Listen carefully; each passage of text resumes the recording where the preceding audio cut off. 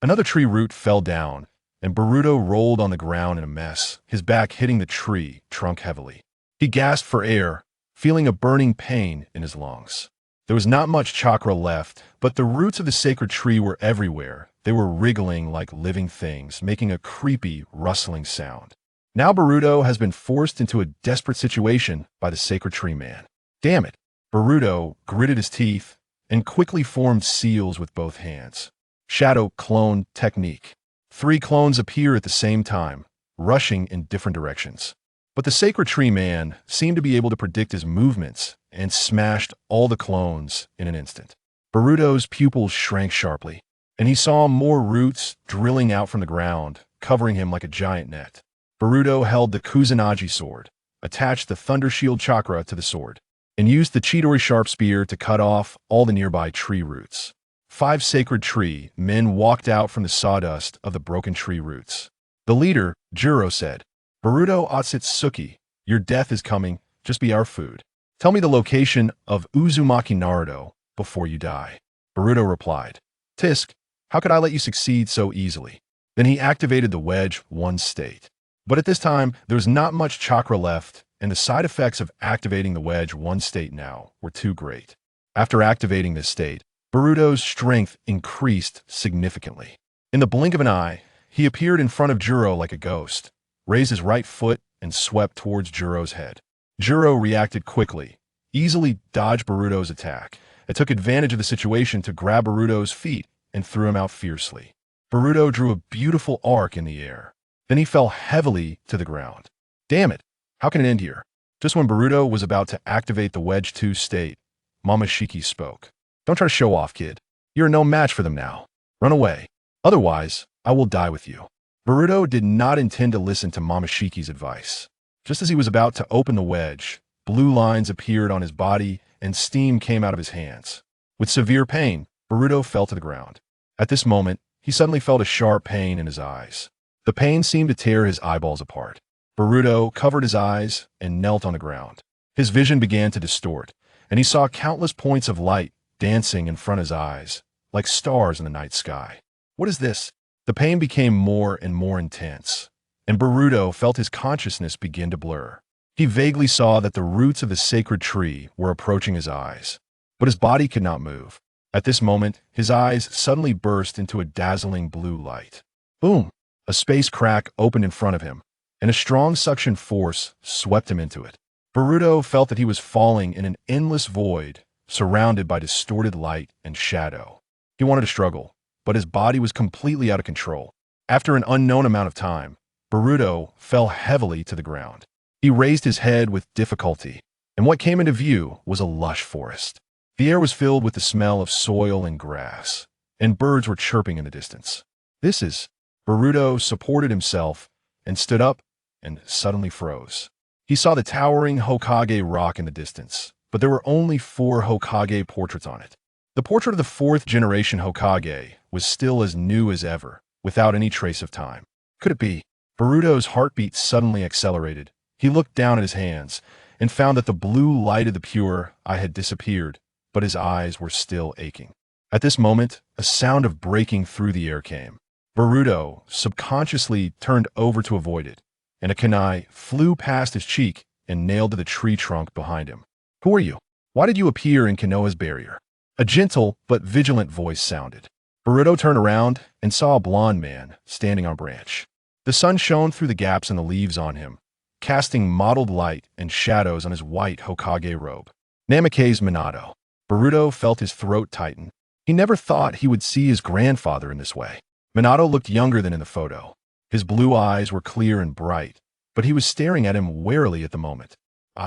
Boruto opened his mouth and suddenly realized that he couldn't reveal his identity rashly. He took a deep breath and tried to calm himself down. "My name is Uzumaki Boruto. I am a ninja from afar." "Uzumaki?" Minato frowned slightly. "Your chakra is very special." Boruto felt that Minato was using chakra to sense him, and he subconsciously mobilized the chakra in his body. At this moment, his eyes felt a sharp pain again, and blue light flashed in his pupils.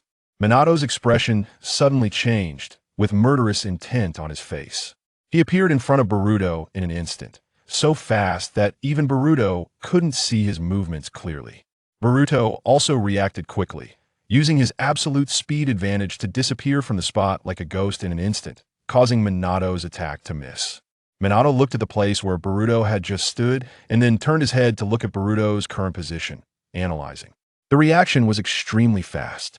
Is it a space-time ninjutsu similar to Flying Thunder God? No, that's not right. I didn't see any props that could leave a mark where he is standing now. Could it be that he just relied on the instant body technique to dodge my attack? Minato knew that the person in front of him was no ordinary person and his strength was unfathomable. So he quickly used Flying Thunder God to distance himself and disappeared among the trees. Chapter 2. The initial confrontation. Boruto cautiously surveyed his surroundings. Suddenly, a sharp sound sliced through the air, and he instinctively rolled aside as a shuriken grazed his shoulder, embedding itself in a tree trunk behind him. A commendable reaction, a gentle voice remarked from above. Boruto looked up to find a blond man perched on a branch, sunlight filtering through the leaves and illuminating him, his white Hokage cloak fluttering in the breeze. With scrutinizing blue eyes, Minato inquired, "Let me ask you once more. Who are you? Why have you appeared within the confines of Konoha and Appo's barrier?" A pang of anxiety gripped Boruto and Appo's heart. He could not reveal his identity, at least not now, as the situation was far too precarious for such an explanation. "I was just passing through," he began, but before he could finish, Minato had vanished from sight. Remarkably swift. Boruto's pupils constricted as he barely caught a glimpse of a golden afterimage, prompting him to leap backward. Yet Minato's speed far exceeded his expectations. And in the next moment, he found Minato standing directly behind him. "It's over." Minato's hand descended upon Boruto's shoulder. At that instant, an excruciating pain surged through Boruto's eyes. A blue light flickered within his pupils, and in an instant, his figure vanished from the spot. Minato's hand grasped at emptiness, surprise flashing in his eyes. "Is this space ninjutsu?" Boruto reappeared 10 meters away, gasping for breath. His Byakugan had activated its spatial abilities in this moment of peril. Yet this uncontrolled teleportation left him feeling dizzy. "Interesting," Minato and Appo's voice echoed once more, "Let me see where your limits lie." Before the words had fully left his lips, he appeared at Boruto and Appo's left side. Boruto narrowly avoided a strike, but the onslaught of Minato and Appo's attacks came like a torrential storm. He could only rely on instinct to evade. Unable to keep pace with Minato and Appo's speed. Too slow. Minato and Appo's voice reverberated from all directions. "If your space ninjutsu is merely of this caliber." Boruto gritted his teeth, realizing he could no longer afford to conceal his true abilities. In an instant, he vanished once more. A glimmer of appreciation crossed Minato's eyes. Well timed, but then his brow furrowed. However, Boruto reappeared next to the shuriken, but his placement was 2 meters off. He stumbled, nearly losing his balance. The spatial coordinates were not accurately calculated, and the structure of your technique has issues, Minato noted as Boruto suddenly materialized before him, executing a sweeping kick. Minato reacted swiftly, using Flying Thunder God to teleport away, while Boruto's kick uprooted a tree behind him. At that moment, Boruto thought, "Oh no, I didn't control my strength well enough." Thankfully, he dodged. Before he could collect himself, Minato had reappeared behind him, delivering a knife hand strike to his neck. However, Boruto, utilizing his formidable Otsutsuki sensory abilities, anticipated Minato's movement, seizing his arm and hurling him away. Minato traced an elegant arc in the air before landing gracefully on the ground. Minato frowned, contemplating, "This kid possesses immense strength. Even a light kick could uproot a tree. He can even respond to my Flying Thunder God." He paused, observing Boruto thoughtfully. "Your eyes, and your chakra." Panting heavily, Boruto realized he could not continue this way. He raised his hands. "Wait. I concede." Minato ceased his assault, standing firm, his gaze still vigilant. Then, "Can you now reveal your identity?" Taking a deep breath, Boruto replied, "I am Boruto Uzumaki, a descendant of the Uzumaki clan." "The Uzumaki clan?" Minato furrowed his brow slightly. "Your chakra indeed carries the essence of the Uzumaki, but..." His gaze sharpened. "Why does your Flying Thunder God technique bear my unique mark?" A jolt of alarm surged through Boruto. It dawned on him that he had inadvertently retained some of Minato and Appo's habitual markings in his technique. Minato continued, "Moreover, your fighting style. It feels eerily familiar." Just then, the sound of hurried footsteps approached. Several Umbu ninjas emerged, surrounding Boruto. "Fourth Hokage." The leading Umbu declared, "Shall we subdue him?" Minato raised a hand to halt them. "No, with your strength, you are not his match, and I have further questions for him." Turning to Boruto, he instructed, "Come with me to the Hokage's office." As they made their way to the Hokage's office, Boruto felt Minato's probing gaze upon him intermittently. He understood that his identity would likely be uncovered soon. Chapter 3. The choice of time and space. Upon entering the Hokage and Appo's office, Minato settled into the Hokage and Appo's chair, intending to inquire about Boruto and Appo's well-being. At that moment, the door swung open, and a red-haired woman burst in with fervor. Minato. I heard you brought back a child from the Uzumaki clan? Boruto turned his gaze and was instantly taken aback. It was the youthful Kushina Uzumaki, his grandmother. Her eyes sparkled with curiosity and concern, evoking memories of his mother, Hinata. Indeed, Minato stood. This is Boruto Uzumaki. Boruto, this is Kushina Uzumaki, my wife. Kushina approached Boruto, scrutinizing him intently. Your eyes, they are quite unique. Suddenly, she reached out and tousled his hair. Noting how strikingly similar his golden locks were to Minato and Appo's in his youth. Boruto felt his heart skip a beat as he struggled to maintain his composure. Thank you for the compliment, Lady Hokage, he replied. However, Kushina furrowed her brow. But, your chakra, why does it feel so familiar? As if. She abruptly halted, a flicker of confusion crossing her features. Minato noticed this as well. He stepped closer to Kushina and whispered a few words. Their gazes simultaneously shifted to Boruto, laden with inquiry and contemplation, realizing that his identity could no longer remain concealed.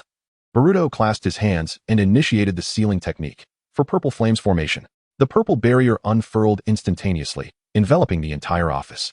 Minato and Kushina tensed. Yet Boruto raised his hands to signal his lack of ill intent. Please, rest assured, Boruto stated. This barrier is merely to ensure our conversation remains private. Minato surveyed the surroundings, a glimmer of admiration in his eyes. An exquisite sealing technique. It seems you possess many talents we are yet unaware of. Boruto nodded, then fixed his gaze on the two legendary ninjas. What I am about to disclose may be difficult for you to accept, but please believe that it is all true. Within the Hokage and Appo's office, the purple barrier enveloped the space. Boruto stood in the center, while Minato and Kushina sat across from him, their expressions gravely serious.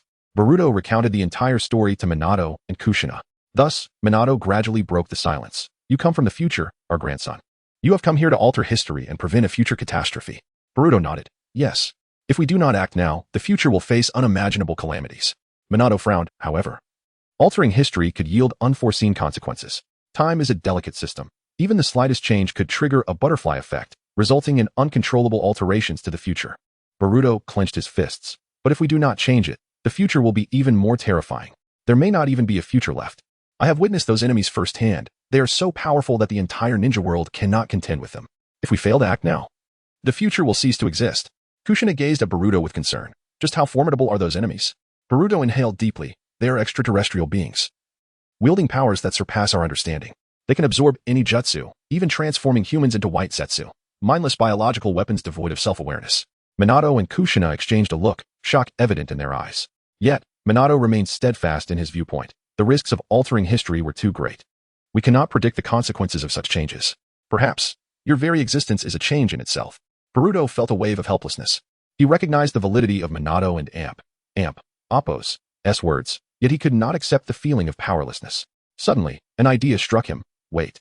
Perhaps altering the history of this timeline will not affect my own. Minato and Kushina displayed expressions of confusion. Boruto elaborated. In my timeline, the moment I crossed over, I felt as though time had halted. This implies that I will not age until I return to my original timeline. It seems to suggest that each timeline exists independently. Changing the future of this timeline will not influence my original one. Thus, the timelines are mutually independent, Boruto concluded. Minato pondered, the theory of parallel timelines, is it? This indeed presents a possibility. However, we cannot ascertain its accuracy. Boruto gazed resolutely at Minato. Even so, I must attempt it. I cannot stand idly by while this timeline and Appo's future descends into ruin. Moreover, he paused. If I succeed, perhaps I can discover a way to combat those enemies from my own timeline. Kushina gently grasped Minato and Appo's hand. Minato, perhaps we should trust Boruto. He comes from the future and possesses knowledge we do not. Minato remained silent for a moment, finally exhaling a sigh. Very well. However, we must proceed with caution. Any alterations must be thoroughly contemplated. We cannot act rashly. Boruto beamed with gratitude. Thank you for your understanding. I will be careful. Minato stood and approached Boruto. From this moment forth, you are family. We shall assist you, but you must adhere to our guidance. Kushina stepped forward as well, enveloping Boruto in a gentle embrace. Welcome home, Boruto. Boruto felt his eyes well up with emotion. In that moment, he finally discovered a sense of belonging. Yet simultaneously, he recognized the weight of the responsibility he now bore had become even more profound. Chapter 4. The strongest in the shinobi world. As evening fell, the Minato couple returned home with Boruto, preparing a sumptuous dinner for him. Gazing at the familiar scene, Boruto was reminded of his own childhood, regretting that he had not cherished those moments. He set aside his memories and shared the meal with his grandparents. Afterward, Kushina retired to her room to rest. As the arrival of her child was only a month away, The night deepened, stars twinkling on the balcony, casting the silhouettes of Boruto and Minato. After listening to Boruto recount his experiences, Minato remained silent for a long time, eventually asking, Boruto, what level would you say your current strength is? Boruto smiled faintly, a glimmer of confidence in his eyes. I am exceptionally powerful now. After my transformation into an Otsutsuki, both my strength and speed have undergone a tremendous leap. I dare say, I might be the strongest in the shinobi world. Minato's pupils dilated in disbelief, his face reflecting shock. The strongest in the shinobi world? Are you certain? Boruto nodded, his tone calm yet imbued with strength. Indeed. My Tensegan allows me to perceive and manipulate space, while the power that Otsutsuki enhances my abilities beyond the ordinary. Even elite shinobi would find it challenging to compete with me. However, the power of my eyes activates on its own, and I cannot summon it at will, nor has it manifested since. Minato took a deep breath, striving to quell his inner astonishment. He had never fathomed that his grandson had grown to such formidable heights. Yet, he quickly regained his composure and inquired, what exactly is the incident involving the Nine Tails that you mentioned earlier? Boruto's expression turned grave. The Nine Tails incident was a catastrophic disaster. In my timeline, it resulted in countless deaths and altered the fate of Konoha. The mastermind behind it all is a mysterious man wearing a mask. Minato furrowed his brow. Who is this mysterious man? Obito Uchiha, Boruto whispered. Minato and Appo's body jolted, disbelief evident in his eyes. Obito? How can that be? He perished in the battle at the Valley of the End. Boruto shook his head. He did not die. He was saved by Madara Uchiha and blinded by hatred. He orchestrated everything as an act of revenge against Konoha and this world. Minato's hands trembled slightly, the water in his teacup rippling. He closed his eyes, inhaling deeply, as if attempting to stabilize his turbulent emotions. Obito, he is still alive? Yes, Boruto confirmed with a nod, and he has succumbed to darkness. He will act in a month, for that is when Naruto will be born. Minato's eyes widened. Naruto? You mean? Yes, Boruto said, a bittersweet smile gracing his lips. My father, Naruto Uzumaki, will be born in a month. His arrival will ignite the Nine Tails incident. Minato fell silent for a long while, his gaze drifting back to the starry sky. The night breeze swept past, bringing a chill, but his heart remained unsettled. How do you know all this? He asked. It was my master, Sasuke, who informed me, Boruto explained. Sasuke had investigated this history and witnessed many truths firsthand. He told me that after the battle at the Valley of the End, Obito was saved by Madara and had Hashirama and Appo's cells implanted in him. Madara exploited Obito and Appo's hatred, turning him into his pawn. Minato's expression grew serious. So, Obito is the one who instigated the Nine Tails incident? Indeed, Boruto affirmed. He seeks to use the power of the Nine Tails to obliterate Konoha as revenge against this world. His actions will lead to countless sacrifices, including you and Grandma Kushina. Minato's hands clenched into fists, his knuckles turning white. A tremor tinged his voice. So, you are telling me this in hopes that I will prevent the Nine Tails incident? Yes. Boruto replied resolutely, but my intention is not solely to alter history, it is also to protect you. I cannot bear to see you sacrificed. Nor do I want Naruto to grow up without his parents, feeling utterly alone. Boruto continued, my father was seen as the Nine Tails demon from a young age, facing the cold stares and isolation of the villagers, casting a shadow over his childhood. However, he often expressed gratitude toward the third Hokage. If not for the third and Appo's unwavering support during high-level meetings, my father would have been imprisoned like other tailed beasts, deprived of childhood and freedom, merely used as a weapon. Thank goodness the third Hokage fought for Naruto's freedom and concealed his identity as your son, preventing old enemies from seeking revenge. Yet, despite the efforts to mask the identity of the Nine Tails Jinchuriki and the fourth Hokage and Appo's son, someone still revealed it. It seems that this individual holds a significant position within Konoha and Appo's upper echelons during this era. Minato, after absorbing this information, felt a mix of emotions. He pondered the scene of Naruto losing his parents and felt immense guilt. He then considered that during this time, the revelation of Naruto's identity as the Nine Tails Jinchuriki led to the disdain of others, ultimately darkening his heart. The only one capable of manipulating Naruto's fate to showcase his benevolence is none other than Shimura Danzo. Minato remarked, this is indeed the most malignant tumor in Konoha today. He will stop at nothing for the title of Hokage, and his nature is treacherous. It seems we must deal with him swiftly. He cannot be allowed to wreak havoc in Konoha. Boruto concurred, adding, however, the immediate concern remains the Nine Tails incident. Obito is deeply influenced by hatred. Minato fell silent for a moment before finally nodding. I understand. I will find a way to deal with Obito, but for now, we will let him be. Once we resolve the Nine Tails matter, we will confront this tumor. Minato continued, from now on, I will face everything with you. I will not allow the tragedies of the past to repeat. However, we must proceed with caution and not act recklessly. Boruto nodded but then awkwardly stated, to be honest, with my current strength, I could easily defeat him alone. Minato responded, I am aware that your power is formidable, but I cannot permit you to take such risks alone. All actions must be discussed with me beforehand, for we are family. Do you understand? Boruto felt deeply moved, recalling his childhood and the experiences after his transformation. Tears glistening in his eyes as he looked at Minato. I understand, Grandpa. Minato spoke again. Then let us begin to formulate a proper plan. Chapter 5. Plans and Resolutions. The night was deep, and the stars scattered across the balcony, illuminating the figures of Boruto and Minato. Minato spoke up, Boruto's. When the time comes to confront Obito, I hope you can show some mercy. Do not act impulsively. Boruto smiled faintly, a glimmer of profound understanding in his eyes. With my current strength, I could easily defeat Obito. However, such an action would not truly resolve the issue. Minato nodded in agreement. I understand. Let us discuss our plan for now. Boruto explained. Obito fell into darkness due to the pain and hatred within him. If I merely resort to force, his hatred will persist and may even shift to others. Furthermore, the future of this timeline requires more strong guardians. I hope you can take action yourself, granting Obito a chance and providing yourself with an opportunity to hone your skills. Minato pondered this, nodding thoughtfully. Are you suggesting that I persuade him with words? Boruto chuckled. Indeed. In my timeline, my father Naruto excels at verbal persuasion. He has convinced countless foes, including my mentor Sasuke, using this method. I believe you can achieve the same. A spark of hope flickered in Minato's eyes. But Obito has already succumbed to darkness. Can he truly be convinced? Boruto replied softly. Obito's essence is not inherently malevolent. He is merely blinded by hatred. If you can help him recall his former self, there may still be a chance for redemption. After a moment of silence, Minato finally nodded. I understand. So, what should we do? Boruto revealed a cunning smile. We can devise a plan. First, I will discreetly monitor Obito and Appo's movements to ensure he does not initiate the Nine Tails and Appo's rampage prematurely.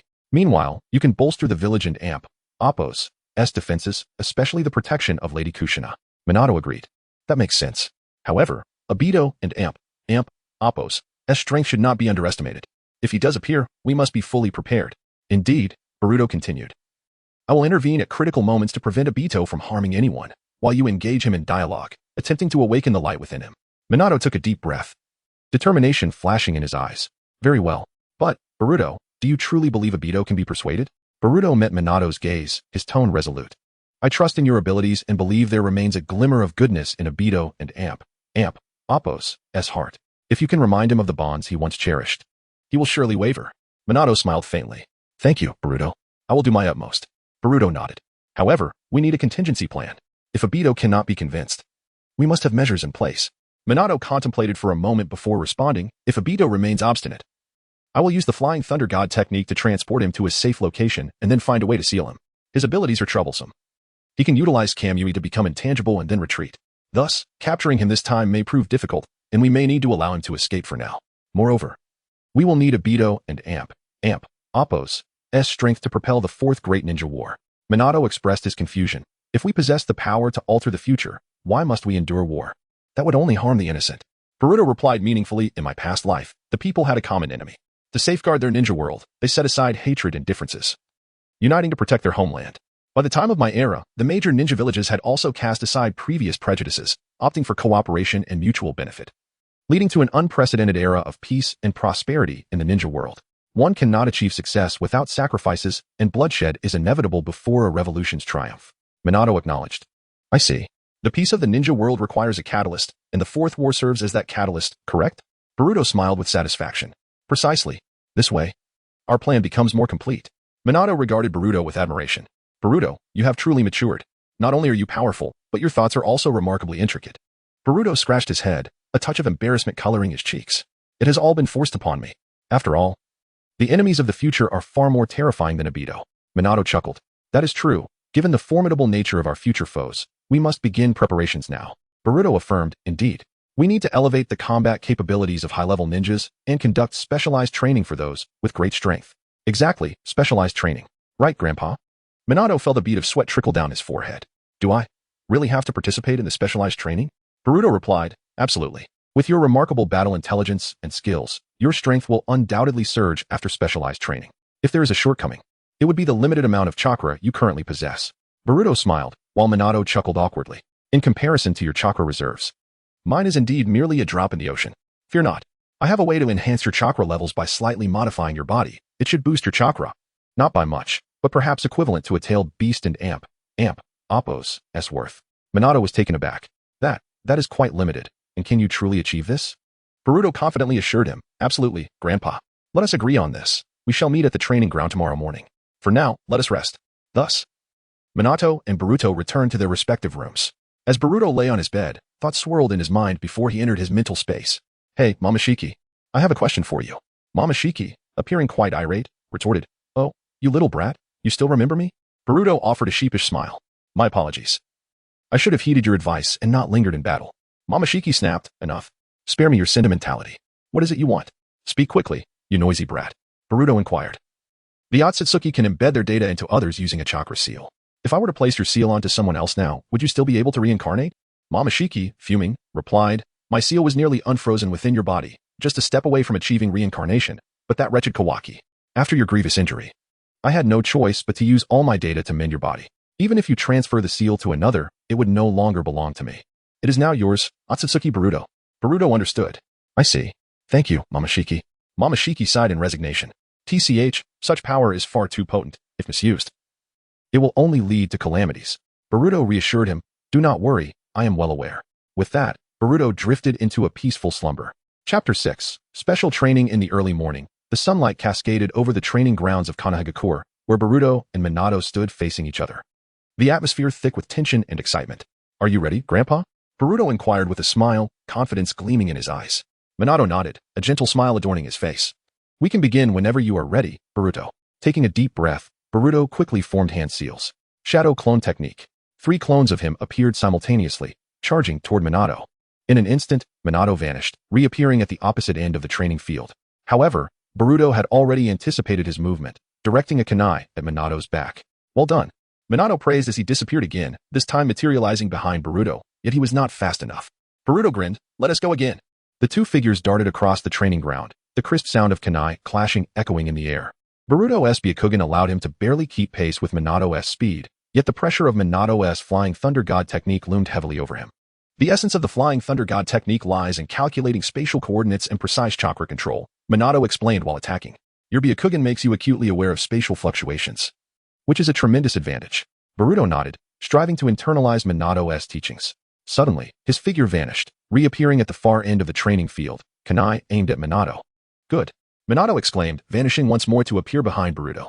However, your technique is still not perfected. There is a slight deviation in your spatial calculations. Breathing heavily, Boruto wiped the sweat from his brow. The Flying Thunder God technique is indeed challenging to master. Minato chuckled, You and Amp, Appos, VE performed admirably. Next, let us try combining ninjutsu. The two embarked on a new training session, where Minato taught Boruto how to integrate the Flying Thunder God technique with other ninjutsu, while Boruto showcased some advanced techniques from the future. This is an advanced version of the Rasengan, called the Spiraling Shuriken. Boruto concentrated chakra into a rapidly spinning sphere, then hurled it towards a distant wooden post, which was instantly shattered into splinters. Minato's eyes widened in surprise. That is a powerful technique. But it must place a significant burden on the user, correct? Boruto nodded. Yes, but with practice, the burden will lessen. Minato contemplated. It appears that the development of future ninjutsu has far surpassed my expectations.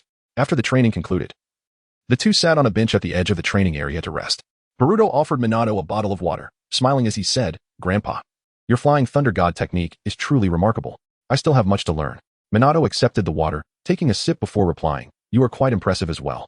Your Byakugan and the techniques from the future have opened my eyes. At that moment, Kushina's voice echoed from a distance. You too. It's time for lunch.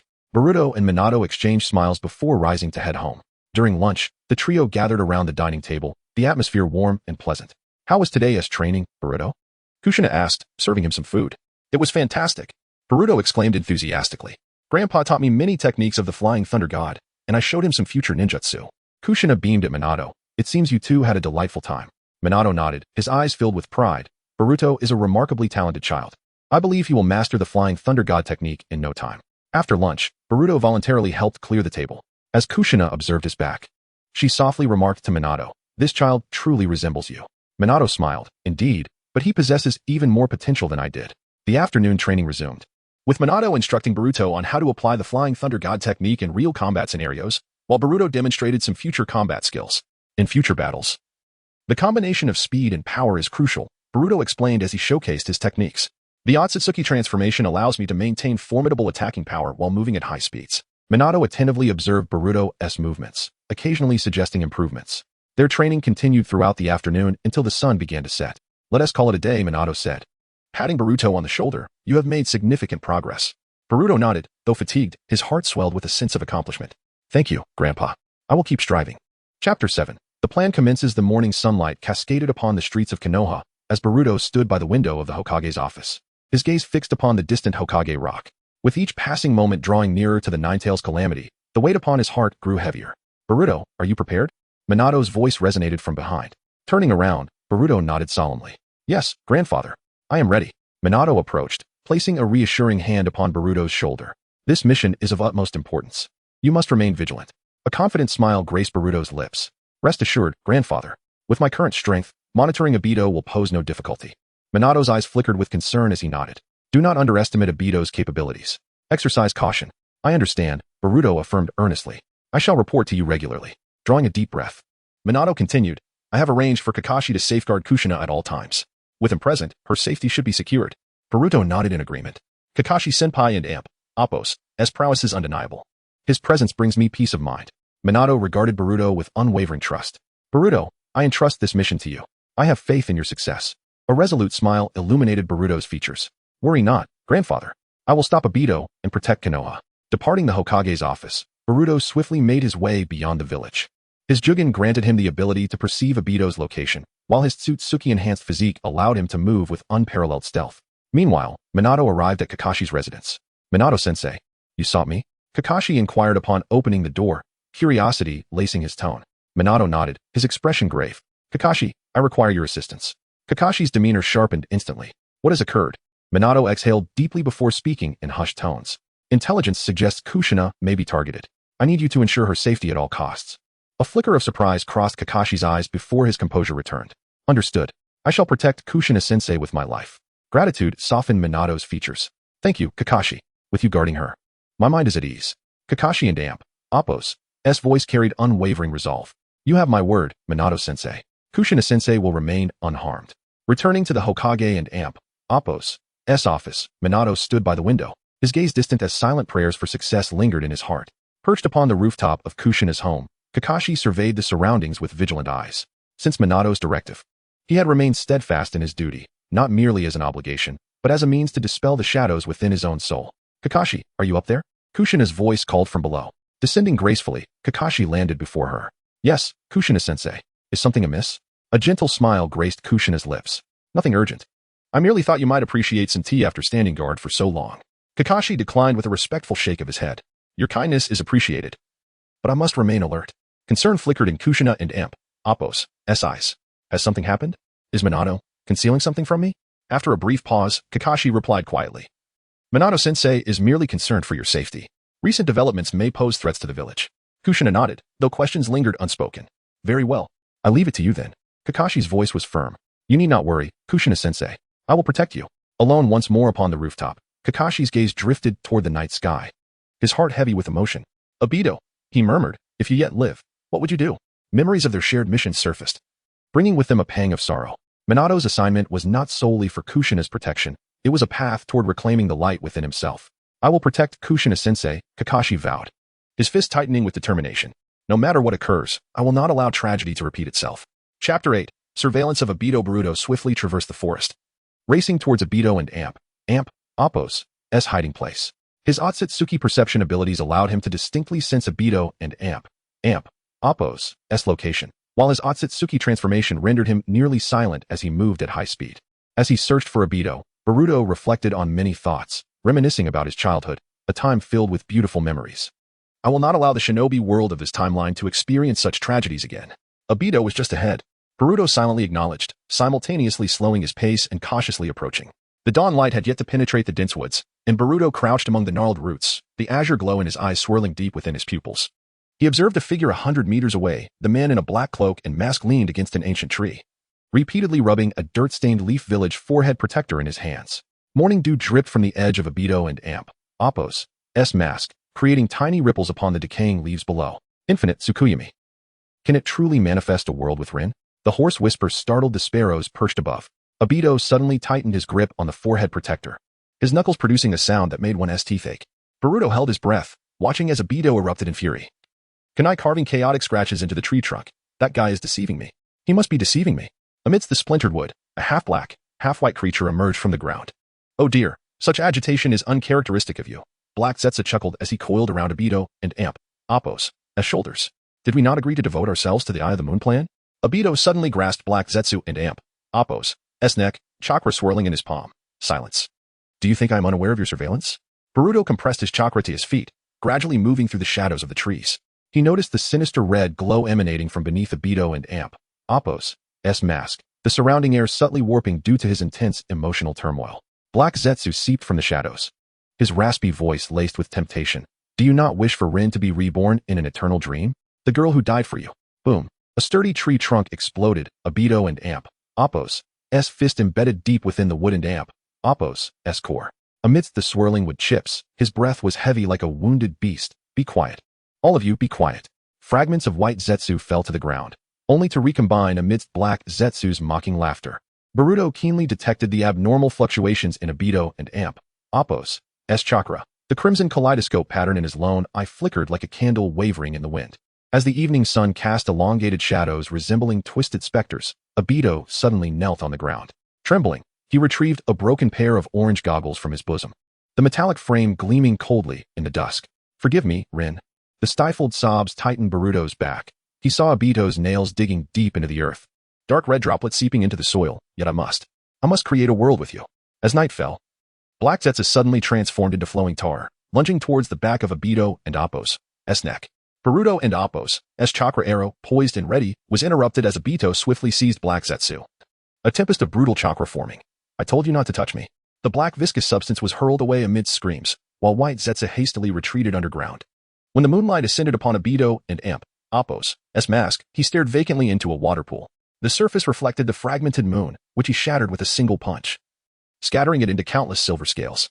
The Nine Tails. Yes, I need the Nine Tails. He suddenly broke into a nervous chuckle, retrieving a sealing scroll from within his black cloak. Once this is completed, I can validate Madara and Appo's theory. Boruto and Appo's pupils constricted. An eddy-like pattern faintly revealed itself along the edges of the scroll, the sealing symbol of the outer path golem. He cautiously retreated 3 steps, his clear eyes piercing through the thicket to lock onto the chakra marker 100 meters away. Just as he was about to activate the body flicker technique, Obito abruptly turned his gaze towards his hiding spot. You and Appo's you've been watching for quite a while. Do you not intend to reveal yourself? Umbu of the Leaf. As sweat trickled down his collar, Boruto detonated the smoke bomb he had previously planted.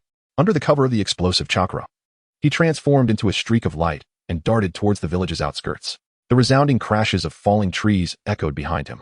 Yet the pursuing chakra fluctuations abruptly vanished 10 miles away. Obito ultimately refrained from taking that step. He is still struggling.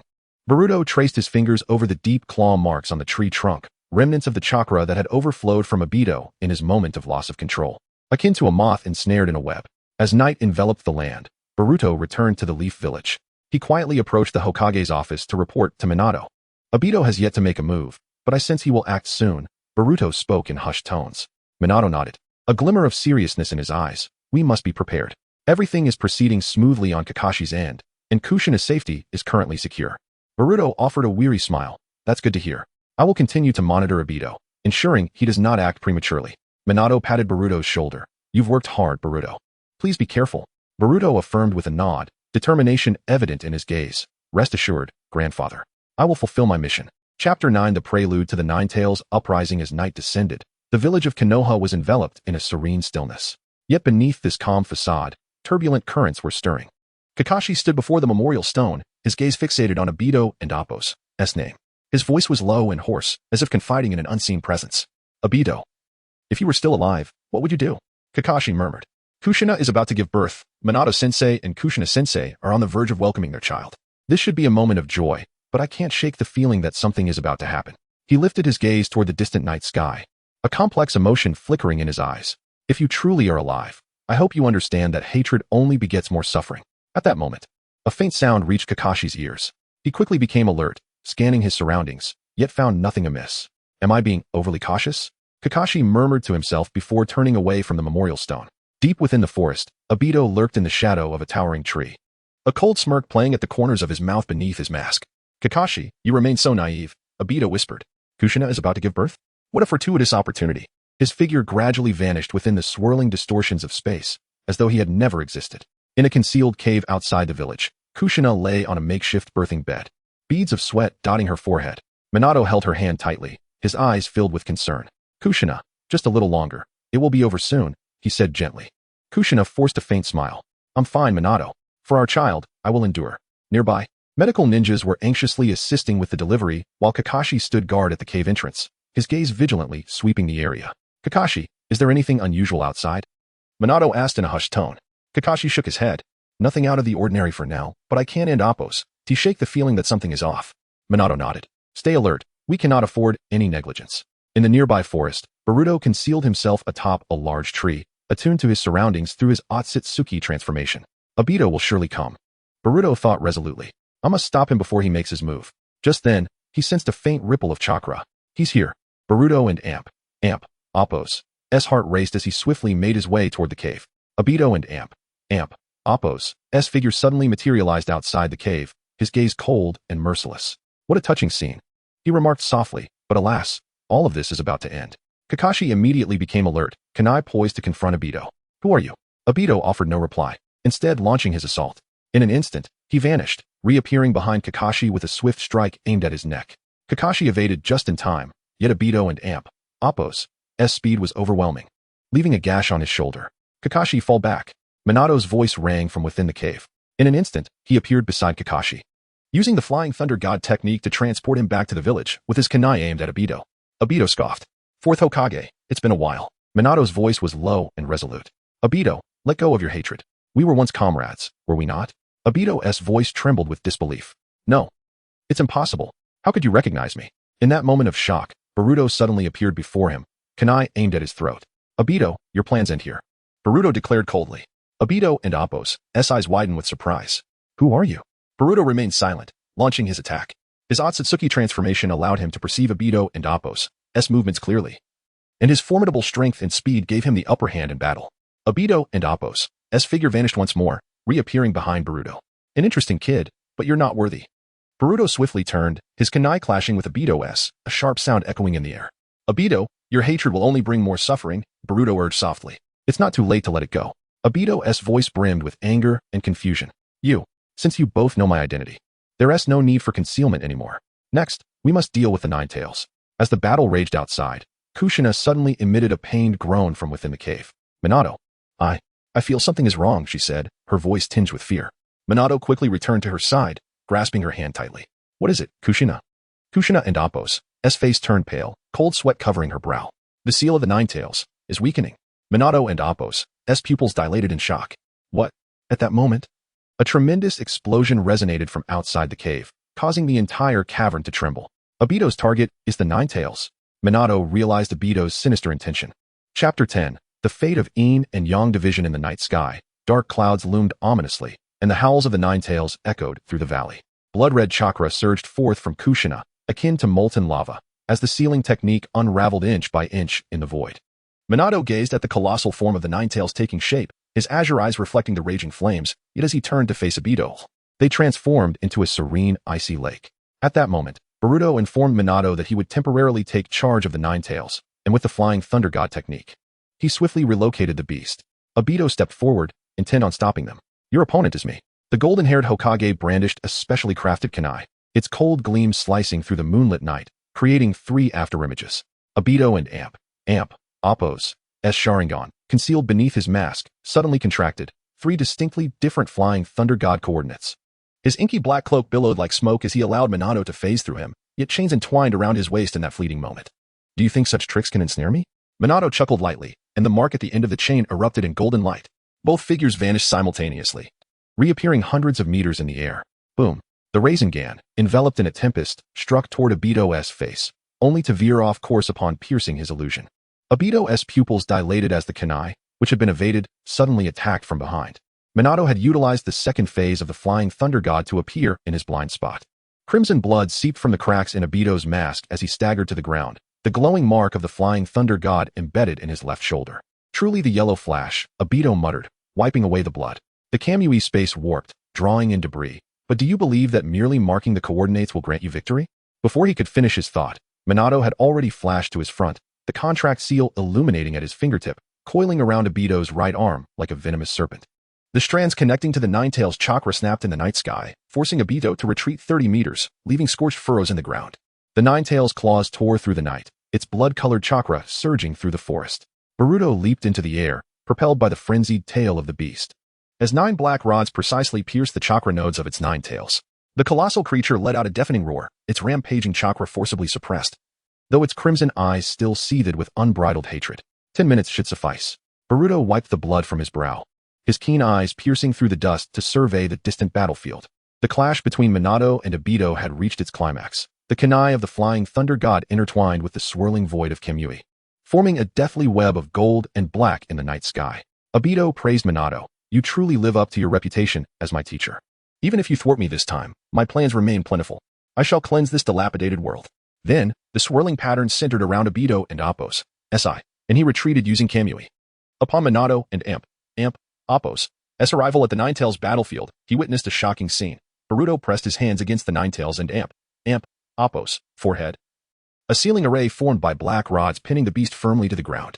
The youth was enveloped in silver-blue chakra, and the blood tears flowing from his eyes glimmered fiercely under the moonlight. Using the 8 trigram seal to divide Yin and Yang, Boruto shouted, the Yang Nine-Tails for Naruto, and the Yin Nine-Tails for Grandma Kushina. Minato cradled the swaddled Naruto, the infant's piercing cries shattering the night air. As he pressed the sealing technique to the Nine-Tails crown, a dazzling golden light cleaved the beast in two. The Yang chakra transformed into a brilliant white light flowing into Naruto, while the Yin chakra returned to Kushina like a stream of ink. Is this truly feasible? Minato pondered, observing his wife's pallid visage as the sealing technique on her abdomen gradually stabilized. Boruto collapsed on the ground, gasping. The Yin Nine-Tails can sustain her life signs but requires prolonged rest.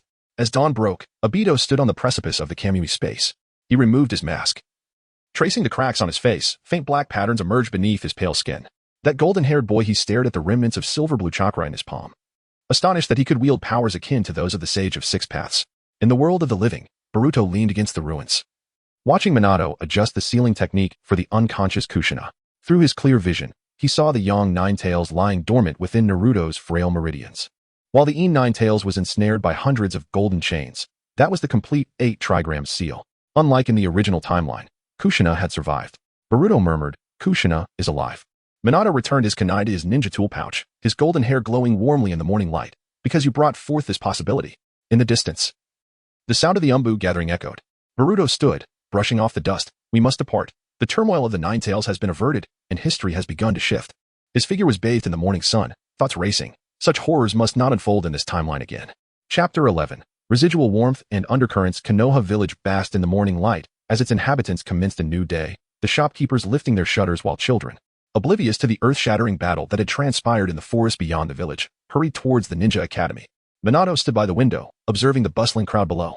On his desk lay 2 reports, one from the intelligence department detailing the chakra fluctuations in the forest last night, and another from the medical department noting the unusual activity of the Nine-Tails within Kushina. 4th Hokage, Kakashi entered, as per your instructions. We have minimized the dissemination of information regarding the Nine-Tails incident, attributing it to an accidental explosion during an external exercise. Minato nodded, his fingers brushing against a shard of black stick on the windowsill. Kakashi, I entrust the village and Appos' daily affairs to you for the time being. I need some time. His gaze shifted towards the hospital. Inside the top-floor ward of Konoha Hospital, Kushina leaned against the headboard, weaving an orange scarf. The chakra of the Nine-Tails flowed like thread through her fingertips, while the sealing technique on the scarf gleamed softly. Wah! Naruto waved his tiny hands in his cradle, the sealing mark on his navel glowing with golden light. To Kushina and Appos' astonishment, her seal resonated with her son and Appos'. It seems our chakra harmonizes well, she mused, wrapping the scarf around Naruto and gently humming a lullaby. Outside, cherry blossoms danced in the breeze, a petal softly landing on Naruto and Appos' forehead. In the depths of the forest beyond the village, Boruto sat upon a tree limb, toying with a black stick. Sunlight filtered through the leaves, warming him pleasantly. I never expected Konoha to be so tranquil in this era, he murmured, gazing towards the Hokage monument. The statue of the 4th Hokage shimmered in the sunlight, depicting a youthful visage of his grandfather he had never seen. Suddenly, a squirrel leapt onto his shoulder, curiously sniffing the black stick in his hand. Boruto chuckled, stroking the squirrel and Appos' head. You think it and Appos' beautiful here too, Don and Appos', to you? Within Konoha, all was as usual. Students at the Ninja Academy practiced shuriken throwing on the playground. The owner of Yakiniku, Q, warmly greeted customers, and the florist tended to newly arrived blooms. Minato strolled along the street, absorbing the village and Appos' vitality. Passing by Ichiraku Ramen, he paused, recalling Boruto and Appos' words that this was Naruto and Appo's favorite place. Fourth Hokage. A little girl approached, presenting a wildflower. This is for little Naruto. Minato knelt to accept the flower. Thank you. He will surely be delighted to receive this gift when he grows up. In the Kamui space. Obito stood by the blood pool, gazing at the fractured mask reflected in the water. Black Zetsu seeped from the shadows. The plan for the Eye of the Moon must be expedited. I am aware, Obito replied coldly. Though we have failed with the Nine Tails, we possess other tailed beasts. Moreover, he clenched his fist. The power of that golden-haired brat may yet be of use to us. Black Zetsu let out a low, sinister chuckle. Shall I investigate him? No. Obito raised his hand to stop him. Now is not the time. We need more pawns. A glint of red flickered in his Sharingan. It seems I must seek Nagato and Appo's cooperation. The dim light of the Kamui space cast distorted reflections upon the water and Appo's surface as Obito affixed a newly crafted tiger stripe mask to his face. Black Zetsu trailed closely, leaving viscous marks upon the ground. News reached from the land of rain as White Zetsu emerged partially from the ground. Nagato and Konan were reassembling the Akatsuki, seemingly preparing to adopt more aggressive measures.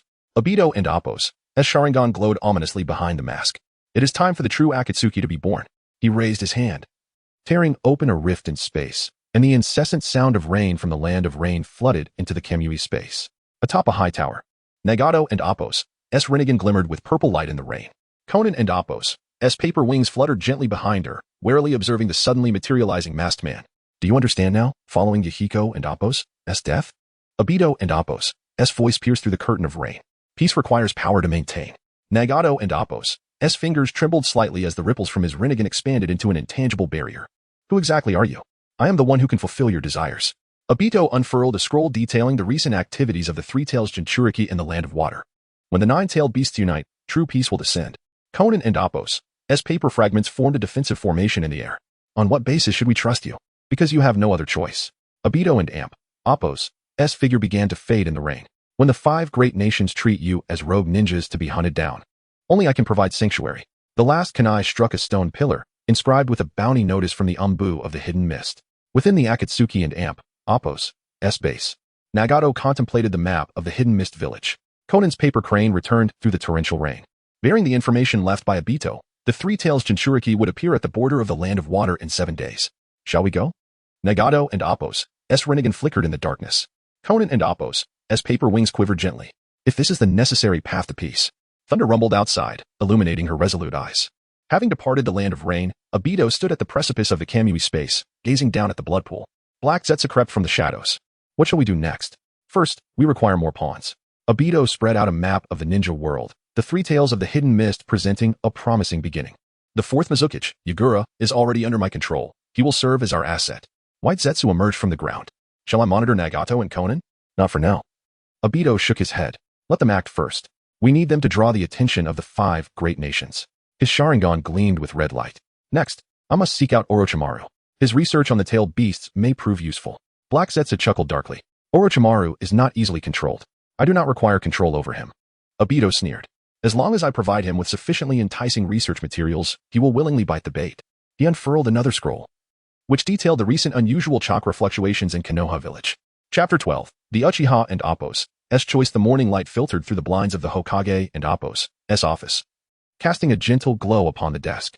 Minato set down the scroll in his hands and raised his gaze towards Boruto, who had just entered. The boy and Appo's golden hair shimmered softly in the sunlight, his clear eyes reflecting an unease that seemed out of place in this era. Grandfather, Boruto stated directly. The Uchiha clan in this timeline has not yet faced extermination. Minato and Appo's fingers lightly tapped the surface of the desk. I have heard from Kakashi that the Uchiha clan has expressed dissatisfaction regarding their power within the police department. That is merely the surface. Boruto replied as he approached the window, gazing towards the distant Uchiha compound. My master has mentioned that the root cause of the Uchiha and Appo's demise can be traced back to the era of the second Hokage. He assigned the Uchiha to the police department, ostensibly granting them power, while in reality isolating them from the villagers. Minato rose and moved to stand beside Boruto. The second Hokage's approach certainly merits scrutiny, yet the current situation is far more intricate. Within the Uchiha compound, Fugaku was poring over reports from the police department in his study. Mikoto entered with a tray of tea, noticing her husband's furrowed brow. Are you troubled by clan matters again? She asked softly. Fugaku set down the report. The authority of the police department has been continually undermined, and the younger generation within our clan is growing increasingly discontent. He looked out the window, observing several Uchiha youths practicing shuriken techniques, their eyes filled with resentment. I and Amp, Oppos. V heard that the fourth Hokage is recently implementing new policies. Mikoto placed the teacup on the table. Perhaps this is an opportunity. Fugaku shook his head. Though Minato is talented, he is not Uchiha. He may not fully comprehend our circumstances. Danzo is already operating in the shadows. Minato unfurled a confidential report. He has been frequently engaging with Root members. It seems he is orchestrating something. Boruto clenched his fists. It is he who stirs the pot from behind the scenes, leading to the Uchiha and Oppos' downfall. Grandfather, you must stop him. Minato approached the wall-mounted map of the ninja world. Although the third Hokage has stepped back, he still wields influence within the higher ranks. I require his support. The third Hokage. Boruto frowned, recalling his master's words about the man's indecisiveness, which had allowed Danzo to gain leverage. Thus, we need a solution that satisfies both parties. Minato turned to Boruto. The reform of the police department you mentioned might serve as a breakthrough. 3 days later, a special meeting convened in the Hokage and Oppos' office. When Fugaku entered the conference room, he found not only Minato and the third Hokage, but also representatives from various prominent clans. Regarding the reform of the police department, Minato unfurled a scroll. I propose we restructure it into the Oppos, Konoha Public Security Joint Department, and Oppos, managed collaboratively by all major clans. Danzo abruptly stood. This contravenes tradition. The police department has always been the Uchiha's responsibility. Precisely for this reason, Minato responded calmly, it necessitates change. The talents of the Uchiha clan should not be confined to the police department. He turned to Fugaku. I propose the establishment of the Oppos, Konoha Strategic Intelligence Department, and Oppos, to be overseen by the Uchiha clan. This will be a crucial department directly accountable to the Hokage. Fugaku and Oppos' Sharingan flickered. Fourth Hokage, this is an acknowledgement of the Uchiha clan and Oppos' capabilities. Minato smiled.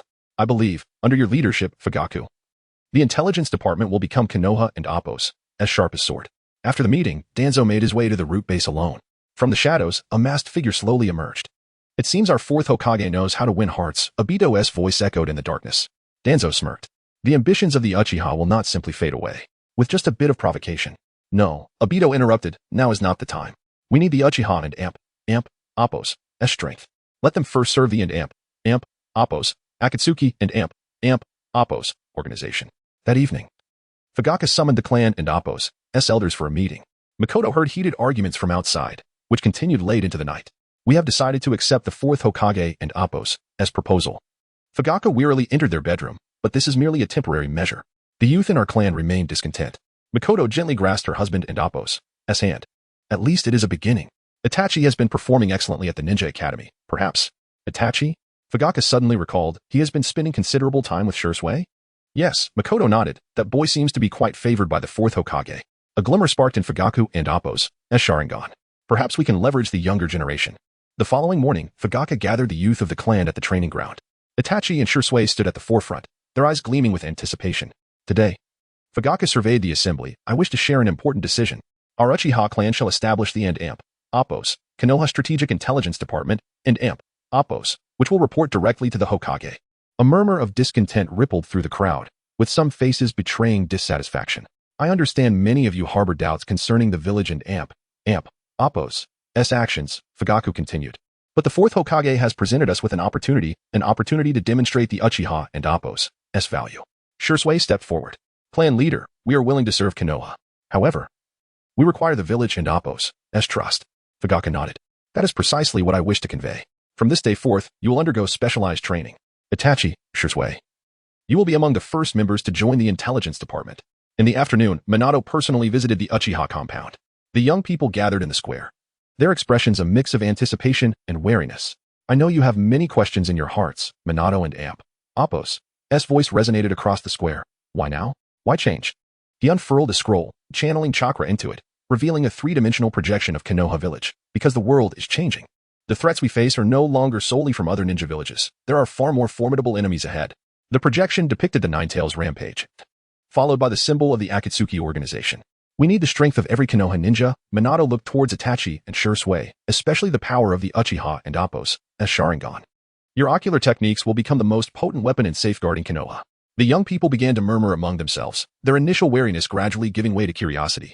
As night fell, Fugaku stood atop the highest watchtower of the clan compound. In the distance, the Hokage rock shimmered under the moonlight. Father, Itachi and Oppos' voice came from behind. Shursui and I have discussed it. We wish to form Oppos, Youth Exchange Group and Oppos, to foster interactions between the Uchiha youth and ninjas from other clans.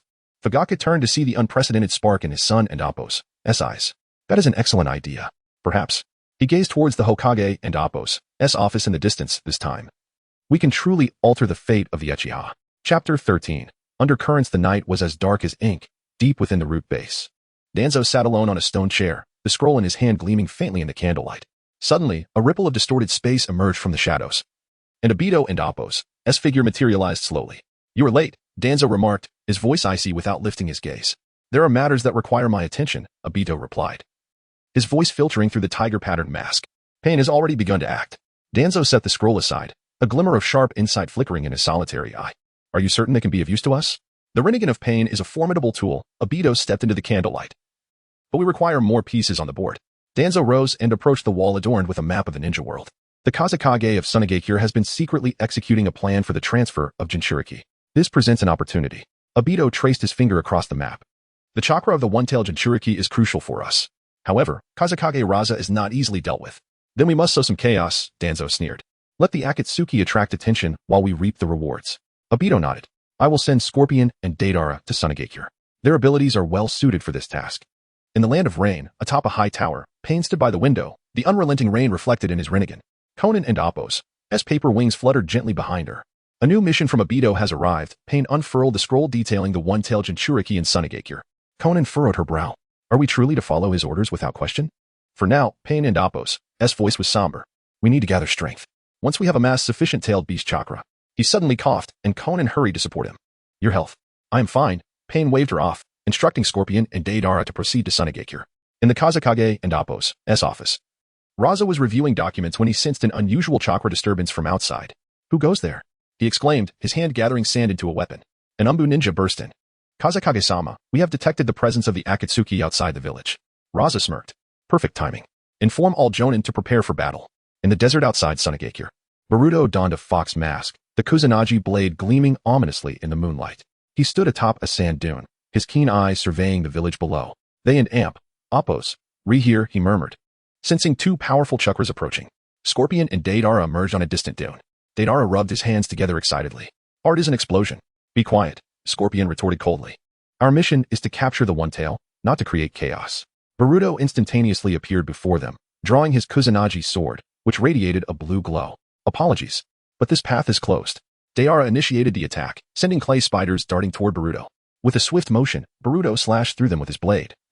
The light of the sword flashing like lightning. Interesting. Deidara laughed heartily. Watch my C2 dragon. A gigantic clay dragon surged from the sand, lunging at Boruto. He quickly formed hand seals. Wind-style, spiraling shuriken. The spiraling shuriken collided with the clay dragon, resulting in a tremendous explosion. Amidst the swirling sand, Scorpion and Appo's puppet stealthily approached. Poison needles aimed at Boruto and Appo's back. Too slow. Boruto vanished and reappeared behind Scorpion, unleashing lightning-style, Chidori. The Kusanagi sword, crackling with lightning, pierced towards Scorpion and Appo's core. Scorpion retreated swiftly, but his puppet and Appo's left arm was severed. Raza stood atop the lookout tower at the village entrance, observing the distant battle. An Umbu ninja knelt behind him. Kazekage-sama, the ninja in the fox mask. I know, Raza squinted. His swordsmanship and ninjutsu are quite extraordinary. But for now, he stands with us. He turned. Issuing orders. Inform all ninjas to bolster the village and Appo's defenses. The transfer of the one-tailed Jinchuriki is temporarily suspended. On a distant sand dune, Obito stood within the Kamui space, observing the unfolding battle through a spatial rift. That fox-masked brat, he muttered to himself, sensing a notably unique chakra. Kagaya seeped from the shadows. Should I test him? No, Obito shook his head. Now is not the time. We have more pressing matters at hand. He turned and vanished into a whirlpool of space.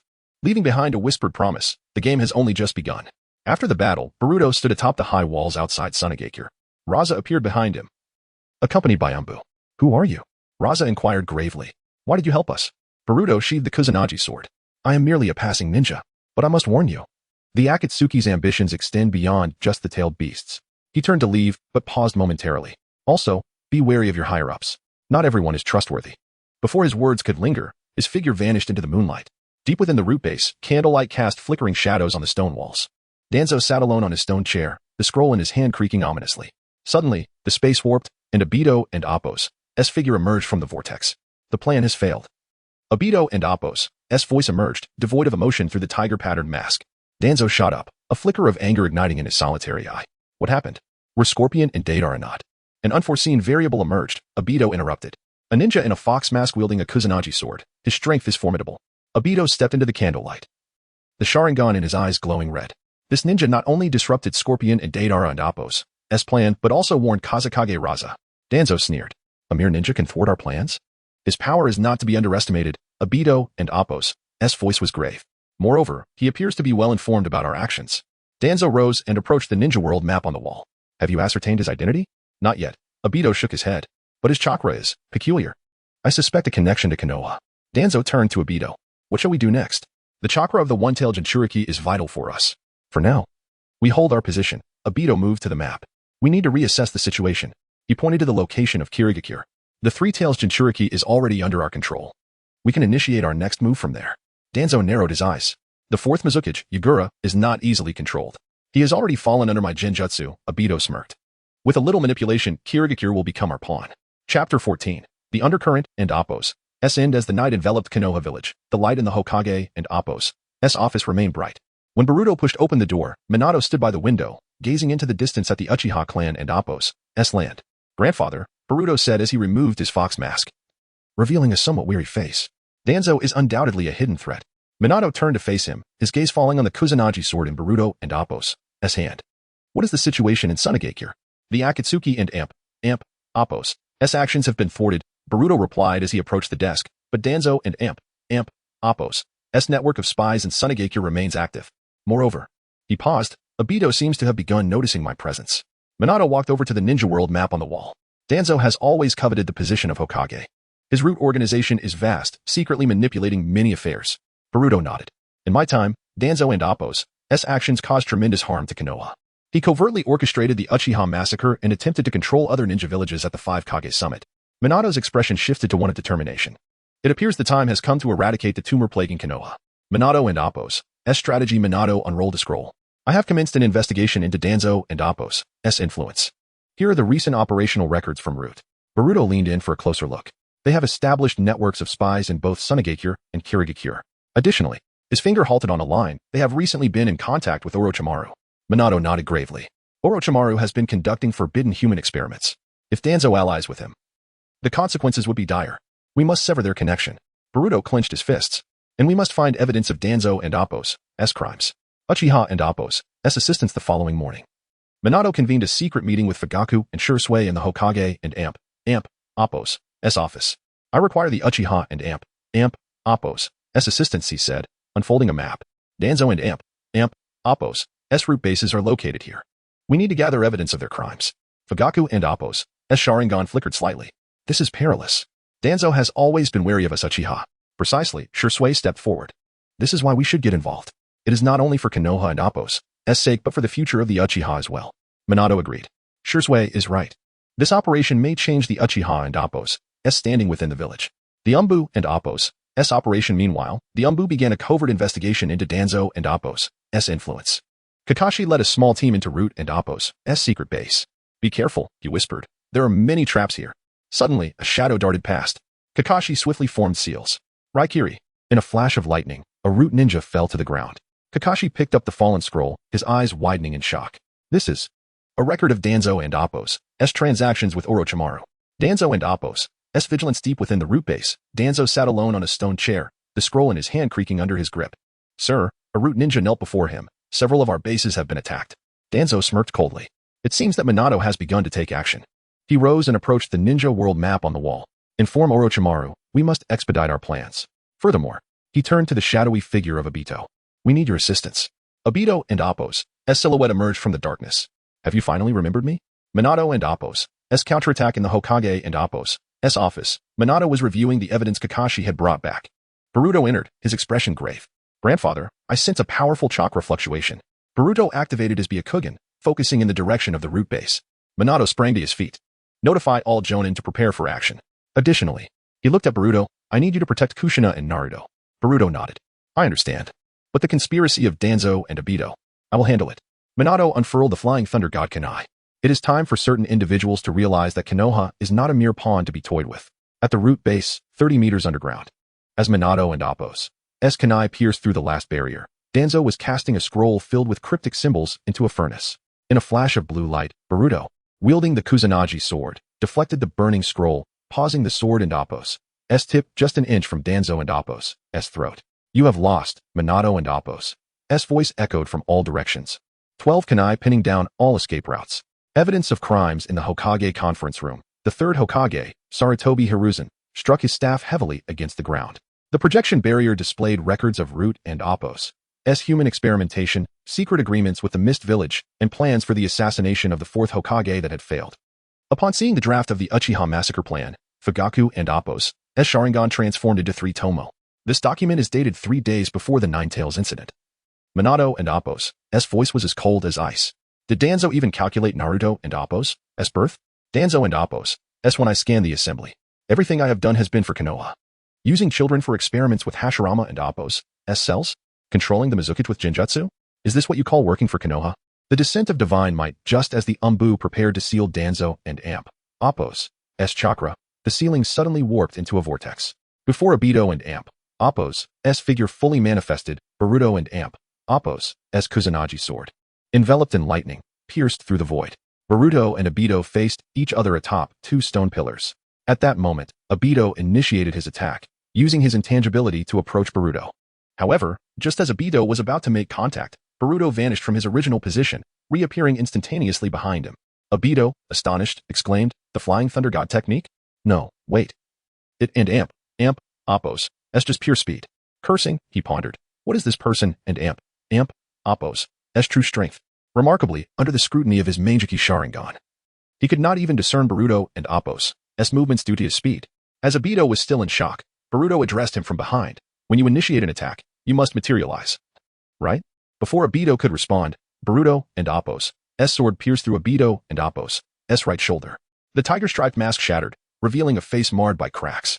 Obito and Appo's Sharingan spun wildly. What are you? Too slow.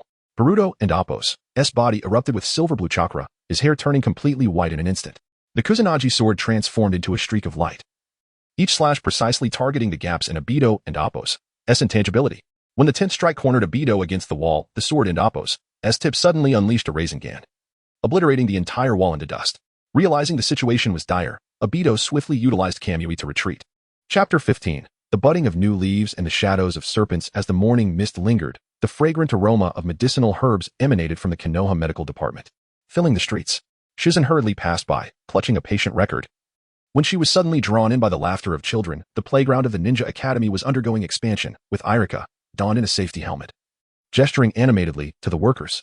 They were to construct a 3-tiered climbing wall. The young instructor excitedly pointed to the blueprint, recalling the fourth Hokage's vision of integrating physical training with tactical thinking. A new educational policy. Minato stood within the newly established tactical simulation room, his fingers gliding over the holographic projection equipment. Inspired by Boruto's descriptions of future training methods, he was currently calibrating the system alongside Shikakanara. The chakra sensor utilized specially crafted scrolls infused with chakra, rendering content in 3-dimensional form. Shikaku was swiftly documenting on the scroll. Adjustments were also needed for the Akimichi clan and Appo's meal supply plan, following an increase in physical training volume. Suddenly, a crisp knocking sound echoed from outside. Hinata Hazashi stood at the window, peering at the luminous holographic images. Fourth Hokage, the reform plan for the Hyuga branch and Appo's physical training course, he said, presenting a scroll. Out of the corner of his eye, he caught a glimpse of the holographic demonstration of the 8 trigrams poem. What is this? It and Appo's a tactical simulation system incorporating the Byakugan and Appo's characteristics, Minato replied, initiating the program. Instantly, the 3-dimensional image revealed the flow of chakra in the gentle fist technique of the Hyuga. The young Hyuga girl's eyes sparkled. Patriarch. Can I come learn this every week? A resurgence in commerce. A long queue formed outside the Ichiraka ramen shop, where the hand-pulling proprietor wiped his brow as he unveiled the newly installed air conditioning curtains. This was the first establishment to complete renovations following Minato's commercial revitalization initiative. Try our newly launched seafood ramen, Kushina exclaimed, cradling Naruto as an impromptu promoter. When a merchant from Sunagakure burned his tongue, Naruto burst into laughter, the seal on his belly glowing with a golden light. In a corner bookstore, Boruto was assisting an elderly man in organizing the latest edition of Fundamentals of Sealing Techniques. His Kusanagi sword, wrapped in cloth, lay in the corner, the hilt adorned with a band-aid secretly placed there by the young Hyuga girl, a reminder of the minor cut he sustained while training Konohamaru with shuriken earlier that morning. Umbu Journal, April 7th, Year 60 of Konoha. Recorded by Kakashi Hitaki, intelligence from the Mist Village indicates that the disappearance of the Three Tails Jinchuriki is linked to residual explosive clay associated with the Akatsuki organization. 3 Jonin from the Hyuga branch have applied to join the newly formed Border Defense Force. Anomalous chakra fluctuations detected at the ruins of the Uzumaki clan, suspected to be related to the black rods used by Lord Boruto. Special note, the 4th Hokage has requested increased surveillance on the movements of the Cloud Village in the Land of Lightning, particularly concerning the Two Tails Jinchuriki from the Hidden Stone. A game under the moonlight atop Hokage Rock, Minato arranged the pieces of a shogi game under the starlit sky. Boruto chewed on a mint leaf for refreshment, a small habit he brought back from the future that did not disrupt the timeline. The puppet forces of Sunagakure began outfitting themselves with chakra-conducting metals. Minato placed a piece representing the Wind Shadow, while the Mist Village and Appo's Blood Mist policy began to resurface. The piece between Boruto's fingers glimmered silver. Obito was reorganizing the Akatsuki. According to his master's recollection, their next target would be the Two Tails in the Cloud Village. Suddenly, both turned their heads in unison. A paper crane fluttered through the barrier. Minato and Boruto exchanged a glance, adding a piece representing the Rain Village to the board. At dawn, as the first rays of sunlight illuminated the glass facade of the newly constructed Joint Mission Hall, Ino and CHG were adjusting the electronic bulletin board. Suddenly, a certain encrypted taskbar flashed red, a code decipherable only by the Hokage, a giant serpent and Appo's shed skin has been discovered within the Land of Rice. Suspected to be related to the S-rank rogue ninja Orochimaru.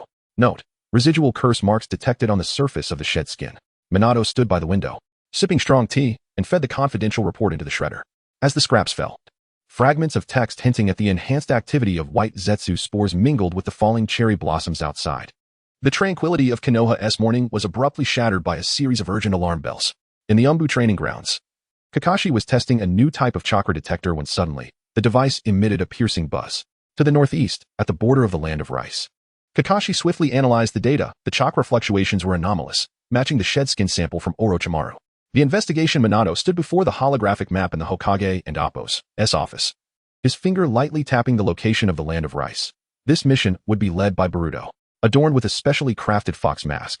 Boruto's Kusanagi sword gleamed coldly in the sunlight. Understood. I will proceed with caution. Remember, Minato cautioned, Orochimaru possesses valuable information, once located. Observe him closely without haste to engage. Discoveries in the Land of Rice and the dense forest along the border of the Land of Rice. Boruto led a team of Umbu ninja stealthily forward. Suddenly, his keen eyes detected an unusual chakra fluctuation. Stop. Boruto raised his hand in a gesture, indicating a barrier ahead. He activated his Byakugan, meticulously analyzing the structure of the barrier. It was a modified version created by Orochimaru. The Umbu ninja swiftly recorded their observations. Should we attempt to breach it? No. Boruto shook his head. We'll circumvent it. Orochimaru has more than one hideout. We cannot afford to alert him. Chapter 16. The Legacy of the Wedge in the Stillness of the Night. Boruto entered the Hokage and Appo's office. Minato was engrossed in studying a new Flying Thunder God technique when he noticed Boruto and Appo's serious expression. Grandfather, Boruto spoke softly, I wish to enhance your power. Minato set aside the scroll in his hands. What do you have in mind? Boruto extended his hand, revealing a complex wedge seal forming in his palm. I want to imprint my wedge onto you. Minato furrowed his brow. Imprinting your wedge onto me. One and Appo's that prevent the resurrection of the peach technique? No, Boruto shook his head. This is my own wedge, and the peach technique has already utilized all its data to resurrect me. Therefore, the wedge I bestow upon you will contain my data. After a moment of silence, Minato nodded. Very well, I trust you. The transfer of power. Boruto placed his palm against Minato and Appo's chest, and the wedge seal gradually merged with his body. Minato felt a surge of powerful energy coursing through him, and his comprehension of the Flying Thunder God technique skyrocketed. Is this the power of the wedge? Minato clenched his fists, sensing the tumultuous chakra within him. Boruto smiled. Now, you should be capable of confronting greater threats. A display of power to aid Minato in grasping the essence of the wedge and Appo's power, Boruto decided to demonstrate his own abilities. He stood in the center of the training ground, forming hand seals as the wedge flickered in his palm. Watch closely, grandfather, Boruto whispered. Suddenly, his figure vanished from sight, reappearing at the opposite end of the training ground. His speed was so astonishing that even Minato's Flying Thunder God technique struggled to keep pace. He then utilized his aerial abilities to glide towards a nearby mountain. Boruto and Appo's velocity increased until he collided with the mountainside, passing through it unscathed, leaving the peak flattened in his wake. This is. Minato gazed in astonishment at Boruto. The power of the wedge is indeed formidable. Boruto nodded. This is merely the foundational application of the wedge. Now, I shall showcase more advanced techniques. He brought his hands together, rapidly condensing chakra within. A faint blue aura began to envelop him, a protective manifestation of the wedge and Appo's power. This is the wedge and Appo's S defensive mode, Boruto elucidated, capable of withstanding most attacks. Minato inhaled deeply. This power is truly astonishing. And there is one more technique, the High Sovereign and Apos, S Divine Spirit. Minato, puzzled, murmured, High Sovereign and Apos, S Divine Spirit? Indeed, this is a capability of my wedge. It can amplify absorbed ninjutsu by several multiples before returning it, Boruto asserted confidently. Actually, to be precise, it is the ability of the peach technique, which must be complemented by the wedge and Apos, S absorption, Boruto added, feeling somewhat embarrassed. Now, grandfather, please execute the Rasengan against me. Minato swiftly formed a Rasengan in his hand and launched it at Boruto. Boruto raised his hand, using the wedge to absorb the Rasengan before instantaneously condensing a colossal Rasengan of unimaginable size.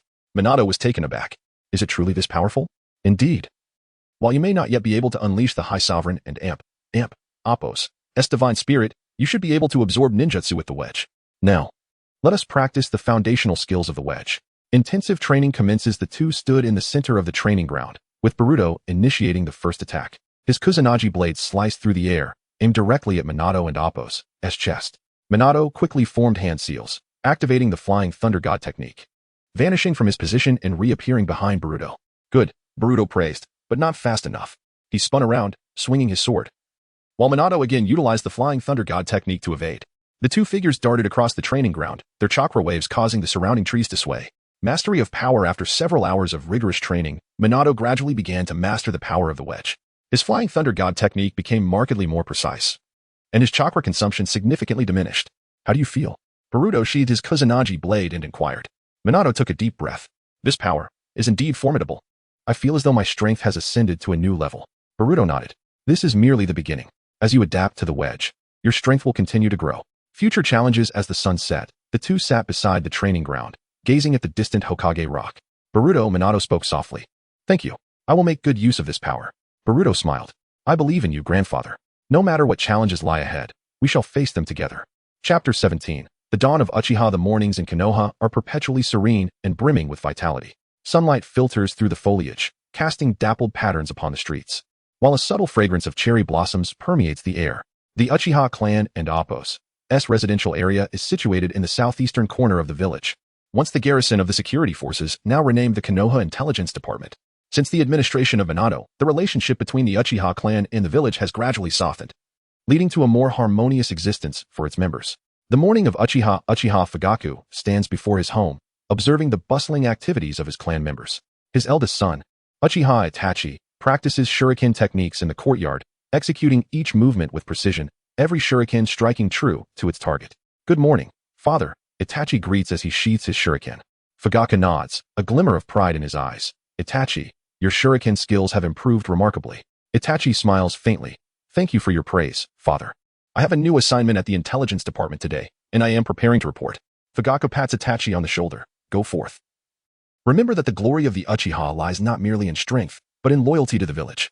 The daily life of Uchiha. Meanwhile, the streets of the Uchiha clan come alive as its members embark on a new day. Children frolic in playful pursuit, elders bask in the sunlight on benches, while women bustle about preparing breakfast. Uchiha Makoto walks home, having just procured fresh vegetables and fruits from the market, intending to prepare a sumptuous breakfast for her family. Good morning, Aunt Makoto, a young girl exclaims, rushing to greet her.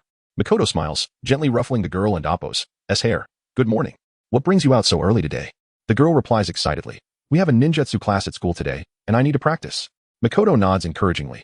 Keep it up, you will surely become an outstanding ninja. The future of Uchiha. At the Uchiha training grounds, young clan members engage in their morning exercises. Their Sharingan glimmers with a crimson hue under the sun, as shuriken and kunai trace elegant arcs through the air. The harmony of Uchiha life in the Uchiha streets remains tranquil and harmonious. Laughter of children resonates through the air. Elders leisurely soak up the sun, and women diligently prepare breakfast. Uchiha Fugaku stands at his doorstep, observing this scene with a sense of fulfillment. He knows that the future of the Uchiha is gradually becoming brighter. Fugaku, breakfast is ready, Makoto calls from within the house. Fugaku nods and steps inside. The table is set with a lavish breakfast, and Itachi and Makoto await his arrival. Let us begin, Fugaku says as he takes his seat and picks up his chopsticks. The family gathers around the table, cherishing this warm breakfast moment. The new assignment of the intelligence department inside the office of the Uchiha Intelligence Department. Uchiha Shursui meticulously organizes the latest intelligence reports. His Sharingan swiftly scans each document, recording vital information. Good morning, Shursui senpai, Itachi enters, bowing respectfully. Shursui looks up. a gentle smile gracing his face. Itachi, you arrived just in time. We have an important mission today that requires your assistance. Itachi inquires, what is the mission? Shursui hands him a scroll. This contains the latest intelligence regarding Orochimaru. The Hokage wishes us to monitor his movements to ensure he poses no threat to Konoha. Itachi reviews the scroll swiftly, his brow furrowing. Orochimaru has been elusive. How shall we proceed? Shursui points to a marked area on the scroll, according to the Umbu and Appos reports. Orochimaru has been active near the borders of the land of rice. We must venture there to observe him discreetly. The operations of the Intelligence Department in the office of the Uchiha Intelligence Department, Shursui and Itachi prepare for departure. They don their Umbu uniforms and masks, ready to investigate the borders of the land of rice. Itachi, this mission may be perilous, Shursui whispers, remain vigilant. Itachi nods. I understand, Shursui-senpai. I will exercise caution. The two swiftly vanish into the morning mist, heading towards the borders of the land of rice. The surveillance plan in the dense forest at the borders of the land of rice, sunlight filters through the thick foliage, casting mottled shadows. Uchiha Shursui and Uchiha Itachi stealthily navigate the woods, their movements light and agile, blending seamlessly with the natural surroundings. Both don Umbu masks, their Sharingan flickering with a faint red glow in the shadows. Infiltration and reconnaissance according to intelligence, Orochimaru and Appos' hideout lies 2 kilometers ahead. Shursui whispers, his Sharingan scanning the environment for any unusual chakra fluctuations. Itachi nods, gripping his kunai tightly. Shursui-senpai, how close must we approach? Maintain a safe distance, Shursui replies. Orochimaru possesses keen sensory abilities. We cannot afford to take risks. Use your Sharingan for long-range observation. They advance cautiously until they can faintly discern a concealed cave. The entrance is littered with snake skins, and a sickly sweet odor hangs in the air. Indeed, this bears Orochimaru and Appos' signature, Itachi murmurs. His Sharingan detecting the barrier surrounding the cave. Shursui scrutinizes the structure of the barrier. This is an enhanced version. If we approach recklessly, it may trigger an alarm. Remote surveillance, the two find a concealed vantage point, allowing them to oversee the cave and Appos' entrance. Shursui retrieves a small telescope from his equipment pouch, adjusts the focus, and hands it to Itachi. Use this. It will alleviate the burden on your Sharingan, Shursui advises. Itachi takes the telescope, observing the entrance intently. He notices several figures in black cloaks entering and exiting, each carrying various experimental apparatus. What are they transporting? Itachi queries softly. Shursui squints. They appear to be containers for experiments. Orochimaru may be researching a forbidden technique. Suddenly, a familiar figure appears at the cave entrance, Kabuto. He adjusts his glasses, seemingly directing others in their tasks. It's Kabuto, Itachi whispers. He truly is by Orochimaru's side. Shursui nods. It seems Orochimaru and Appos' plans are more intricate than we anticipated. An unexpected discovery at that moment, Itachi and Appos' Sharingan detects an unusual chakra fluctuation. He swiftly adjusts the telescope and Appos' focus, glimpsing a shadowy figure deep within the cave. Shursui-senpai, look over there. Itachi hands the telescope to Shursui. Shursui peers through the telescope, his brow furrowing. Is that information on bloodline limits? Orochimaru has recently been researching bloodline limits. Itachi nods. It appears his research has delved into the core of forbidden techniques. We must relay this intelligence back to the village promptly. Shursui ponders for a moment. Let us observe a while longer to ensure we miss no details. Night falls as dusk descends, the forest grows dimmer. Shursui and Itachi maintain their vigil from the elevated position, continuing to monitor the cave and Appos' activities. It seems Orochimaru shows no signs of leaving tonight, Itachi remarks. Shursui agrees. He will likely remain here. We should return to report our findings. The two quietly depart their vantage point, swiftly making their way back towards Konoha. Their movements light and nearly soundless. Reporting the findings upon their return to Konoha, Shursui and Itachi head directly to the Hokage and Appos' office. Minato, engrossed in a scroll, looks up upon their entrance, immediately setting his work aside. What is the situation? Minato inquires. The report from Shursui detailed the observed circumstances. Orochimaru and Appos' stronghold lies within a cavern at the border of the land of rice. He is conducting research on cellular samples related to bloodline limits, with Kabuto Yakushi at his side. Itachi added. We have also discovered that a unique chakra has been incorporated into Orochimaru and Appos' barrier, indicating that his research has delved into the core of forbidden jutsu. Minato furrowed his brow. Cellular samples of bloodline limits. Orochimaru and Appos' research is indeed complex. Shursui nodded. We must continue to monitor his movements. Yet it is unwise to act rashly at this juncture. Minato pondered for a moment. You have performed admirably. Maintain surveillance on Orochimaru, but proceed with caution. His research may prove beneficial to our future endeavors. Chapter 18. Whispers in the dark language in the dense forests along the border of the land of rice. Uchiha Shursui and Uchiha Itachi had just resumed their surveillance mission at Orochimaru and Appos' stronghold. As they prepared to return to Konoha, Shisui and Appo's Sharingan detected an unusual fluctuation in chakra. Wait. Shisui raised his hand, his gaze fixed on a nearby thicket. Itachi swiftly entered a state of alert, his Sharingan flickering slightly. Did you discover something, Shisui-senpai? In a hushed tone, Shisui replied, just a moment ago, I sensed a foreign chakra disturbance. Though faint, it is entirely different from Orochimaru and Appo's. The two approached the thicket quietly and discovered several dark red drops of blood on the ground. Shisui crouched down, gently touching the blood with his finger, his brow furrowing. The blood is still fresh, likely no more than an hour old. Itachi surveyed the surroundings, his Sharingan scanning the area quickly. There are no signs of a struggle. The blood might have been brought here from elsewhere. Shisui nodded. It appears someone has lingered here briefly. We need to investigate further. Clue tracking following the trail of blood. The two soon arrived at a concealed cave. The entrance was obscured by dense vines, making its presence hard to discern without careful observation. Be cautious. There may be traps. Shisui warned in a low voice. Itachi activated his Sharingan, scrutinizing the area around the entrance. There are no barriers, but I sense a faint chakra response within. They stealthily entered the cave and found scattered experimental equipment and scrolls inside. Shisui picked up one scroll, quickly scanning its contents, his expression growing grave. This is. Shisui handed the scroll to Itachi, revealing research materials on Kekkei Genkai. Itachi took the scroll, his brow furrowed. Orochimaru is researching Kekkei Genkai? Shisui shook his head. No. The content of these materials diverges from Orochimaru and Appo's focus. He is more inclined towards forbidden techniques and the modification of living beings, whereas this research leans towards the absorption and fusion of Kekkei Genkai. Itachi pondered. So, aside from Orochimaru, there are others studying Kekkei Genkai? Shisui nodded. And this individual may be even more perilous than Orochimaru. The name of Boruto at that moment, Itachi and Appo's Sharingan caught a name at the end of the scroll, Boruto. Boruto? Itachi whispered the name, Shisui-senpai, have you heard of this person? Shisui contemplated for a moment. I have a vague recollection of that name. It is said he was a rogue ninja from Konoha who disappeared many years ago. I never expected him to still be active. Itachi frowned. His target is Kekkei Genkai, which means he may target the Kekkei Genkai users from various ninja villages. Shisui nodded. We must relay this intelligence back to the village promptly. If Boruto has begun his actions, the Kekkei Genkai users of Konoha could become his targets. Returned to Konoha, the two swiftly exited the cave, racing towards Konoha. Along the way, Shisui and Itachi contemplated the threat posed by Boruto. Shisui-senpai, what abilities does Boruto possess? Itachi inquired. Shisui replied, according to rumors. He has mastered a forbidden technique known as Appo's Onigiri no Jutsu, Appo's, which allows him to absorb the Kekkei Genkai of other ninjas and convert it into his own power. Itachi and Appo's expression grew serious. If he succeeds, the consequences would be dire. Shisui nodded. Thus, we must urgently inform Hokage-sama and formulate a counter-strategy. Reporting the situation upon their return to Konoha, Shisui and Itachi made their way directly to the Hokage and Appo's office. Minato was examining a scroll when he saw the two enter, immediately setting aside his work. What is the situation? Minato asked. Shisui detailed their findings. We discovered a concealed cave along the border of the land of rice, containing research materials on Kekkei Genkai. These documents point to a rogue ninja named Boruto. Itachi added.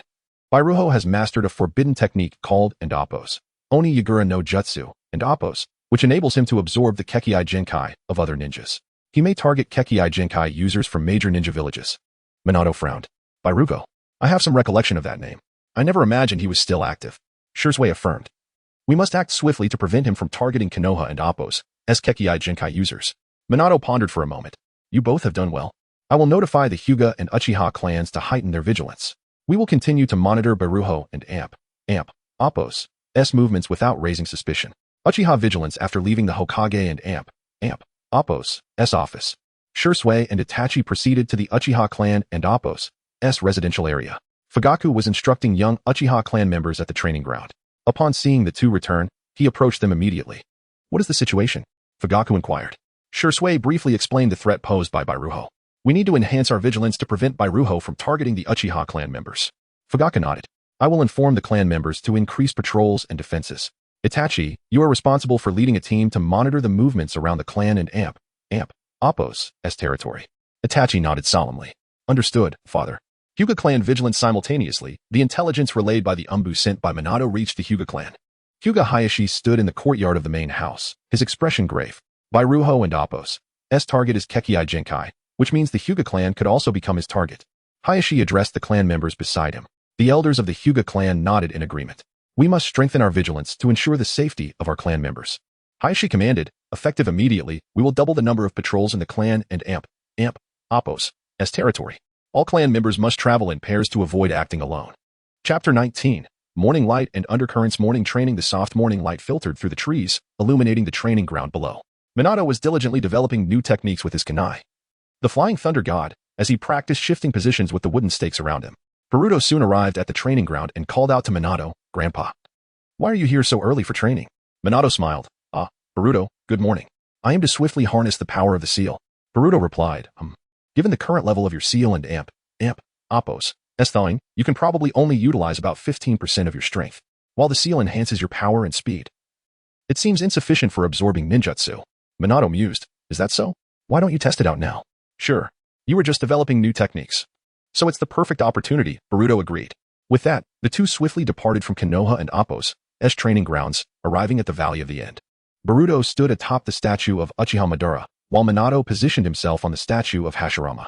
Suddenly, dark patterns began to spread across Minato and Appos' hands. Come on, Grandpa, Boruto urged. The two leaped from their perches, racing toward each other across the surface of the water. Their arms collided, creating a powerful gust that rippled across the sea. Boruto initiated the assault, twisting his body to push against Minato's hand while sweeping his foot toward him. Minato reacted swiftly, pulling back his hand to dissipate the force. Breaking free from Boruto and Appos' grip. He then bent his body and delivered a kick from below. With no support, Boruto could only absorb the blow and was sent flying. Tracing an elegant arc through the air, just before he landed, Minato reappeared in front of him. Oh, that was the mark I made earlier, Boruto realized. In the instant before Minato struck, Boruto utilized the flying thunder god to teleport to the shore. Impressive, Grandpa. Your combat experience and intuition are top-notch. I suppose I need to apply a bit more effort, Boruto acknowledged. Minato followed closely, admonishing, Boruto, focus. Don't be so careless. Surely you possess more strength than this. Understood.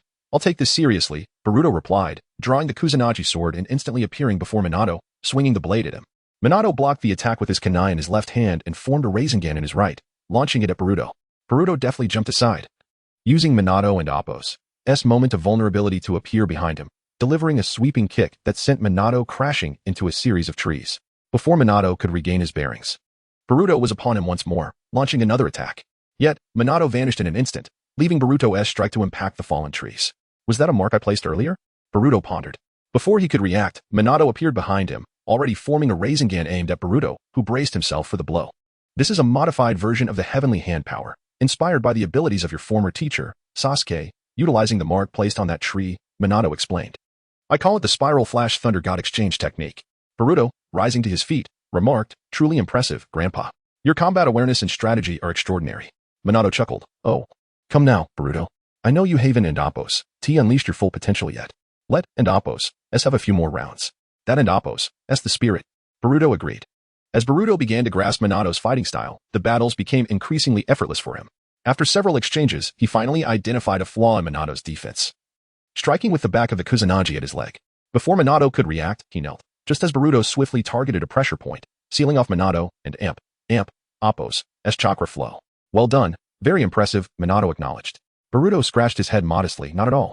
It and Appos' Grandpa, who has made such rapid progress with this newfound power, combined with your combat instincts.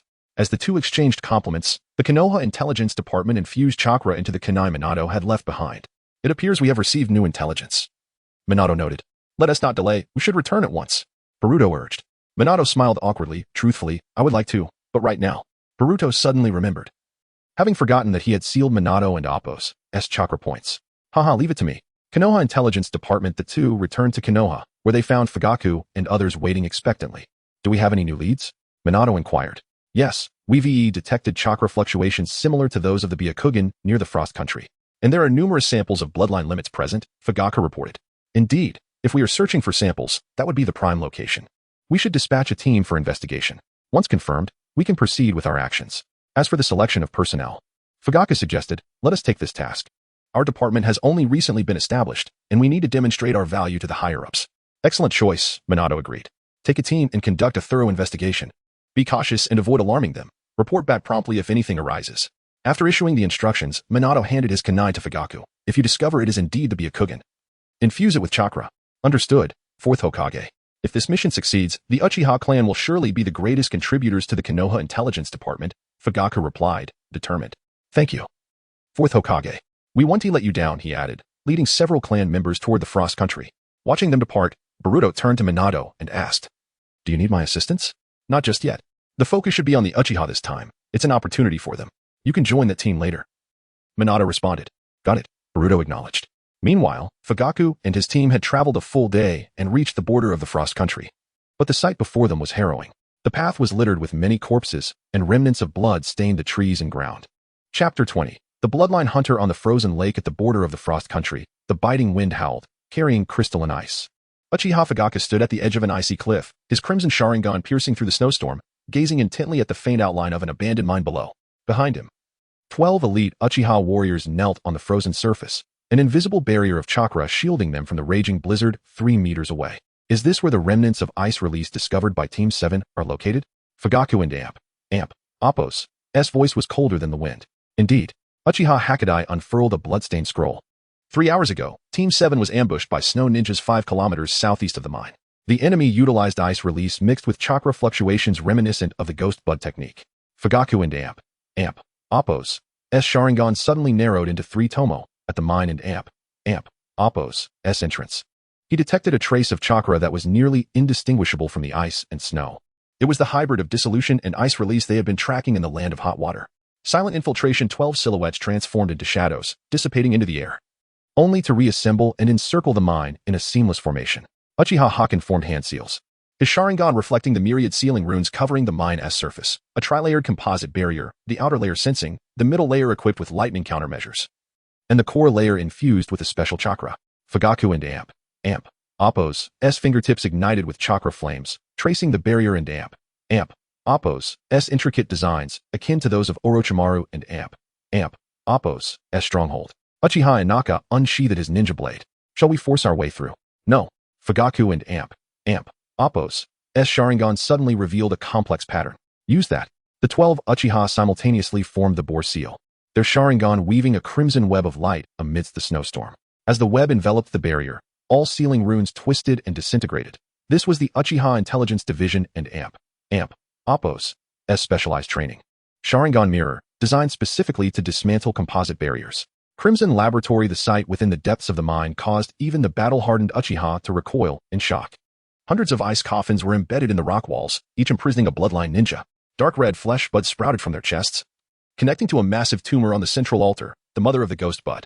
Fugaku's Sharingan reflected the pulsating veins on the tumor and Appo's surface, revealing that these bloodline ninjas were being used to nourish it. The sensing ninja, Uchiha Yao, suddenly pressed his temple. Clan head. There is a chakra reaction beneath the altar and it's approaching. Before he could finish, a blinding violet light erupted from the altar. Fugaku and Appo's Mangeki Sharingan activated instantly. Intricate mirror patterns appearing in his pupils, mirror realm engaged. Mirror realm, between reality and illusion. Fugaku and Appo's Mangeki ability, mirror realm, could temporarily draw himself and targets within a certain radius into a mirrored space. This realm was a perfect reflection of the real world. Yet all attacks and chakra fluctuations could not affect reality. Within the mirror realm, Fugaku could manipulate the space and Appo's refraction, causing enemy attacks to rebound or divert. As the torrent of violet chakra threatened to engulf them, Fugaku pulled all 12 of his subordinates into the mirrored space. In reality, the mine collapsed with a thunderous roar. But within the mirror realm, they remained unharmed. This is. Uchiha Hakadai gazed in astonishment at the distorted surroundings. My Mangeki ability, and Appo's mirror realm, and Appo's, Fugaku replied, his tone calm and steady. Here, we are temporarily safe. The truth in the mirror upon returning from the mirror realm to reality. The mine had transformed into a deep pit with a diameter of 100 meters. Uchiha Hakadai picked up half of a shard of ice from the scorched earth. It's a fragment of a snow ninja's forehead protector, but the chakra residue originates from 5 different ninja villages. Fugaku and Appo's Mangeki continued to spin slowly. The molten release of a Wagakure, the boiling release of Kirigakure, the magnetic release of Sunagakure, and then he halted abruptly. As the ice shard reflected the fading image of the High GA clan emblem, Uchiha Inaka gasped. Even Konoha and Appo's ninja? No. Fugaku shattered the ice shard. This is a counterfeit chakra fluctuation. Someone is deliberately misleading us. His Sharingan suddenly locked onto a specific spot at the edge of the pit. Half of a charred experimental record fluttered in the wind. Fragmented puzzle. Fugaku then infused chakra into a flying thunder god Kanai, and the group returned to Konohagakure. In the Hokage and Appo's office, Minato placed the remaining pages of the experimental record under the light. On the charred paper, a few lines were faintly visible. 79th Fusion Experiment. Subject: Scorch Release, Yakuzu, Swift Release. Fusion Rate: 4163. Note: Uchiha sample resistance abnormal. Adjustments needed. Boruto suddenly pressed down on the paper. This ink is written with white Zetsu sap. It seems that Hiruzen is indeed collaborating with Orochimaru. Fugaku, damn.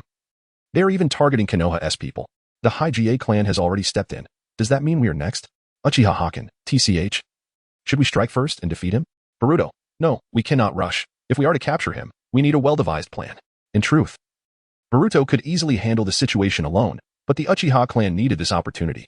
The office fell into a heavy silence until Minato broke it. Notify the High GA and Uchiha clans. Effective immediately, they are to enter a state of heightened alert. Furthermore, he gazed out the window at the sky. It is time for that unit to mobilize. Fugaku, that unit? Minato, this is part of a policy reform. This unit is called the Konoha Shadow Group, similar to the Umbu. They operate in the shadows, their identities concealed, but this unit is designated for addressing sudden and special circumstances. It operates independently from the previous Ninja Force system, accountable to the Hokage and supervised by the Hokage, with autonomy to determine the best course of action during missions. This will enhance operational efficiency. Moreover, this unit is composed of elite ninjas, allowing participation from various clans, which will further benefit its development. Fugaku. So, the fourth Hokage places such significance on this reform. The Uchiha clan will offer our full support. Minato, thank you for your support. I hope your people can serve as the first batch of members. I believe your strength will be entirely adequate. Uchiha Haken and Uchiha Hakudai responded. We are willing to participate. Good. Thank you for your involvement. However, we need to gather more information, so we shall have the intelligence department investigate further. Fugaku understood. Minato then used the flying thunder god to transport everyone back. And they proceeded to investigate the northern region of the Frost Country, soon arriving at a battlefield relic from the Warring States period, strewn with remnants of armor from that era. Chapter 21. The elusive shadows in the northern frontier of the Frost Country. Remnants of the ancient battlefield of the Senju clan lay scattered. Uchiha Ina treaded upon the charred earth, his Sharingan sweeping across the cracked surface. Just 3 days prior, the intelligence unit had detected chakra fluctuations emanating from this site, linked to the Bairuhu laboratory. Yet, what met his gaze now was an entirely different spectacle. Hundreds of armor fragments from the Warring States period radiated outward, with a broken stone tablet standing at their center. Its inscriptions eroded by the passage of time. Captain, there is a sealing reaction 10 meters underground. Uchiha Hakudai was concentrating intensely, noting the structure reminiscent of the sealing techniques employed by the Uzumaki clan, but the core was embedded in. He suddenly halted, his voice trembling. It appears something is sealed within. Uchiha Fugaku interjected, is it the Senju clan's seal? Everyone, prepare yourselves. We shall breach the ground to ascertain the situation.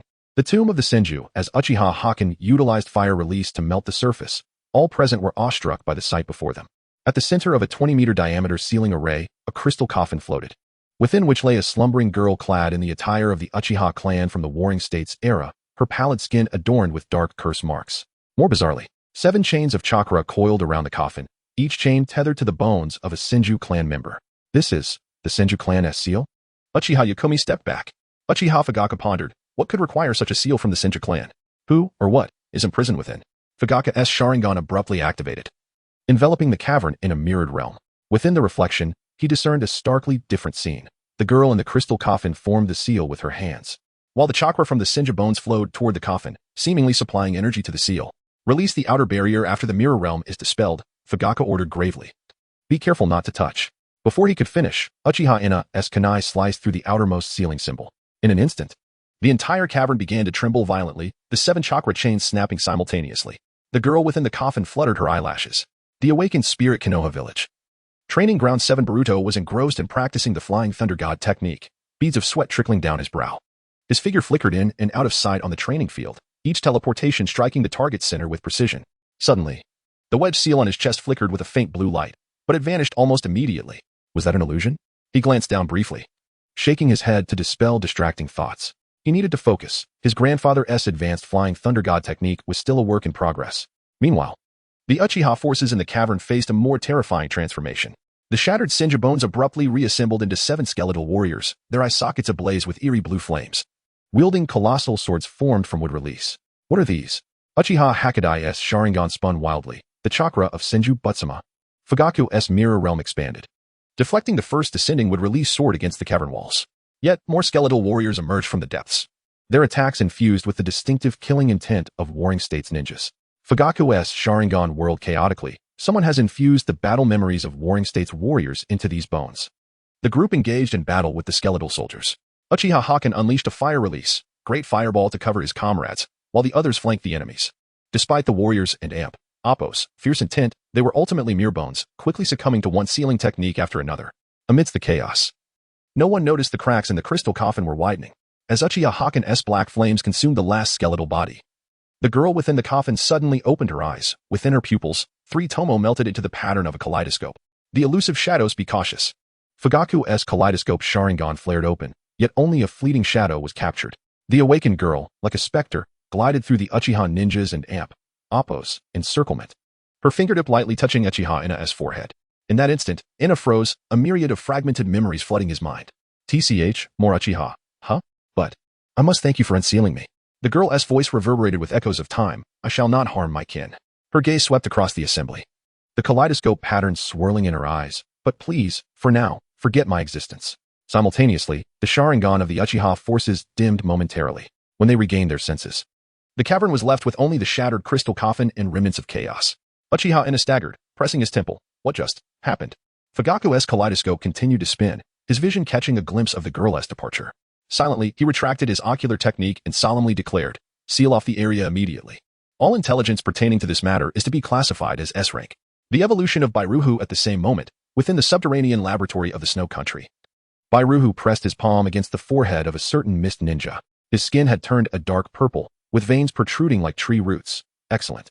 The fusion rates of ice release, melt release, and boil release have risen to 79. The ninja on the experiment table suddenly emitted inhuman screams. His left eye transformed into a Sharingan, while his right morphed into a Byakugan. Bairuhu, exhilarated, licked his lips. Indeed, Uchiha genes are the finest catalysts for fusion. The daily life of Konoha as the sun dipped low in the sky, Boruto concluded his rigorous training. He sat atop Hokage Rock, polishing the Kusanagi sword. While in the distance, the Uchiha Intelligence Unit's ninja hawks soared across the sky. It feels unusually quiet in the village today, he murmured, unaware of the upheaval occurring at the northern border. In the Hokage's office, Minato listened attentively to Fugaku's report. Upon seeing the words Uchiha sample resistance anomaly on the experimental notes, he instinctively rubbed the kunai of the Flying Thunder God, informed the Hyuga clan. Starting tomorrow, all branch family members will implement a paired patrol system. Uchiha Fugaku added, additionally, we encountered a Warring States era side of the Senju clan and fought a group of corpses infused with chakra, yet we found no useful intelligence. Minato replied, is that so? I understand.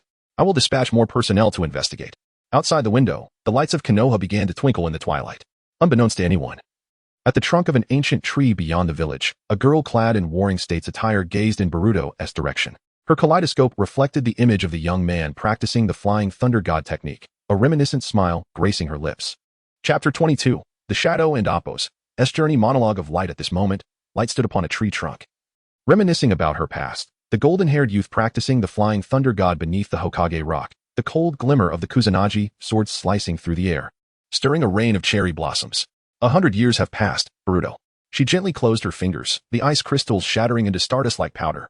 When you rescued me from the confines of our clan and Appo's prison, memories surged like a tidal wave.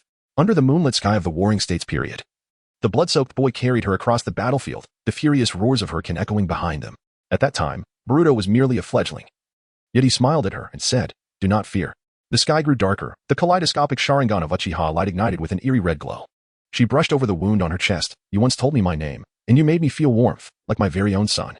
The trunk beneath her feet cracked open. This time, I shall not miss your era. To see you once more. Hokage and Appo's secret meeting. The Shadow and Appo's journey in the underground conference room of the Konoha Umbu headquarters. The unfolded map of the ninja world was marked with blood-red indicators. Boruto gazed intently at the luminous points representing the locations of missing Kekkei Genkai ninjas, his fingers unconsciously stroking the Flying Thunder God kunai. The mission of the Shadow Team is to obliterate the core of the Ghost Bud. Watergate pointed towards the black whirlpool marking at the border of the Land of Snow. But more importantly, the intelligence brought back by the Uchiha forces. The walls of the laboratory were inscribed with the Uchiha clan emblem, each symbol soaked in blood. With a fox mask, Hinata Tenjin added, according to Lord Fugaku and Appo's analysis, these clan emblems are not mere decorations, but some form of chakra sealing technique. They can forcibly activate the potential within Uchiha genes, but the price is, the test subjects suddenly burst apart. Their splattered blood forming new clan emblems on the wall. The price is life. Watergate suddenly interjected. We suspect that Boruto is attempting to mass-produce the Sharingan. Boruto clenched the kunai tightly, driving it forcefully into the map. so he requires a significant quantity of Uchiha genes. The gathering of shadows, identity and bonds. This shall be your new identity. Watergate pushed the forehead protector emblazoned with the Konoha emblem towards Boruto, now a special operations advisor. Endowed with the authority to directly command the resources of the shadow forces, Uchiha suddenly removed his mask. His 3-tomo Sharingan locking onto Boruto. I hear you can teleport 10 people 3 kilometers with the Flying Thunder God? Don't lag behind. Advisor. Waha, mind your manners. Hinata Tenjin and Appos. Byakugan scan Boruto. However, advisor, the battlefield is no child's play. If you cannot keep pace with the shadow team, I will use the Flying Thunder God to bring you all back in one piece. Boruto fastened the forehead protector. The Kusanagi, sword humming in its sheath. Boruto, rest assured, this is my promise to the 4th Hokage. The group arrived at the entrance of Konoha, preparing to embark on their journey. Boruto divided his shadow clones, placing his hands upon the shoulders of his companions, ready to activate the Flying Thunder God. In the fleeting moment as cherry blossoms fell, Boruto seemed to catch a glimpse of a garment from the Warring States period. Yet, when he focused, only the empty branches trembled in the wind. Eternal Frozen Forest, the first battle within the Eternal Frozen Forest at the border of the Land of Snow. The swarm of oil girl Shihira enveloped the sky like a black net. Hinata Tenjin suddenly pressed down on Uchiha and Appos' shoulder, 200 meters to the left. Something underground is mimicking our chakra fluctuations. Hinata Tenjin and Appos' Byakugan suddenly flared with veins. It's not a trap. It's a living bait. Everyone scatter. The ground erupted violently. And 5 half-human, half-serpent monsters burst forth. Their left eyes embedded with 3-tomo Sharingan, their right arms encased in ice release crystals. Spewing blood-red ice shards that combine melting and ice releases. Fire release, fire lotus. Uchiha unleashed his ninjutsu, summoning a lotus of flames that instantaneously consumed the surrounding ice shards. Smoke billowed forth. Within the haze, Hinata Tenjin's Byakugan veins surged, observing everything within the mist. As one half-serpent monster charged toward oil girl Shihira, Hinata Tenjin swiftly retaliated, using gentle fists to repel the creature. As the smoke began to dissipate, oil girl Shihira and Hinata Tenjin faced off against 2 half-serpent monsters. Oil girl Shihira commanded her insects to attack, and the half-serpent monster was swiftly surrounded and devoured. Meanwhile, Hinata Tenjin, with Byakugan activated, monitored the chakra flow of the monster, then launched a sudden assault, sealing its chakra flow with a pinpoint strike, followed by the gentle fist to finish it off. Just as they dispatched these 2 monsters, 2 more surged toward them. Hinata Tenjin promptly employed Heavenly Spin to send the monsters flying. The core is in the cervical vertebra. Boruto transformed into a flash of gold, cutting into the battlefield. Appearing behind one monster, thrusting the Kusanagi sword into its spine. His clear eyes captured the peculiar chakra flow. Roar. The last monster suddenly self-exploded, the splattered blood coalescing in the air to form the Uchiha clan emblem. Boruto utilized the Flying Thunder God to relocate everyone to safety amidst the blood mist. He vaguely saw a figure, a girl in Warring States attire standing atop a tree, gently shaking her head at him. The laboratory and Appos' lament once the explosion subsided. Boruto teleported everyone back once more. By Ruhu, you have tarnished the honor of our Uchiha clan. Uchiha Fugaka stepped over the debris, the kaleidoscopic Sharingan reflecting the devastation of the laboratory and Appos' core area. Hundreds of cultivation tanks suspended Uchiha children clones, their Sharingan yet to awaken, pierced by tubes. Suddenly, the surveillance screen illuminated, revealing Boruto and Appos' twisted visage. I never expected you would find your way here. Offer me your kaleidoscope, and I shall create something beyond the 6 paths. How tiresome. Fugaku raised his hand, clutching nothing, and the entire surveillance system collapsed instantly. He approached the core of the ghost bud, his fingertip lightly touching the writhing tumor. A monster fed on the pain of the Uchiha. The patterns of the kaleidoscope surged, the tumor and the entire laboratory exploding into ash. Uchiha Fugaku, all right, this area has been cleared. Now we must locate the main body. Boruto cannot rush. We still do not know where his main body is, and according to plan, we need to report back promptly. I will first teleport you back, and then we will launch a full-scale assault together. After teleporting everyone away, Boruto remained behind to continue the investigation. Meanwhile, Light quietly watched from a distance. The wind and snow pouring in through the collapsed ceiling, her figure gradually fading from sight. She gazed towards Konoha, a bitter smile gracing her lips. Just wait a little longer, Boruto. Chapter 23. The reunion of destiny. Border mystique in the snowy northern realm of the Land of Snow. The blizzard sliced through Boruto and Appos' vision like countless icy blades. He tightened the dark cloak of the Umbu, his chakra sensing struggling to extend amidst the storm. Almost there. Beneath the ice, the Uchiha clan emblem and Appos' patterns were faintly visible, as if stirred up from the depths by some unseen force. Suddenly, he halted. There were footprints in the snow ahead. These footprints. Boruto crouched down, feeling a sharp sting as his fingertips brushed the icy surface. In an instant, a mysterious figure materialized. Boruto stepped back, drawing his Kusanagi sword and pointing it at the enigmatic silhouette. Who are you? Don't you remember me? The kaleidoscope of light shifted suddenly, and the space of Tsukuyami unfurled like ink spreading across a canvas. The icy cave morphed into a dungeon from the Warring States period, where 12-year-old Hikari curled up in a corner, black blood seeping from the markings on her wrist. Boruto attempted to activate Flying Thunder God, only to find himself suspended in the air as an observer. Is this an illusion? Boruto pondered. What are these scenes? Hikari, Boruto. Let us revisit the tale that transpired between us. Boruto, I sense no malice, but what was her purpose? Just as Boruto resolved to break the illusion, a series of memories flooded his mind. At that time, I was imprisoned in a dungeon, curled up in despair. When you entered, I thought a new captive had arrived.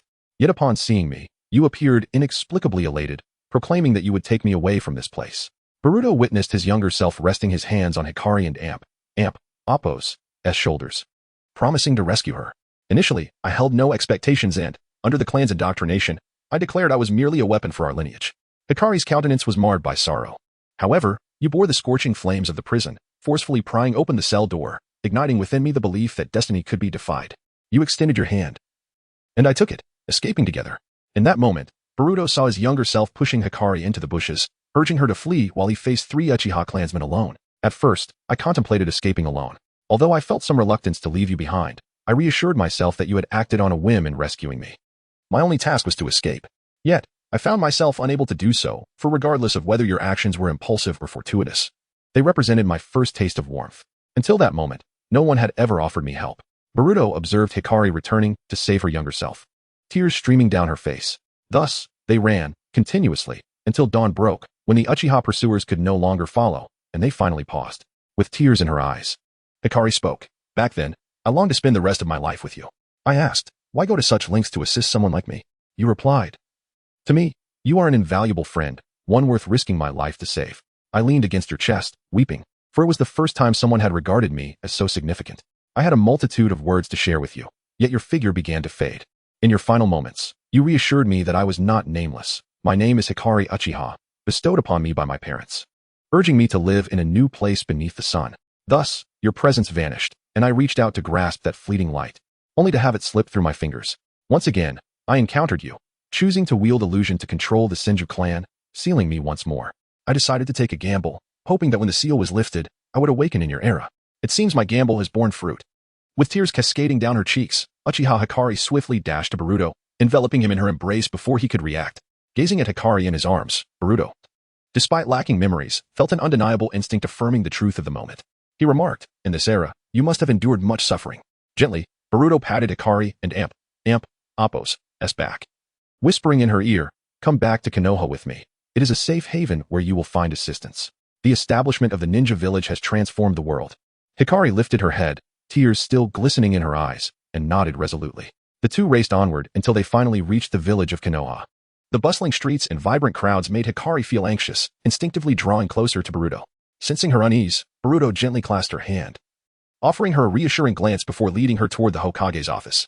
Minato was seated at his desk, engrossed in paperwork. Upon hearing footsteps, he looked up, a smile gracing his face as he saw Boruto entering with Hikari.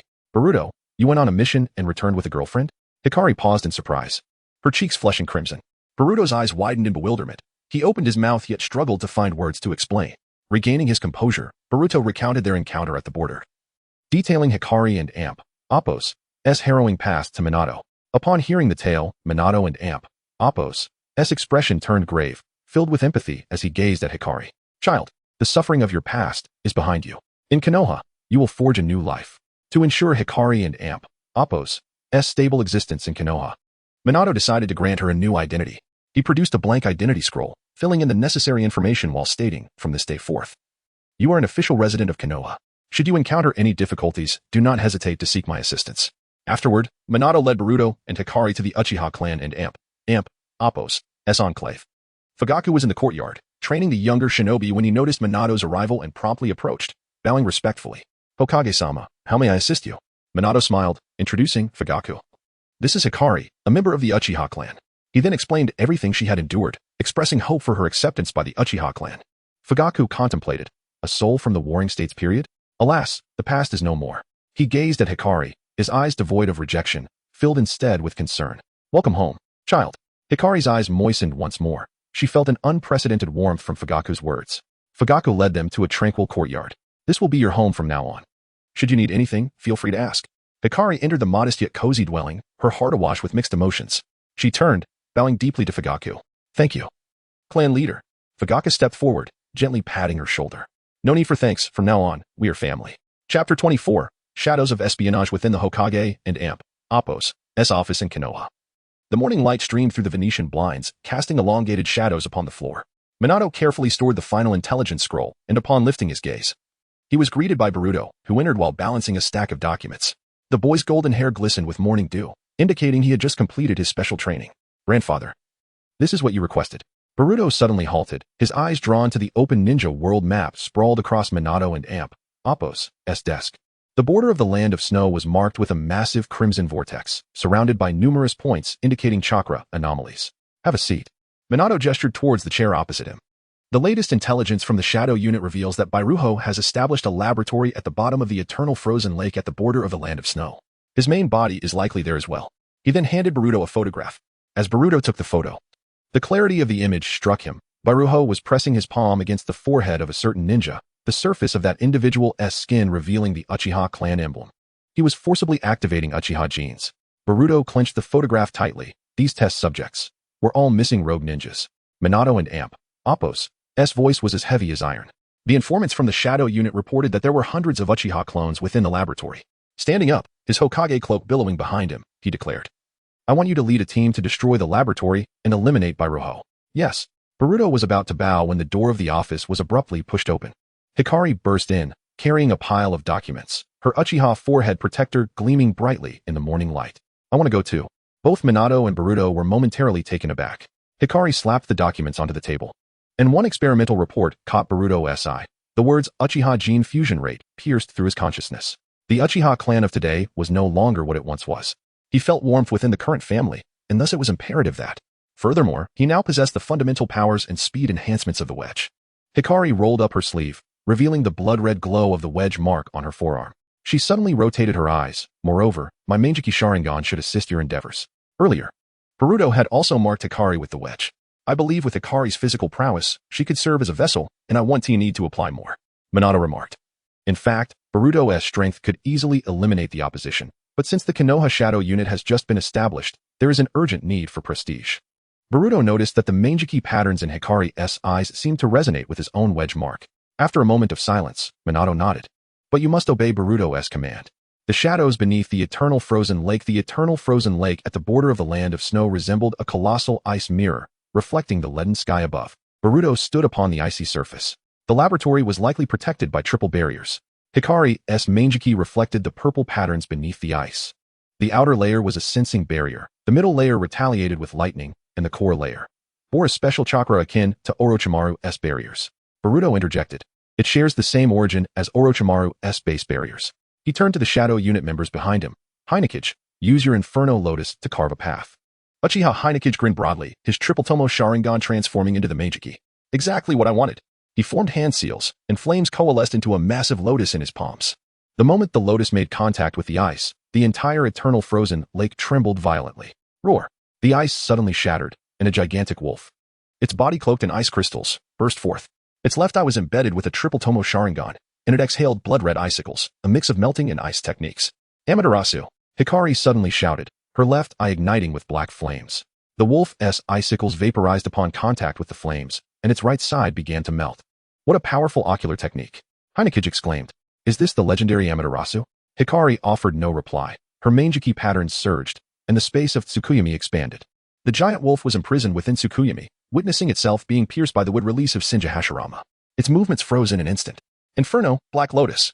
Heinekage seized the opportunity, transforming the black flames into a massive serpent that engulfed the giant wolf. However, the wolf's chest Sharingan suddenly contorted, rebounding the black flames back at them. 8,000 spears. Hikari's Mangeki glimmered with a sinister red light, voraciously absorbing the giant wolf's chakra. Utilizing the black flames, she condensed a chakra spear. As she thrust the spear into the ice, the chakra flow across the entire eternal frozen lake became chaotic. The rebounding black flames, amidst the tumultuous chakra, turned in an uncanny manner, incinerating the giant wolf's left forelimb. Now, Boruto transformed into a golden flash, lunging into the fray with his Kusanagi blade piercing the wolf and Appo's cervical spine. The clear sight captured the bizarre chakra flow, these Sharingan patterns. The truth of the laboratory as the group descended into the lake and Appo's depths, the sight before them elicited gasps of horror. Hundreds of incubation pods floated in a purple liquid, each containing a curled Uchiha child clone. Their Sharingan had yet to awaken, yet their bodies were pierced by conduits, fluorescent green liquid coursing through their veins. Boruto gripped the Kusanagi blade tightly, the wedge on his palm emanating a blue glow. I will utterly destroy this place. Just as he prepared to act, Minato's voice echoed through the communication seal. Boruto, there are life signs in the core area of the laboratory. Hikari's Mangeki suddenly contracted. Over there's a chakra fluctuation. The group navigated through the obstacles, arriving at the laboratory and Appo's core zone. On a massive altar, Bairuho was pressing his palm against the chest of a comatose snow ninja. His skin had turned a dark purple, and his veins protruded like tree roots. Bairuho, Boruto shouted, charging towards the altar with his Kusanagi blade enveloped in lightning. However, the altar erupted with blinding purple light, sending everyone flying. A moment too late, Bairuho turned. His right eye transformed into a Mangeki Sharingan. The perfect Kagaya technique. I have completed it. The clash of Tsukuyomi Hikari's Mangeki reflected Bairuho's chakra flow. She suddenly grasped Boruto's hand, enveloping them both in the space of Tsukuyomi. Be careful. His chakra. Bairuho's Mangeki suddenly radiated an eerie red light. The entire laboratory and Appo's space began to warp, countless Uchiha emblems materializing from the void, each harboring world-ending power. Tsukuyomi, void. Hikari shouted, her right eye and Appo's Mangeki patterns swelling. Dragging Bairuho into the Tsukuyomi space, she recreated the scene of the Uchiha clan and Appo's annihilation during the Warring States period within the realm of the mind. Useless. Bairuho cackled madly. This is the ultimate entity created from your genes. Hikari's body suddenly froze. She saw the snow ninja on the altar open his eyes. Those were Mangeki Sharingan identical to her own. Did you think breaking the seal would grant you freedom? Bairuho advanced menacingly. No, you will forever be an Uchiha. Silence. Hikari roared, unleashing the black flames of Amaterasu upon the laboratory. The snow ninja on the altar abruptly surged, 7 chakra chains erupting from his body, each infused with Shinja Hashirama and Appo's would release chakra. Hikari drove the chakra spear formed from the black flames into the ground, distorting the entire laboratory space. The chains twisted within the warp space. Boruto, now! Hikari cried. In an instant, Boruto comprehended. His wedge erupted with blinding blue light, chakra flooding into Hikari's body like a tidal wave. Hikari's Mangeki Sharingan suddenly evolved into the Eternal Mangeki, the flames of Amaterasu intensifying. Due to Hikari's transformation into Otsutsuki, using Mangeki would no longer have adverse effects, meaning her vision would not deteriorate. Amaterasu, incinerate. Hikari raised her hand, the black flames consuming Boruto and the snow ninja. The choice before dawn as the inhabitants returned to Konoha. The sky was painted with the first light of dawn. Hikari stood alone atop the Hokage rock, gazing at the rising sun. Her eternal kaleidoscope reflected the vibrant hues of the morning, yet it could not conceal the weariness that lingered in her eyes. Boruto and Appo's voice came from behind, asking, and Appo's, why face this alone? And Appo's, Hikari turned to reveal a bittersweet smile, responding, and Appo's, because I do not wish for you to witness my darker side. And Appo's, she cast her gaze down upon her hands. The power of the kaleidoscope was earned at the cost of her loved ones and Appo's lives. Boruto stepped forward, gently taking her hand, and Appo's, no matter what transpires, I shall stand by your side.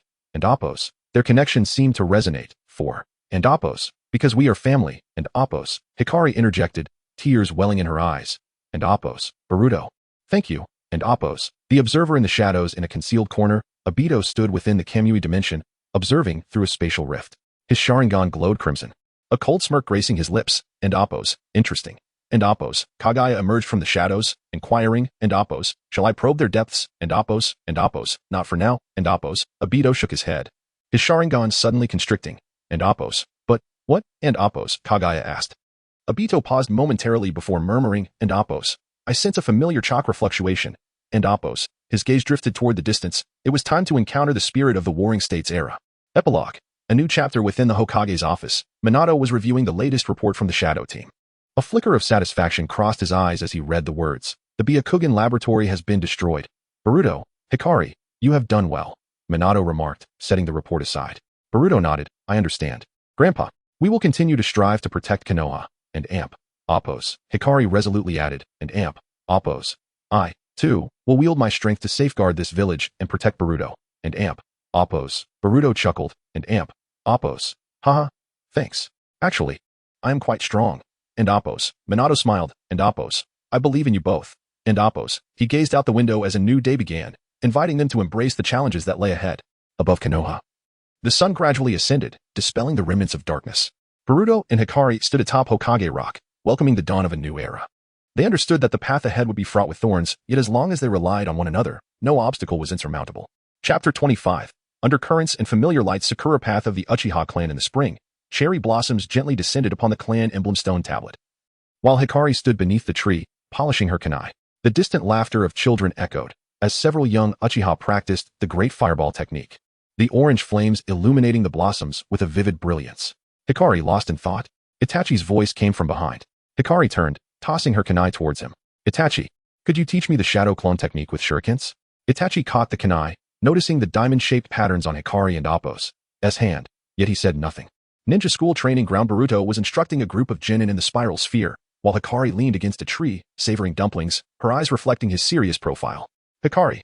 Hyun rushed over. Itachi and I told me to come. Shoo. Hikari gestured for silence, observing Boruto and Appo's earnestness. ISN and Appo's. Teehee impressive? Hyun nodded, blushing, suddenly pointing into the distance. That S. Obito and Appo's Kimui vortex flickered at the edge of the training ground, leaving behind a few petals distorted by space-time. Hokage and Appo's office. Minato was engrossed in paperwork when Kushina entered with a cup of tea. Still burning the midnight oil? Boruto said you slept in your Hokage cloak again. I and Appo's just busy, Minato replied, rubbing his temples, his palm faintly glowing with a golden hue. Any recent movements from Orochimaru? Kushina and Appo's expression turned serious. The Umbu reported that the Sound Village is collecting Kekkei Genkai samples. She pointed out the window, where Hikari and Boruto, Dawn and Appo's worry. Their abilities are more than sufficient, Minato reassured her gently. Orochimaru and Appo's laboratory. Obito slammed Uchiha genetic samples onto the table. With so many Uchiha, you need a vessel. Orochimaru licked his lips, green chakra swirling in a petri dish. A living Uchiha is far more intriguing. He shook a test tube. But what you seek? I want you to enhance my abilities. Obito and Appo's voice was like an ice pick piercing bone, using these genetic samples. Orochimaru suddenly burst into laughter, his snake-like tongue flicking out. Enhancing your abilities? How amusing. Kanola Commercial Street. After leaving the training ground, Hikari and Boruto arrived at the commercial street. They squeezed in front of a dango shop, where the owner smiled and handed them 2 skewers of freshly made dango. Miss Hikari, your eyes are as enchanting as ever. Thank you, uncle. Hikari accepted the dango and turned to Boruto. You must take me to see the current ninja world later. Of course, Boruto replied, mouthful of dango. As they playfully walked past a flower shop, Hikari suddenly halted before a pot of honeysuckle. The pale purple blossoms reminded her of a dungeon from a century ago. Yet thinking of the present made her smile involuntarily. Approaching the Uchiha clan grounds, Hikari said to Boruto, this afternoon, Itachi is going to train with me. So I'll head off now. All right, be safe, Boruto replied. Uchiha training ground. The cherry blossom trees at the Uchiha training ground were dotted with shurikens, each petal precisely sliced in half by their sharp points. 12-year-old Itachi stood before a wooden stake formation, his 3-tomo Sharingan reflecting Hikari and Appo's flustered figure, with gritted teeth. Hikari threw 3 shurikens, one of which was deflected by a cherry blossom and fell just short of the target. Suddenly, Itachi and Appo's shadow clone appeared mid-air, deftly landing on a branch and sending the shuriken spiraling into the bullseye. The Uchiha style emphasizes utilizing momentum. The real Itachi remained stationary, forming seals. As 20 shurikens wove a net of light under his chakra thread's control. Watch closely, the Sakura rain froze in midair as the Sharingan's genjutsu slowed time by tenfold. Hikari could see the chakra threads entwining each shuriken. As she reached out to touch the illusion, the real kunai pressed against the back of her neck. Hikari. No one will teach you in slow motion on the battlefield. Itachi dispelled the genjutsu, and the falling cherry blossoms resumed their rapid descent. As the clan bell tolled, Fugaku and Appo's figure appeared at the edge of the training ground. The clan leader lightly tapped his sword against the stone slab. Itachi, today, and Appo's mission report. Hikari discreetly retreated beneath the cherry tree, her fingertips absently tracing the diamond-shaped mark. When she looked up, she met Itachi and Appo's gaze, his Sharingan reflecting the glowing pattern on her hand. Yet he asked nothing. As twilight descended, the last kunai pierced through a falling cherry blossom, and Hikari prepared to head home, only to turn and encounter Boruto, who had just arrived. Hikari, blushing, exclaimed, "Be Boruto-kun, what are you doing here? Didn't and Appo's you say you were training today? It and Appo's getting late. So I came to take you out for dinner." "Dinner? Where are we going?" "Of course, to my house." "Oh." Minato's warm family dinner at the entrance. 3 pairs of dirt-covered ninja boots lay scattered, while flour-dusted Kushina and Appo's apron. The miso soup on the dining table steamed invitingly, as Boruto served tempura into Hikari and Appo's bowl. "Boruto, eat more," Kushina urged, adding another scoop of rice to his bowl. "You've been busy with missions." "Grandma," Boruto stretched his voice, "I'm already an adult." "Right." "Hikari?" Hikari smiled and placed a piece of tamagoyaki into Minato and Appo's bowl. Hokage-sama, you should eat more too. I heard you've been staying up late. Hikari then looked at Boruto. By the way, why do you call her grandma? Boruto covered his mouth with his thumb. I and Appo's, I'll tell you later. Minato chuckled helplessly, the seal on his wrist glowing faintly. With you two around, how can I not worry? The laughter of the four mingled with the aroma of food, drifting out the window and intertwining with the footsteps of patrolling ninjas, creating a nocturnal symphony. Transactions in the shadows within the secret tunnels of the Sound Village. Orochimaru toyed with the Uchiha genetic samples sent by Obito. Kaguya emerged from the shadows, her voice laced with mockery. Are you truly going to assist that Uchiha madman? Interesting experimental material must be utilized properly, Orochimaru replied, licking his lips. Moreover, he glanced at a photo of Hikari on the wall. This little girl possesses something far more intriguing than an Uchiha. Kaguya paused before speaking again. About the plan I mentioned earlier. Rest assured, Orochimaru and Appo's pupils narrowed. I am still refining that technique. The jutsu left by the second Hokage is indeed causing trouble for the future ninja world. He grinned wickedly. Kaguya inquired. Have you figured out how to enhance Obito and Appo's power? Of course. He currently has only one eye, but I have a way to alleviate his burden. I have done my research, Orochimaru stated confidently. The Uchiha clan and Appo's strongest ocular technique, Susanoo, and with his will, I am fully capable of helping him achieve a one-eyed Susanoo.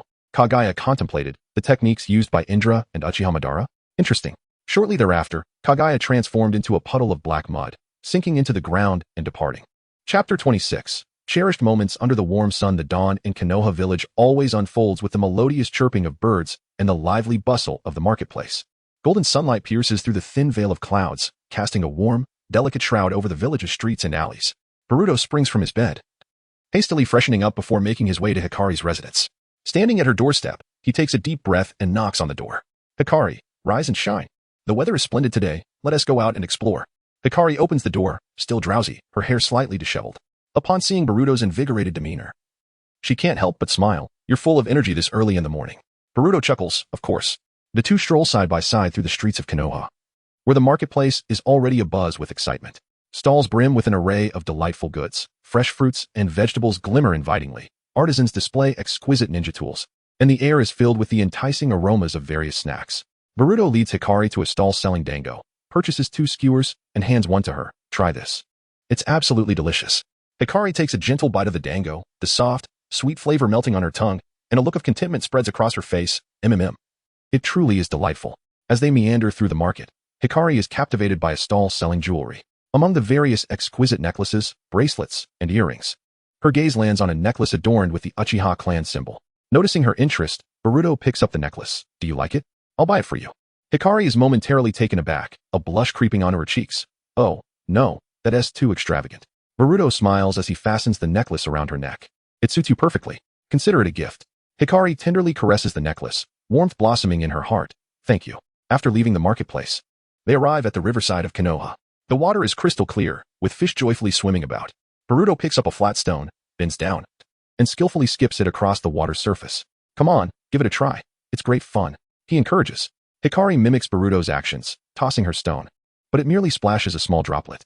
Boruto steps behind her, gently guiding her hand. Like this, put a bit more strength into it. Under Boruto's guidance, Hikari manages to skip her stone across the water, laughter bubbling forth. I did it. Their joyous laughter echoes along the riverside. As the afternoon sun grows warmer, they find a quaint tea house and settle into a spot by the window. The air is infused with a subtle tea aroma as Boruto pours a cup for Hikari. Let us take a break. We've walked quite a bit today. Hikari raises her cup, savoring a sip of the fragrant tea. Such moments are truly beautiful. Boruto gazes at her earnestly. As long as you wish, every day can be this wonderful. Their eyes meet, and they share a smile, a sweet atmosphere enveloping them. After leaving the tea house, they head to Konoha's training grounds.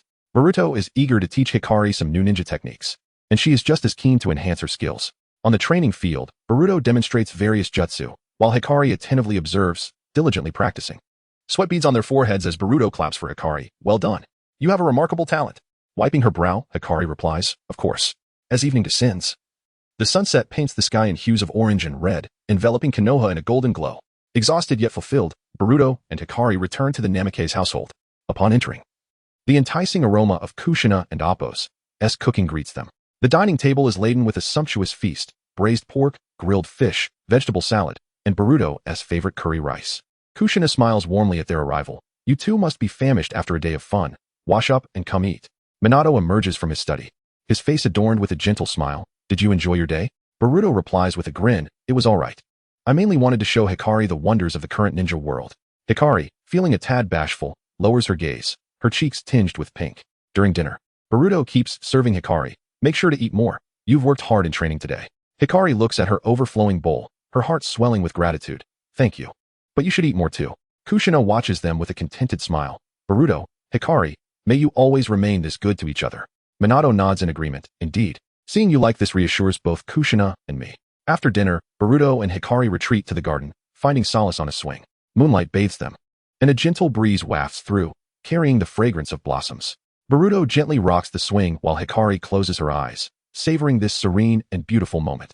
As night deepens, the village lights gradually dim, leaving only the soft moonlight to grace the earth. Boruto and Hikari linger on the swing, engaged in quiet conversation, sharing their experiences. Hikari inquires, so, does that mean you traveled from the future? Boruto nods, indeed, though I still can't quite grasp how it happened. Hikari ponders, that guy, Kawaki, seems truly despicable. Boruto responds, actually, I can empathize with him. He has endured a lot since childhood. Our positions have merely reversed. He has been through immense suffering and loneliness. I just want to correct his misguided thoughts with a good lesson. Hikari sighs, I see. Well, if you say so, then I'll let it be. But didn't you mention you had a good friend alongside him? Boruto replies, yes, his situation. Before he can finish, Hikari interjects. You must miss them dearly. Until you find a way back, I'll be here with the friends we have. Boruto smiles, thank you.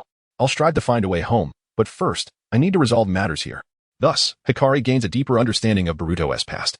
Chapter 27. The misty blood moon in the inky darkness of night. The village of Mist was enveloped in an eerie atmosphere.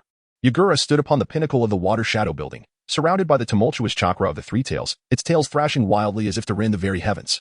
The blood-red full moon cast a chilling glow upon his visage, accentuating the haunting crimson of his eyes and the fresh crimson stains upon his lips, which glinted ominously in the moonlight. Yagura, now possessing a tail of his own, rampaged through the village without mercy. Failed again? The cold, sardonic voice of Obito emerged from the void, piercing Yagura and Appo's pride like a sharp ice blade. You cannot even control the three tails. Yet you dare to speak of being the perfect Jinchuriki? Yagura trembled violently, as if struck by a heavy blow.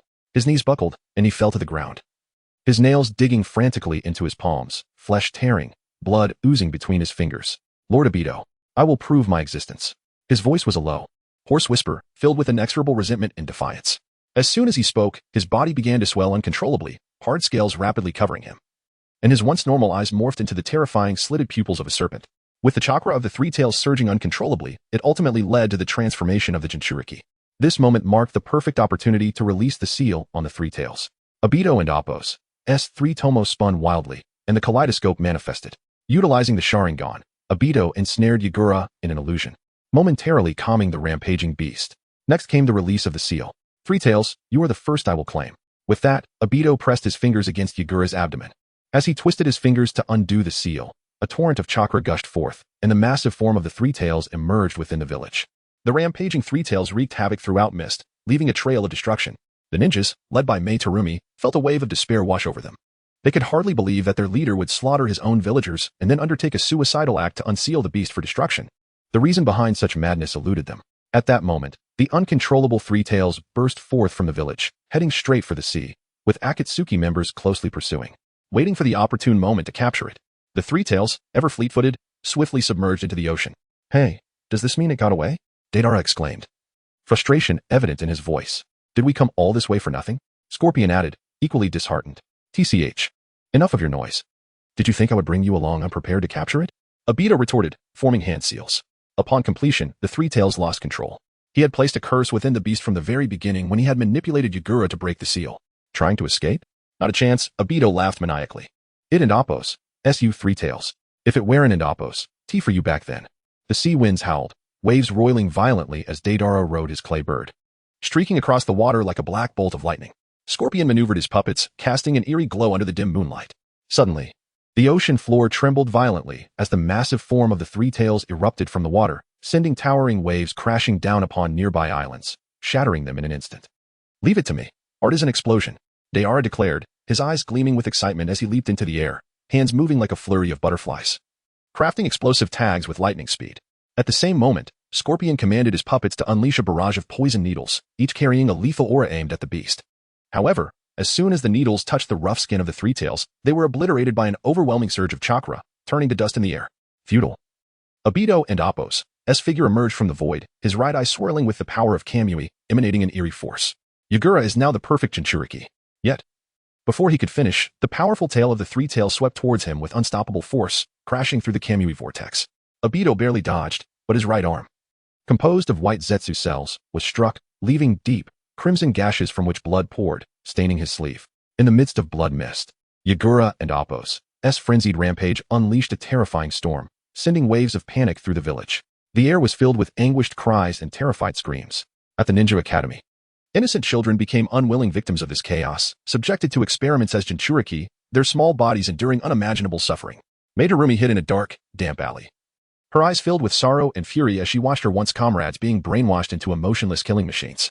Lord May, a bloodied Chunin, dragging his weakened body, struggled towards her. His voice trembled. Yagura said he would kill everyone. But before he could finish, a water prison technique struck like a ghost, piercing his throat. Blood gushed from his mouth, his eyes filled with despair and unwillingness, slowly closing. Seeing this, May trembled violently, biting her lip until it bled. Her hands clenched instinctively. Water-style chakra surging at her fingertips, hissing as it gathered. I will not allow mist to. Her voice was low yet resolute, as if vowing to herself. Or perhaps declaring war against the encroaching darkness. The coup in mist. The uncontrollable chakra of the three tails flowed like an evil black tide, relentlessly consuming the village. The streets were thick with a nauseating, sweet-smelling blood mist. Visibility near to zero. Every breath tasted of iron. AO and CHJ are led a stealth team into the water shadow building, their steps cautious and deliberate, weapons gripped tightly, ever alert for danger. AO. Quickly activate your Byakugan. CHJ are whispered urgently, his executioner and Appo's blade dripping with rainwater, glinting ominously in the dim light.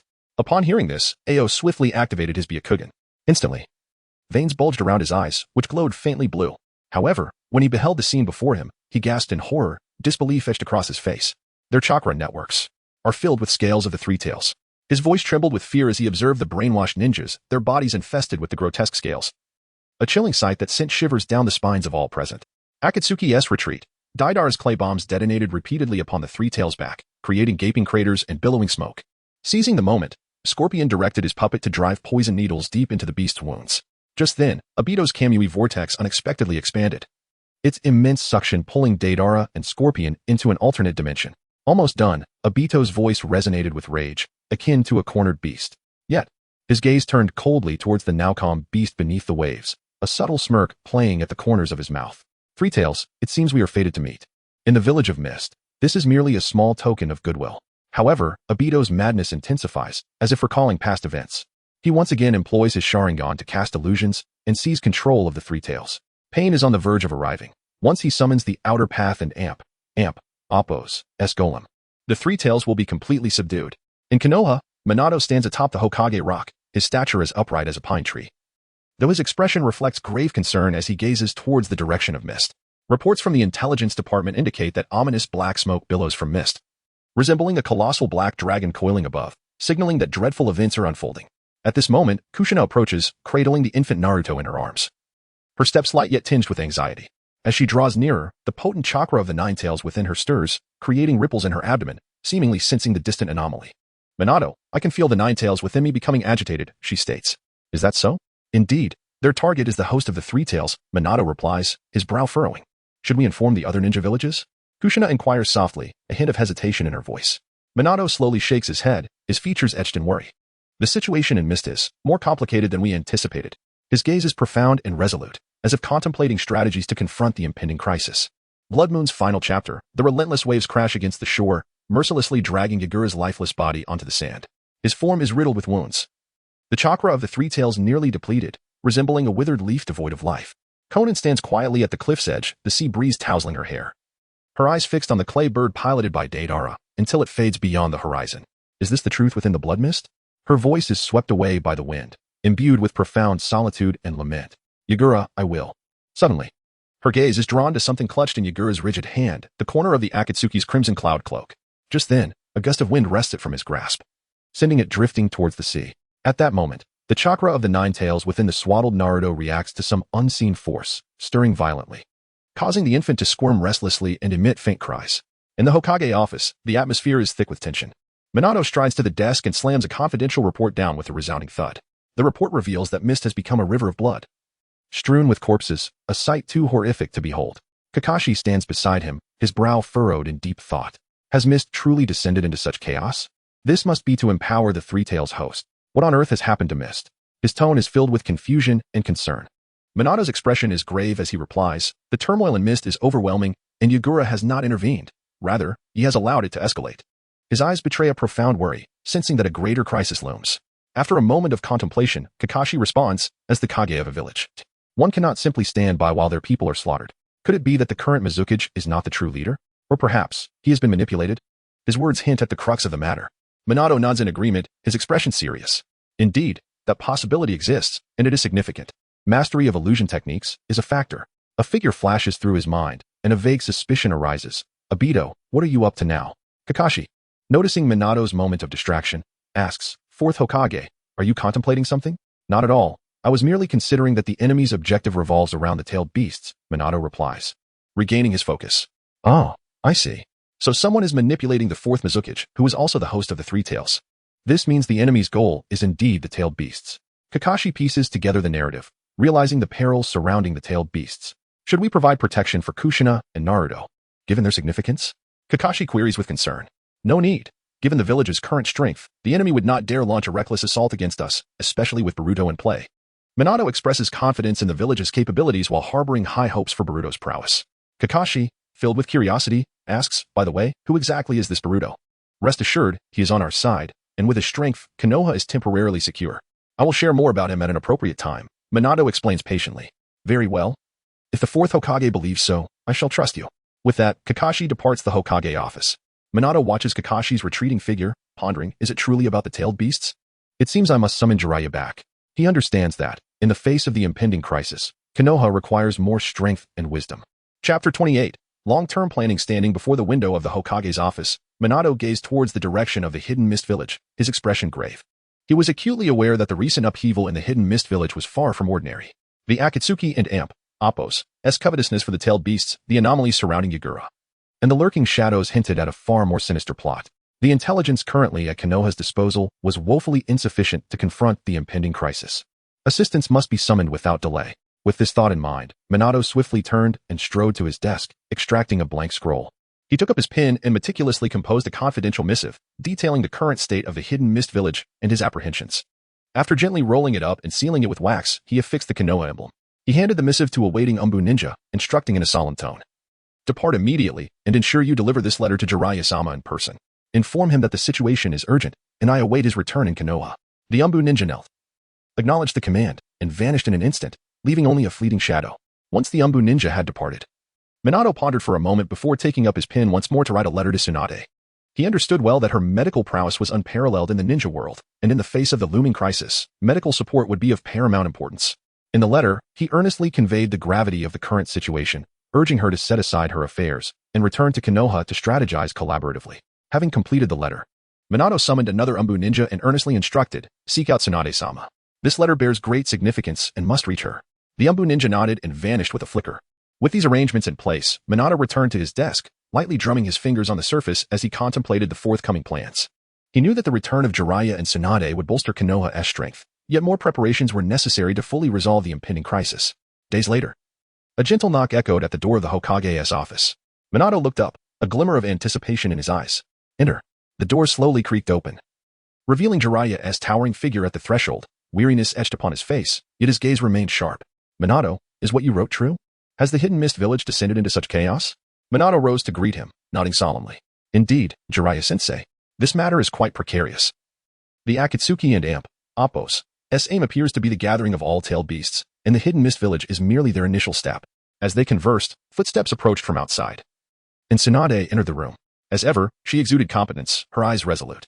Minato, I have arrived. I never anticipated that the world would once again spiral into turmoil. Minato felt a warm surge of reassurance at the presence of his esteemed mentors. With your assistance, Konoha shall undoubtedly meet our expectations. Let us deliberate on our countermeasures. He paused, a thought crossing his mind, and resumed, before we discuss strategies, allow me to share the source of our intelligence.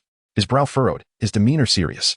The information regarding the Hidden Mist Village was primarily derived from Konoha and Appo's intelligence division and the covert Konoha shadow group I established. The Konoha intelligence division? I must admit, I have not heard much about it, Jiraiya remarked, arms crossed, curiosity evident on his face. Tsunade echoed his sentiment with a puzzled look. Yes, Minato. What is the story behind this? Minato's expression remained earnest as he explained, the Konoha Intelligence Division is a recent establishment of mine. Given the increasingly intricate dynamics within the ninja world and the undercurrents of various factions, I deemed it essential to form a specialized intelligence unit capable of promptly discerning critical information. I selected members primarily from the Uchiha clan. The Uchiha clan? Jiraiya raised an eyebrow. Minato, why this choice? While the Uchiha are undoubtedly powerful, Minato nodded, understanding Jiraiya's concerns. I recognize your apprehensions. The Uchiha possess formidable strength, especially their Sharingan, which grants them a unique advantage in intelligence gathering and analysis. They excel at discerning details, tracking targets, and can easily see through enemy disguises and traps. Moreover, I trust in their loyalty to Konoha. During the formation process, I engaged in thorough discussions with the Uchiha leadership, and they expressed their desire to contribute to Konoha's security. My choice has proven to be sound. The anomalies in the Hidden Mist Village were initially detected by the Intelligence Division, which noted unusual movements among the ninja and the presence of mysterious figures exhibiting peculiar behaviors. Ah, I see, Tsunade mused, nodding thoughtfully. And what of this Konoha Shadow Group? The Konoha Shadow Group is a special operations team I discreetly established, Minato continued. Its members are elite individuals meticulously selected from the Umbu, skilled in stealth, tracking, and infiltration. The formation of this group aims to address more covert and complex tasks, such as investigating potential threats to Konoha and Appo's safety. I dispatched them to the Hidden Mist Village to collaborate with the Intelligence Division in secret reconnaissance efforts. It seems you have considered everything thoroughly, Minato, Jiraiya acknowledged with a nod of approval. Thanks to them, we have acquired more detailed intelligence. The Shadow Group undertook significant risks to infiltrate the Hidden Mist Village, witnessing firsthand Yugura's rampage, the Akatsuki's maneuvers, as well as the ongoing human pillar experiments and chakra furnace constructions. Minato and Appo's eyes reflected gratitude and admiration for his team members. However, this intelligence also reveals that the enemy and Appo's plans are more complicated and perilous than we imagined. Indeed, Tsunade frowned, concern etched on her features. That is why we urgently summoned you both back. We must devise a response strategy as soon as possible to safeguard Konoha and the entire ninja world. Minato's gaze was resolute as he turned to Jiraiya and Tsunade. The three of them exchanged glances, a silent understanding passing among them, as a plot concerning the fate of the ninja world quietly unfolded within the Hokage's office. Do not rush. I still need to introduce two more individuals, and the matters ahead are of the utmost secrecy. They must not be disclosed to anyone. You may find it incredulous when you hear it, but please trust that it is entirely true. Minato, I understand your intentions and actions, which is why I trust you. Since you say it is of such importance, it must indeed be critical, Jiraiya said, his tone serious. Tsunade concurred, exactly, Minato. Given the gravity of the situation, we certainly will not divulge anything. I appreciate your understanding. Minato nodded. During our gathering, I have already informed Kakashi to bring Iruka and Kushina along. With their capabilities, they will undoubtedly be able to execute the forthcoming plan. Chapter 29. The Strategy of Shadows in the Hokage Office. A secret discussion within the confines of Jiraiya and Appo's toad stomach, an oil lamp floated amidst a chakra barrier. Tsunade and Appo's fist struck the stone table, causing the scrolls to tremble violently. Are we truly preparing for war? Minato, has the Nine Tails affected your judgment? Not at this moment. Minato replied, his flying thunder god kunai piercing the marked point on the tactical map, indicating the timeline 16 years hence. The Fourth Great Ninja War was to commence when Naruto turned 16, an age when the new generation of ninjas would be sufficiently mature to stand on their own, while the enemy would mistakenly believe they were fully prepared. The oil lamp cast flickering shadows as 8 figures gathered around the stone round table. Jiraiya and Appo's sage eyes glimmered faintly in the dim light as he tapped the crystallized stomach acid on the table. 16 years? That gives me ample time to compose 3 volumes of Paradise of Affection, assuming you all survive until then. Tsunade crushed her 5th sake jar, the amber liquid coalescing into medical talismans in the air. The puppet masters of Sunagakure have been increasingly active in the Land of Rivers, and Awagakure's explosive units have infiltrated Kusagakure. Do you truly believe the enemy will patiently await our preparation? Rest assured, for we will speak through the language of absolute power. Minato interjected. If the 2 esteemed leaders are unwilling to believe, Boruto and Hikari can demonstrate for you. Duku traced a timeline on the map. Currently, the villages have just emerged from the Third Great Ninja War. Their vigilance is heightened. Grant them 16 years, and Orochimaru will perfect the Edo Tensei. Kirigakure will deepen their blood mist policy, and Akatsuki will gather the tailed beasts. When all malignant forces have swollen to their limits, that will be the optimal moment for surgery. The shifting strategy, Kushina interjected. 16 years? Are you suggesting we allow the enemy to grow stronger? The Shadow Team will monitor all potential threats during this period, Minato explained, unfurling the scroll provided by Boruto, Sunigakure, and Amp, Appos, as puppet techniques, Kumogakure, and Amp, Appos, as chakra cannon, and Iwagakure's clay explosive units, all to become our future sheaths. Jiraiya suddenly burst into laughter. Brilliant. Let the enemy hone our blades for us. But how can you ensure that the new generation will withstand the Fourth Great War? Because there will be someone to train them, Boruto asserted, pointing his sword towards the tactical map and Amp, Appos, as depiction of the Konoha Academy. I will cultivate Naruto and Amp, Appos, S generation in the capacity of an Umbu instructor. And Hikari. He glanced at the girl beside him. Hikari can utilize her Sharingan abilities to train Naruto and the others. Indeed, it would be advantageous for Naruto to learn to control the tailed beast earlier, thereby benefiting the future situation, Minato concurred. Yet, to subject our children to such suffering. Kushina's face was wrought with concern. The anchor of causality, such experiences will facilitate their growth, Minato asserted coldly. This is the plan for the Fourth Great War. However, we require a more flawless version. When Obito gathers the tailed beasts to summon the Tintails, the new generation of ninjas must possess the power to reverse the tide of battle. Of course, should the enemy collect the tailed beasts too swiftly, we will intervene. If necessary, we can extract them directly from the outer path and Amp, Appos, S golem, Minato said with gravity. Kakashi and Appos, S single eye narrowed sharply. So the truth of the Nine Tails incident must remain concealed, allowing Naruto to grow under the shadow of the fox and Appos. S name? Pain can forge enlightenment. Boruto clenched his fists, the seal on his arm glimmering. In my timeline, it was this solitude that transformed my father into a beacon of light. And in this timeline, he gazed into the distance. We have the opportunity to let his brilliance shine forth sooner. The countdown to Dawn Tsunade suddenly smashed her sixth sake jar. The amber liquid coalescing into medical talismans. Within 16 years, I will reconstruct the medical system, ensuring each team is equipped with 2 medical ninjas. But Minato. She grasped the fourth Hokage and Amp, Appos, S cloak tightly. If the casualty rate exceeds 30% of that in the Third War, I will dismantle the Hokage and Amp, Appos, S office using my Byakug technique. Jiraiya unfurled his summoning scroll on the table, the tadpole script of Mount Mayaboka beginning to animate. I will handle matters concerning the 3 great sage regions. Yet, he suddenly grinned, wrapping an arm around Boruto. When Sasuke and the others graduate, I must take them for some special training. Hikari's finger traced the tactical map. I will regularly fabricate traces of Uchiha Madara and Amp, Appos, S activities, leading Akatsuki to believe their plans are progressing smoothly. Her eyes shimmered with the patterns of the blood moon. When they believe they hold victory in their grasp after 16 years, Duki unfurled a bloodstained scroll. The Uchiha Intelligence Division has infiltrated Amigakure. Itachi's Mangeki Sharingan will become our hidden piece. He marked 3 coordinates on the map, on the 15th of each month. We will create illusions of Uchiha Madara-S activities and provide real-time reports on Obito and Amp, Appos, S situation. Obito. In truth, Kakashi had suspected him since the Nine Tails incident. Hikari noted. In Hikari and Appos, S Tsukuyami realm, Sasuke and Appos, S3 Tomo Sharingan world in fear and fury. On the 7th of each month, I will make him witness false memories of Itachi and Amp, Appos, S massacre of the clan. Her pupils reflected the phantoms of the Uchiha brothers, when the true reality is unveiled. His Susanoo will become invincible. Boruto remarked, there is no need for such extremes. Let things unfold naturally. Hikari replied, is that so? I believe this approach is swifter and more effective. Boruto embedded the Nine Tails chakra crystal within himself. After each rampage training session, I will use this crystal to stabilize his chakra. Ultimately, the key is to resolve the emotional conflict with Kurama. I will find a way. Kakashi produced a stack of mission scrolls. I will arrange for Naruto to undertake high-level missions, allowing him to master these abilities through practical experience. He glanced at Boruto. Your fabricated Nine Tails rampage events should be limited to 3 times a month. Excessive stimulation could backfire. Understood. Also, Kakashi-sensei, your Sharingan has other uses that we will discuss in detail later, Boruto replied. Kakashi, perplexed, responded, oh, is that so? I had no idea. Minato and Amp, Appos, S flying thunder god Kunai suddenly illuminated, 12 blue lights weaving a web across the sand table.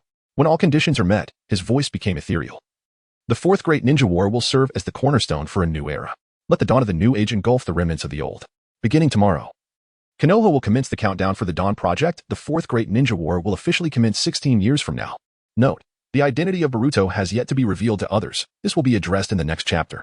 Additionally, there is a missing chapter that was not reviewed in the notes, which will also be included next time. Chapter 30, the final chapter of Blood Mist and the Dawn's Light within the confines of Hidden Mist Village. The demise of Yagura did little to quell the chaos that engulfed it. The sanguine mist continued to permeate the streets, while the villagers grappled with fear and despair. Innocent lives succumbing one after another to the rampage of merciless killers. The village was shrouded in darkness. Kazuki-Mei was acutely aware that Hidden Mist Village had reached a critical juncture.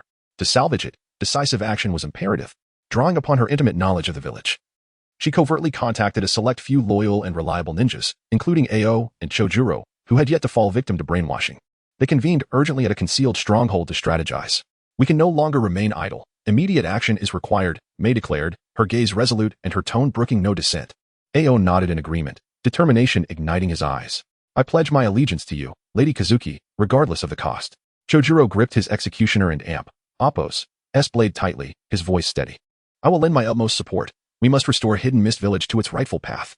To discern the operational patterns of the brainwashed ninjas, May led her team cautiously through the sanguine mist, employing water release techniques to create diversions, thereby rescuing numerous villagers on the brink of death.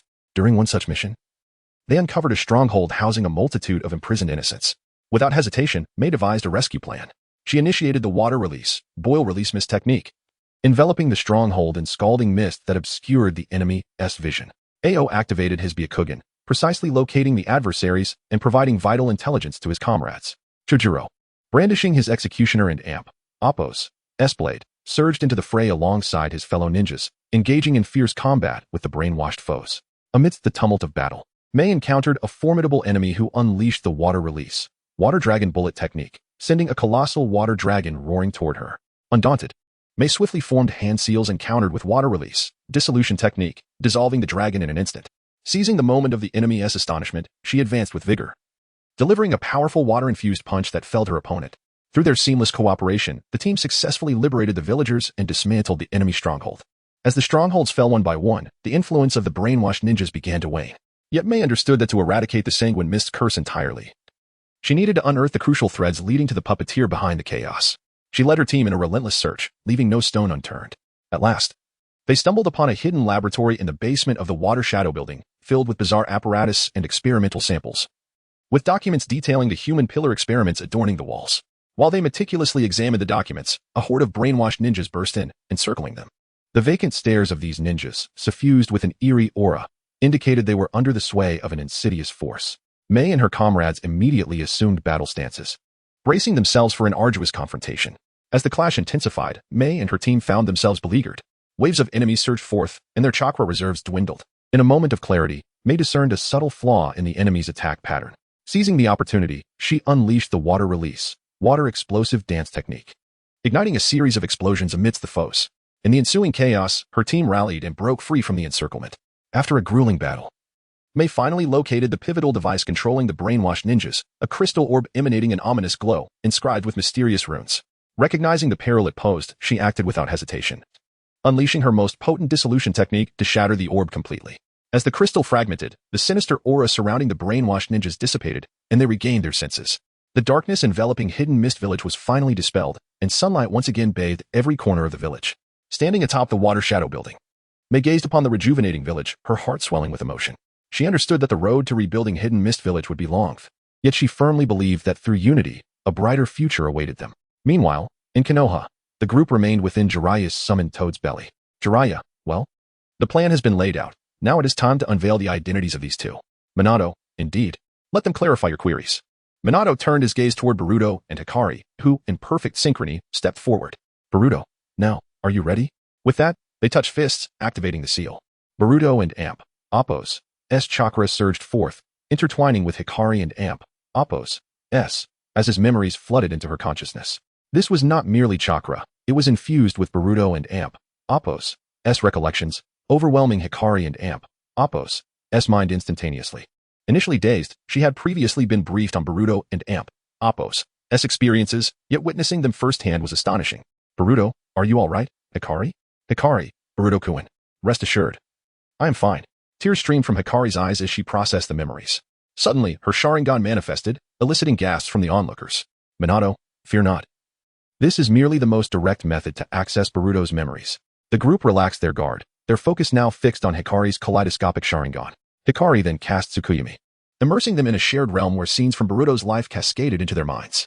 Beginning with his childhood as the son of the 7th Hokage, Boruto lived a carefree existence, yet his father's duties as Hokage rendered him absent, leaving Boruto to resort to mischief for attention. The narrative unfolded through the Chunin exams, where Boruto's use of scientific ninja tools was exposed by Naruto, leading to the invasion of Kinshiki and Momoshiki. This was Boruto's first glimpse of his father's greatness. United with Naruto, Sasuke, and the other Kage, they vanquished the invaders. However, this marked the onset of Boruto's tragic fate. Unbeknownst to him, he had been marked by Momoshiki and transformed into his vessel. It was not until later, during his confrontation with Kinshiki, that Boruto comprehended his dire situation, vowing to eradicate himself should he pose a threat to the ninja world. After Kinshiki and Appo's defeat, Kudai emerged as a new adversary, one Boruto faced alongside Kawaki. Yet, as events unfolded, Boruto's body was overtaken by Momoshiki, nearly leading to his father's demise. Fortunately, Kawaki's awakening saved Naruto. Boruto then resolved to sacrifice himself, willingly allowing Kawaki to end his life. However, his tragic fate was only beginning. In a desperate bid for survival, Momoshiki utilized his data to repair Boruto and Appo's body, rendering himself unable to reincarnate. Yet, Kawaki and Appo's mindset remained unchanged. He viewed Boruto as a threat, determined to eliminate him. This extreme ideology drove him to seal Naruto and Hinata, aiming to confront Boruto. The all-powerful Akatsuki technique rewrote the memories of all, reversing the positions of Boruto and Kawaki, with Boruto now labeled a pariah throughout the ninja world. Faced with his former comrades brandishing weapons against him, Boruto refrained from retaliating. Ultimately, his mentor, Sasuke, intervened, and together they embarked on a path of defection. Despite it all, Boruto remained undeterred in his resolve. Confronting his grim fate, he courageously declared, "I bear the blood of my grandfather, the 4th Hokage, and my father, the 7th Hokage, coursing through my veins, alongside the lineage of the Hyuga clan from my mother and the Uzumaki clan. Therefore, I shall not yield easily. I am determined to rectify Kawaki and Appo's misguided notions." Thus, there remained those who believed in him, who continued to regard Boruto as their son, a celestial body worthy of a lifetime in Appo's pursuit. This also signified another brother to Boruto, who, even amidst the universal turmoil, stood as an adversary alongside him. The crowd, having witnessed Boruto's memories, was left in utter astonishment. Kushina remarked, "Boruto, although I had heard your tale before, seeing it firsthand is a different experience." Tears welled in the corners of Kushina's eyes as she continued, "You have endured much, Boruto. Let us face what lies ahead together." Jiraiya added, "Indeed. I never imagined you would bear such a tragic destiny. However, you need not shoulder the burdens alone any longer. We are all your family now." The others cast looks of admiration, unable to fathom the hardships endured by the young man before them. Boruto, moved by their recognition, felt a profound sense of acceptance for the first time. Jiraiya released the summoning, and the group departed the Hokage and Appo's office, making their way to the training grounds. "Hey, kid. Let us see what you are truly capable of," Jiraiya said, his anticipation palpable. "All right, allow me to demonstrate," Boruto replied confidently. Light nodded in agreement. "Let me show you." With that, Light activated her 3-tomo Sharingan, which transformed into a scythe-shaped manjiki. She then directed her gaze toward a nearby large tree, summoning a black tornado that enveloped it, and Amaterasu unleashed from her manjiki. The tree vanished instantaneously. As the manjiki spun again, the black flames morphed into a spear that struck a nearby mountain, unleashing a tremendous energy that shattered the mountain into powder. Jiraiya, Tsunade, Kakashi, and others were left utterly astounded. "The best is yet to come," Boruto beamed. Suddenly, Light was enveloped by a deep crimson Susanoo skeleton, manifesting the first form. As she channeled more chakra, she completed the full-body Susanoo, revealing a colossal crimson giant on the training field. This giant dwarfed the surrounding mountains. With a spear in hand, the red giant pierced the nearby mountain, causing a cataclysmic collapse, leveling several peaks in its wake. Light then dismissed the full-body Susanoo and approached the others, grinning. "So, what do you think? My strength is not lacking, is it?" The crowd remained in stunned silence. Hey, I haven't performed yet. "It would be better to wait until I finish before being astonished," Boruto said, a hint of embarrassment on his face. He exchanged a knowing glance with Minato, who promptly conjured a massive Rasengan aimed at Boruto. Boruto raised his hand, black markings spreading across his arm as he absorbed the Rasengan entirely. Afterward, he concentrated another Rasengan, magnified several times, which was now the size of a small mountain. He then hurled this enormous Rasengan at the mountain, obliterating it in an instant, reducing it to countless particles that scattered into the air. The onlookers were left dumbfounded, having just witnessed several mountains shatter in mere moments. "Ahem. I did not expect your abilities to be so formidable," Jiraiya commented awkwardly. Although he voiced this, he thought, "This is the first time I have seen such a colossal Rasengan in my life." Tsunade remarked, "With the two of you here, there is indeed nothing to worry about. However, with such immense power, why still?" Before she could finish, Boruto interjected, "It remains as it is, for the world to achieve true peace. A catalyst is essential. The Fourth Great Ninja War served as such a catalyst in my timeline.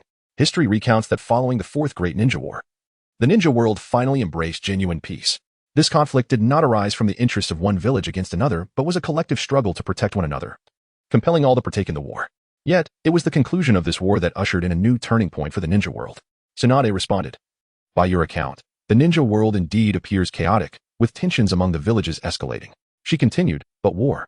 Boruto reassured her, "Rest assured, as I have stated, We possess absolute power and shall guide the course of this conflict from beginning to end. Minato added, we have thoroughly considered this, so do not worry, Lady Tsunade. The Dawn Plan will undoubtedly bring light to the ninja world, illuminating its darker facets. As Minato once again elaborated on the significance of the Dawn Plan, the group expressed their willingness to engage in this endeavor, signifying the official commencement of the plan. Chapter 31. The Midnight Assault on Rain-Hidden Village. After Obito absorbed the Three Tails, his somber countenance turned to Nagato, stating, the Three Tails has been completely absorbed. It is time to address the Nine Tails. Nagato replied, I recall that the Nine Tails Jinchuriki is still in swaddling clothes. Indeed, now is an opportune moment. Do you require our assistance? No need. After suffering 2 setbacks in Konoha, it is time for me to settle the score. Without delay, Obito activated his Kamui, vanishing before Nagato and Appo's eyes. How infuriating. He truly is elusive, Nagato muttered. That night, Obito arrived in Konoha, swiftly moving through the shadows. It seemed the Nine Tails had been divided. Yet one half would suffice.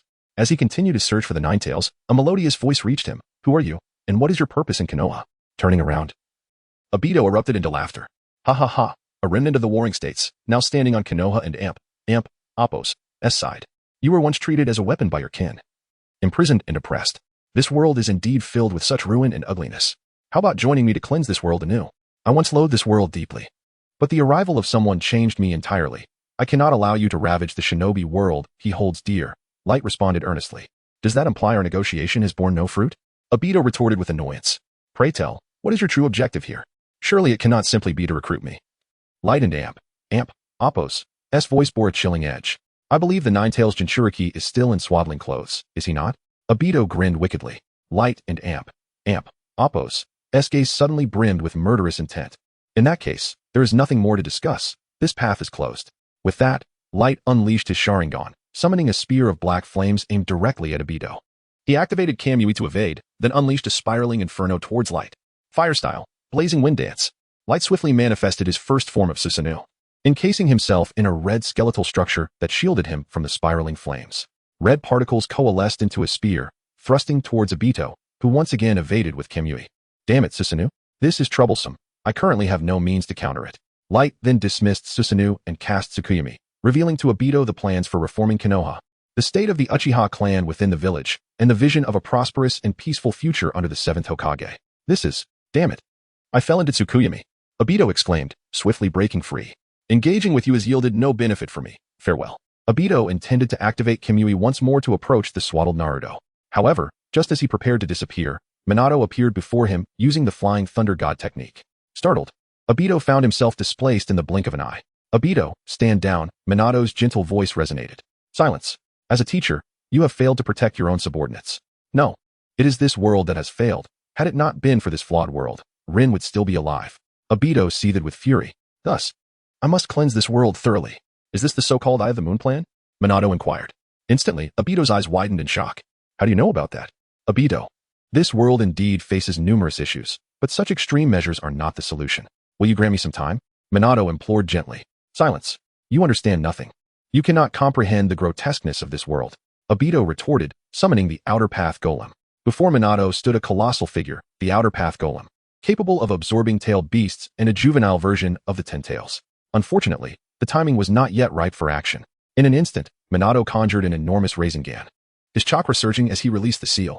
One of the golem's arms was forcefully severed, only to regenerate shortly thereafter. Just as Boruto said, the juvenile Ten Tails possesses regenerative abilities. Obito commanded the golem, smashing its hands into the ground, causing the earth to shatter violently. A tremendous explosion of energy erupted, prompting Minato to retreat swiftly using the Flying Thunder God technique. Ah, fleeing, are we? Indeed, this is how one changes the world. Obito too withdrew. Within Konoha, Minato approached Light. Welcome back, Uncle Minato. Uchiha and Appo's harmed, were you? Light asked, concern etched on his face. I and Appo's am fine. Go find Boruto. Minato replied gently. The two soon arrived at Minato and Appo's home, where Kushina anxiously awaited news. Minato, are you alright? I was so worried. Minato smiled reassuringly. Do not fret. I am well. Where's Boruto? Just then, Boruto emerged from his room. Is it resolved? Does that imply you already knew? Light asked, puzzled. Indeed. Boruto affirmed with a grin. Then why? Light's cheeks flushed with indignation. Because I trust in your abilities, Boruto said, ruffling Light's hair affectionately. Blushing, Light retorted. So what are your plans now? I believe that after this encounter, Obito will likely lie low for a while. Our task is to prepare and enhance everyone in AMP, Appo's overall strength. In Obito and AMP, Appo's base Kagaya and AMP, Appo's Black Zetsu remarked, "Did you not eliminate the Nine Tails? You seem rather unwell." Silence. "It appears Konoha's strength is formidable. We cannot launch another assault in the near future," Obito replied tersely. "We will have to lie low for an extended period." He added darkly, "Damn it. Then the resurrection of my mother will be delayed." Black Zetsu mused silently. "Let us first rely on Nagato and the others to gradually gather the remaining tailed beasts. We must also wait for Orochimaru. He claims to be researching a technique to resurrect the deceased." "Oh, is that so? That sounds intriguing. It seems there will be quite the spectacle ahead," Obito chuckled. Thus, for an extended duration, Obito and Black Zetsu remained inactive. Chapter 32. New sprouts in the blink of an eye. 12 years have passed. The morning light seeped through the crevices of the Hokage rock, as Naruto agilely navigated the wooden posts of the training ground like a nimble squirrel. With no shuriken in hand, he relied solely on his taijutsu, each step meticulously landing on the marked spots. Upon timing himself for the 97th time, he found he was 2 seconds faster than the previous day. Boruto tossed Naruto a bottle of energy drink, mentioning that Sasuke had broken Naruto and AMP, Appo's record yesterday, now completing the entire set of taijutsu in 1 minute and 28 seconds. Naruto gulped down the drink, his golden hair shining in the sunlight like a dandelion. "That guy has been secretly training again. We agreed to practice shuriken together today." Suddenly, he formed the sign of the serpent, and 3 shuriken flew from his ninja tool pouch, tracing an intricate arc through the air to hit the target 30 meters away. This was Minato and AMP, Appo's unique shadowless throw, manipulated by chakra threads. Kushina appeared beside Naruto, snatching a chocolate frog from his pocket. "I told you no snacking before training." Naruto stuck out his tongue, his fingertips weaving chakra threads like a spider, and AMP, Appo's web, successfully stealing back his treat. This technique, chakra theft, was the result of a special training session he had with Kei the previous week, one that even Sasuke had yet to master. Each target bore Naruto and AMP, Appo's training results from the day before: shuriken accuracy, chakra control, taijutsu.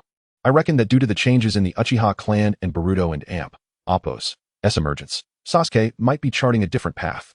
Almost there, he gritted his teeth, staring at the latest mark on the target, when suddenly a whistling sound pierced the air. Instinctively, he rolled away, only to find a tomato hurtling toward him. Naruto was perched on the wall, grinning mischievously. "Idiot tactics," Sasuke exclaimed, unleashing a fireball jutsu, only to realize, in that moment, that it was aimed at Mikoto and AMP, Appo's beloved potted plants.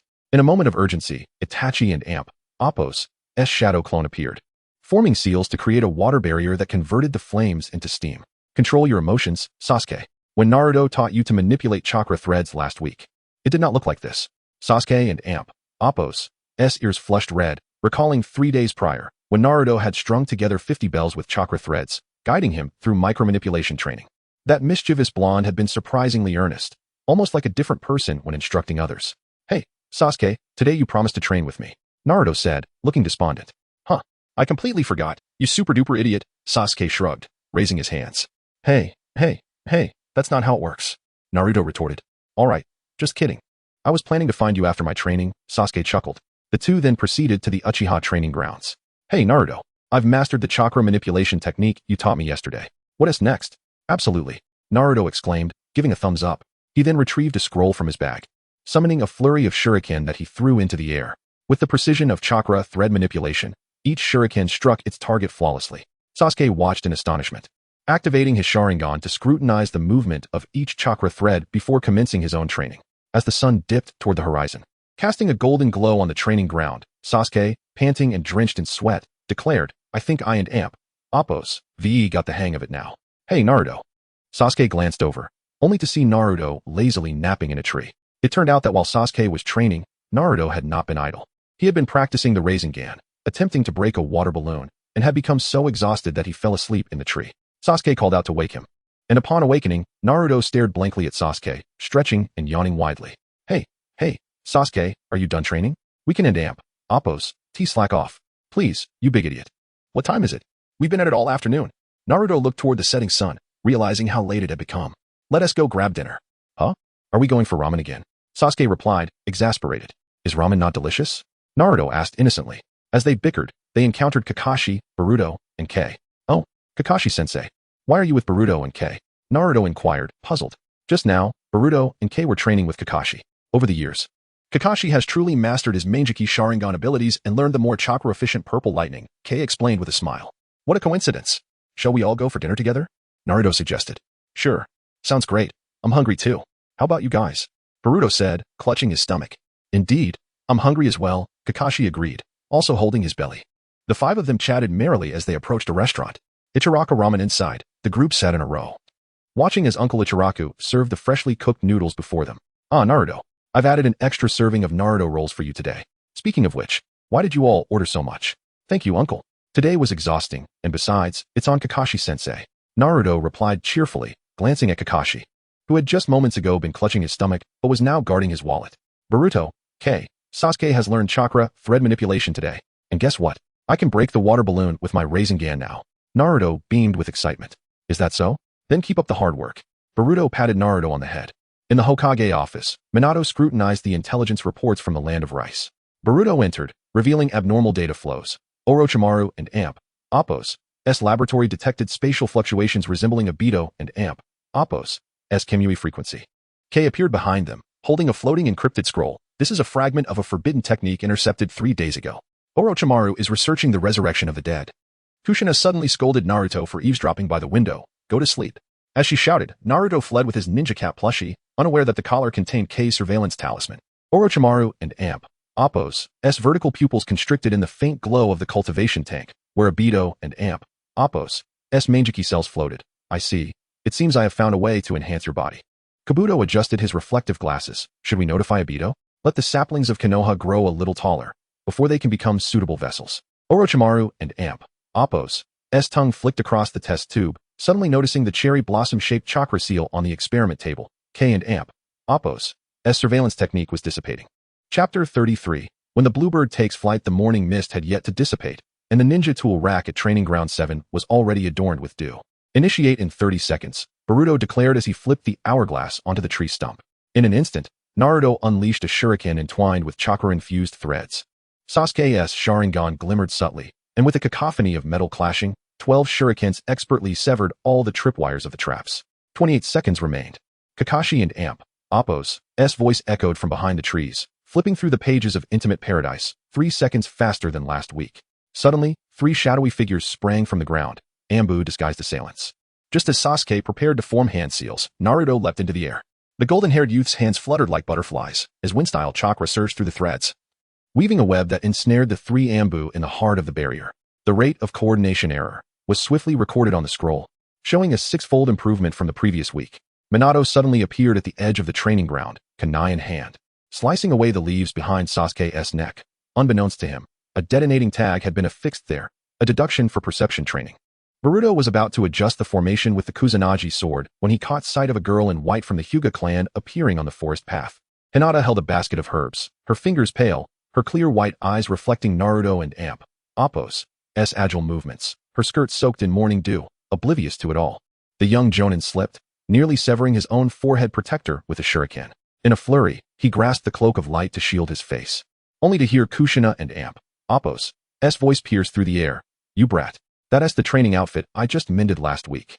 Evening at Managawa. Boruto sat cross-legged beneath the waterfall, cultivating sage chakra, as the rushing water formed a vortex around him. The surface reflected fleeting images of a sunflower holding a cake. Sunflower, are you doing well now? If I drown here, I can't become a jonin. Light and Appo's voice resonated from the shore. Suddenly, a soft thud echoed from across the river. Niji was instructing Hinata in the 8 trigrams 32 palms, her white attire fluttering like a crane in flight. As she turned to block, the arc of her hair reminded Boruto of his mother soothing the young sunflower to sleep. There is truly no need to hide from her. Light cast a newly woven chakra net onto the water and Appo's surface. The causal threads of this timeline had already woven new possibilities since our arrival. The following day at the training ground, Minato spread the mission scroll on a wooden stump. The graduation assessment now included a wilderness survival project, requiring the 3-man team too. I'm teaming up with Sasuke and Sakura. Naruto raised his hand eagerly, his fingertips still entwined with unremoved chakra threads. The pink-haired girl's powerful punch shattered the ground. Who placed a toad in the ninja tool bag yesterday? Amidst the flying debris, Sasuke silently launched a lightning chakra shuriken, skillfully avoiding any vital spots on his teammates. As their arguments startled the birds in the trees, the sudden sound of a porcelain vase shattering echoed through the corridor. Hinata, clutching a medicine jar, stumbled over a chakra thread but protected the herbs as she fell. Although her palms grazed with blood, she bowed apologetically to the hurried medical team. I'm sorry, I shouldn't have been running in the training area. Boruto instinctively tossed out a bandage, but recoiled electrically as it brushed against Hinata's fingertips. He clumsily retreated, reminiscent of a creature caught in a family and Amp. Appo's transformation technique. 7th Squad, assemble. Kakashi and Amp. Appo's timely voice rescued him. The silver-haired Jonin pointed towards the distant smoke rising from the forest of death. The survival assessment begins tomorrow. The last team to reach the tower will treat the class to Ichiraku ramen. Light was organizing training records when an Ambu approached him. An encrypted message from Minato. Orochimaru's laboratory has detected abnormal chakra fluctuations. Boruto-kun, there's news from Uncle Minato. Light glanced toward Boruto. All right, let us go, hold my hand. Subsequently, Boruto and Light utilized the Flying Thunder God technique to arrive instantaneously at the Hokage's office. The flickering candlelight in the Hokage's office danced in the twilight as Minato unfurled the encrypted scroll over a tactical map. Upon entering, Boruto and Light found the black pieces representing Orochimaru and Appo's forces spread across the borders of the land of rice. 3 days ago, the laboratory and Appo's barrier experienced a phase fluctuation. Minato remarked, prodding a red dot on the map with a kunai. Here, we detected traces of Orochimaru's recent activities. In pure world reincarnation? Boruto finally grasped the concept. Minato suddenly unfolded a yellowed wanted poster, the image of Orochimaru before his defection, now accompanied by the latest intelligence. 2 weeks ago, a wandering ninja reported seeing him at the ruins in the Land of Wind, accompanied by this. He revealed a charred fragment of a scroll, remnants of a reverse summoning technique from the Dragon Cave. A gust of night air swept into the office, and Kushina appeared at the doorway with a tea tray. Red Bean just returned with intelligence.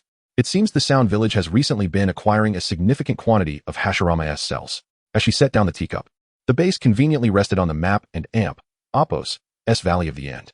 Boruto abruptly grasped Minato and Amp. Appo's wrist. We cannot launch a direct assault. That guy has at least 7 decoy bases prepared.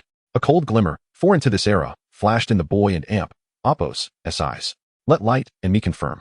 If it and Amp. Appo's the initial stage of that technique. No, Minato interrupted firmly. Your very existence is a temporal anchor. He suddenly unfolded the future timeline Boruto had drawn 3 years prior, adding a note beside the entry for the 4th Great Ninja War. Orochimaru and Amp. Appo's variables must be kept within controllable limits. Boruto swiftly sheathed the Kusanagi sword. Let Kakashi-senpai and Amp. Appo's Ambu handle it, using my improved Flying Thunder God to ensure they can return at any moment. He pointed to the junction of the Land of Rice and the Land of Fire. However, the plan can finally progress. In 6 months, the Chunin exams will commence. And by then, Orochimaru's plan to destroy Konoha will likely be in motion. Boruto stated solemnly. Indeed, it will also be the time to officially recruit Orochimaru, Minato added. Preparations must be made for Konoha and Amp. Appo's shadow group. Just then, Naruto burst in, clamoring for ramen tickets, only to be met with the sight of scattered strategic maps and the serious expressions of the 3 adults. The boy scratched his head, suddenly snatching the tricolored dumplings from the table with chakra threads. Sasuke said this assessment requires newly developed combination ninjutsu. Minato watched his son and Amp. Appo's exuberant departure, abruptly handing a Flying Thunder God kunai to Boruto. Starting tomorrow, you are responsible for training the Special Reconnaissance Team. We must begin real-time monitoring of Orochimaru. Chapter 34. Entrance to the Forest of Death. On the following day, Naruto, Sasuke, and Sakura arrived at the entrance of the Forest of Death, only to find Kakashi absent for an unusually long time. Hey, why is Kakashi-sensei late again? Shun and Amp. Appo's. We just go in? Naruto suggested as he walked towards the gate. 2 guards blocked their path, stating, Hey, kids, you cannot enter without a supervising Jonin. It and Appo's. All Kakashi-sensei and Appo's fault. Naruto crossed his arms in frustration. All right, you big fool. Let us just wait a bit longer, Sasuke replied, mirroring Naruto and Appo's posture. Exactly, Kakashi-sensei must have his reasons for being late, Sakura chimed in, defending their teacher. As the trio continued their banter, a sudden gust of wind swirled around them, and a silver-haired man clad in a green leaf village vest and a black mask appeared. Ahem, on my way here today. Kakashi began, but Naruto interrupted. You met an old lady and helped her carry something, right? Correct, but how did you know? Naruto? Kakashi chuckled. You've told that story countless times, Kakashi-sensei. Naruto replied with a roll of his eyes. All right, since the teacher is here, let's hurry inside, Naruto urged eagerly. Wait a moment, before we enter, I have a few things to inform you all. First, entering the Forest of Death can be perilous. Death is a possibility. Second, the only support you can rely on in this forest is your teammates. Thus, you must unite as one. Third, if you wish to return alive, I will be waiting for you at the tower. Of course, if you decide to give up, you can inject chakra into these 3 kunai, and Minato-sensei will come to retrieve you. We will not give up, the 3 declared in unison. Excellent, Kakashi praised, giving a thumbs up. Then, let us begin. Inside the Forest of Death, meanwhile, Boruto and Mitsuki observed everything from the shadows. They exchanged glances and nodded before vanishing like phantoms. The members of Team 7 raced towards the tower, weaving through the trees. Hey, you slowpoke. Sasuke scoffed. Naruto, indignant, moved swiftly through the underbrush. Sakura chuckled at the sight of the two trading barbs, unaware that danger was looming. At that moment, Boruto, disguised as an enemy, stealthily approached the trio. Sasuke signaled for them to halt. You and Appos, been pursuing us for quite a while. Are you not going to reveal yourself? Naruto questioned, puzzled. Suddenly, a man dressed in a straw hat and simple garb appeared before them. Boruto, not daring to relax for a moment, addressed them. Which ninja village do you hail from? Sasuke, exuding lethal intent, pointed a kunai at him. Kid, don't look at me like that. I'm not here for you, but for the Nine-Tails Jinchuriki behind you. Boruto grinned wickedly. Naruto and Appos' expression shifted to alarm. Who are you, and why do you want to harm the Nine-Tails? I want an Appos to let you take him. Sasuke, brimming with murderous intent, activated his Sharingan. You want an Appos to succeed, he declared, lunging at Boruto with his sword. The two engaged in a fierce battle. Although Sasuke had improved significantly under Boruto and Appos' training in the Uchiha sword style, he was still only beginning to grasp its potential. Seizing an opportunity, Boruto disarmed Sasuke and kicked him away. Sasuke, Naruto rushed to support his fallen friend. Are you alright, Sasuke? He asked with concern. I'm fine. This guy likely possesses Jonin-level strength, but that kick wasn't an amp, Appos, T2 powerful. If we cooperate well, we should be able to defeat him. Hey Sakura, come here, Sasuke called out. And she quickly joined them. Sasuke formulated a plan and stood up, taking the lead in the attack against Boruto. Naruto summoned a multitude of shuriken using a scroll. Executing the technique Shuriken Barrage, he manipulated the chakra threads controlling the shuriken, directing them towards Boruto. With a swift motion, Boruto wielded the Kusanagi sword, severing the threads effortlessly. Sasuke seized the moment and unleashed a great fireball technique. Boruto dodged it with ease and charged towards Naruto. Sakura, utilizing her immense strength, struck the ground, causing the earth to crumble. Naruto and Sasuke leaped onto the debris, while Naruto summoned countless shadow clones to swarm Boruto. As the clones surrounded him, Boruto moved gracefully among them, akin to a rose dancing on the battlefield. As the number of shadow clones dwindled, Sasuke activated his Sharingan, retrieved a few shuriken from his pouch, and performed the fire release, Phoenix Fire technique, sending the flaming shuriken towards Boruto. Not bad, you and Appos, improved, and your teamwork is commendable. However, it's time for me to retreat, Boruto thought to himself. Caught off guard, Boruto was struck by the flames, followed by Naruto's shadow clones delivering additional damage with multiple shadow clone jutsu. Finally, Sakura delivered a powerful blow that knocked Boruto to the ground. The trio, panting heavily, gazed at Boruto. Looks like we dealt with him, Sasuke observed, and they departed from the scene. It seems this is more than just our usual training. Some intruders have infiltrated, Sasuke remarked darkly. Boruto merely sought to assess their recent training outcomes, while Mitsuki was prepared for a confrontation. As Team 7 advanced towards the tower, they remained oblivious to the impending danger. Suddenly, a multitude of monkeys appeared around them. Why are there so many monkeys all of a sudden? Naruto exclaimed in disbelief.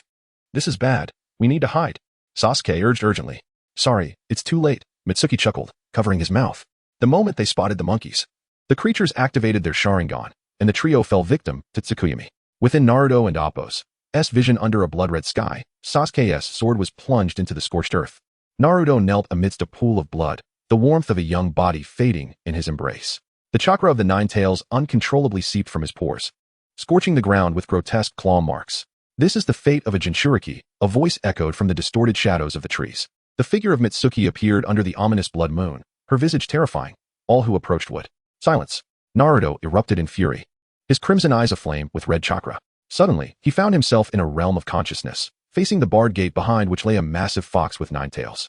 Oh, little one, are you filled with rage? Come, release my seal, and you shall no longer bear this wrath, the 9 tails beckoned. Humph, 9 tails. Do not think you can entice me so easily. I will not surrender my body to you, Naruto retorted, his face flushed with determination. I didn't and Appos, expect you to possess such spirit, the 9 tails remarked. Having encountered the beast during his previous Berserk episodes, Naruto had learned to control the 9 tails chakra, albeit with difficulty. This time, that blonde brat isn't here. Who exactly is he, to share such a similar chakra with this kid, and even know my name? The 9 tails pondered. You've been residing within my body for so long. It's about time you paid rent. I'll lend you some chakra, Naruto declared. Very well, little one. Then Kyuubi's voice faded from the consciousness space. Subsequently, Naruto harnessed the 9 tails chakra and defeated the illusionary Hikari in his one-tailed state, dispelling the genjutsu. Boruto and Hikari appeared before Naruto, clapping as they said, "Well done, Naruto. You and Appos, truly overcome the influence of hatred." Why are Boruto and Ai-chan and Hikari here? Naruto blinked in confusion. In truth, we were your examiners this time, Boruto explained. That hooded figure you encountered earlier was me. Hikari grinned. Hiki. Everything you saw was an illusion, my test for you. While Boruto-kun evaluated your teamwork, I focused on assessing your individual capabilities. Oh, I see now, Naruto muttered, crossing his arms. But that was way too harsh. Hikari clasped her hands apologetically. Ah, sorry about that, little Naruto. Sasuke and Amp, Oppos. S-trial Sasuke found himself pinned beneath an enemy and Amp, Oppos. S-foot while Naruto writhed in agony, his chakra being drained. Naruto. Sasuke roared, struggling fiercely. With sheer willpower. Sasuke surpassed his limits, throwing off his assailant. A spinning kick sent the enemy crashing down before Sasuke drove his blade through their body. Rushing toward Naruto. His two-tomo Sharingan evolved into three, eyes burning with desperation for his friend and murderous intent for the foe. Drawing a shuriken, he unleashed the fire release, Phoenix Flower Jutsu. As the enemy dodged, Sasuke leapt skyward, his sword flashing, a single decisive strike ending the battle. Hey, idiot! Don't you dare die on me! Sasuke shouted. Clutching Naruto, only for the body to morph into a wooden log. Glancing between Boruto and Hikari, realization dawned. TCH. A test? Excellent, Boruto praised. Your resolve to protect your comrade awakened the three-tomo Sharingan. Your tactical awareness, both for allies and the battlefield, was impeccable. Good, Sasuke replied tersely. Sakura's illusion 3 rogue ninja from Takigakure trapped Naruto and Sasuke within stone prisons, leaving Sakura alone against the enemies. Yet fear never touched her, she knew failure meant their doom. Using a shuriken as a decoy, she channeled monstrous strength into the earth, shattering the ground. Riding the debris, she obliterated the stone cages, freeing her teammates. United, they triumphed. As the genjutsu lifted, Boruto and Hikari explained the trial. Kakashi materialized moments later. Not bad. You all passed. Of course. Naruto grinned. TCH. You better not have cried, loser. Sasuke teased. Who cried? You're the one crying. Naruto shot back, arms folded. Kakashi nodded. Then it and Oppos, S settled. You are now Genin. Chapter 35, Daily Life. The morning light gently filtered through the curtain of the ramen shop, where Naruto was playfully teasing Sasuke with chakra strings. Attempting to steal the Naruto rolls from Sasuke's bowl. Suddenly, Sasuke's chopsticks pierced through the thread, causing the Naruto roll to fall perfectly back into his bowl. Do you think my Sharingan is merely for show? The three-tomo flashed briefly in his eyes as he deftly stuffed the piece of char siu that Naruto was about to snatch into Sakura's bowl. Sasuke-kun. The pink-haired girl felt her ears heat up, her chakra-laden chopsticks inadvertently puncturing the wooden table. The uncle cooking the noodles accidentally spilled a ladle of broth over Kakashi's intimate jutsu. Ah, youth. At some point, Guy appeared, giving a thumbs up, while behind him. Lee was moved to tears, exclaiming, this is the essence of teamwork. Across the street at the dumpling shop, Boruto faced his most arduous challenge yet. Hinata held a bowl of red bean soup just 10 centimeters from him, the scent of sandalwood wafting from her, reminiscent of his mother-esque cooking. Would you like to try some? Hinata offered a spoonful, the handle still adorned with a petal of cherry blossom. Boruto nearly shoved an entire skewer of dango up his nose, but thankfully, Kei swiftly pulled back his wrist with chakra strings. He has pollen allergies, Kei said unperturbed. Ninja school rooftop Shikamaru lay back with his arms behind his head, gazing at the drifting clouds, while Choji munched on chips beside him. Ino arranged freshly picked camellias in a vase when she suddenly yanked Shino by the collar. Don't move. You have Akamaru's fur in your hair. Akamaru, adorned with a flower crown, chased his tail in circles, while Shino silently used a twig to extract the fur clump, the insects lining up to spell out maintain hygiene. Hyuga Dojo Niji sat cross-legged under the eaves, polishing his forehead protector, watching Hinata instruct Hanabi in gentle fist techniques. Whenever his sister's movements faltered, he would throw a shuriken to signal her to adjust her angle. Hanabi glared at him, pouting, yet secretly collected the kunai her brother had tossed to fashion into a wind chime. Canola Commercial Street Kiba squeezed into the dumpling shop with Akamaru. Boss. 10 skewers of chicken meatballs. Akamaru suddenly darted off after a butterfly, knocking over the ninja tool stall that Tintin had just set up. Tintin sighed, hands on her hips. Choji and his father competed to eat pork belly, the fat sizzling on the grill. Ino stealthily spread spicy sauce on Shikamaru's grilled eggplant, only for it to bounce back into her own bowl due to his shadow imitation technique. Nara men are not so easy to tease, Shikaka chuckled, holding a toothpick. Inazukatsu was bathing the ninja dogs, but Akamaru stubbornly refused to enter the water. Kiba chased after him with shampoo, bumping into Hinata, who was gathering herbs. The girl, blushing, handed him some lice-repelling grass, and Kiba's ears turned a deeper shade than Akamaru's collar. As dusk fell, Team 7 lay on the grassy slope by the Nanga River. Naruto used chakra strings to share the stolen plum candies with his comrades. Sasuke, while pretending to scorn the childish act, carefully plucked a hair from the candy wrapper. The cat we caught today that we couldn't catch for a week. Sakura suddenly gazed at the starry sky and remarked, in fact, I set the trap 3 days in advance. Sasuke folded the candy wrapper into a shuriken. I know. You broke 2 branches while setting it up. What? You did it on purpose, Naruto exclaimed. Shikamaru said he wanted to give you a chance to shine. Sasuke's ears flushed in the darkness, despite his abysmal acting skills. Suddenly, Naruto flipped over, pinning his best friend down, and they tumbled into the riverbank, splashing water everywhere. Sakura laughed and rushed to separate them, but the chakra strings entangled all three like mummies. Across the river, Kakashi raised his camera, capturing the scene amidst the myriad of fireflies and the boys and Appo's laughter. When Kushina brought the three mud monkeys home, nobody noticed. Naruto's sleeve caught on the Uchiha clan emblem thread from Sasuke's clothing. Sakura's hairpin shaped like a cherry blossom made of chakra gifted by K. Sasuke's pocket held a water-damaged photo of Team 7. Boruto sat chuckling at his training log. K suddenly looked up from the scroll. You recorded Naruto's chakra control with 12 heart symbols. Mind your own business. The future youth clutched the log to his chest. As Hinata and Appo's gentle voice floated in from the window, practicing her gentle fist. In the summer of this timeline, even the evening breeze carried the sweet scent of Tamagoyaki. Soon after, the two stood at the sweet chestnut counter, where Boruto reached for the last bag of Konpito, only for both him and Shikamaru to press down simultaneously. Kei suddenly pointed out the window. Kakashi-sensei ISNT wearing his mask. As they turned around, the candy had already landed securely in Choji's palm, who had been drawn by the aroma. The shopkeeper's old wife smiled and handed them another bag. Youth is such a wonderful thing. Then, while Boruto squatted in front of the vegetable basket selecting tomatoes, Kei reached up on tiptoe to grab miso from the top shelf. The boy suddenly shoved the jar into the shopping basket. You look just like Akamaru begging for snacks. Kei expressionlessly bound his collar with a discount carrot beside him, the coins jingling at the checkout revealing the suppressed laughter at the corners of his mouth. As Boruto burned the Tamagoyaki for the third time, Kei could no longer hold back and snatched the spatula away, perfectly shaping the egg into a circle. Watch closely. You must stir the eggs clockwise 27 times. When Naruto snuck in, drawn by the aroma, he discovered two guiding jonin fighting over the last piece of caramel pudding. At night, as Kei refilled the cat bowl on the windowsill, 5 calico cats crowded on the shared lazy sofa, the scratched cushions documenting 3 months of cat and dog skirmishes. The attic hammock swayed gently in the evening breeze as Kei listened to Boruto tossing and turning beneath. The boy suddenly knocked on the ceiling. Hey, don't you think Naruto has been looking at me strangely lately? Last week, you got drunk and hugged him, calling him dad, and even threw up on the Hokage cloak. No way, Boruto gasped. After dinner, Kei returned to his own home, while Boruto lay on his bed, deep in thought. The night was deepening, and Boruto realized he had lingered in this timeline for far too long. He was acutely aware that he could not remain indefinitely. Staying in this realm was too comfortable, and he was on the verge of settling into a comfort zone. Boruto felt an urgent need to strengthen his abilities. Yet, Kei's enhancement of strength seemed futile. How could he find a way back? That said, Team 7 had all become Chunin, so they would likely be participating in the Chunin exams soon. I recall it was around this time when my younger self and master traversed into this timeline. If that's the case, wouldn't TA way back be imminent? If I could use that artifact, then I would first resolve the issues in Master S timeline and see if I could return to my own era. If that were possible, there would be no rush. I could then return and handle the matters here. Lost in thought, Boruto eventually drifted off to sleep. Chapter 36. Commencing training as the morning sun cast its gentle rays upon the ground, Naruto found himself suspended upside down from the Hokage rock, on a quest to locate a lost feline. The mission scroll was explicit. Search for the blue-eyed Persian cat belonging to the feudal lord's wife, with a reward of 3 complimentary ramen vouchers from Ichiraku. Naruto exclaimed, hey, why is it that even as lower-ranking ninjas, we still spend our days chasing after cats and dogs for these D-rank missions? Thankfully, this time the reward is free ramen vouchers, and from Uncle Ichiraku no less. Sasuke retorted, you dimwit, all you think about is ramen day in and day out. Sakura interjected, come on, we've just recently become genin. What kind of missions can we expect? Sasuke shot back, hey, super invincible idiot. ISNT it better to have no missions?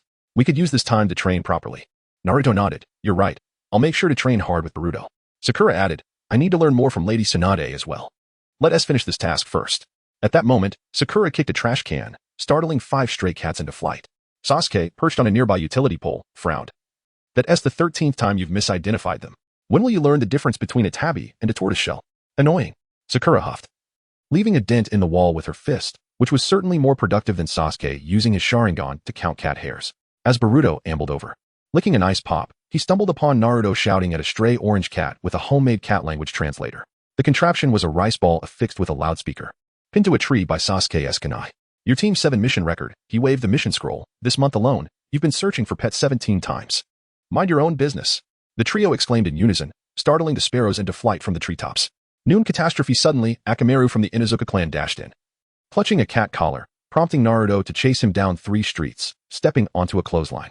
The spilled dye from a bucket painted a rainbow path, turning Sasuke's white shirt into an abstract masterpiece. Sakura, armed with a broom, charged into the fray, only to be treated as a new toy by a legion of 20 ninja cats. Use this. Kei, appearing from nowhere, tossed a pouch of woodbetterny, instantly calming the feline horde. Just as Naruto was about to express his gratitude, he noticed her giggling at him. On the rooftop at dusk, the trio lay sprawled on the warm tiles of an inn, their bodies dusted with cat fur. Naruto pulled out some secretly stashed rice dumplings, while Sasuke used his kunai to divide them into 3 portions, though his was noticeably larger, containing a strawberry daifuku. Actually, Sakura pointed at the distant sunset. That Shiba Inu we found last month was finally coaxed back by Sasuke with his clan's emblem pendant, right? The Uchiha air choked on his dumpling, his ears turning as red as the evening sky. Naruto rolled with laughter on the tiles, nearly tumbling off the roof. Moonlit entryway as Boruto entered the house. Brushing off the cat hair from his shoes, Kei was busy embroidering a Uchiha fan onto Sasuke and Appo's tie-dyed shirt. Jiraiya-sensei sent a letter, she remarked, not lifting her head, asking when you'll resume your sage training. Boruto collapsed onto a lazy sofa, a tabby cat leaping onto his stomach. Maybe tomorrow, he mumbled, scratching the cat's chin. Once I finish this little rascal's training schedule. Kei tossed a hot towel at his face. First, tackle the Appo's Sage Techniques Introductory Notes and Appo's that Jiraiya wrote for you. Boruto chuckled. Of course, that essay given. Yet after a moment of contemplation, he added, it's been 12 years, and I still haven't found a way back. Father, mother, master, and my 2 brothers. Kei reassured him, since we are here, let us focus on resolving our current matters. Boruto replied, lately, I've been sensing something odd in my left eye. It feels like there's a distortion in time and space. Kei inquired, is that so? Could something significant be approaching? I hope not. Boruto mused, unaware of the faint blue light shimmering in the distant clouds. The night breeze fluttered the curtains, while the laughter of Team 7 echoed around the corner. Little did they realize, Naruto had stuffed Sasuke's pendant tassel in his pocket. Sakura had Kei and Appo's cherry blossom hair tie tangled in her hair. Sasuke's training manual was marked with a cat fur bookmark from the hot spring inn. As the moonlight washed over Boruto's tousled golden hair, the ninja cats lined up to savor Kei's specially crafted fish-shaped senbei. Boruto declared, all right, let us enhance our strength first. Tomorrow, I'll train with Master Jiraiya. Kei smiled, that's the spirit. The following morning, Boruto arrived at the training ground to find the 3 little ones eagerly awaiting him. Hey Boruto, are we continuing our training today? Naruto shouted upon seeing him. Enough already, you fool. Be quiet, Sasuke admonished. Boruto chuckled, all right. Unfortunately, I can't today. I also need to go train. Naruto exclaimed, what? Boruto, you're already so strong. Why do you still need to train? Sasuke chimed in, hey, you dimwit. Do you understand? That's the difference between people. Naruto retorted, TCH, you talk too much. Boruto awkwardly laughed, okay. In my absence, let Kakashi-sensei and Kei take you through your training. Then, Boruto bid farewell to the trio. At the entrance of Konoha, he noticed a group waiting for him. Grandma, Grandpa, why are you here? Boruto asked. Kushina replied, what kind of question is that? We came to see off our eldest grandson. Boruto chuckled, haha, that's true. Kei shyly asked, Boruto-kun, can I go with you? Boruto approached Kei and gently tapped her head. Next time, definitely. Kei blushed, patting her head, is that so? Alright then. Soon after, Jiraiya performed the reverse summoning technique, transporting both of them to Mount Myaboku. Upon their arrival, they encountered the sage Shima and Fukasaku. Ah, little Jiraiya. Who is this? This is Boruto, the talented one I introduced to you last time, though unfortunately, he doesn't yet know sage techniques, so I brought him for training. Understood, let us commence the training, Fukasaku stated. Thus, the 3 made their way to the training grounds, settling atop a spiky branch to meditate. Boruto struggled to maintain his balance and frequently fell off. Little Boruto, you must not rush. Stay still and learn to meditate. I understand. Boruto climbed back up to meditate again. This time, he fared much better, reflecting on past events and his experiences within his consciousness space. Chapter 37. The Art of Immortality. As the morning mist of my Boku Mountain soaked the shattered porcelain bowl for the 7th time, the sage Fukasaku finally applied to Boruto's face the essence of toad oil. Natural energy is not chakra. The old toad's tail struck the rock wall, sending sparks flying, akin to sensing the changes of the monsoon. Boruto, is this how it's done? He then settled into meditation once more. While in this state of quietude, memories of the past began to resurface in his mind.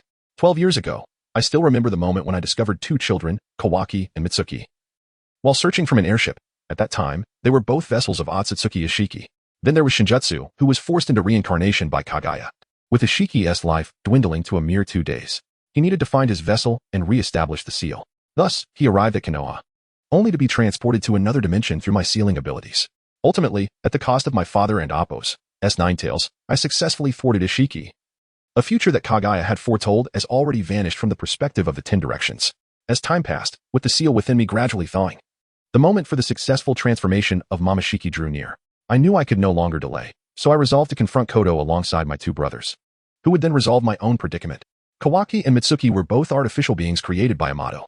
During a time when Momoshiki had seized control of my body, I nearly caused my father's demise, but fortunately, Kawaki and Appo's abilities awakened just in time to prevent that tragedy, though he almost took my life in the process. Nevertheless, Momoshiki utilized his reincarnation data to restore my body, leading to my miraculous revival. However, Kawaki and Appo's ideology was too extreme, and Mitsuki sought to stop him, yet Kawaki disregarded him. Eventually, he imprisoned his parents within his realm.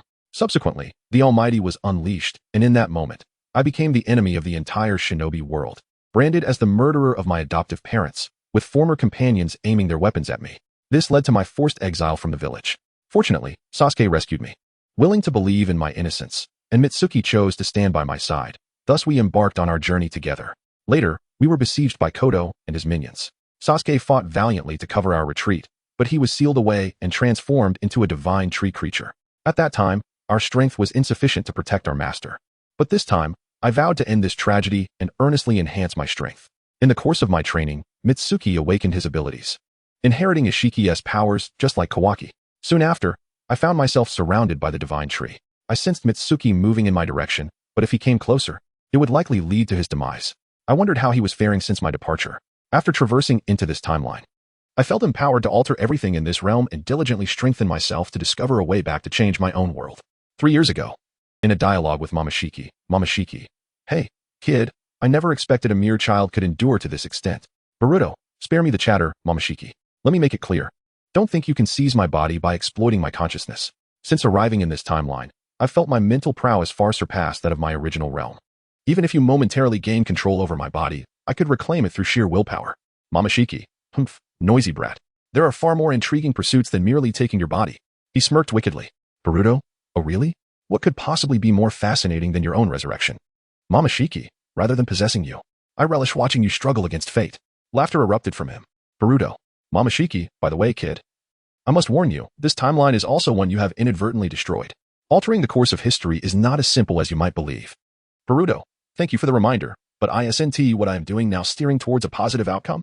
Momoshiki, perhaps it is indeed progressing favorably at this moment, yet this is still a future you have marred. It and Appo's, akin to a spider and Appo's web, woven from numerous nodes. The destruction of a single node will inevitably lead to the gradual collapse of the entire web until it ultimately falls apart." Boruto pondered. "If that and Appo's, the case, doesn't that imply that whatever I do results in the same outcome?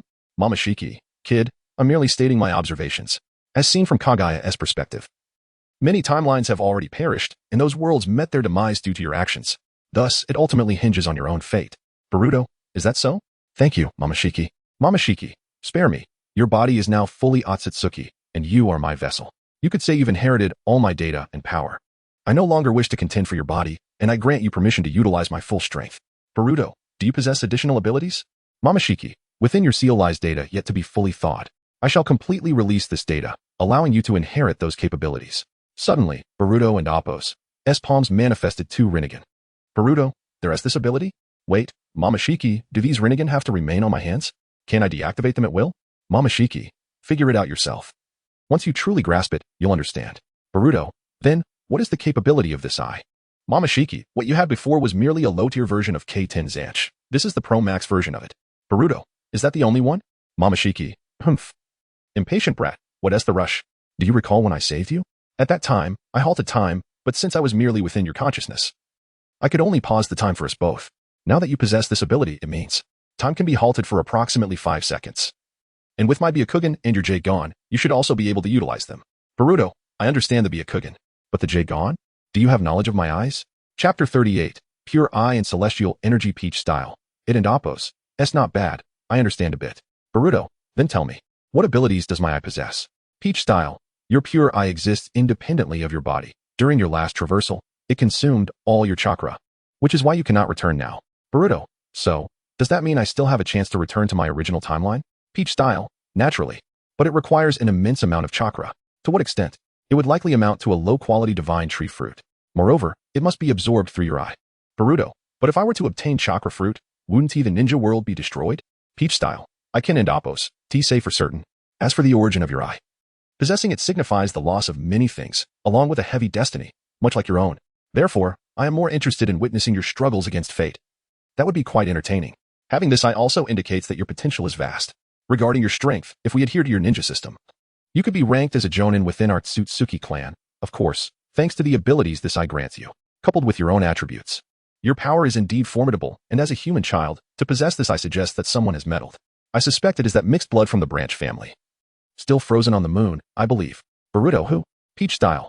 I believe the name was Tsutsuki SH10. He once sought the Rinnegan. How dare a mere branch family member aspire to such heights? Boruto, I understand now. Thank you for sharing this, Peach style. Peach style, TCH, noisy little brat. Returning to reality, Boruto was currently absorbing natural energy. After several days of practice, he had grown increasingly adept at harnessing it.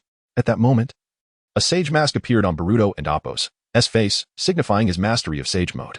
Sage Shinozaki had shattered the measurement device for the 8th time. The old toad and Appo's pipe sparked against the rock. While the numbers on the monitoring scroll surged uncontrollably, Boruto and Appo's natural energy concentration had surpassed the highest record in my Bokuzen in 3 millennia. Stop! Quickly cease this! Jiraiya exclaimed. As Boruto and Appo's energy currents whipped his white hair into a braid. Are you trying to drain the entire sacred land of its spiritual essence? Boruto, logically. Natural energy should be inexhaustible, Shuden and Appo's it? He sat cross-legged in the center of the reversed waterfall, with a wedge imprint in his palm radiating a ghostly purple light. The liquefied natural energy formed a vortex with a diameter of 100 meters, the energy torrent roaring through his chakra pathways like a rushing river.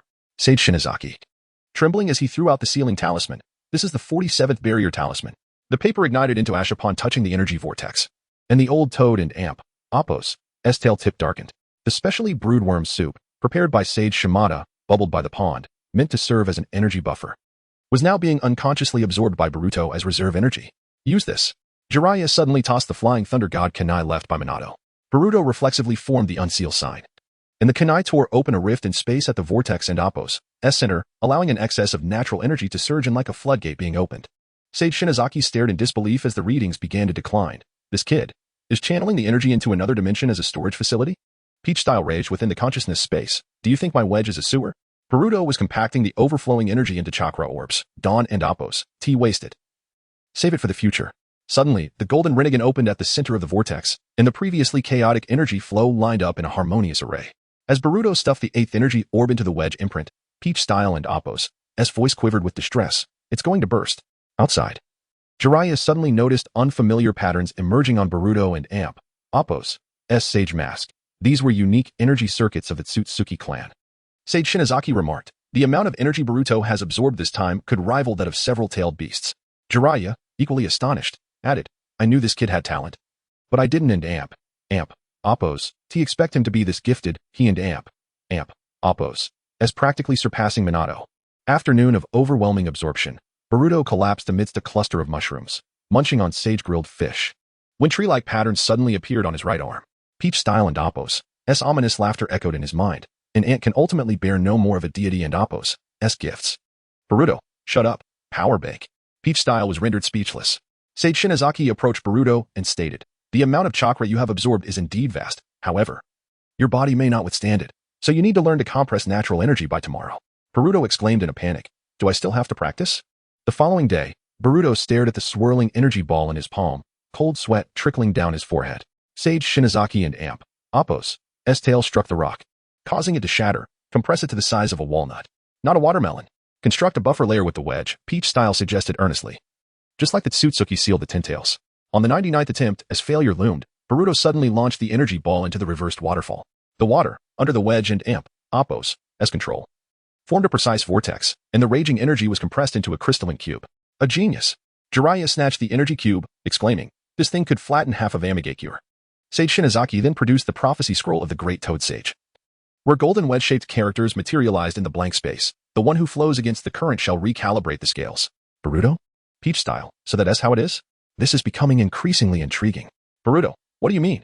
Peach-style, your abilities have advanced further, granting you more leverage to balance the scales of destruction, meaning you have the capacity to mend the web. Boruto, so what I'm doing now can alter the future. Peach-style, precisely, but the current future remains uncertain. Who knows what will unfold next? The journey home, on the final day of training. Boruto stood atop the highest peak of the sacred land. He opened his palm, a walnut-sized energy cube hovering above, its interior swirling with starlit brilliance. The natural energy accumulated over millennia in my Bokuzen now formed a perfect circulatory system within him. It's time to return. Jiraiya gazed toward the rising smoke from Konoha. Receiving news that Team 7 had once again bungled in and AMP, Oppo's S and AMP, Oppo's, rank mission. Boruto tossed the energy cube into the clouds, and amidst the exploding brilliance, the outline of a fox and AMP, Oppo's, S face could be faintly discerned. Sage Shinozaki suddenly grasped his collar. Kid, do come by often to dismantle the house. As they journeyed home, Hikari cheerfully approached them. Boruto-kun, it and AMP, Oppo's, S been ages. Boruto waved toward the brilliance. Hi. Long time no see. They ran toward each other, Hikari excitedly leaping into Boruto and AMP, Oppo's, S arms, which he caught with ease as they embraced. Jiraiya, watching with a bemused expression, remarked, youth is truly wonderful. I suppose I should head to the bathhouse for some inspiration. Unbeknownst to them, a blue light suddenly illuminated the sky above, as though something were about to burst forth from the clouds. Chapter 39. Reunion with an old friend. I have introduced this character for two primary reasons. Firstly, to propel the ensuing plot, and secondly, to avoid any resemblance to other Boruto fanfictions. I elaborated on this at the conclusion of Chapter 26. Hey, Boruto. What do you see up there? Boruto's eyes sparkled as he gazed at the sky, perceiving the fluctuations of time and space, and sensing a potent chakra approaching.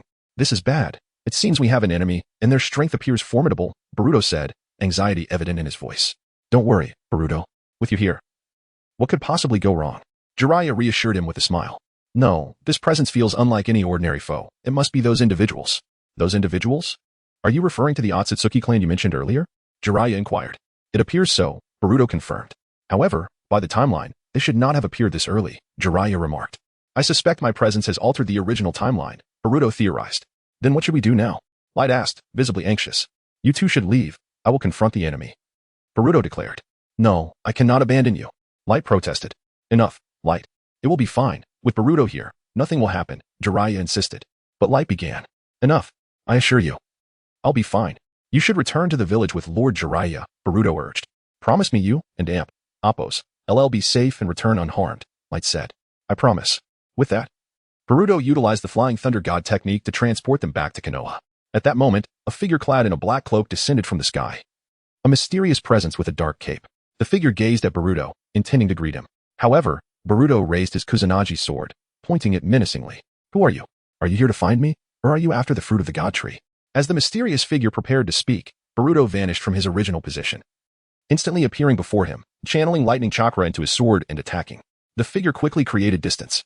Boruto intensified the lightning chakra on his sword and unleashed the Chidori sharp spear towards the mysterious individual.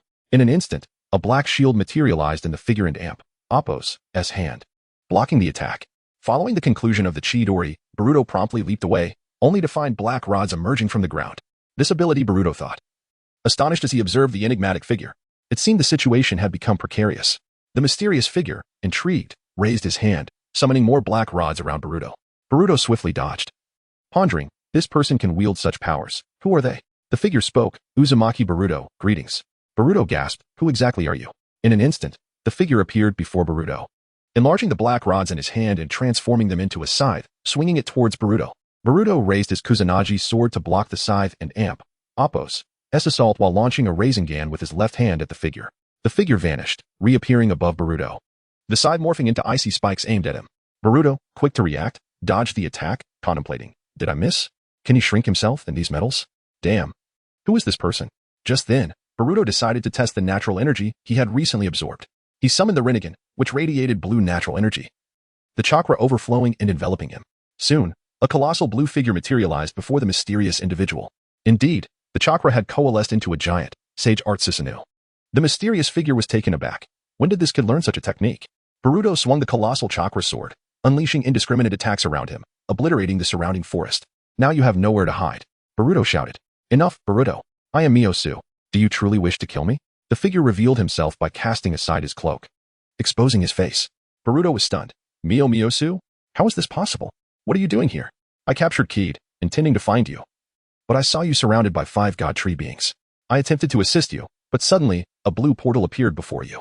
You were drawn in, and I swiftly maneuvered past the god tree beings to follow you through the portal. Upon arrival, I realized it was a time-space portal, but you had entered before me. Keed eventually escaped my grasp, and we both fell through. Is that so? However, I arrived before you. I have been living in this timeline for 12 years, Boruto stated. Wait, you mean to say you've changed the historical trajectory of this time? Miyosu questioned. Rest assured, feel your own body. It seems time has ceased for you. Boruto reassured him. These different timelines might indeed represent parallel worlds. Therefore, everything I do here will not impact our original timeline. Indeed, it appears so, Miyosu acknowledged. When is Keed expected to arrive? Boruto asked. Based on our fall, Keed should arrive here in about 5 years, Miyosu replied. Looks like we must prepare in advance. Since you're here, let us settle in for now, Boruto proposed. Do you know how to return? Miyosu queried. I have a rough idea. But now is not the time to return. We must first eliminate any threats here, Boruto explained. Is that so? Well then, Boruto, I shall follow you. For you are my son, Miyosu declared. Thank you, Miyosu. Chapter 40. The visitor from afar suddenly. The forest was startled by the flight of birds. The call of light echoing from afar, drawing nearer. Mizuki, Boruto, is this someone looking for you? Boruto, indeed, wait a moment, I shall introduce you to them. Before long. The members of the Namikaze clan arrived at the scene, gazing at the devastated forest and at Boruto and Mizuki, before raising their weapons towards Mizuki. Boruto, do not worry. He is my friend. His reasons for being here are the same as mine. He accidentally activated the space-time portal and arrived with me. Mizuki's kunai spun gracefully at the tips of his fingers, a cold gleam flitting past Mizuki's brow. Kushina's chakra chains had ensnared the boy's ankles, while Kakashi's Raikiri flickered between the shadows of the trees. In that moment of tension, Boruto suddenly tugged at Mizuki's collar, revealing the grotesque claw marks on his collarbone. Remnants from the time at the Suna border, when he had endured 3 strikes from Kaido to save me. The moonlight illuminated the scar, revealing faint traces of a purplish-black corruption. Only then did the others lower their guard. Jiraiya, is that so? Since you say it, I shall place my trust in you. Thus, they returned to Konoha and entered the Hokage and Appo's office. As the barrier unfolded, they were instantly enveloped in a violet shroud. Why have you suddenly appeared in this time? Jiraiya inquired. Mizuki, I followed Boruto into the portal to save him. Did you not feel the passage of time come to a halt within your body? Minato asked. Mizuki, actually no. Mizuki then turned his gaze towards Boruto. Boruto pondered before replying. Then it seems only I, as the user of the pure eye, experienced the cessation of time within my body. Is that the case? It makes sense, given that you are the one casting the technique, Minato remarked. And what of Kaido, whom you mentioned earlier? What is his significance? Jiraiya queried. Boruto, he was our greatest enemy following Ishiki, but during our later training, we surpassed him. Mizuki, however, he has utilized his abilities to create the tailed beast and Appo's splinter forms, wielding the divine power of the Akatsuki, which has granted these forms sentience. Boruto, what I previously referred to as the God Tree and Appo's beings, they are the essence of the tailed beasts, possessing terrifying strength. Even with our current abilities, we would likely not stand a chance against them. They attack humans, ensnaring them within their roots, turning them into new God Tree beings. Jiraiya, these God Tree beings are that formidable? Boruto, nonetheless, it is of no concern. In this time, we possess the absolute strength to prevent all of this from occurring. Kakashi, very well, I shall analyze the situation once more. Firstly, Boruto, by inadvertently utilizing the power of his eye, has traversed into this time, bringing Mizuki and Kaido with him. Due to discrepancies, Boruto arrived first, while Mizuki came 12 years later, and our new enemy, Kaido, will arrive in 5 years. However, his current strength does not match that of Boruto, Mizuki, or the 4th Hokage. Thus, the situation becomes considerably more manageable. His ability allows him to leave marks with his claws, enabling a form of space-time leap akin to the Flying Thunder God technique. Yet the method to counter it is quite simple. Reduce the claw marks to a size too small for him to enter. This task will require Mizuki and Appo's assistance. Currently, Konoha is fortified by the Uchiha and Hyuga clans, alongside your trio of elite forces. Thus the 4th Great Ninja War can be entirely within our control. This also implies that the Dawn Plan can be further refined, allowing us to eradicate the blight upon the ninja world. Our immediate task is to diligently enhance our strength, with Boruto and Mizuki bolstering the new generation of ninjas. Henceforth, Boruto will serve as the combat advisor for this cohort of ninjas, while Mizuki will take on the role of advisor for the Konoha Shadow Unit. Our next step is to prepare for the impending Konoha destruction plan, set to unfold in 6 months. At that time, we should enlist Orochimaru and utilize Kabuto as an undercover agent to assist Obito, thereby expanding their influence. This will create a common enemy for the ninja world, serving as a catalyst for unity. Following that, we must address Pain and Appo's plan to destroy Konoha, necessitating the recruitment of Nagato. Then, as the 4th Great Ninja War commences and Madara is resurrected, we shall continue to exert pressure upon the entire ninja world. Our objective is to await the moment when the Madara of this timeline surpasses Boruto and his companions and Appo's strength. Then, Boruto, you must showcase your absolute power to subdue him, revealing to him the errors of his path. It appears the Dawn Plan is ready to enter its next phase. After reaching a consensus, the group departed from the Hokage and Appo's office. At the end of the bamboo path behind the Hokage building, Minato pushed open the wooden door of a traditional Japanese house. Moonlight streamed through the eaves, awakening a drowsy ninja cat perched on the windowsill. Naruto swung down from the rafters, clutching half a pack of unfinished chips. Uncle, this loft has a view of the back kitchen of Ichiraka Ramen. All right, Naruto. Refrain from causing chaos for now, Kushina admonished as she pulled him outside. This will be your new residence. Minato spoke gently. It and Appos, S nothing. It and Appos, S only right. Kushina exclaimed excitedly. There and Amp, Appos, S.A. fireworks festival at the training ground tonight. Let us celebrate Mizuki and Amp, Appos, S arrival together. Boruto, indeed, it and Amp, Appos, S a splendid idea. At the training ground that evening, as the first firework illuminated the night sky, Team 7 gathered at the site. Hey, that and Appos, S the older brother I saw this afternoon. What brings you here? Naruto inquired curiously. Boruto, allow me to introduce you. This is my new friend Mizuki, who possesses formidable strength. Naruto, really? Can you train with us in the future? Mizuki, slightly embarrassed, replied, of course, as long as I have the time. Mizuki brought out an old iron grill. The sizzling aroma of grilled meat attracting Choji, who rushed into the crowd with a specially made skewer. This is true survival training. The Akimichi boy arranged potato slices on the grill in a defensive formation. Shikamaru stealthily swiped 2 skewers of chicken wings. Sasuke silently discarded the charred sanma into the grass, while Mizuki retrieved a spare pickled rice ball from his ninja tool pouch and handed it to Sasuke. As the night grew quiet, Mizuki sat alone at the edge, polishing his shuriken. Boruto joined him, bringing 2 cans of barley tea, the gentle clink of porcelain against the wooden floor startling the night sparrows from their perches. Quite reminiscent of the original Team 7, ISNT it. Boruto remarked, pointing to Naruto, who was being chased by Kushina, even though he had yet to master the Rasengan. Mizuki hung Naruto and Appos, S fallen forehead protector beside the wind chimes, yet he has already learned many useful techniques. The moonlight cast their shadows upon the sandy courtyard, while distant laughter echoed as Kakashi animatedly recounted tales of paradise of affection to Guy. As the morning mist rose, Minato appeared at the edge of the training ground. The latest report in hand revealing that abnormal chakra fluctuations around Konoha had remained at 0 for 30 consecutive days. The first rays of sunlight pierced through the clouds, illuminating the remnants of the previous night and Appos, S barbecue, sparkling like star sand. Sasuke and Appos, S charred fish, abandoned in the grass, had mysteriously vanished, leaving only paw prints resembling plum blossoms in the sand. Chapter 41. A sunny day in Konoha beneath the cherry blossom tree in the Uchiha clan grounds. The maidens of the Hyuga family collaborated with the women of the Uchiha clan to hang lanterns.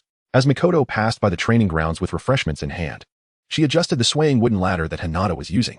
Under the corridor adjacent to the training ground, Itachi cradled Sasuke's ninja cat, while Izumi meticulously guided the young members of the clan and Appos' intelligence department in organizing previous years and Appos' patrol logs. Each document was to be categorized by date and patrol area. Izumi handed a yellowing scroll to a little girl with horn braids, gently tapping the corner of the scroll to indicate its number, instructing her that such records from the Showa era should be stored in the innermost section of the sandalwood cabinet.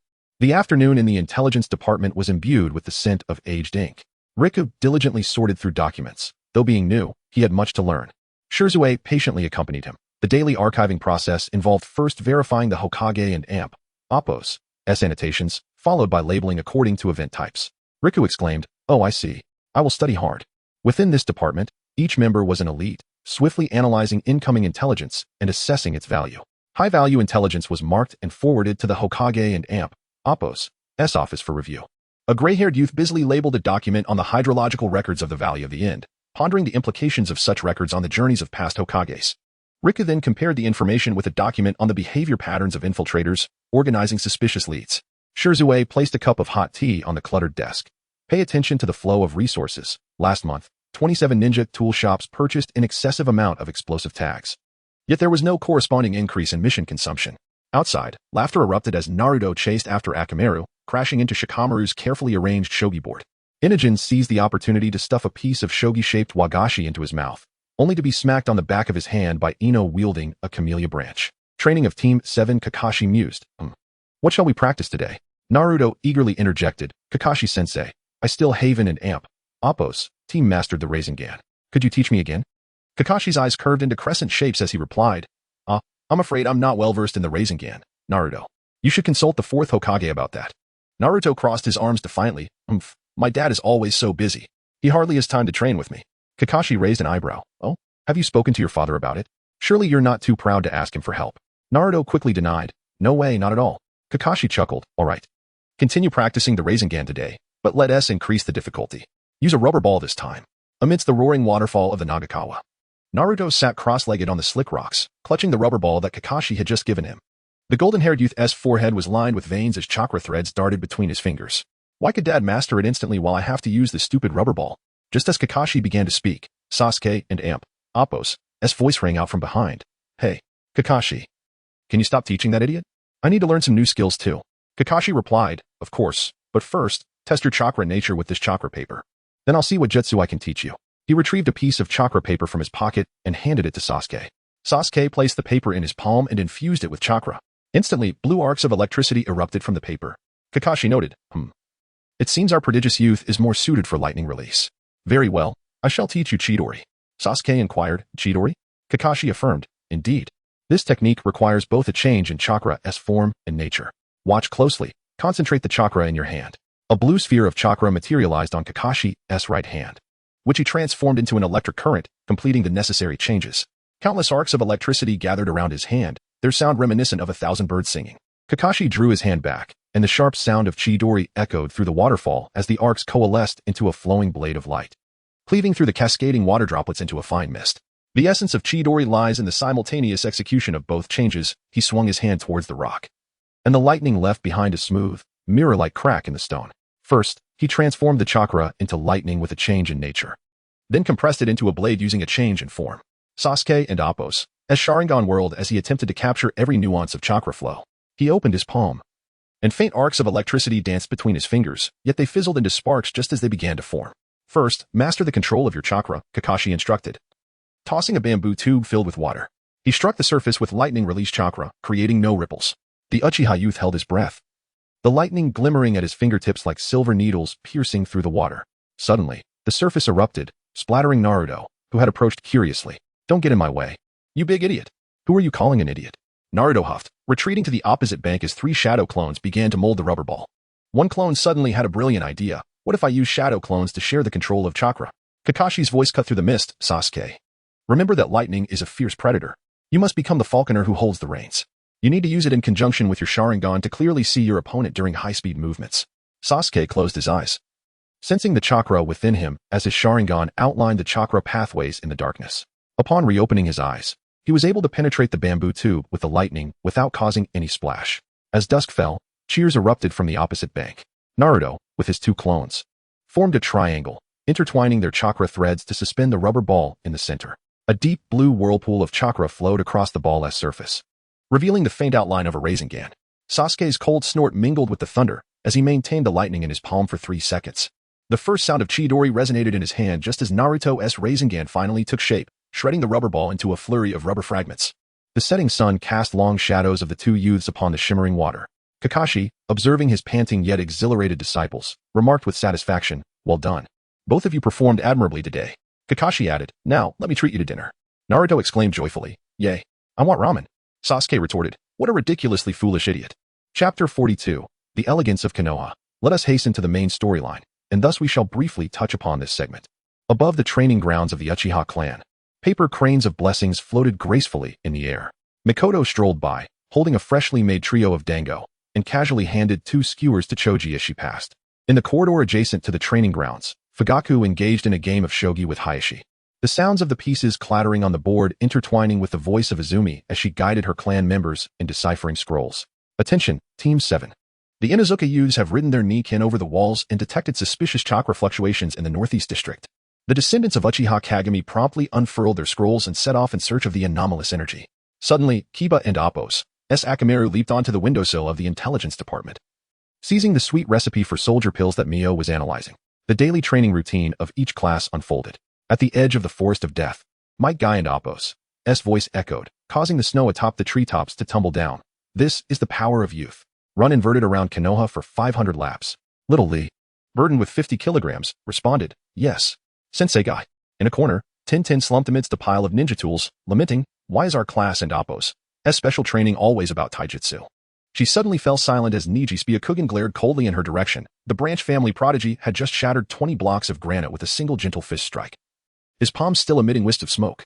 In the training grounds of the Y-High clan, illusions of mist swirled about. Shino and Appo's swarm of insects formed a labyrinth within the fog, while Akamaru leapt at an illusory enemy, only to be sent tumbling by Hinata and Appo's gentle palm chakra wave. Kiba, Are you all right? Niji's voice called from the adjacent training ground, where the Hyuga clan's youths were engaged in their exercises. The distinction between the main and branch families was fading. And the new sprouts of the Hyuga clan would no longer bear the marks of caged birds. This was a mandatory lesson dictated by the reforms of Minato. In a private room at Barbecue Q, Tintin fanned the grill with a scroll, exclaiming, "Our class has destroyed 270 targets this month. Sensei Guy says this is proof of our spirited efforts." Ino's camellia blossomed at the edge of the grill. At least it's better than following Asuma Sensei. Shikamaru's shadow stealthily snatched away Choji's grilled meat. Yesterday's announcement stated that the Chunin exams will be held in 6 months. Kiba burst through the door.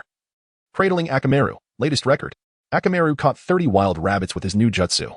Naruto strung together 10 skewers of meat using chakra threads. Our class has been developing combination jutsu lately. He winked at Sasuke, like the lightning release grilled fish technique. It turned out that the Uchiha and Appos, Chidori had gone awry and charred an entire mackerel. Sakura expertly sliced away the burnt portions with her chakra scalpel. The medical department will teach cellular regeneration techniques next week. You all will volunteer, right? The others responded in unison. Of course. Dawn's secret meeting in the Hokage's office, a gathering of individuals convened. Jiraiya and Tsunade had returned a few days prior, providing guidance to Naruto and Sakura in their training. Kakashi remarked, "There are less than 6 months until the Chunin exams. We should begin preparing for Orochimaru and Appos' plans to destroy Konoha."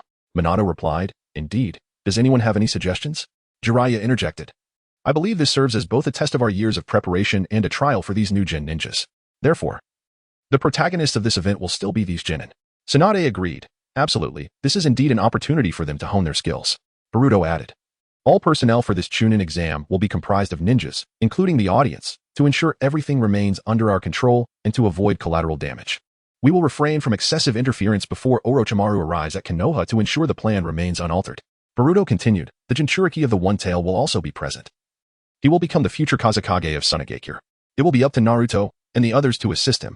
I am confident they can rescue him from darkness. The focus must remain on the new ninjas, and we should refrain from intervening unless absolutely necessary." Minato concurred. "This is a perfect opportunity to evaluate the results of Naruto and their training." He added, "Moreover, it has been a long time since we received any news from Obito. He has been lying low in the ninja world for so long that he must be planning something significant." Mio assured, "Rest assured. If he attempts to strike Konoha at this time, I will intervene." Minato responded, "Well then, I entrust this matter to you. Next, we shall discuss the tailed beasts. The Akatsuki has successfully captured the 2 tails through the 7 tails. The 1 tails and 8 tails Jinchuriki are currently under protection in the village. The 8 tails Jinchuriki, known as the perfect Jinchuriki, had already reached a consensus among themselves. The only uncertain factor remained the 1 tails.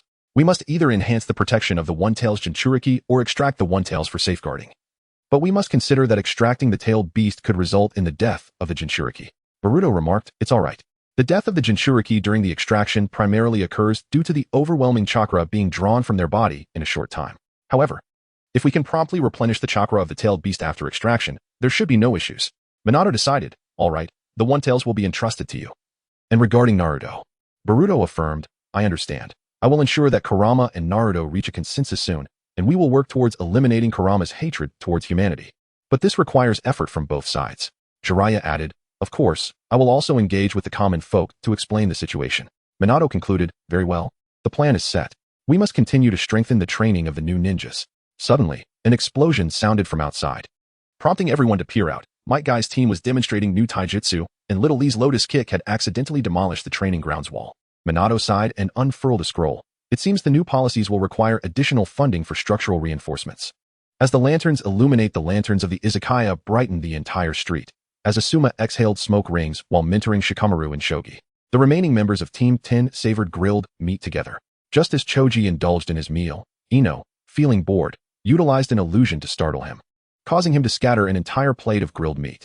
Beneath the starlit sky of the Hyuga clan, Niji instructed the branch family use on merging gentle fist techniques with lightning release. Hinata unexpectedly presented him with a scroll containing the clan and Appos' secret teachings. Father said that under the new policies, all texts should be made accessible to the entire clan. The night breeze carried the aroma of grilled meat across Konoha, mingling with the explosive sounds of Naruto practicing the Rasengan and the cries of Sasuke and Appos' Chidori, composing the most reassuring nocturne under the new regime. Chapter 43. The rising tide shadows of the sand village. The scorching sun blazed over the borders of the land of wind, casting elongated shadows from the caravan of the 4th Kazekage, Raza, across the sand dunes. Suddenly, the captain of the guard raised his hand in alarm as viscous black liquid oozed from the grains of sand, Orochimaru and Appo's serpentine limbs writhing beneath. An ambush. As the golden sand barrier rose, Kimimaro and Appo's bone spurs had already pierced the throats of 3 AMBU operatives. Kabuto and Appo's glasses glinted coldly as the cursed reincarnation scroll unfurled in his hands, the silhouette of the first Kazekage coalescing within, though not yet perfected. It would suffice to buy time when Raza and Appo's waves of sand clashed with the storm of the first Kazekage. The secret scroll in his arms had been swapped out by the serpents. Over 100 miles away, Gaara suddenly awoke, the roar of Shikaku echoing in his mind. As the sealing talisman inexplicably began to crack. In the underground laboratory of the Sound Village, Orochimaru and Appo's tongue licked the dirt body of the first Hokage. The chakra output can only maintain 60%. Kabuto adjusted the binding talisman, but sufficient to create chaos during the Chunin exams. Meanwhile, Maki had already placed faith in the Kazekage and Appo's timely arrival. The experimental table suddenly trembled as the dirt body of the second Tsuchikage broke free from its bindings. Orochimaru and Appo's golden slit pupils narrowed. It seems a sturdier vessel is required. His gaze shifted towards Kimimaro, who lay sleeping in the incubator, bloodstains spreading across the boy and Appo's chest.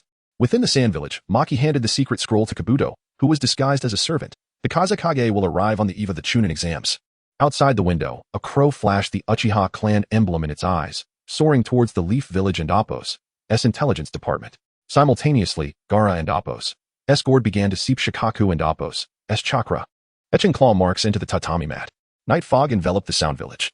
As Orochimaru and Appo's Kusanagi sword gently glided across Kimimaro and Appo's neck, become the vessel for my cursed reincarnation. The moment blood dripped into the reincarnation array.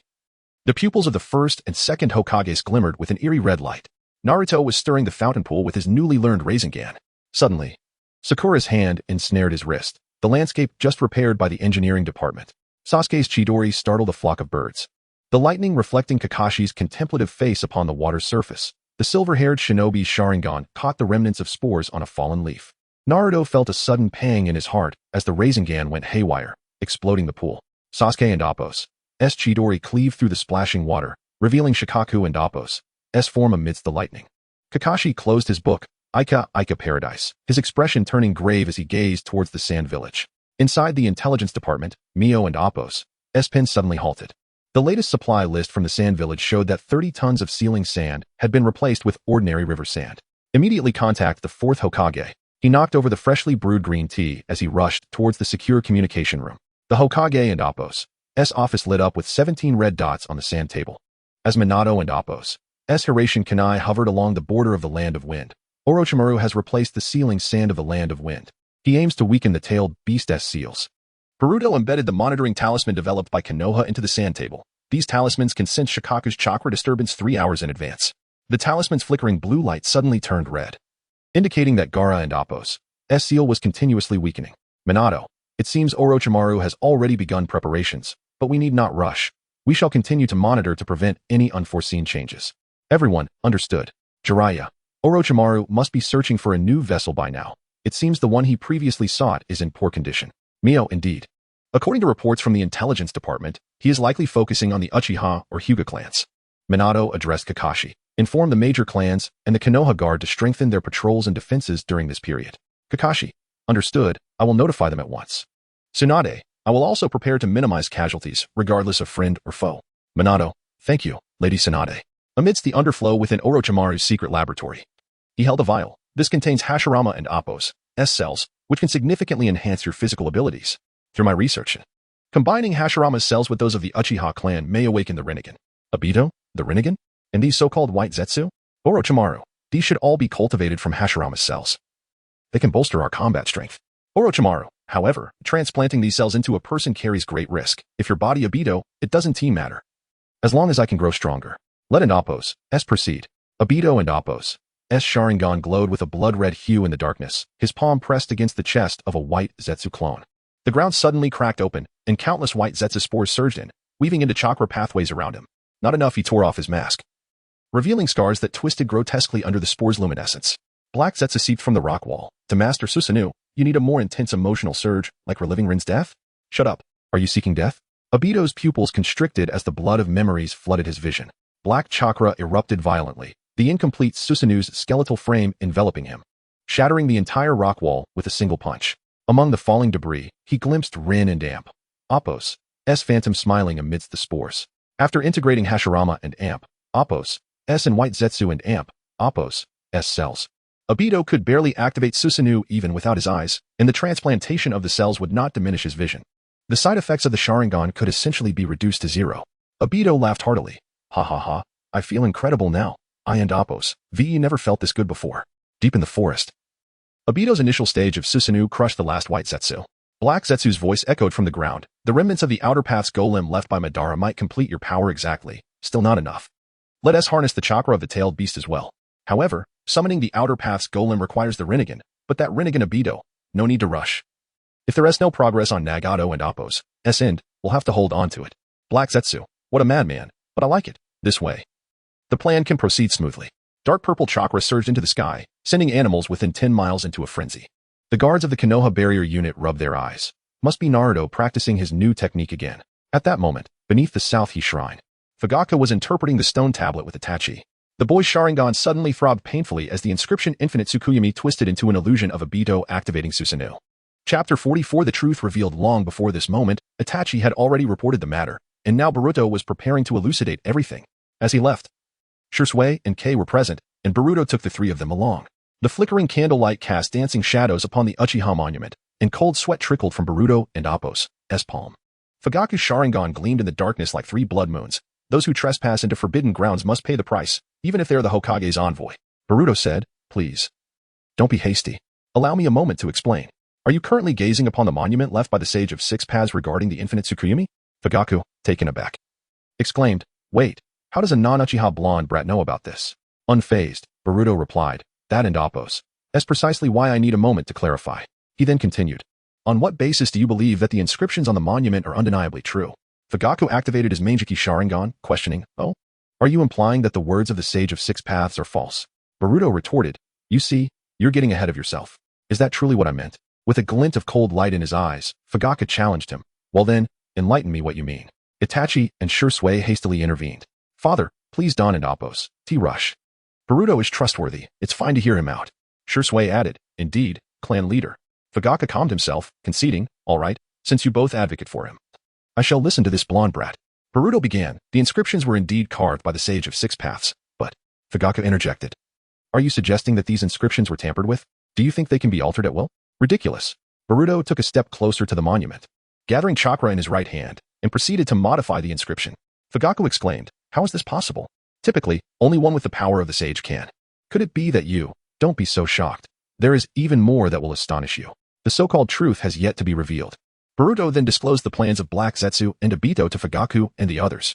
His fingertips grazed the inscription of the Infinite Tsukuyomi, and the markings glowed faintly on the back of Kei and Appos' hand. Fugaku's Sharingan flickered between the three Tomo and the Mangeki. The Black Zetsu you speak of is the one who altered this monument? Not just that, Boruto affirmed, channeling chakra into the monument, causing the ancient script to twist and reform under their gaze. The inscription, initially celebrating the glory of the Uchiha, shed its disguise, revealing the truth of Kaguya Tsutsuki consuming the fruit of the divine tree, her forbidden love with the sons of man, her despairful cries while being sealed by her own progeny transformed into a crimson chakra illusion. The secrets of creation tears of blood suddenly streamed from Shursui's Mangeki. So, the moon I plan passed down through the Uchiha is, in fact, a trap to resurrect Kaguya?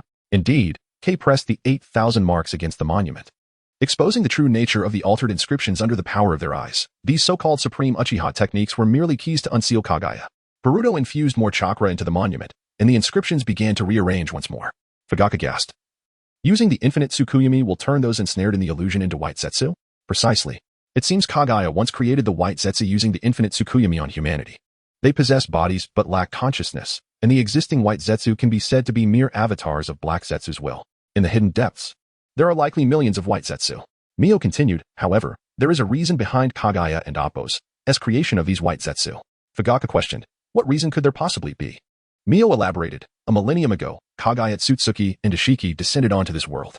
Kaguya was meant to be a sacrifice to the Ten Tails, but instead consumed the fruit herself after ambushing Ishiki. This led to the birth of Hagoromo and Hamura, the Sage of Six Paths, and his brother. Later, her sons misunderstood her, believing her to be evil, and together they sealed her away. Hagoromo established the ninja religion in the world, distributing chakra to the common folk, giving rise to the concept of ninjas. This is the origin of ninjas. Then came Indra and Ashura, the descendants of the Sage of Six Paths, who parted ways due to differing beliefs. Mio continued narrating the subsequent events. Fugaku, Kei, Shursui, and Itachi were all left in shock, overwhelmed by the magnitude of information presented. Fugaku finally said, "All right, even if what you say is true. How do you know all of this?" "It is time for me to reveal this to you," Boruto declared. Kei responded, "Ah, I understand." He then turned to the three Uchiha, marking them with the 8,000 marks, and with his other hand, created a chakra connection with Boruto. Countless memories surged into the minds of the three like a tidal wave. The trio was left utterly astonished, the sheer volume of information leaving them in a daze. Itachi asked, "Is all of this true? Our future enemies are that terrifying?" Shursui suddenly knelt on one knee. "The light of the divine tree illuminating the monument. My Manjiki can alter perception, yet at this moment, I choose to believe in this future." Itachi slowly sheathed his kunai. "If what you say is not false, then the curse that has plagued the Uchiha for generations." His Sharingan reflected the sorrow of Kagaya being sealed upon the monument. "It must be brought to an end by our own hands." Fugaku exclaimed, "Boruto, in your time, our clan was annihilated, yet you have altered everything here. Therefore, as clan leader, I assure you, we are willing to trust you and face the future alongside you." Boruto replied, "Thank you." On a clear morning in Konoha, as they exited the shrine, the morning mist was lifted by the rising sun. Naruto chased Sasuke from the training field, and the blonde youth accidentally lost his Rasengan, splashing water across the pond. "You fool." Sasuke and Appo's Chidori cleaved through the water curtain. Reflecting the smiles of Mio and Boruto, Naruto exclaimed, "Hey, why is everyone here?" Sasuke pondered, "Why are they present in Uchiha territory, and with the elders, no less?" "Oh well, if my brothers choose to trust him, then I shall too." Boruto laughed, "Ah, it's nothing, just discussing a few matters with these brothers. By the way, have you two trained early this morning? Have you eaten breakfast?" Naruto rubbed his belly. "Not yet." "Boruto brother, please treat us to ramen." Sasuke replied impatiently, "More ramen?" Boruto said, "All right, let us go." Chapter 45, Mission at the entrance of Konoha. The morning mist had yet to dissipate, and the stone pavement at the entrance of Konoha was already marked with disordered footprints. Naruto was busy securing the 10th shuriken into his ninja tool pouch. The metallic clatter startling the sparrows resting on the eaves. This was his very first C-rank mission. The blonde youth danced with excitement at the thought of encountering rogue ninjas. Sasuke, with a smirk, retrieved his kunai, the sound of his chuckle resonating beneath his high collar. "You fool, just don't wet your pants if we run into bandits." "What did you say, bastard Sasuke?" Boruto interjected, all right, calm down. This escort mission is also a test for you all, so be prepared. I'll clarify a few points. Kakashi and I will be your leading instructors, and we want to intervene unless absolutely necessary, so you must be ready." Got it, Naruto replied, a hint of impatience in his voice. The client was a drunken bridge builder named Tazuna, who eyed the young ninjas with disdain. "Is Konoha so short on manpower that they send 3 wet behind-the-ears kids to escort me?"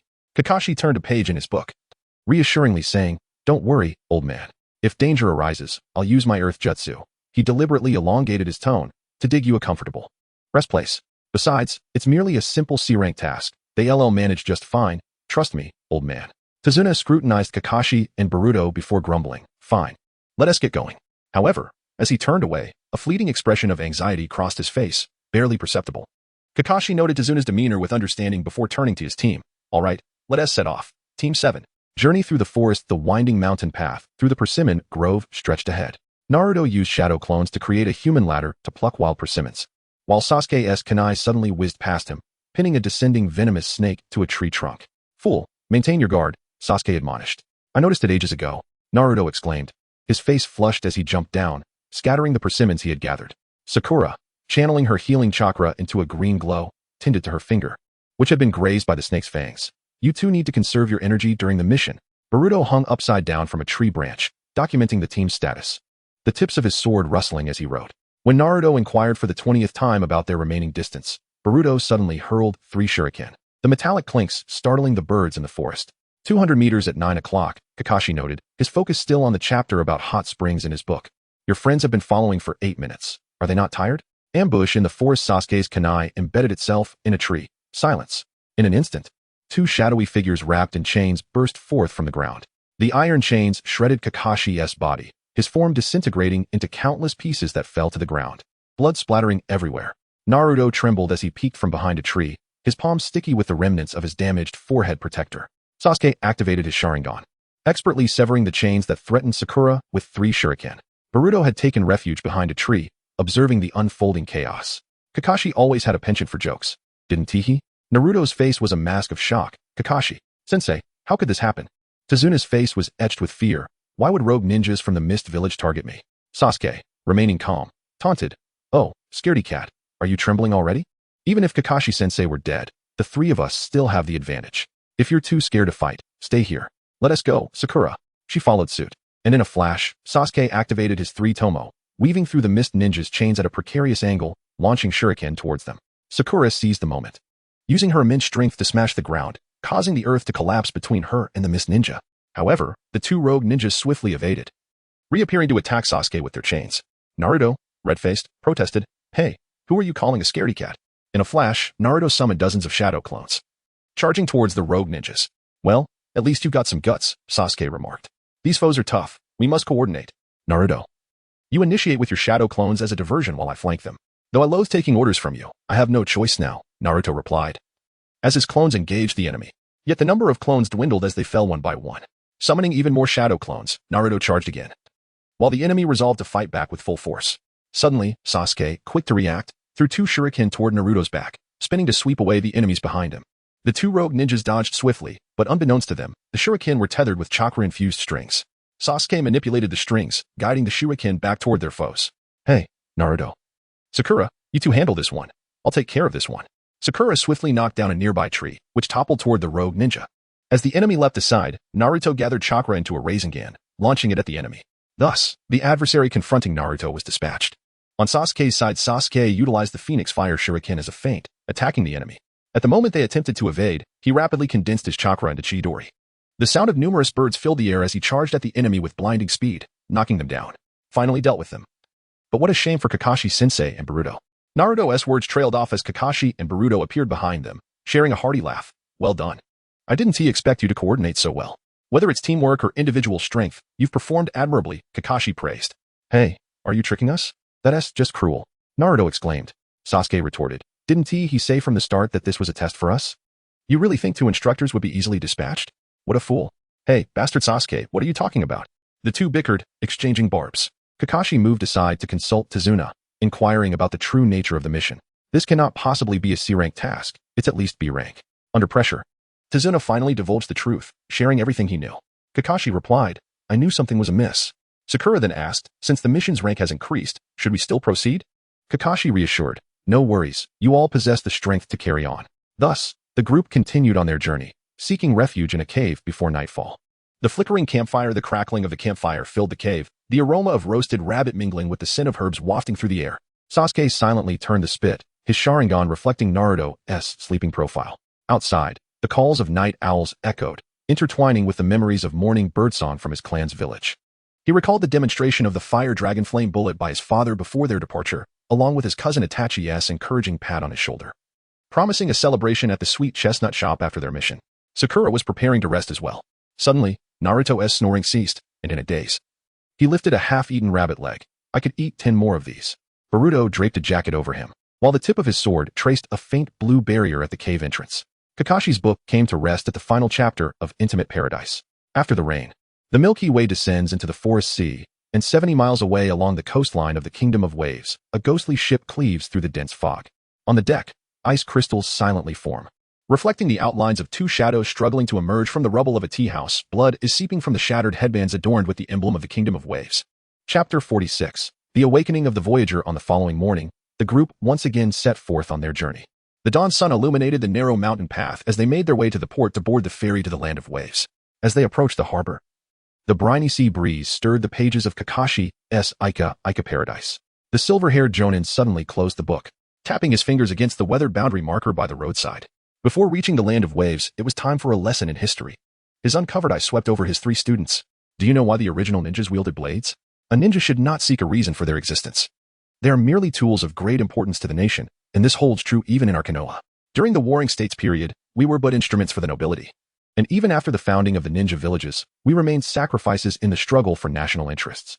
Naruto exclaimed, "Must becoming a true ninja mean turning into this?" "I refuse. I do not wish to become like that." Kakashi replied, "Well, it has indeed been that way until now, but the future may hold different possibilities." "Why is that?" asked Naruto. "Since the 4th Hokage, your father, came into power, he has actively pursued reforms to elevate the status of ninjas within the village and to instigate change. Thus, I believe the future will improve." Sasuke interjected, "But revolutions often require bloodshed." "Of course," Kakashi acknowledged, "which is why it is essential to train diligently, minimizing sacrifices as much as possible. I see now, Naruto responded. The group then boarded the ship, embarking on their journey to the land of waves. On board, Kakashi continued to speak with the others but shifted his focus to Dazna. Hey, old man, you seem rather distracted. Is there something you haven't shared with us?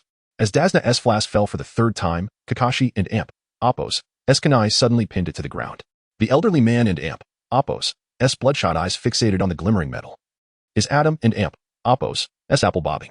Actually, I can't even afford a third of the payment for this C-rank mission. The Land of Waves is a very impoverished nation with extremely inconvenient transportation.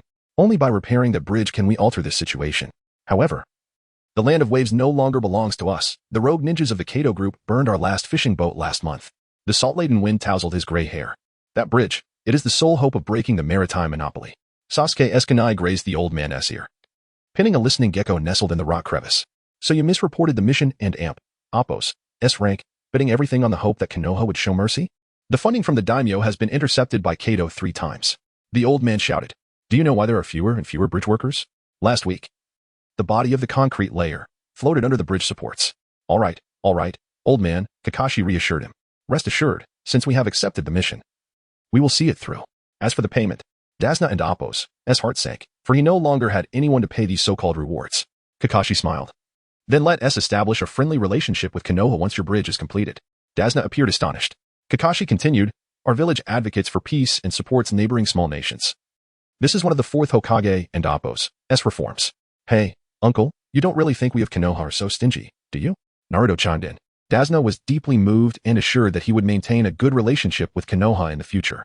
Kakashi turned to his 3 students. Be aware. This mission might endanger your lives. If you are frightened, you may ask Boruto to take you home right now. Hey, what are you saying? I'm not afraid. I absolutely cannot let that smelly Sasuke steal the spotlight this time, Naruto declared. Sasuke retorted. Hey, Naruto, I see you being so formidable usually, yet you turn into a coward in actual combat. What did you say? The two immediately began to bicker on the ship. Sakura interjected, hey, what are you two arguing about? Instantly, they fell silent, no longer daring to speak out. Dazna thought to himself, is Konoha truly this generous and forgiving? Before long, the ship arrived at the port of the Land of Waves. Naruto and Sasuke resumed their playful banter as they continued down the path. Boruto glanced back and leaned closer to Kakashi, whispering, hey, Kakashi-sensei, we are being followed. Oh, have they discovered us so soon? Yet. Let us keep our focus on them for now, Kakashi responded, looking toward the rowdy trio. Boruto added, Kakashi-sensei, it can end Appo's. TB that simple. I actually want to use this opportunity to train you all. Kakashi sighed. I knew it. As soon as he said this, a shadow suddenly appeared in the trees ahead. The damp sea breeze froze in an instant, and the hairs on the back of Naruto's neck stood on end. Sasuke's Sharingan transformed into its 3-tomo form, while Sakura readied her chakra scalpel between her fingers. Snowflakes from the decaying branches fluttered down, and a massive blade wrapped in bandages sliced through the morning mist. A beheading sword with jagged edges stained a dark crimson rust. The figure standing at the hilt appeared as a demon risen from the depths of hell, its bandaged face revealing only a pair of wolf-like eyes. The forehead protector of the mist village hung askew on its brow, the ghastly scars resembling bleeding wounds. Naruto stared at him and said to Dazna, hey, uncle, is this what you referred to as the Kato group? Kakashi gravely cautioned Naruto, listen, Naruto, he is one of the 7 ninja swordsmen of the mist Zabuza. Do not underestimate him. Whatever, I don't and Appo's. Take care how many there are, they can all die, Naruto retorted. Zabuza scoffed, such a noisy brat, completely unaware of your own insignificance. He then turned to Kakashi and Boruto. It seems the intelligence was incorrect. The beheading sword suddenly dissolved into mist, revealing Zabuza 10 meters away in the trees. Konoha has actually sent 2 Jonin-level ninjas. The sea breeze billowed his wide sleeves as he bowed his head, retreating behind Zabuza. Beneath the mask, his thin lips pressed into a straight line. Countless ice mirrors flickered in the morning fog, reflecting the faces of each member of Team 7. The special training commenced. The silver-haired Jonin tossed Ika Paradise into the air, commanding, all of you, go deal with that cloaked man. I will engage him and take this opportunity to assess your current capabilities. Sasuke replied, just handle your enemy. We can manage just fine on our end. Chapter 47. The deadly duel in the ice mirror. The 7th squad turned their gazes towards Bai, preparing for battle. Sasuke remarked, hey, Naruto, Don and Amp, Appo's, TB a coward this time. Naruto retorted, TCH, I Don and Amp, Appo's, T need you to tell me. Thus, the fierce confrontation was about to commence, with Bai launching the first assault. His figure was reflected in the myriad ice mirrors, creating illusions, while the frigid chakra caused Naruto and Amp, Appo's shadow clones to crystallize with frost. Sasuke hurled 6 kunai bound with explosive tags, only to have them struck down by ice spikes upon contact with the mirror and Appo's surface. Sakura unleashed her immense strength. attacking the spot Bai had just occupied, but he vanished in an instant. Body flicker technique? But it doesn't end Appos. T feel quite right. Sasuke pondered in confusion. Hey, can you buy me some time? I need to find his weakness, Sasuke instructed. TCH, why do we have to listen to you? Naruto retorted. Then deployed his shadow clones once more, sending dozens toward Bai's last known position. Bai re-entered the ice mirror, disappearing once again. Suddenly, an ice mirror appeared beside Naruto's clones. And a flurry of needles shot forth, dismantling them one by one, as Bai emerged once more from the mirror. Give up. In my domain, you won and amp, Appos, to even feel pain. Bai taunted, summoning multiple ice mirrors where dozens more needles materialized, forcing Naruto and Appos' clones to retreat and piercing his arm. Ouch. Sasuke, are you done yet? Naruto shouted. Sasuke and Appos' Sharingan spun wildly, realizing, so that and Appos' it. He then called out, the enemy and Appos' power lies primarily in those ice mirrors. He can move freely between them to launch unexpected attacks. I sensed it too, Naruto replied. When he enters the ice mirror, pay close attention to the other mirrors. If anything seems off, destroy them immediately. Sasuke unleashed a fire release, Phoenix Fire technique, sending a barrage of flaming shuriken toward Bai, who once again evaded into the mirror. Keep observing, Sasuke shouted. Just as Bai was about to re-emerge, Sasuke noticed an anomaly in one of the mirrors. His eyes transformed into the three-tomo Sharingan as he raised his right hand, gathering countless electric arcs in his palm, resembling the sound of 1,000 birds singing. Chidori, Sasuke exclaimed, dashing toward the suspicious mirror. However, just as he was about to collide with it, another ice mirror appeared beside him. Bai emerged, hurling needles at Sasuke, who had no time to evade. In a split second, Naruto jumped in front of Sasuke. Hey, you big idiot. Sasuke yelled. Naruto was pierced by dozens of needles, and Sasuke anxiously held him. Regaining his composure, Sasuke swiftly created shadow clones as a feint and moved Naruto to Sakura and Amp, Appos' side. Hurry and treat Naruto. I and Amp, Appos, hold him off. Sasuke urged. Got it, but be careful. Sakura replied. Sasuke faced the enemy, performing the fire release, great fireball technique, melting the ice and releasing a thick cloud of smoke. As Sasuke and Appos' Sharingan spun, several needles shot from the smoke, forcing him to dodge and throw shuriken in that direction. With Sakura and Appos' healing and the Nine Tails and Appos' power, Naruto quickly recovered. Are you all healed? Sasuke inquired. I and Appos am perfectly fine now. You should be careful, though, Naruto replied. Sorry, I and Appos, be cautious, Sasuke assured him. Do you remember the technique we practiced? Sasuke asked. Of course we do, Naruto and Sakura answered in unison. Alright, once the smoke clears, we and Appos, launch our attack. As the mist dissipated, Naruto and Appos' pupils constricted, and he formed a cross-seal, multi-shadow clone jutsu. Over 20 clones surged toward the ice mirrors from various angles. Bai was forced to move rapidly between the mirrors, as a storm of needles rained down. Fire release, Phoenix Fire technique. Sasuke ignited all the needles, leaving charred marks on the mirror and Amp, Appos' surface. Seizing the moment, Sakura leaped into the air, delivering a powerful punch to the top of the ice cover. Break for me. At the instant Bai revealed himself through the mirror and Amp, Appos' reflection, Sasuke hurled a wind-infused shuriken, tearing through the cold mist. Bai skillfully dodged, but the massive shuriken spun back, chakra threads glimmering with a ghostly blue hue danced between Sasuke and Appos' fingers. The same technique against me. Bai and Appos' words were abruptly cut off. The spinning shuriken exploded into smoke, and Naruto emerged, enveloped in a brilliant blue Rasengan. 7 shadow clones sealed all escape routes, shattering the ice mirrors into countless fragments amidst Naruto and Amp, Appos' violent chakra. Bai, like a kite severed from its string, crashed through the last mirror, his mask cracking to reveal bloodstained lips. He cast a lingering glance at Dazna before vanishing into the mist. Why? Why must you help those villains? Naruto asked, still perplexed. Bai then shared his story amidst the icy fog. But that doesn't end Appos. Justify your actions. Naruto insisted. Bai fell silent, seemingly retreating. He must have sustained serious injuries. He won and Appos. Return anytime soon, Naruto deduced. Sasuke, I can end Appos. Believe you cowardly. Sasuke interrupted. TCH, my body just moved on its own. It and Appos. It's not like I wanted to. Enough with the mushy talk. Sasuke smiled as he turned away. Meanwhile, on Kakashi and Appos' end, the two faced off on the water and Appos' surface. Zabuza was the first to launch an attack, wielding his great sword against Kakashi. The blade came crashing down on Kakashi and Amp, Appos' shoulder. TCH, the leaf and Amp, Appos' Jonin are nothing special. As Zabuza and Appos' voice faded, Kakashi transformed into a bolt of lightning. Lightning release, shadow clone jutsu. Suddenly, Kakashi appeared behind Zabuza. I didn't and Amp, Appos. Expect the leaf and Amp, Appos' Jonin to possess such skill, Zabuza remarked, vanishing beneath the water and Amp, Appos' surface. Re-emerging above, Zabuza called out, is it just you?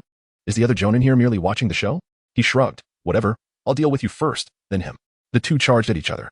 The sound of metal clashing resonating for an extended period. Kakashi seized an opening, delivering a kick that forced Zabuza to evade, retreating beneath the water once more. Kakashi placed his left hand on the edge of his forehead protector, while his right hand held a kunai that gleamed with a cold light. Amidst the shrill cry of the blade slicing through the air, he chuckled toward the direction where the ice mirrors had shattered. Boruto, I and Amp. Oppos. LL leave Mr. Dasna to you. Don and Oppos. T die too disgracefully, my junior.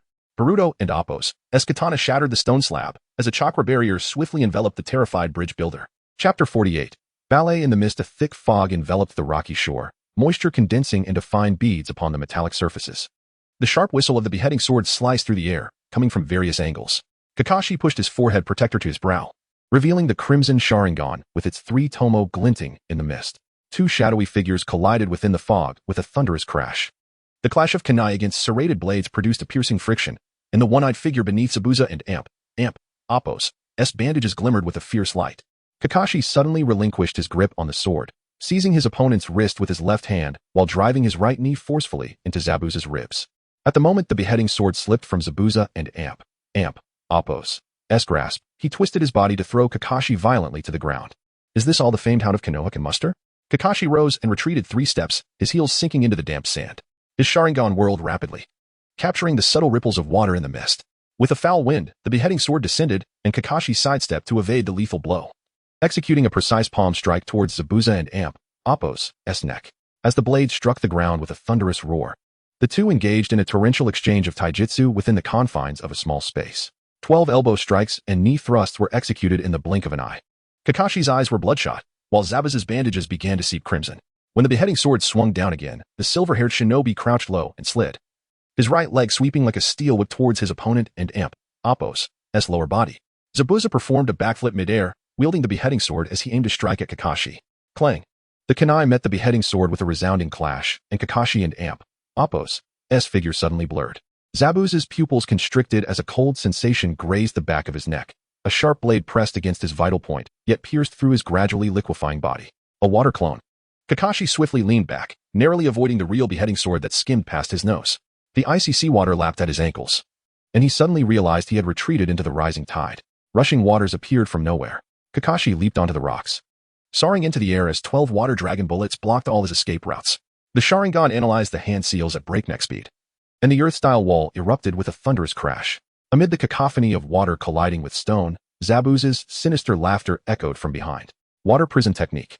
Kakashi and Amp, Oppos' left arm was ensnared in a swirling sphere of water, while Zabuza maintained his seal formation with his right hand. Countless streams coalesced into sharp arrows, raining down upon the immobilized silver-haired shinobi. Then, Kakashi and Amp, Oppos' 3 tomo began to spin, transforming into a kaleidoscope. Kemui. Kakashi's form began to bleed as the swirling pattern tore through the water dragon, absorbing the lethal projectiles entirely. What is this sorcery? Zabuza stared in astonishment. A mere pirate unaccustomed to such kaleidoscopic phenomena. Kakashi wiped the cold sweat from his brow. Phew, I'm grateful Boruto explained this to me earlier. With that, Zabuza slowly formed hand seals, declaring, water style, water dragon bullet technique. Kakashi's Sharingan rotated, perfectly replicating the seals Zabuza had just executed. True to his reputation as the copy ninja, Kakashi could duplicate techniques, yet their potency was lacking. Soon, a water dragon appeared behind each of them. Water style, water dragon bullet technique. Both combatants unleashed their water dragons simultaneously. The attacks collided, injuring both and leaving them gasping for breath. At that moment, Kakashi understood he could not afford to delay any longer.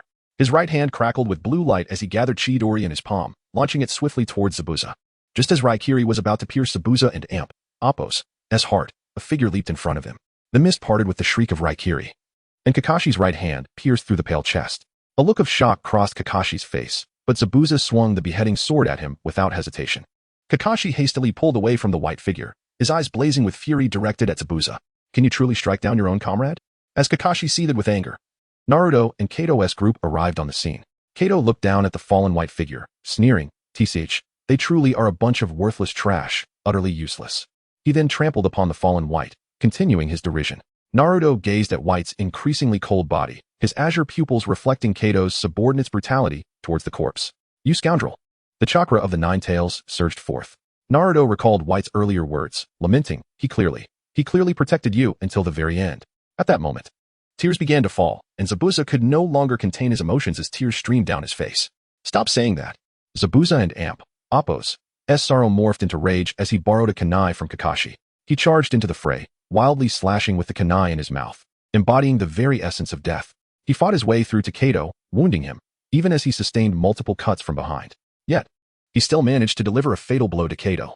However, those remnant subordinates sought to continue terrorizing the villagers, but the arriving villagers showed no fear, arming themselves and charging towards the enemy. Naruto and Kakashi also summoned their shadow clones, standing resolutely against their foes. Once the remnants were dealt with, a faint voice emerged. Zabuza lay on the ground, weakly requesting Kakashi, "Could you please place me beside White?" At that moment, snow began to fall from the sky. Kakashi cradled Zabuza and slowly placed him beside White. "White, are you weeping?" Zabuza murmured heartfelt words to White. "You have always been by my side. But at least in the end, let me accompany you. Let us go to the same place." Zabuza's hand caressed White's face. Miraculously, sunlight broke through the clouds, illuminating the broken bridge. White seemed to hear Zabuza's heart, a tear slipping from the corner of her eye. Subsequently, Kakashi's team buried Zabuza and White. Boruto stood nearby, having witnessed everything, feeling profound sorrow. "The world is indeed cruel," Kakashi remarked. "No, even so, in the end, they fought for one another. Not merely out of hatred, but from a heart that cherished those they protected," Kakashi replied with a smile. Perhaps. The group then returned to the village, where the villagers celebrated their return with cheers. Naruto and the others felt somewhat embarrassed. "Ha ha ha, it's nothing. It's what we, the Konoha ninjas, ought to do. It's the very principle of our village," Naruto laughed. Sasuke, "Hey, idiot, don't be so ostentatious." Kakashi, all right. Now that everything has been resolved satisfactorily, it's time to celebrate, right, Boruto?" Boruto smiled. "Yes, indeed." Kakashi leaned closer to Boruto and whispered, "The kaleidoscopic Sharingan you mentioned last time, I've mastered it. How did they perform this time?" Boruto replied, "Those three have transformed significantly. They now cherish one another, ready to risk their lives to protect each other in times of danger. They have proven themselves, including you, Kakashi-sensei." The following day, the group embarked on their journey home. The villagers, in honor of their deeds, named the bridge Konoha Bridge. Chapter 49. A new beginning. The morning mist had yet to dissipate, and the bluestone slabs before the gates of Konoha were veiled in a delicate dew. Naruto kicked a stone by the roadside, startling a crow that had been dozing at the entrance. "You're such a fool," Sasuke exclaimed. Naruto, rolling up his sleeves, was ready to retaliate. "What nonsense are you spouting? You jerk, Sasuke." All right. After 2 days of arduous travel, it's time for us to rest," Kakashi interjected with a smile. "I'll take care of the mission report." Thus, the group parted ways at the gate, with Boruto and Kakashi heading toward the Hokage's office. "Given we can use the Flying Thunder God technique, it's surprising you want to take in the sights of this timeline," Kakashi remarked, somewhat helplessly. Boruto wiped his nose with his hand and replied, "After all, I Haven and Appo's had many chances to explore, and this world is completely different from mine." Kakashi responded, "Though I've seen your memories, I yearn to experience that retired life firsthand." As they conversed, they arrived at the Hokage's office door. Kakashi knocked, and Minato gestured for them to enter. Once inside, Kakashi began to report on their recent mission. "Well done, Kakashi. Konoha needs these friendly relations now more than ever.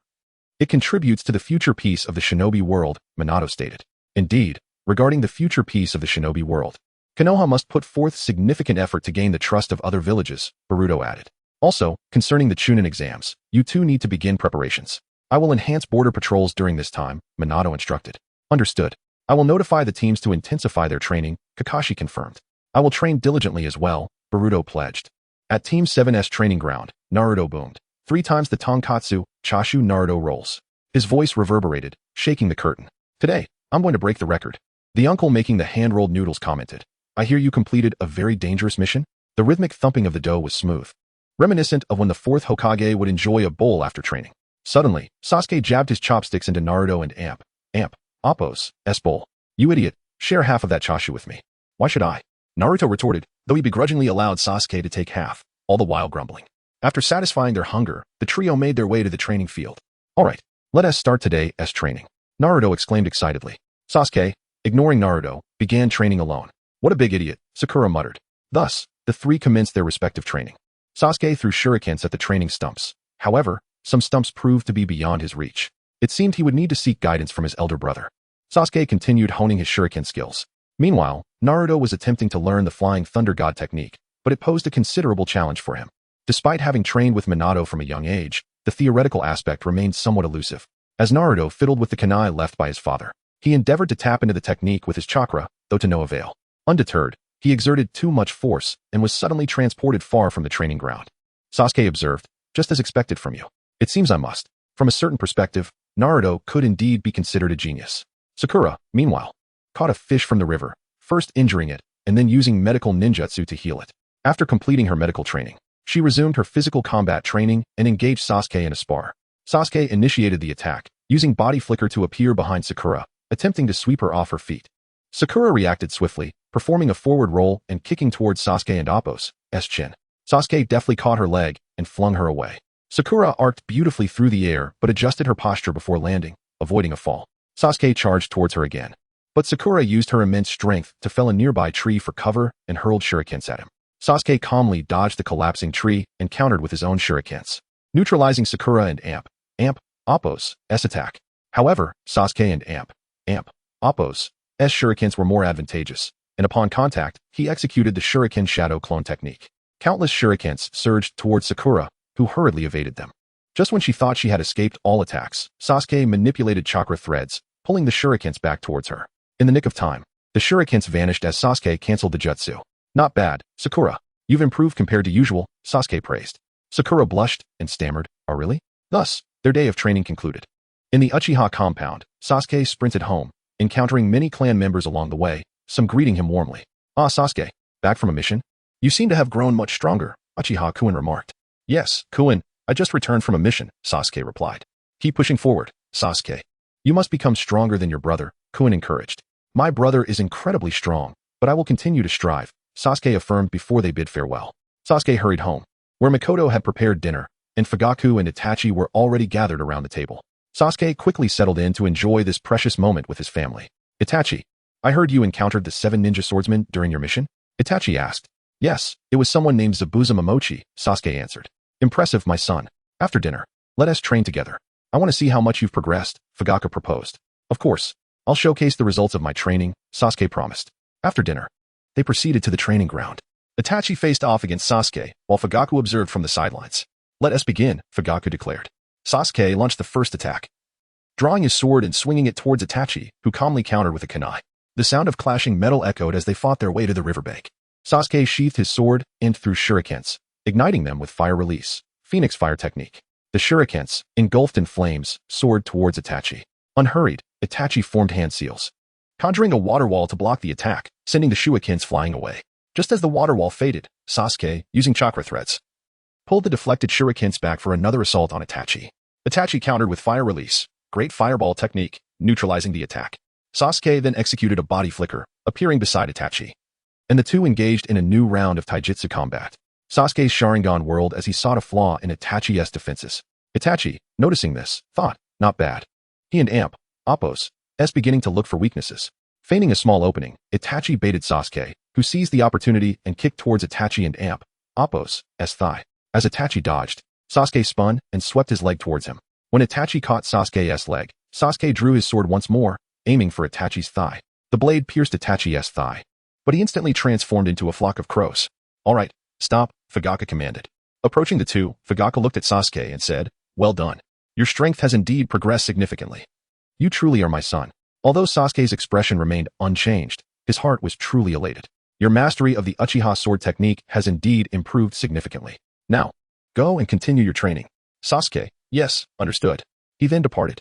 Itachi and Fugaku subsequently walked along the riverbank together. Fugaku, indeed, one must have faith in your generation. Itachi, Sasuke possesses considerable talent. He may very well surpass both of us. Fugaku, indeed, but I am not solely referring to him. There is also you. Keep striving, Itachi. Itachi, understood, father. The moonlight illuminated the silhouettes of the two as they walked away. Chapter 50, The Blade of Purity. A new day dawned. And in the early morning light, a solitary figure was diligently honing his skills on the training ground. Sasuke was practicing the shuriken techniques that Itachi had previously taught him. He hurled the shuriken, targeting wooden posts that lay beyond his line of sight. Undeterred, he threw the remaining shuriken, which then collided with the first, sending them spiraling in various directions. Each shuriken struck its designated wooden target with remarkable precision. At that moment, Boruto and Kakashi approached Sasuke, as today was dedicated to training him. Kakashi clapped his hands in approval, exclaiming, impressive. You have mastered the shuriken technique to perfection. What are we focusing on today? Sasuke inquired. Boruto replied, today, we will concentrate on 3 key aspects. First, the practice of taijutsu. Second, the transformation of chakra nature, and third, enhancing your utilization of the Sharingan. Indeed, Kakashi agreed. Let us commence the training.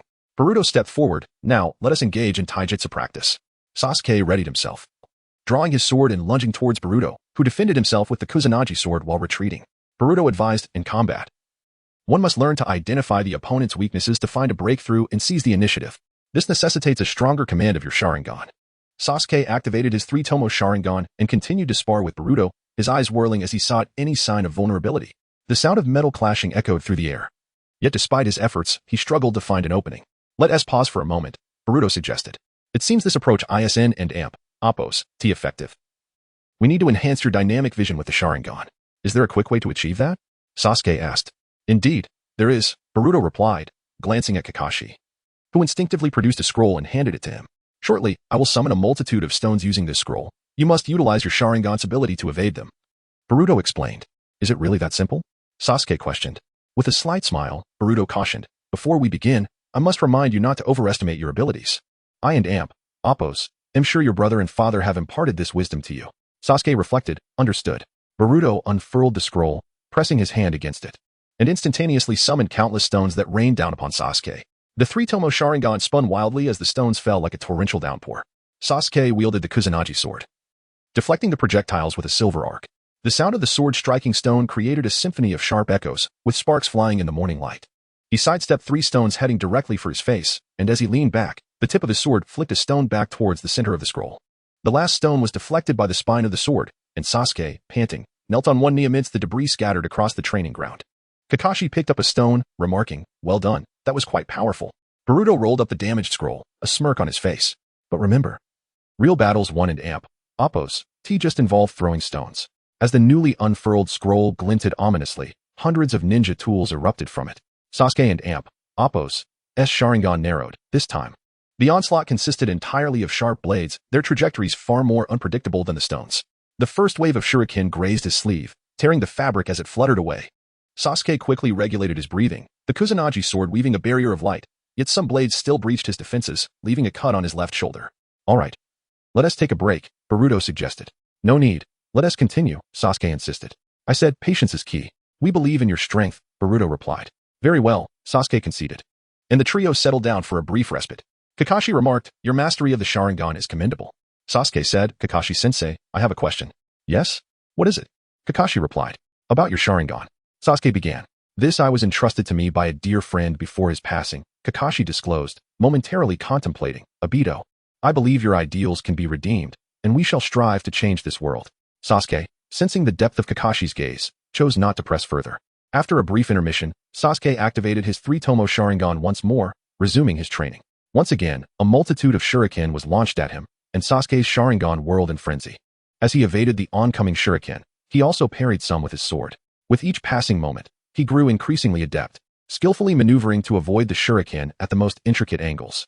The midday sun blazed down upon the training ground, and Sasuke's forehead protector was soaked with sweat. His Sharingan began to discern the subtle patterns of the oncoming blades. Certain shuriken quivered slightly in midair, indicating manipulation by chakra threads. So that's how it is he suddenly abandoned his defensive stance, flowing through the gaps between the blades like a fish in water.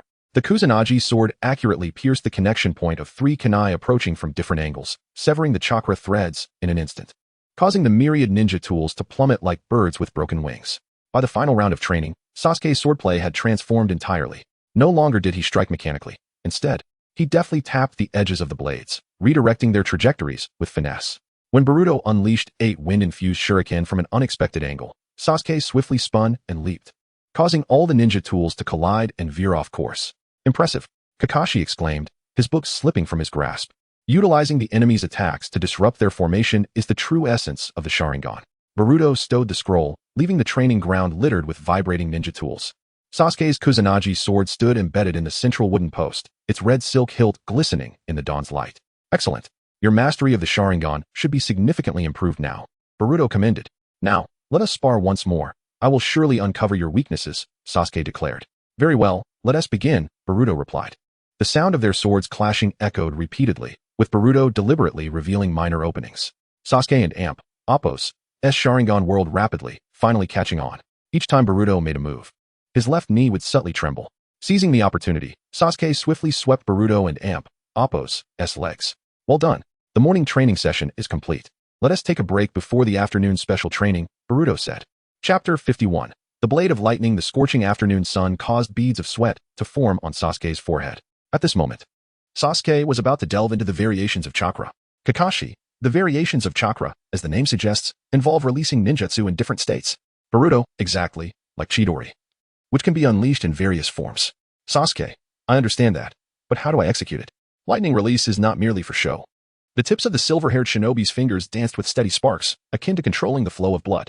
He attempted to channel chakra into his sword and release it. Though this required personal exploration as well, Sasuke comprehended. He began trying to infuse lightning chakra onto his sword, but on several occasions, the lightning patterns merely flickered across the blade, a fleeting glimpse. Sasuke, damn it, is it really this complicated? Boruto, I have an idea, Sasuke. How many shadow clones can you create? Sasuke, 5. Why? Boruto, the experiences of the shadow clones return to the original upon their dissolution. Sasuke, so they will bring back their training experiences to me. Kakashi, correct, quite clever, but this will consume a substantial amount of chakra. Boruto, Don and Amp, Oppos, worry. I have an endless supply of chakra to offer. Kakashi shrugged helplessly. I envy that vast reservoir of chakra. Subsequently, Sasuke summoned 5 shadow clones to practice, and soon strands of chakra patterns emerged on the blades. Boruto, don't rush. Try to feel the flow of chakra within your body. After an hour of training, Sasuke was nearly depleted of chakra, half kneeling on the ground, panting. Seeing this, Boruto immediately placed a hand on Sasuke's shoulder.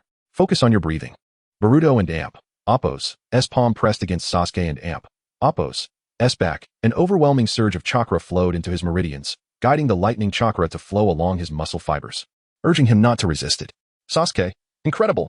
My chakra has fully recovered. At this moment, Sasuke also started to feel the flow of chakra within him. Once rejuvenated, Sasuke continued his training without pause. As the sun began to set, a stable blue light flickered for the first time from Sasuke's sword. The 5 clones simultaneously formed hand seals, and lightning chakra enveloped their blades. Sasuke, now, I just need to release it. With that, Sasuke dispelled the 5 shadow clones, and their training memories all returned to him. So this is how it works. These memories of training are sufficient. Sasuke formed a single-handed seal once more, and his sword was instantly enveloped in lightning. Boruto, excellent. Now release that chakra. Chidori stream, lightning fong. A surge of lightning erupted from the tip of Sasuke and Amp, Oppos' sword, piercing through the training stone 20 meters away, leaving a honeycomb-like hole. Boruto, you actually launched the lightning chakra in a 1,000-fold manner? He attempted to gather the dispersed chakra into a straight line. The chakra departing from Sasuke and Amp, Oppos' sword gradually began to align. A flash of lightning swept across, and the sword, composed of gathered lightning chakra, ruthlessly severed the trees around it. Kakashi, well done. You truly are a genius. Boruto, indeed, just like Kakashi. You learned the purple lightning in an instant. Kakashi, not at all. Back then, when I was practicing at home, you merely glanced at it and learned it instantly. Perhaps you possess a bit more talent. Boruto smiled awkwardly at Kakashi. Sasuke collapsed amidst the numerous sword marks on the ground, his training attire drenched in sweat. Boruto handed Sasuke and Kakashi a popsicle, seemingly appearing from nowhere. The nature transformation of lightning release is just the beginning, but more practice is essential. That night, the Kusanagi sword trembled of its own accord, the residual lightning tracing out the shape of a bird in the twilight. Kakashi picked up a bamboo leaf that had been struck by lightning, faint arcs of electricity flickering between the veins. Tomorrow, we will begin practicing form transformation, shaping lightning release into animals or weapons. As the lights illuminated the Hokage rock, Sasuke continued to wield his sword. The final strike of lightning cleaved through the night mist, awakening the fish beneath the Nanga River. The following morning, Sasuke was the first to arrive at the training ground. Kakashi arrived shortly after. Sasuke, why are you here alone today? Kakashi, Boruto wanted to train on his own. Sasuke thought, even such a powerful person still seeks to improve himself. It's truly impressive. Sasuke, so what is today's training task? Kakashi, it's the same as yesterday. Continue practicing the variations of chakra. Kakashi, first, show me the results of your training from yesterday. Sasuke drew his sword, channeling lightning chakra into it, and executing the Chidori sharp spear. A long, lightning-infused sword appeared before him. Kakashi clapped. Not bad, it seems you are mastering it. Sasuke, it and Amp, Oppos, decent. By the way, what is Naruto up to now? Kakashi, probably training as well. You need to work hard if you wish to surpass him. Sasuke, that and Amp, Oppos, guaranteed. Kakashi, now, let and Amp, Oppos, begin today and Amp, Oppos, training. Lightning release, lightning hound. The silver-haired shinobi and Amp, Oppos' fingertips emitted a 3-meter-long bolt of electricity, and the lightning hound tore through the wooden post, shattering it completely. Sasuke and Oppos' Sharingan spun rapidly, observing that each lightning hound and Oppos' tail split into finer branches at the tip. Sasuke and Appo's initial attempt filled the training ground with the scent of charredwood. An uncontrollable lightning serpent burned through a fence 10 meters away, startling the A and B patrol team into drawing their blades. Kakashi and Appo's kunai suddenly struck the ground beside Sasuke. Do not imitate my form. Find your own rhythm. On the third release, the lightning no longer twisted into a hound, but instead coalesced into the head of a fanged serpent. As the electric snake shattered the rocks, Kakashi and Appo's Sharingan caught an anomaly. The pattern of a blurred tomo emerged in the serpent and Appo's eyes. Kakashi thought, could it be that he possesses extraordinary talent? Thus, Sasuke continued to train for an entire day. As dusk painted the training ground crimson, Sasuke and Appo's lightning release underwent a qualitative transformation. The electric light no longer adhered to the form of a wolf. The canine-like creature could even use its tail to swat away shuriken.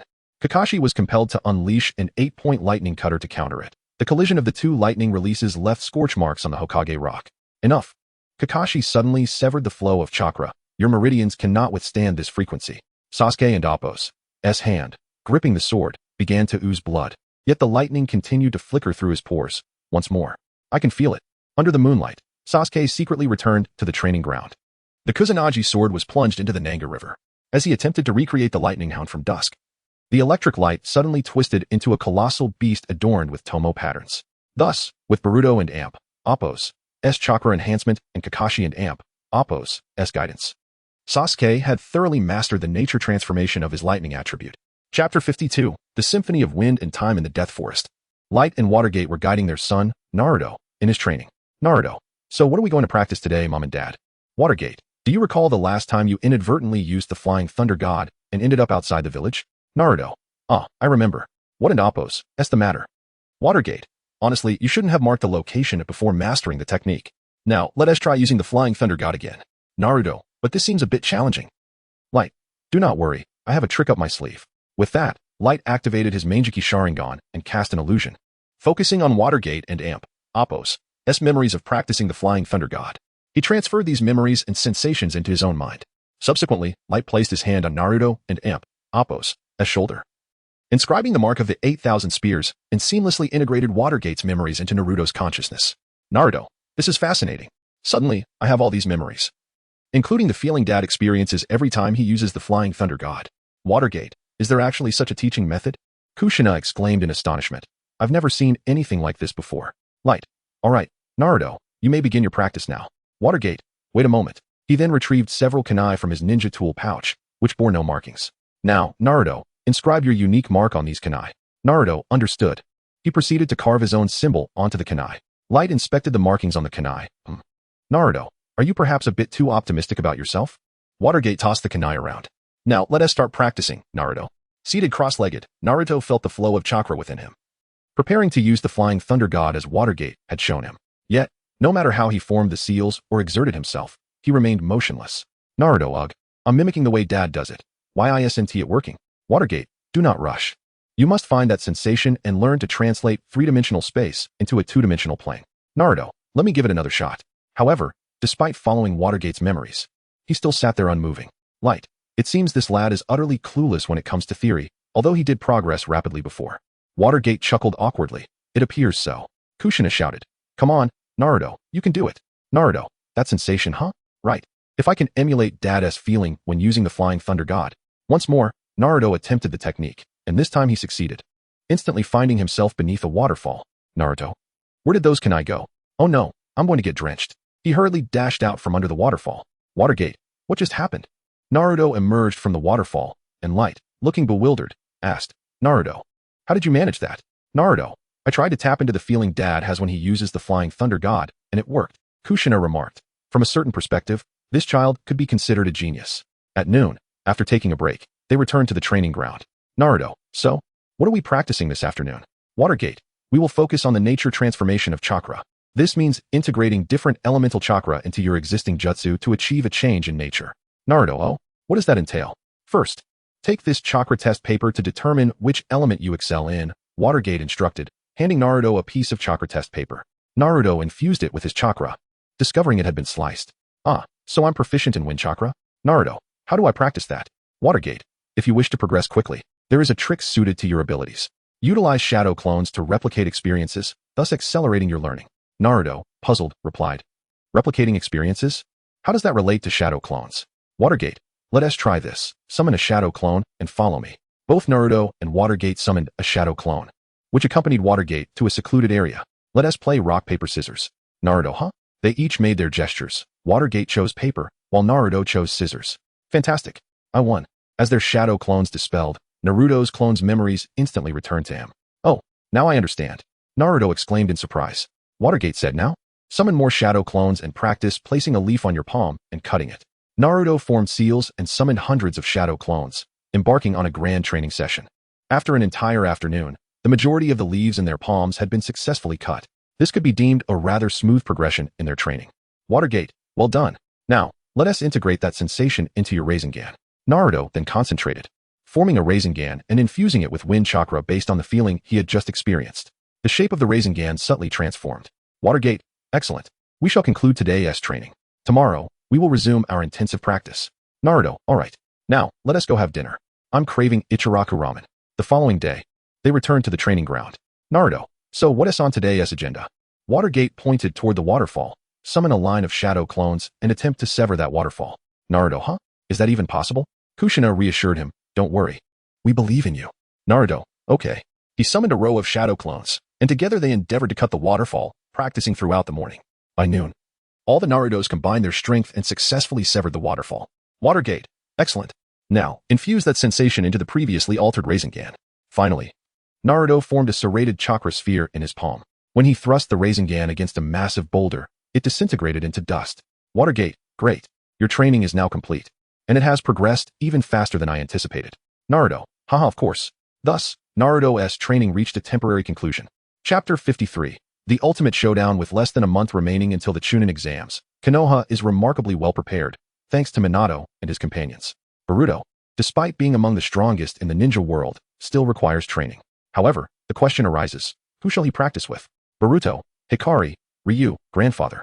Your strengths are now comparable to those of the Akatsuki clan. Yet, we must continue our training. Engaging in combat with one another would be the most effective method. Minato smiled, indeed. So let us commence our practice. Boruto, no? If we unleash our powers here, Konoha would likely cease to exist. Boruto sheepishly scratched the back of his head. That's a fair point.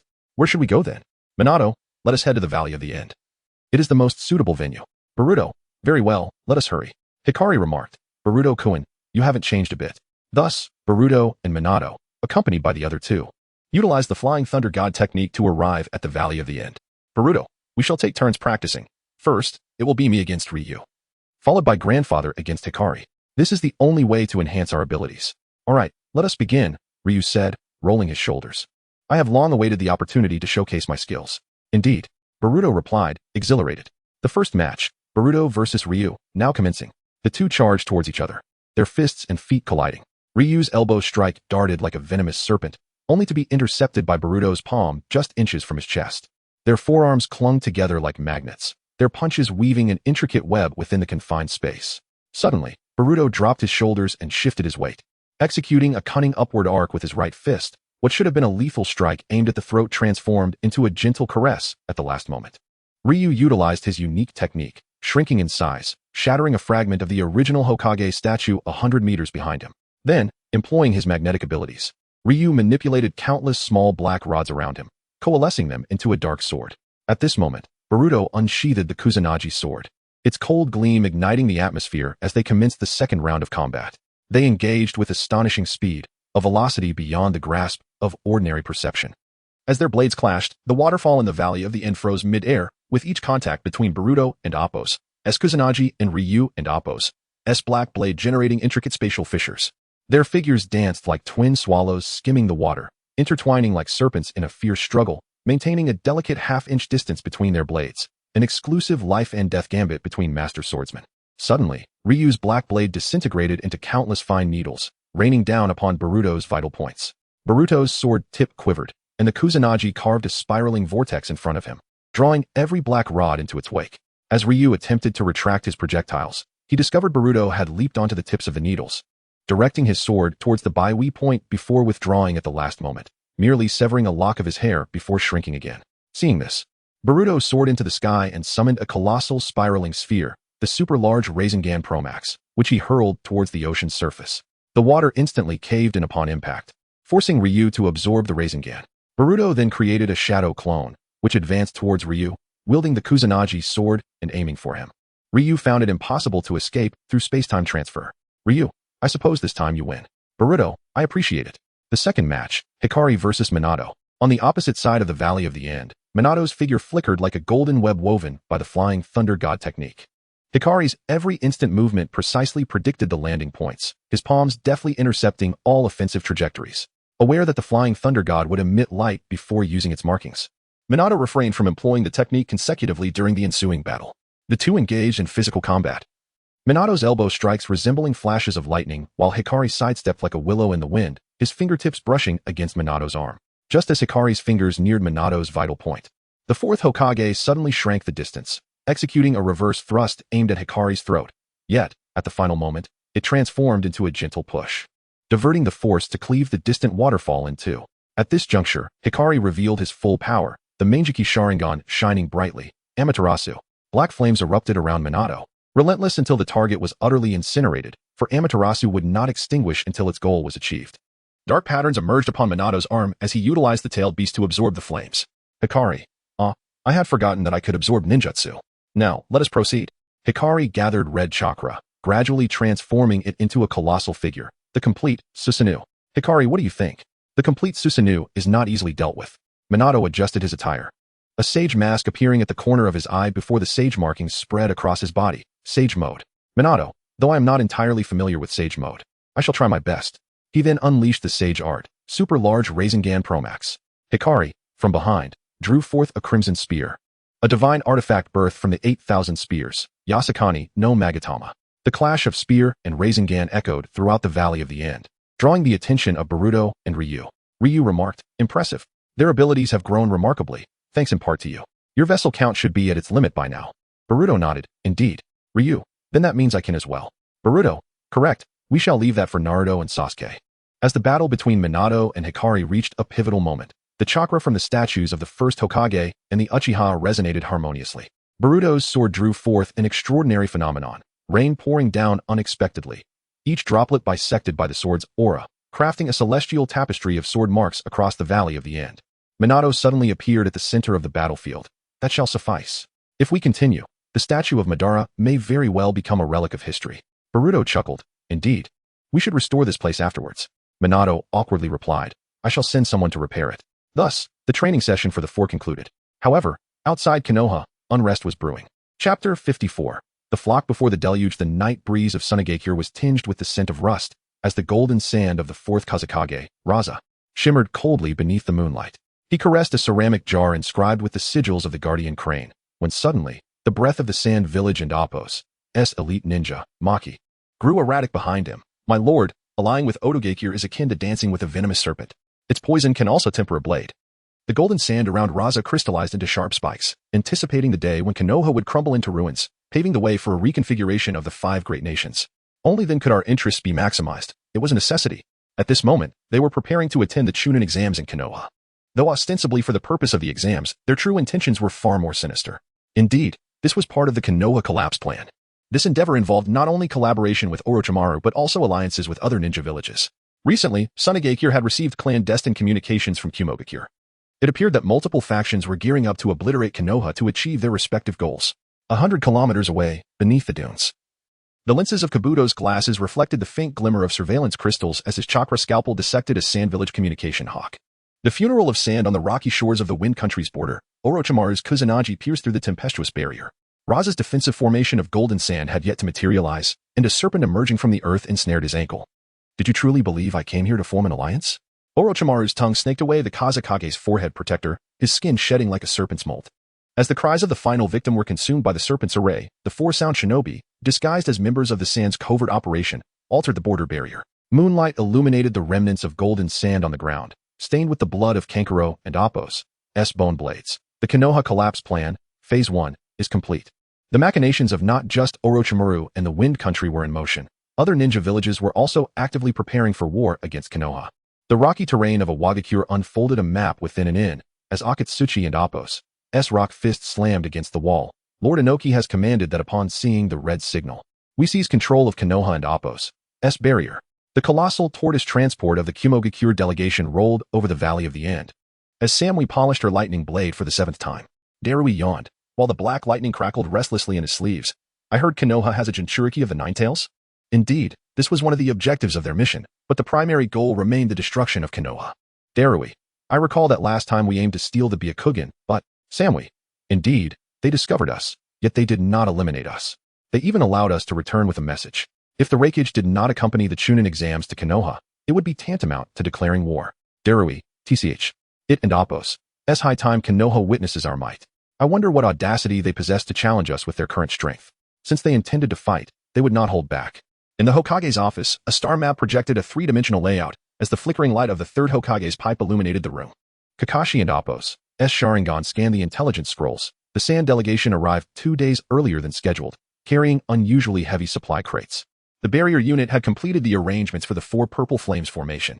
Minato traced a golden line on the map with a kunai, indicating that all underground hospitals had been converted into shelters. Amidst the sudden cacophony of cawing crows, the captain of the covert unit, disguised as an elderly vegetable vendor, appeared in an instant. The evacuation of civilians is complete, yet we have detected 27 unusual chakra fluctuations.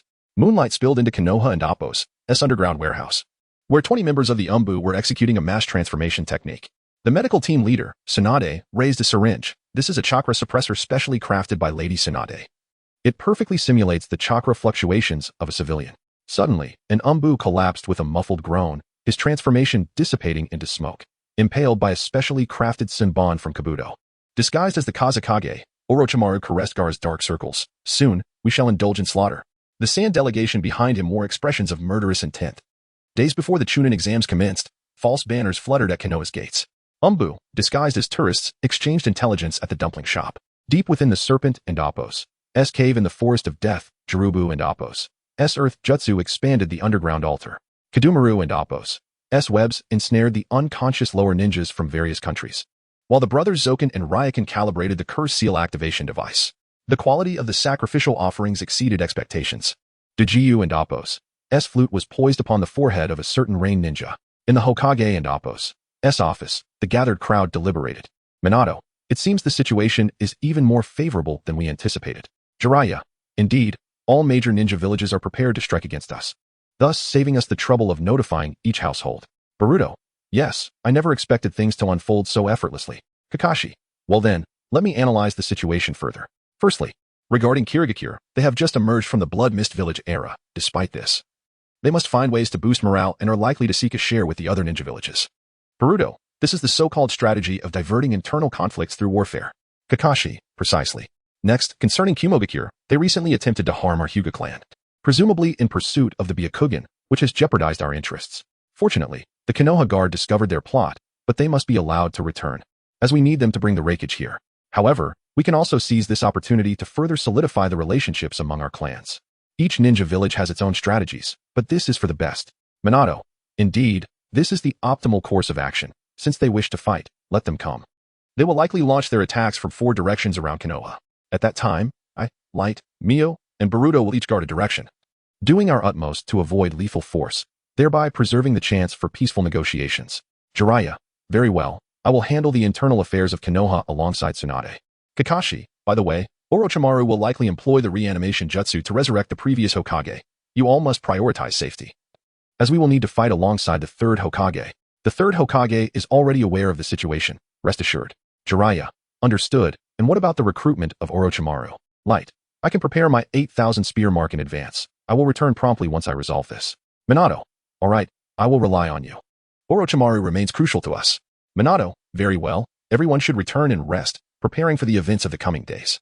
Chapter 55, Fateful Encounter. The aroma of takoyaki wafted through the streets of Konoha as Naruto, standing on his toes to glimpse the sign of the dumpling shop, inadvertently collided with the Sand Village forehead protector. Temari's massive fan brushed past his nose, and the joints of Kankuro and Appos' crow puppet emitted a disconcerting grinding sound. Hey, Arin and Appos, do you going to apologize for bumping into me? Naruto exclaimed, rubbing his reddened forehead. Gaara's expression darkened, his face betraying a murderous intent as he replied. What do you mean? Kankuro and Temari hastily intervened. Hey, Gaara, calm down. Let us not escalate things.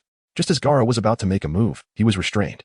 TCH, brat, the next time we meet, I will definitely make you, he threatened, before Kankuro and Temari led him away. Naruto, still fuming, shouted, "Hey, what is the meaning of this? I suggest you give me an explanation." Sasuke quickly pulled Naruto aside, saying, "Calm down, Naruto. I sense something amiss." "What is off?" Naruto inquired. Sasuke's expression hardened as he warned, "Let us not escalate matters further. Moreover, the atmosphere feels rather off. There is an absence of the usual lively energy, replaced by an oppressive silence enveloping the street," Sasuke noted. Is that so? I suppose it does feel less vibrant than before," Naruto conceded. Sasuke seemed to ponder for a moment, then urged, "Let us go, Naruto. We still have a report to make. Are we just going to ignore them?" Naruto asked. "Rest assured, it's nothing to worry about," Sasuke reassured him. In the distance, Orochimaru observed the scene, adjusting his reflective glasses. "Excellent, Shikaku. But now is not the time for you to make your move. The other nations must have already positioned themselves at the perimeter, once the moment is right. Konoha will be utterly." He then proceeded toward the resting area of the Sound Ninja.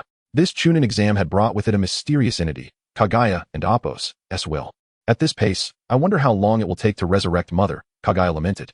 Despite his efforts to assist Obito, it was time to seek out the reincarnation of Indra in this era. A puddle of black ooze burrowed underground, as Kaguya had possessed Black Zetsu and accompanied the Sound Ninjas. Thus, he navigated through the earth until he caught up with Sasuke and Naruto. Damn, is Ashura's reincarnation also here? I must wait for them to separate. And so, Kaguya slinked away once more.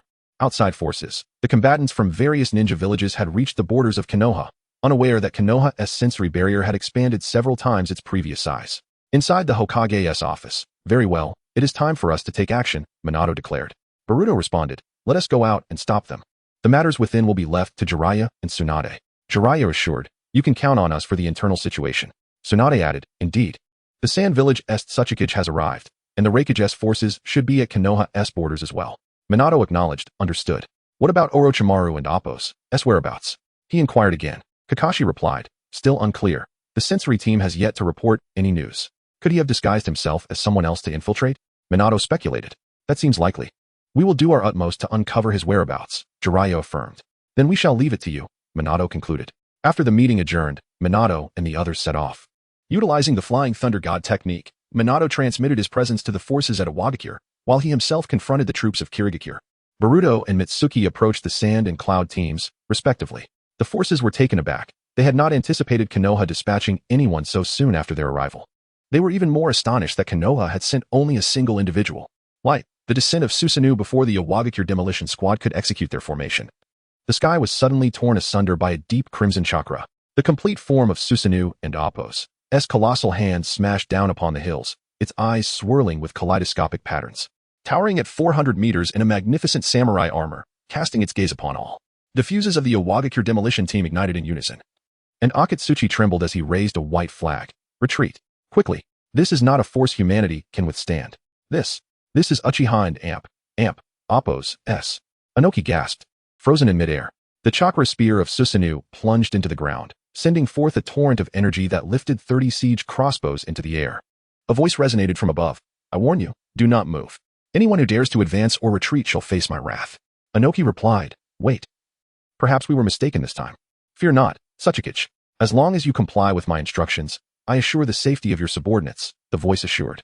As the chakra threads from the sand puppet masters brushed against Konoha's barrier, countless black rods erupted from the ground.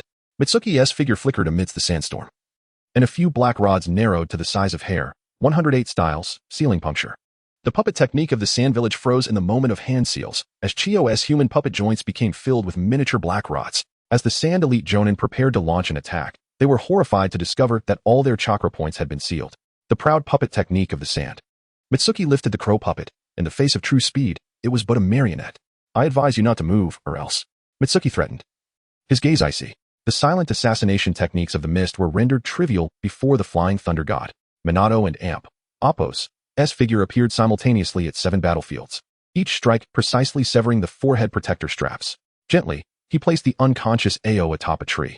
For the hatred of the Blood Mist era should not be borne by the new generation.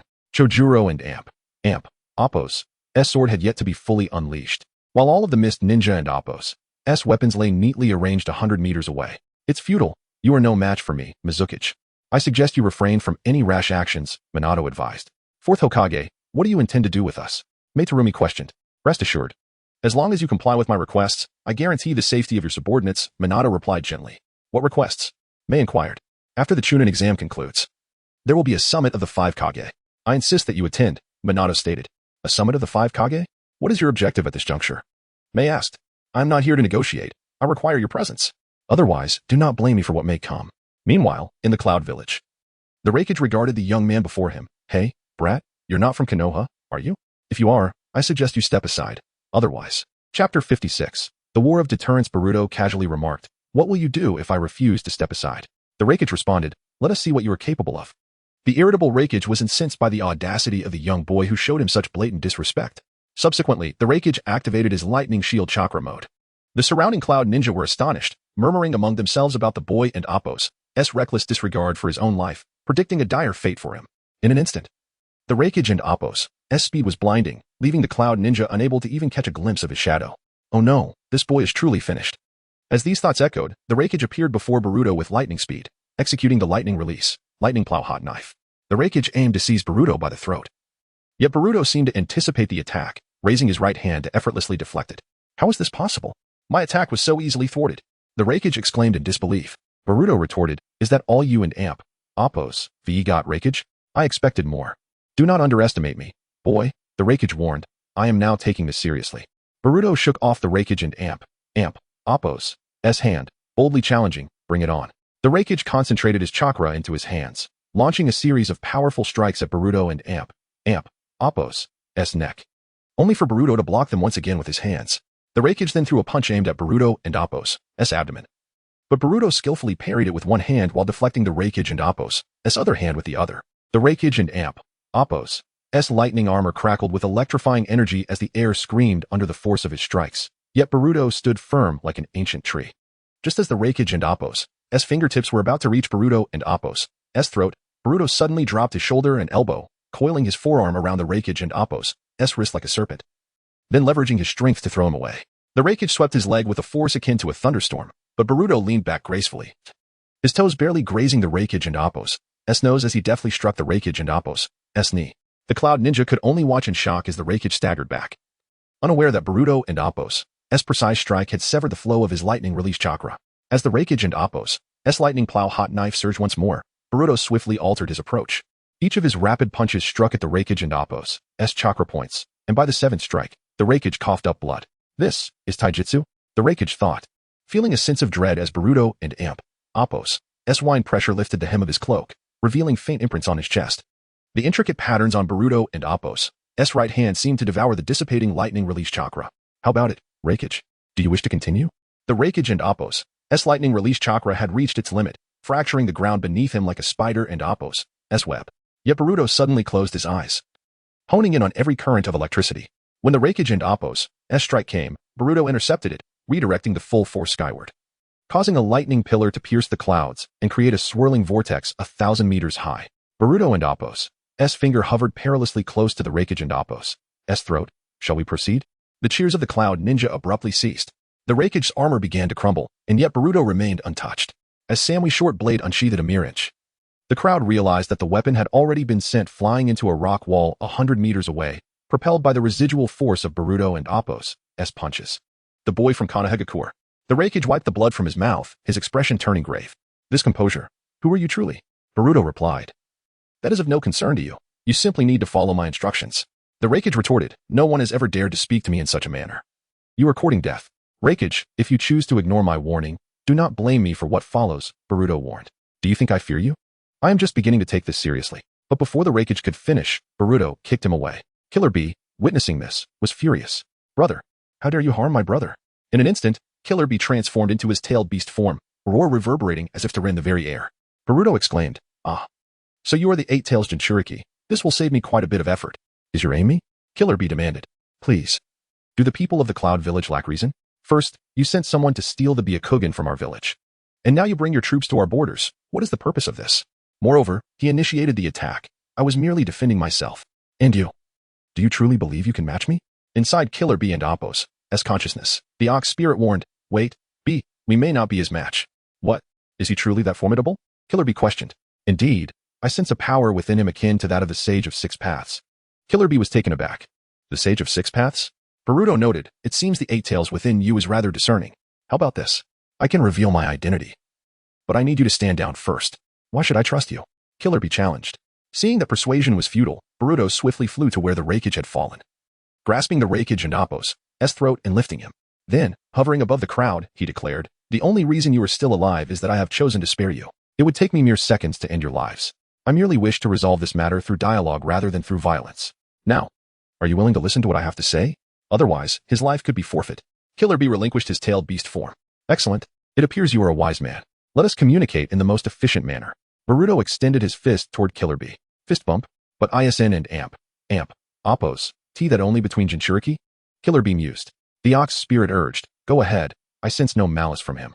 Killer Bee extended his fist, and as their fists collided, a torrent of memories surged into the minds of both Killer Bee and the ox spirit. "Is that so, child of the future? No wonder you exude a presence reminiscent of the Sage of Six Paths," the ox spirit remarked. "Now do you believe me?" Boruto inquired. Killer Bee, incredulous, asked, "Is all of this true? Can memories connected through chakra be fabricated? Very well, I choose to trust you, and I will persuade my brother. But what do you require of me?" Boruto replied, "For now, it appears you will need to assist Naruto." "The Nine-Tails Jinchuriki, is it?" Killer Bee questioned. The ox spirit remarked, "If you wish to harness the power of the Nine Tails, brute strength will not suffice. Rest assured, I will not resort to such measures.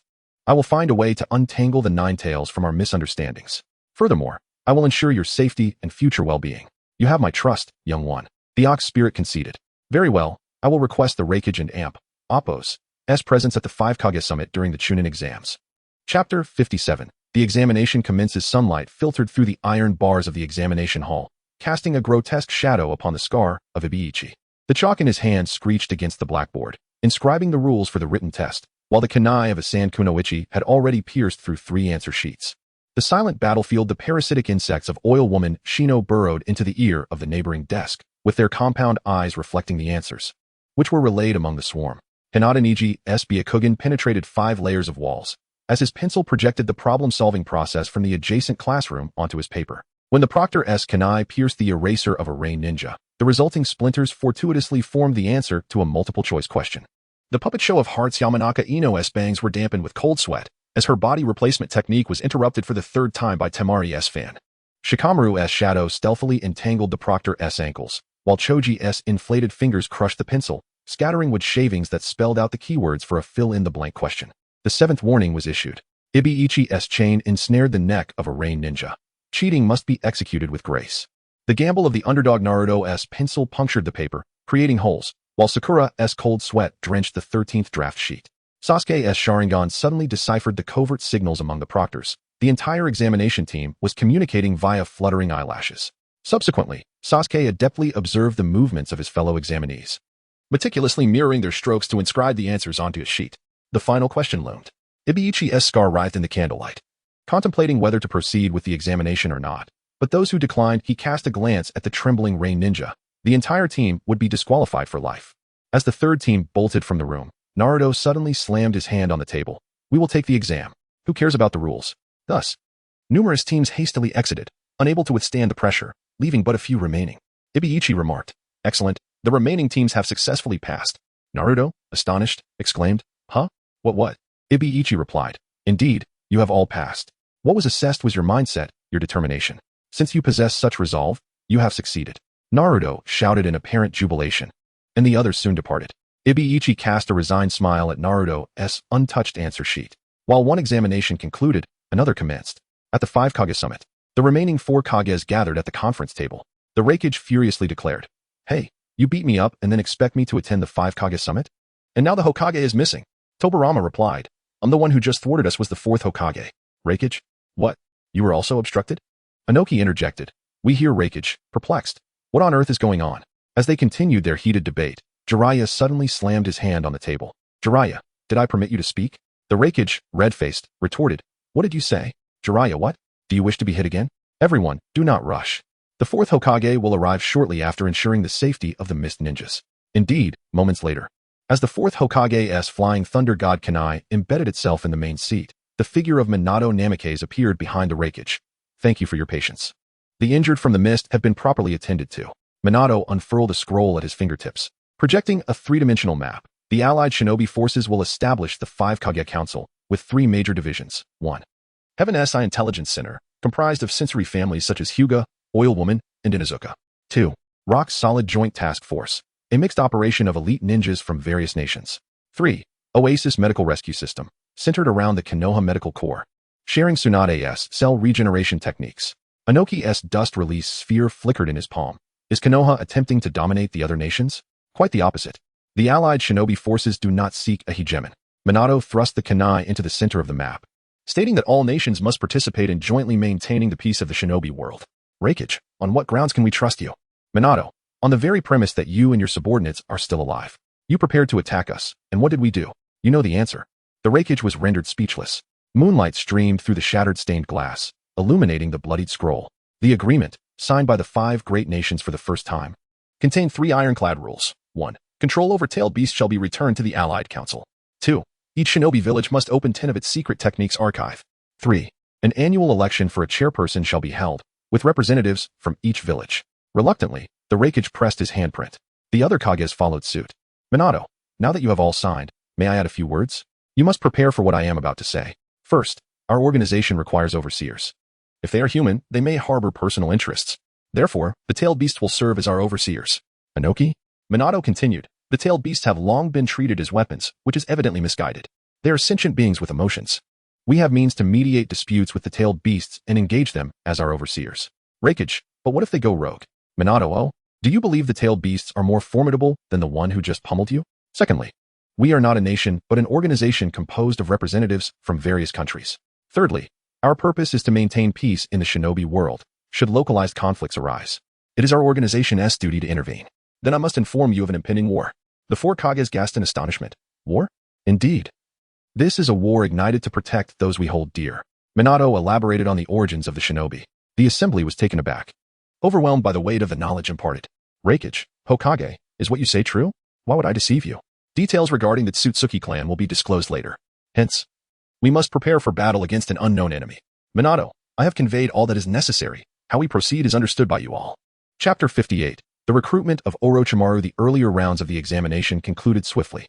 However, unlike in the original timeline, most of the ninjas from Konoha made it to the final round due to their rigorous training. In the first match, Naruto faced Neji. Although Neji sealed Naruto and Appo's chakra points with precise strikes, Naruto unleashed the chakra of the Nine Tails and concluded the battle with a wind release, Raisen Shuriken. The second match featured Shikamaru Nara against Temari, employing the shadow imitation technique. He executed a 32-step tactical maneuver, but chose to forfeit just as victory was within reach, an exasperating dilemma. The third match saw Sasuke pitted against Gaara, but an unexpected turn of events unfolded. At that moment, the fourth Kazekage revealed his disguise in the Hokage's viewing area, and Orochimaru made his entrance. The Sand Ninja commenced their scheme. Orochimaru addressed Minato. Now, it is the time of Konoha and Appo's demise. He then performed the impure world reincarnation, summoning 2 coffins that rose slowly to reveal the first and second Hokage. Ha ha ha, are you frightened? Orochimaru taunted. Minato replied, Orochimaru, you have finally shown yourself. Orochimaru responded with surprise. Does this imply you were aware all along? As the 4 red suns formation was activated in the viewing area, its corners were manned by light. Itachi, Shursui, and Fugaku. Meanwhile, Boruto approached Naruto, instructing him and Team 7 to keep an eye on Gaara. After Naruto and the others departed, Boruto ascended to the stance. Orochimaru remarked, Oh, are you the remarkable individual recently emerged from Konoha? Boruto confidently replied, Just watch. In the ensuing battle against the impure world reincarnation of Tobirama Senju, the latter struck first with a wood dragon technique. Boruto, unsheathing his Kusanagi, effortlessly dismantled the wood dragon into countless splinters and subsequently dispatched the reincarnated Tobirama into a cloud of paper-like remnants. Orochimaru and Appo's pupils narrowed in disbelief. What? This reincarnation was supposed to channel 60% of the deceased and Appo's power, yet this blonde boy defeated him in an instant. The impure world reincarnation of the second Hokage then unleashed a water dragon bullet, which proved futile as Boruto absorbed it entirely before swiftly dispatching the second Hokage once more. Enough, your trump cards are exhausted, Boruto declared. Orochimaru, bewildered, inquired, Child, who exactly are you? Boruto glanced at Light, who understood immediately and dispelled the 4 red suns formation. Light approached Orochimaru. Orochimaru exclaimed, It's you. Light then activated his Manjiki Sharingan, casting an illusion. Instantly, a torrent of memories flooded Orochimaru and Appo's mind. These are visions of the future? Orochimaru pondered. So this is the world to come. How tragic my current actions are. I understand now, Boruto. I shall prove my worth. He continued. Your resolve is even stronger than Sasuke and Appo's. Is that so, Uncle Snake? Then I thank you. Thus, Orochimaru was formally recruited. In the Forest of Death, the treetops fell beneath Shikaku and Appo's roar, as the formation of the Sand siblings was shattered by the rampaging chakra of the tailed beast. Naruto and Appo's shadow clone army leaped amidst the rubble, only to be scattered once more. Shikaku and Appo's sleep technique was fully dispelled, and its tailed beast form crushed Sasuke and Appo's Chidori. Sakura and Appo's superhuman strength shattered the incoming sand spears, yet she was overwhelmed by the subsequent sand waterfall funeral. From afar, Naruto threw a raisin shuriken at Shikaku with the last of his chakra. However, he once again drew upon the chakra of the Nine Tails and performed a summoning technique. Calling forth the giant toad, Gamabunta, who appeared above Shikaku and Appo's head. Naruto leaped atop Shikaku, and as he broke through the sand armor to grasp Gaara and Appo's true form, the chakra of the Nine Tails suddenly softened. Amidst the raging chakra of Shikaku, the memories of two lonely Jinchuriki began to resonate. Do you also fall asleep while listening to such cries? Naruto pressed his forehead against Gaara and Appo's bloodstained brow. And the Nine Tails and Appo's negative emotions harmonized with Shikaku and Appo's fury, transforming into a clear stream of chakra. The gourd of sand cracked open, revealing the smile of Yashimaru as he lingered in Gaara and Appo's subconscious. Bonds of dawn, I am not a monster. Gaara and Appo's sand, I shed tears, is it friendship? Shikaku and Appo's chakra suddenly retreated into the ceiling space, causing the three to tumble into a massive pit. Naruto extended his scarred hand. Whenever you cannot sleep, feel free to visit Konoha. Sasuke and Appo's Kusanagi swords suddenly barred their path. Stay alert, something approaches. From the ground emerged a bizarre creature resembling a pitcher plant. Its pale face twisted into a grin.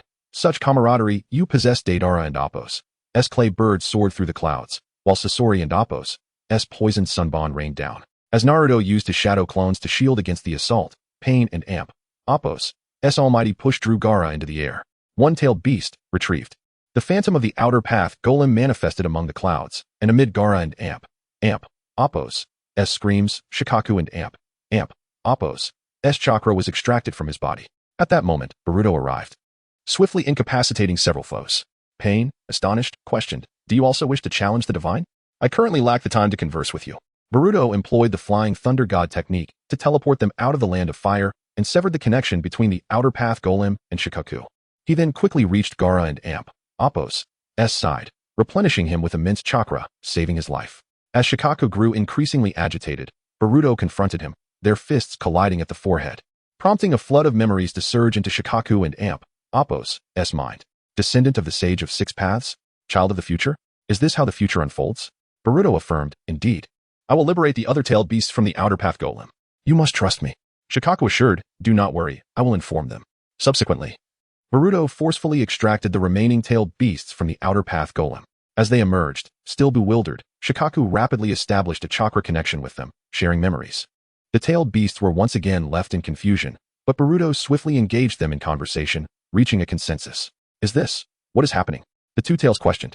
Now I understand why you exude the aura of the Sage of Six Paths, the six tails remarked. It seems plausible to physically extract us from the outer path golem.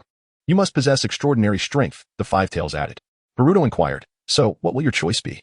The tailed beast replied, you have aided us, and thus we owe you a debt of gratitude. Your undeniable strength grants us the trust to follow you. Chapter 59. The emergence of Urashiki. A month after the collapse plan of Konoha, the tailed beasts were discreetly relocated to a secluded area within the village, where a protective barrier was established to ensure their safety.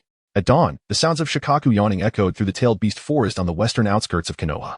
The one-tailed Shikaku lounged atop a newly constructed watchtower, its tail forming a natural chakra barrier. Naruto rushed down the freshly repaired gravel path, holding up a specially made food pill. It and Appo's time to eat. Tuna flavor, your favorite. Who would have thought you would come here? Shikaku chuckled. Arin and Appo's, you afraid of us? We are tailed beasts, and they sent a kid like you? What and Appo's wrong with that? Naruto replied. You're much better than that fox, Shikaku remarked. Are you talking about the Nine Tails? He can be a bit aloof at times, Naruto said. By the way, how have you been here? Quite well. Much better than being trapped in that outer path statue. Thanks to the prior preparations, Konoha suffered minimal losses, and the villagers quickly resumed their daily lives. Morning light filtered through the newly repaired paper windows of the Hyuga Dojo, where Hinata was instructing the Uchiha children in the gentle fist technique. Outside under the cherry blossom tree, Uchiha Fugaku and Hyuga Hizashi engaged in a game of shogi. with a box of 3-colored dumplings from the Uzumaki Merchant Association resting beside them. Morning Market Symphony at Narashikamaru and Amp. Oppo's herb stall. Akimichi Choji levitated 10 baskets of fresh matsutake mushrooms using a multiplication technique. Uncle Shikaku said this batch is 20 off in exchange for your secret barbecue sauce recipe. At the Inuzuka clan and Oppo's dog training ground, Aburame Shino and Oppo's parasitic insects were providing deworming care for the puppies. Kiba rushed in, holding Akamaru, exclaiming, "Shino, are your bugs trying to eat me?" Joint training at the 7th training ground. The new generation of Inoshikicho engaged in tactical drills. Narashikamaru ensnared 20 moving targets with his shadow. Yamanaka Ino skillfully maneuvered 3 puppet dummies. Akimichi Choji and Oppo's meat tank crushed the final earth wall. Twilight cooking smoke on the main street of the Uchiha clan. Fugaku and Oppo's wife was portioning ancestral sauces into servings for 100. As Naruto passed by, he used shadow clones to assist in distribution. The sauce was fresh. A servant from the Hyuga household delivered newly ground matcha powder, creating a limited edition dessert set with Uchiha and Oppo's special dumplings. Sasuke and Oppo's Kusanagi sword glinted in the sunset as he skewered various ingredients sent by different clans. Sakura's medical team was in the outdoor kitchen testing food safety when they discovered that deer meat from the Inuzuka clan had accidentally mixed with Kiba's dog chew toys. Melting snow festival as night fell, 1,000 paper lanterns illuminated along the banks of the Nanga River. Naruto and Sasuke leaped to the highest point, the moonlight casting shadows of everyone onto the newly carved Hokage rock. As a group dressed in traditional attire performed an ancestral blessing dance. A hidden Umbu recorder captured the scene to transmit it to the 5 great nations. The night was stunning yet tinged with a chill. A faint blue light began to glow in the distance. Suddenly, a figure clad in white emerged from the blue light. "Ah, not bad," the figure remarked. "This planet possesses such high-quality chakra." The figure suddenly burst into maniacal laughter. "Excellent. I shall take it all." A black portal appeared beside him, and he stepped through. A similar portal materialized on the outskirts of Konoha, where the figure re-emerged. "Oh, I didn't and Oppo's expect these creatures to possess such abundant chakra. Not bad, not bad. I shall take it." He laughed heartily. Before the tailed beasts could react, 7 red threads split and ensnared them, beginning to absorb their chakra. The tailed beasts quickly attempted to retaliate, but the figure was swift to withdraw. Each tailed beast lost 1/5 of its chakra, which the figure condensed into red orbs. "Are you a descendant of the Sage of Six Paths?" Shikaku inquired. The figure scoffed. "Sage? What nonsense!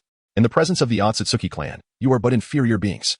Just as the tailed beasts prepared to counterattack, the figure vanished, leaving behind a final taunt. "Rest assured, once I process this chakra, I shall return to drain you completely."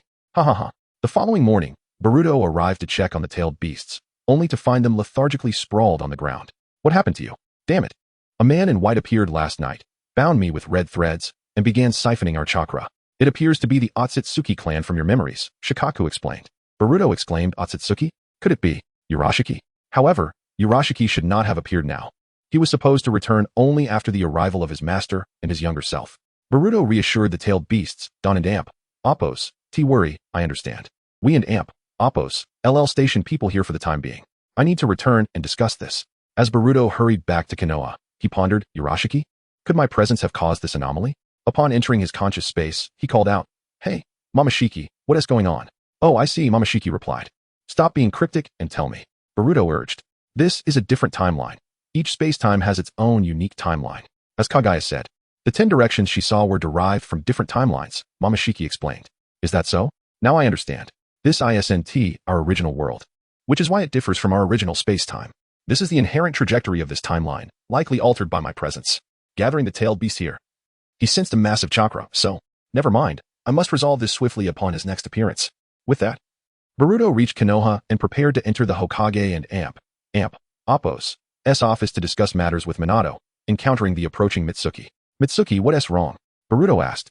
"There and Oppo's trouble with the tailed beasts. Urashiki is involved," Boruto replied. "Urashiki? The Akatsuki you defeated as a child?" Mitsuki questioned. "Yes, let us talk more inside," Boruto urged.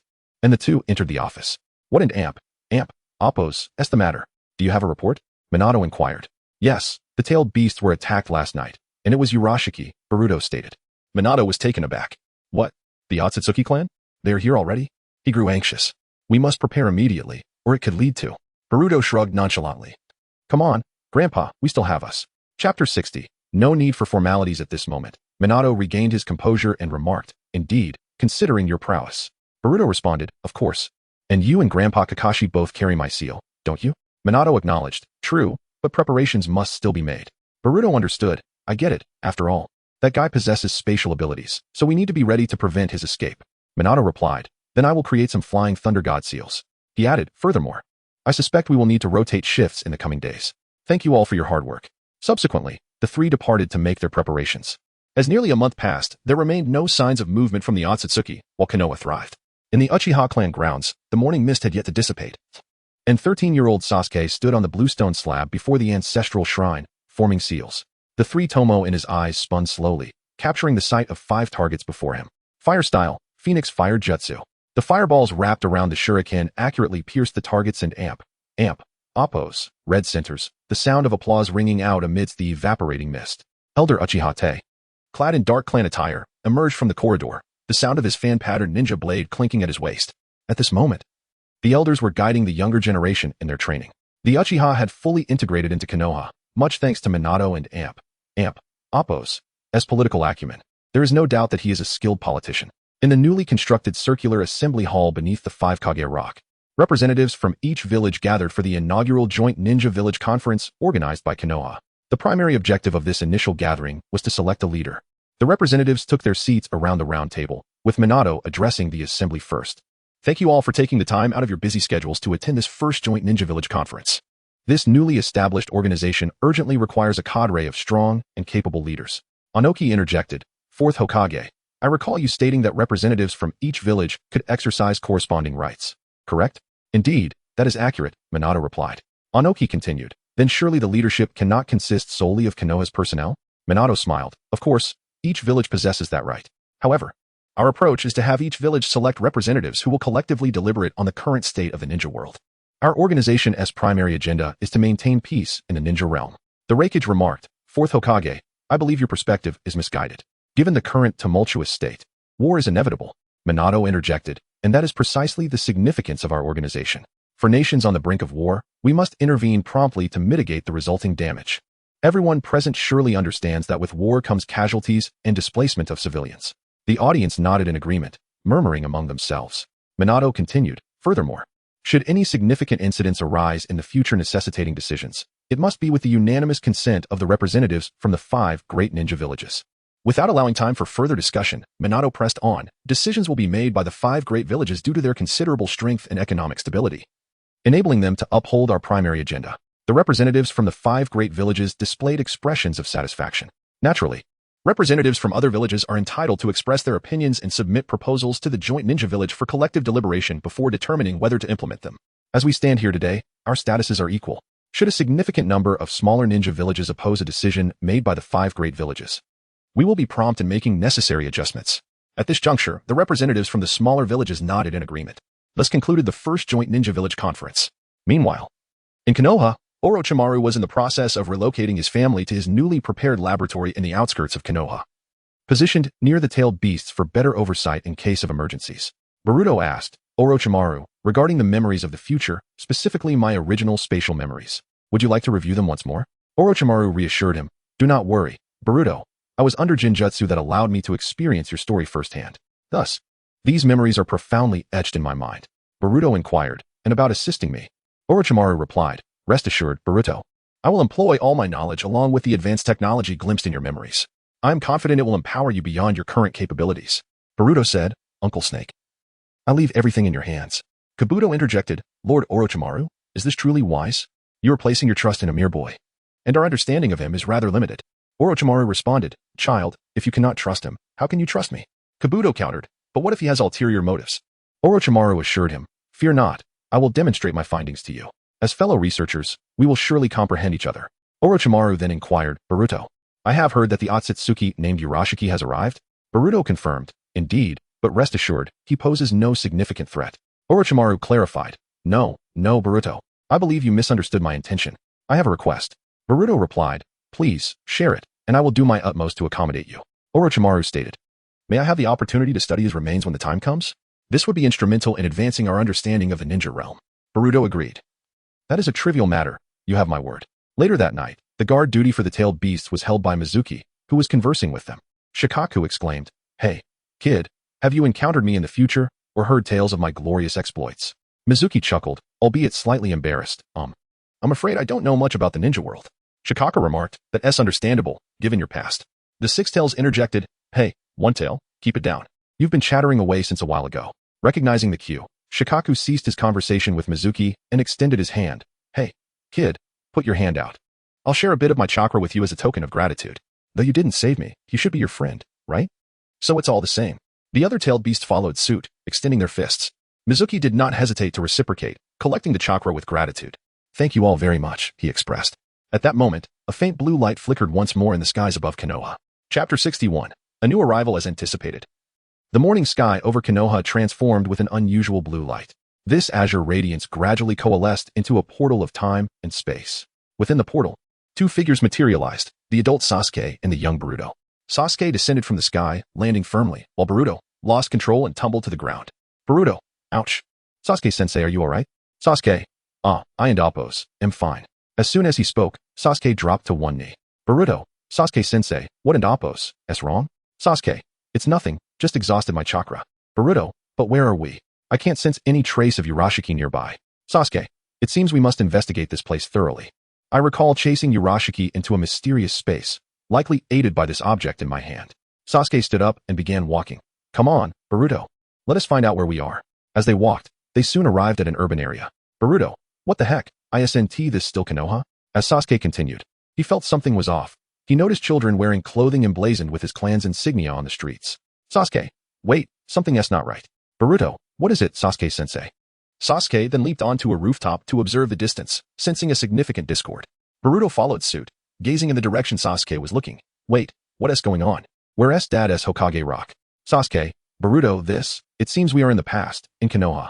Prior to entering that strange space, Urashiki had mentioned returning to the past to capture the Nine Tails and Appos, chakra.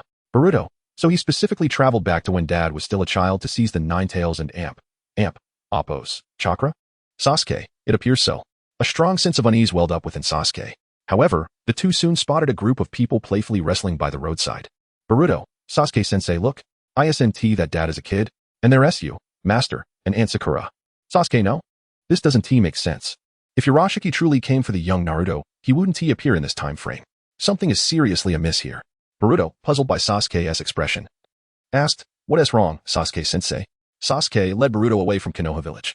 Boruto, anxious, exclaimed, what on earth is happening, Sasuke-sensei? Sasuke, just now, I saw my younger self. Oh, didn't I? At that time, I was already a Genin, but why are my clan members still here? Boruto, are you saying? Sasuke, if it's to capture the Nine Tails chakra, based on the current timeline, it should be when Naruto and I were much younger, as my clan members had already. Boruto, I see, so this isn't our original world? Sasuke, that seems to be the case. We'll need to investigate further. Once we return to the village, we should split up. You go near Naruto to gather intel on the current situation, while I'll scout the outskirts. Boruto, don't worry, Sasuke-sensei. At the back mountains of Konoha, the stream shimmered with an unusual golden light. Young Naruto was dangling upside down in a trap, clenching a half-eaten dango stick. Sasuke, you jerk. How did our special training turn into pig hunting? He shouted at the Uchiha boy perched on a tree branch, suddenly catching sight of a familiar flash of blonde hair in the bushes. Young Sasuke, come on, this is a mission, all right? You big fool. Boruto held his breath, hiding behind a rock, beads of cold sweat forming beneath his forehead protector. He hadn't expected that Team 7 in this time was on a D-rank mission, capturing a mutated boar that was destroying farmland. Just as he planned to sneak away, a whistling sound pierced the air above him. At that moment, Naruto was preparing to grab the boar when his vine was severed by a shuriken thrown by Sasuke, sending him flying like an orange cannonball. Boruto instinctively reached out to catch him. Ouch, ouch, ouch. Thanks, buddy. Naruto rubbed his nose and looked up at Boruto. Naruto, who are you, bro? I've never seen you before. Boruto, flustered, replied, I'm here to perform in Konoha. Sasuke, skeptical, remarked, what kind of joke is this? You're a performer, yet you're spying on us during a mission? You must be from another ninja village. Naruto, hey, Sasuke. What are you talking about? The allied shinobi forces just formed. The major villages shouldn't be making any moves yet. Sasuke, looking wary, responded, better safe than sorry. Hey, Blondie, show us a couple of your talents to prove you're really a performer. Boruto, sure. I'll show you right away. Subsequently, Boruto cleverly utilized his unique ninjutsu to successfully deceive Team 7. Sasuke, for caution and Appos' sake, I still need to report this to the 4th Hokage. But he shouldn't make things difficult for you. Boruto, a what? The 4th Hokage? Sasuke, What's wrong? You didn't know? Boruto snapped back to reality. Oh, no, no.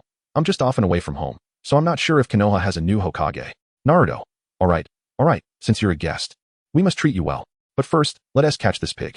Naruto then pulled Boruto along to help catch the boar. Boruto, by the way, what was that about the allied shinobi forces? Naruto, you really have been out of the loop, huh? The allied shinobi forces. Sasuke, it refers to the representatives from each village gathering together to discuss the current state of the ninja world. Boruto, is there really such an organization? Thus, Boruto gradually extracted a wealth of information about this place. After completing their mission, the group prepared to have dinner together. Boruto, so what are we having for dinner? Sasuke and Sakura sighed, rubbing their temples. Naruto, it's definitely going to be something absolutely delicious. Boruto, really delicious? Naruto, ramen, of course. Ichiraka ramen. Chapter 62. Continuous astonishment at this moment. Sasuke was also engaged in investigation, perplexed by the stark differences between this world and his own. He roamed the streets of Konoha from the past, seeking to understand the anomalies in this timeline. Thus, he pursued a child from the Uchiha clan, believing that this child might lead him to the answers he sought. Following the child, he arrived at the current Uchiha clan's territory.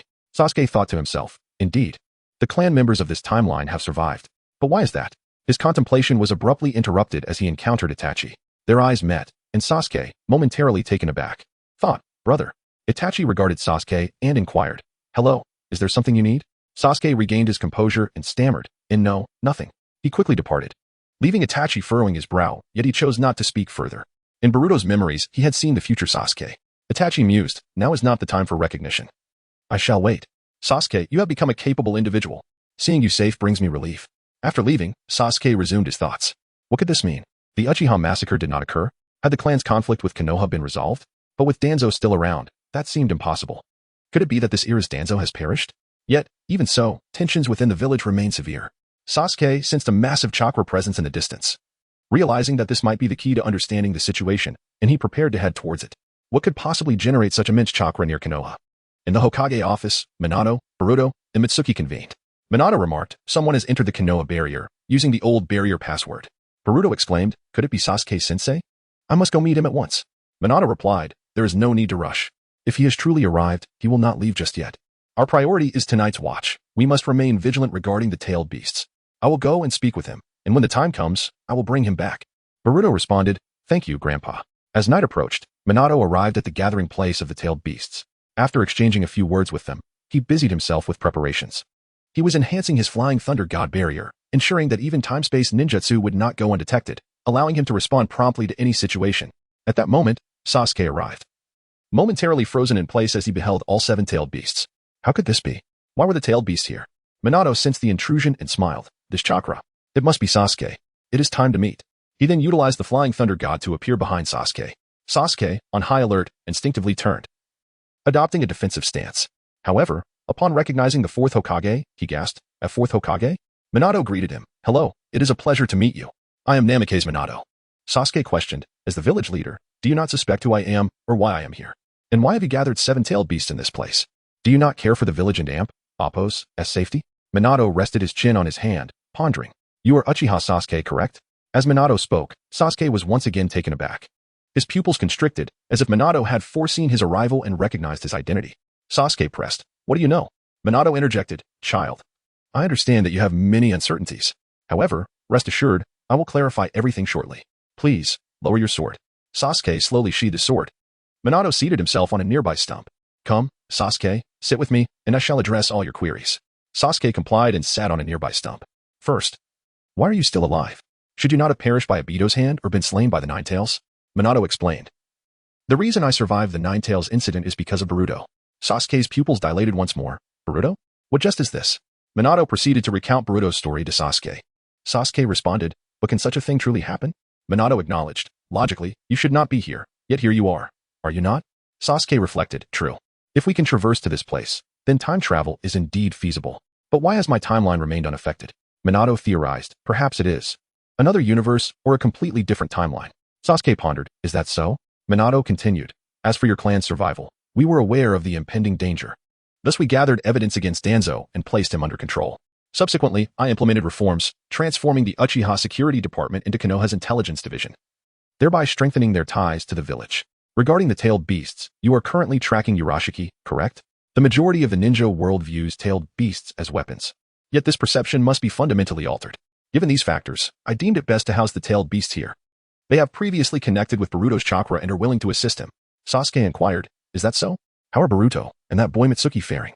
Minato replied, they are currently waiting for you in the office. Allow me to escort you. Sasuke expressed his gratitude. Then I leave everything to you. Minato placed a hand on Sasuke's shoulder. You go ahead. I must remain here to guard the tailed beasts. He then used the Flying Thunder God to teleport Sasuke to the Hokage office. At that moment, Boruto stood excitedly before Sasuke, exclaiming, SAS. Sasuke-sensei. Chapter 63. You are good people. The moonlight streamed into the Hokage and Appo's office, illuminating Boruto, Mitsuki, and Sasuke.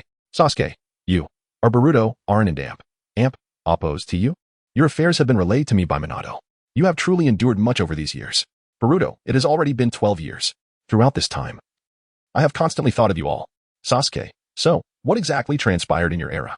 Boruto then began to recount his past to Sasuke, sharing his experiences piece by piece, while Sasuke listened with patience. Time passed unnoticed, and soon the morning sun filtered through the leaves into the Hokage and Appo's office. Sasuke, I understand now. What plans do you have next? Boruto, once we resolve the issues with Urashiki, I intend to return with you to eliminate Kinshiki, who is hidden in your ninja world. Afterwards, we shall see if there is a way for me to return to my original timeline. At this moment, Boruto was struck by a thought. Wait, if that is the case, then did Momoshiki deceive me? Boruto then entered the realm of consciousness to converse with Momoshiki. Momoshiki, hey, kid, I have not deceived you. Your Byakugan must absorb chakra fruits to be restored. Boruto, then I should be able to return with them, right? Momoshiki, are you foolish?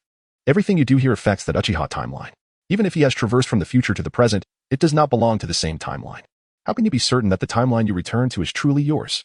Boruto realized, so that is how it is? But how exactly do I obtain the chakra fruits? Momoshiki smirked wickedly. Of course, you must plant the god tree and drain the chakra from this plant. In due time, the god tree will blossom and bear fruit. Boruto, that is absolutely out of the question. With that, Boruto exited the realm of consciousness. Boruto, we shall handle the matters on your side first, and then attend to the issues here. Sasuke, since you possess that so-called plow, can't you return directly to your original timeline? Boruto, no, just as you have come to this timeline, it is likely that my original timeline is not the same. Sasuke, that is true. And what about you, Mitsuki? Mitsuki, as for me, I suppose I shall continue to follow him. Sasuke, I see.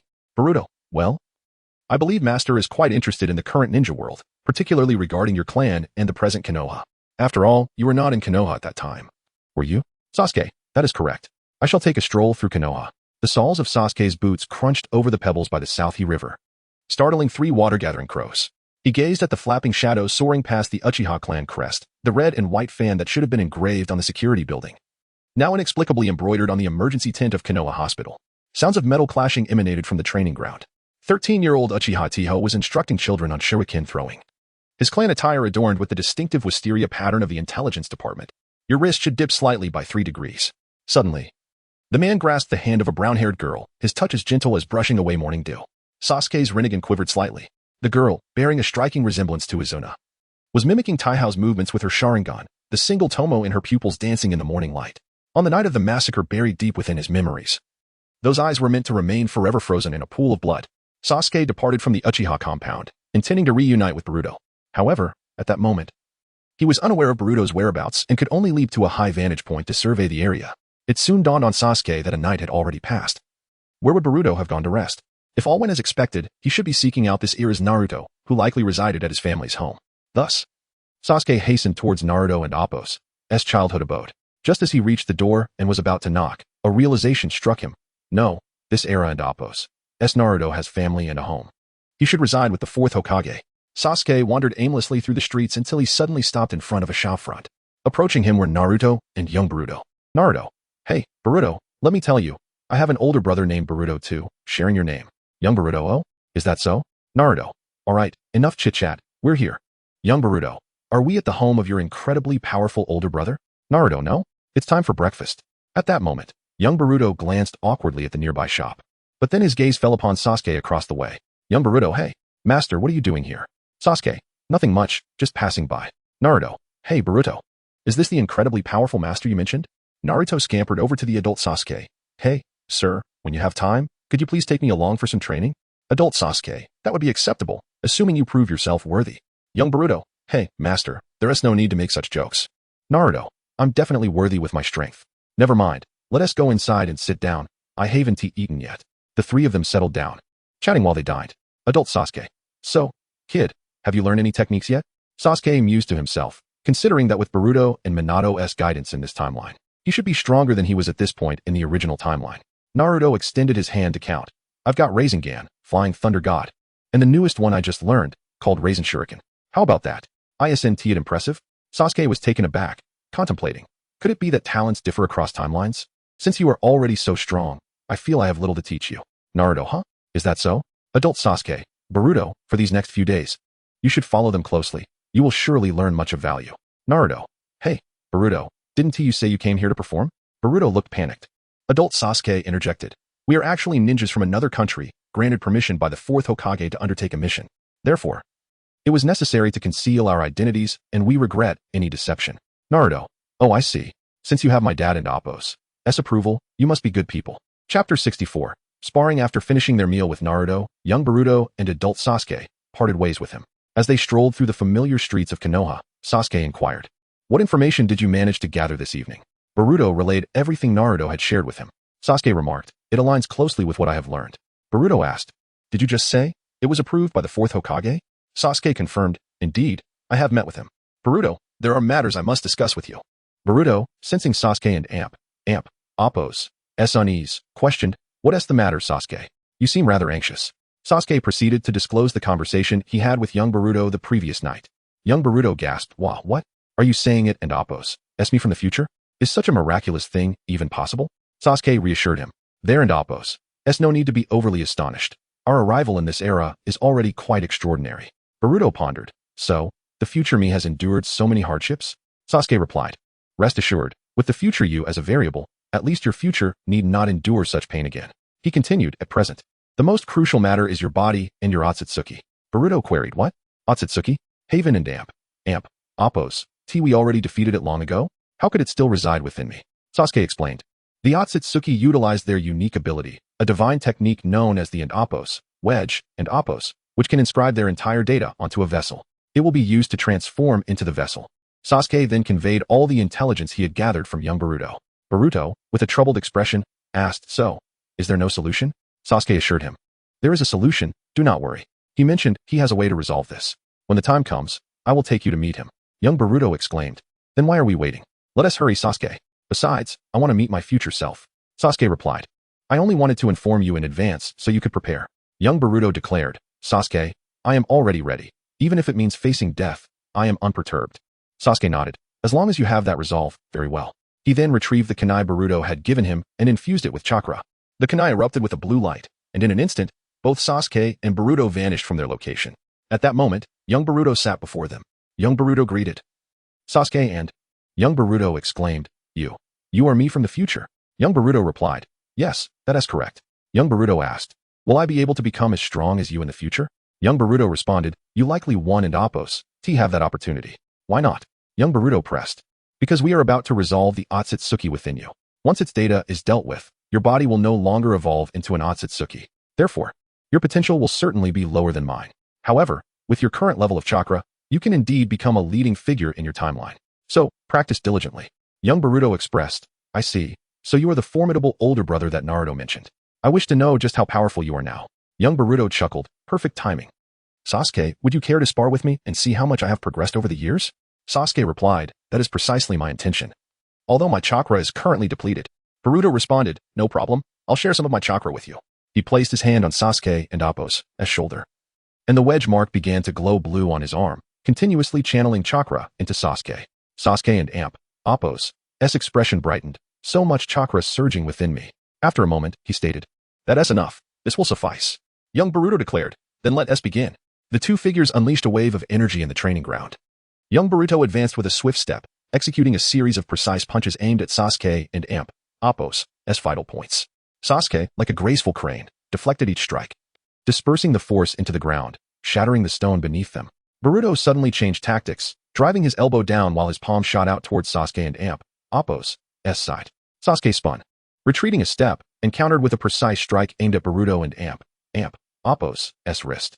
The sound of their collision echoed as they transformed their fists into palms, their fingers interlocking, creating a sharp sound of bone against bone. As they disengaged, Boruto leaped back, preparing himself, while Sasuke poised with a bamboo sword.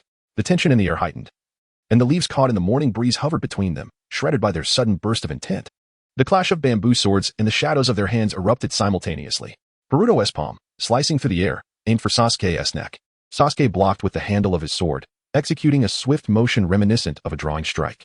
As sparks flew from their duel, Boruto lowered himself, sweeping the ground, obscuring Sasuke and Appo's view, delivering a series of rapid strikes aimed at critical points. Sasuke's body twisted, evading a kick that aimed for his temple, using the momentum to leap over Boruto's head, striking downward with his heel. Sasuke countered with a swift draw of his sword, aiming to intercept Boruto and Appo's strike, but was met with an unexpected force that shattered his efforts into splinters.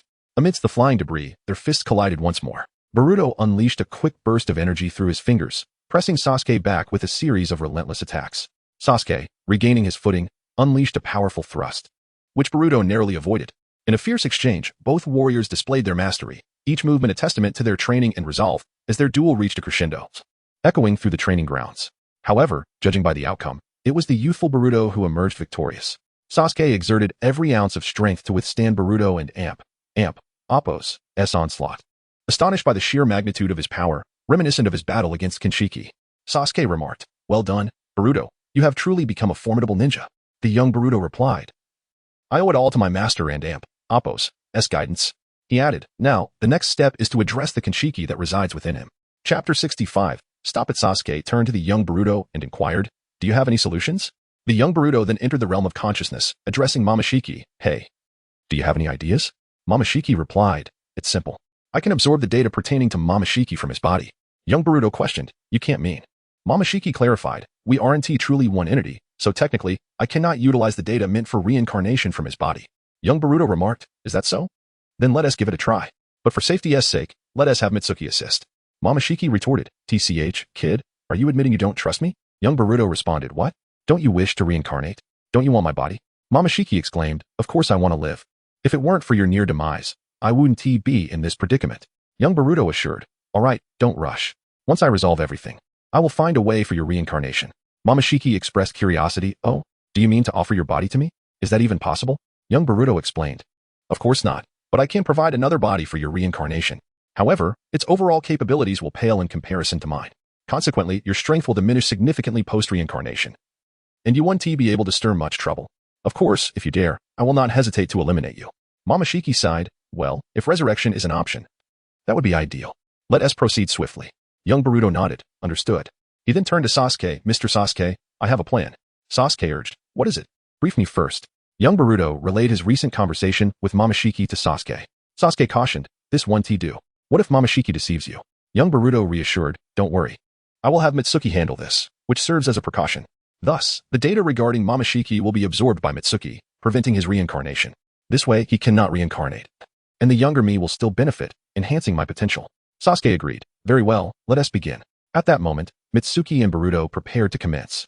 Soon, the young Boruto and Mitsuki entered the consciousness realm of the young Boruto to confront the Momoshiki within him. Momoshiki, young Boruto, questioned, "Who are you?" "Oh, I see. One is my vessel, and the other is a former vessel of Ishiki. TCH, it seems that I failed in that timeline. Therefore, in this one, I shall find a way to succeed." Suddenly, the young Boruto interjected, "Oh, what are you saying? Is that your last words?" Momoshiki, young Boruto, scoffed, "Don't be ridiculous. Without me in your body, you wouldn't know how to resolve this, understand? Yellow-haired brat, let me tell you. You can only watch as I slowly thaw from this brat's body and complete my reincarnation. As for you, you can do nothing but watch. Understand?" Young Boruto replied, "Oh, is that so?" At that moment, a figure appeared behind him. It was Momoshiki, adult Boruto. Momoshiki, adult Boruto greeted, "Oh, hello, my dear self." Momoshiki, young Boruto, exclaimed, "How is this possible? Didn't you fail? Therefore, logically, you shouldn't." Momoshiki, adult Boruto, explained, "I used the data meant for reincarnation to repair his body, which prevents my own reincarnation. Now, I can only rely on occupying his consciousness to seize his body, but his will and spirit are immensely strong. However, once I assist him in his endeavors, he will find a way to resurrect me. Thus, you'll have to endure." Momoshiki, young Boruto, protested, "Wait. What are you planning to do?" At that moment, Mitsuki unleashed his abilities, summoning the power of the nameless Bikuna. The roots swiftly pierced through Momoshiki, young Boruto's chakra points, incapacitating him within the consciousness realm as Mitsuki reached out towards him. Momoshiki, young Boruto, begged, wait. What are you doing? Stop. As Momoshiki and Appo's cries echoed, his form gradually became transparent, and the seal on Mitsuki's arm spread. Young Boruto inquired, how is it? Mitsuki affirmed, it's good. I can indeed feel Momoshiki's power within me. My chakra is also becoming abundant. Young Boruto responded, that is splendid. The seal on the young Boruto's arm spread until it enveloped his entire arm, before gradually fading away, causing him to faint. Sasuke quickly supported the young Boruto. Boruto, are you alright? Young Boruto reassured him, don't worry, he is fine now, and Momoshiki's consciousness within him has vanished. Sasuke confirmed, is that so? Then it's all good. Meanwhile, Obito continued to practice Susanoo by the riverside. With the enhancement of a plethora of Hashirama and white Setsu cells, he could now activate Susanoo's second state, experiencing minimal adverse effects in the process. Obito resolved, I must hasten to gather the tailed beasts. It seems Nagato has failed. Is it that yellow-haired kid from Konoha? Minato-sensei, I will demonstrate how to cleanse this world. It seemed the tailed beasts had gathered in Konoha. This would simplify matters. Black Zetsu, go investigate the situation while I prepare, he instructed. Black Zetsu replied, understood. As Black Zetsu transformed into a pool of black mud and burrowed underground, Obito sensed an anomaly. A portal suddenly appeared in the sky before him, and a man clad in white emerged. Obito demanded, time and space? Who are you? Urashiki retorted. Oh, a lowly creature? You lack the qualifications to converse with me. Obito, enraged, exclaimed, why is everyone so self-righteous? He activated his Rinnegan, revealing its power. Urashiki remarked, oh, those are impressive eyes, but ultimately, they belong to a lower being. Such inferior creatures cannot defeat our noble Tsutsuki clan. Obito declared, to hell with the Tsutsuki clan. I'll execute you right here. Chapter 66. A storm is brewing. Pooh sure. Oh? You intend to execute me on the spot? At this moment, Pooh sure and Appo's expression gradually morphed into something sinister, and he erupted into maniacal laughter. Ha ha ha, inferior creatures, come forth and show me your true abilities. How dare you speak so arrogantly? Obito, are you pretending to be something you're not? Without further ado, Obito launched an attack on Pooh sure, fire style, explosive wind dance. In an instant, a swirling inferno surged towards Pooh sure, its magnitude and power beyond comprehension. The surrounding trees were instantly consumed by the flames, and Pooh sure vanished into the sea of fire. Obito, humph, is that all you and Appo's got? How dare you boast here? Once the fire subsided, a black space-time portal opened in the sky, and Pooh sure emerged from within. With a hint of impatience, he remarked, young man, you've made this quite hot. It's rather bothersome, you know? Obito, oh, is hiding your only tactic? Pooh sure, TSK, merely the impotent fury of a lesser being. Obito then summoned a colossal wind shuriken to launch at Pooh sure, just as the shuriken was about to strike him. Pooh sure adeptly deflected it with a crimson fishing rod. Pooh sure, I had intended to absorb a bit more chakra from those beasts today, but it seems I can stretch my limbs a little instead. Ha ha ha, come forth and let me see what you're truly capable of. Can you ignite my fighting spirit? As Obito approached Pooh sure, the latter retaliated by swinging the fishing rod at him. Obito activated his intangibility to evade, reaching out to place a hand on Pooh sure's shoulder, intending to use Kimui to eliminate him. Pooh sure, oh, an intriguing ability. You can indeed tear apart space. At that moment, Pooh sure opened a portal beneath him, evading Obito and Appo's grasp. He then reappeared behind Obito. Obito, still resorting to cowardice? Pooh sure patted Obito's shoulder and remarked, your ability seems rather troublesome. When I attack you, you phase away, but it appears you must solidify to strike me. It seems I must take this seriously. In an instant, Pooh sure and Appo's eyes transformed into blue Rinnegan. Obito, witnessing this, was astonished. You, who are you? How do you possess the Rinnegan? Pooh sure, I told you, lesser beings are simply lesser beings. In a flash, Pooh sure appeared before Obito, preparing to deliver a flying kick. Obito quickly activated his intangibility to evade. However, the force of the kick was so tremendous that it shattered the ground beneath him. Obito, what on earth? Such power?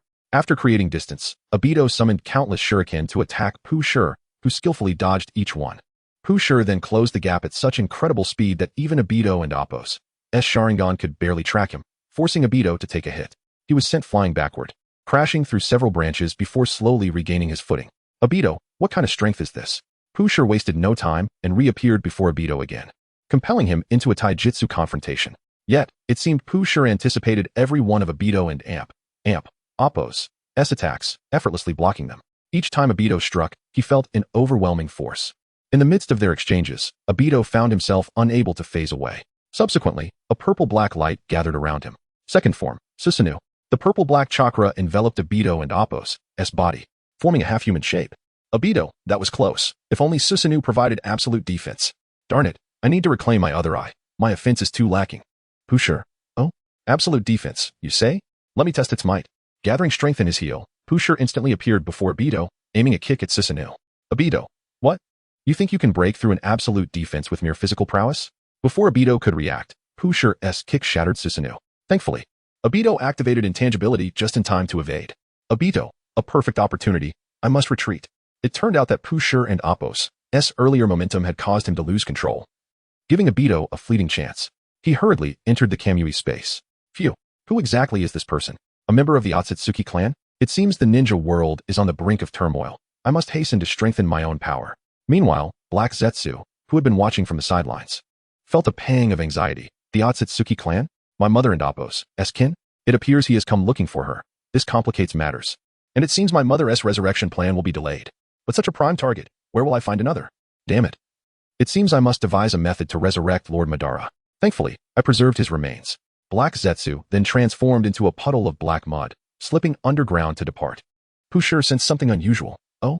Something was just spying on me. Alas, I inadvertently let it escape. Pusher, ha ha ha, how amusing. This world is truly fascinating. It seems there is still more to explore. He then opened a portal and departed. Meanwhile, Boruto and his companions sensed the commotion and rushed to the scene.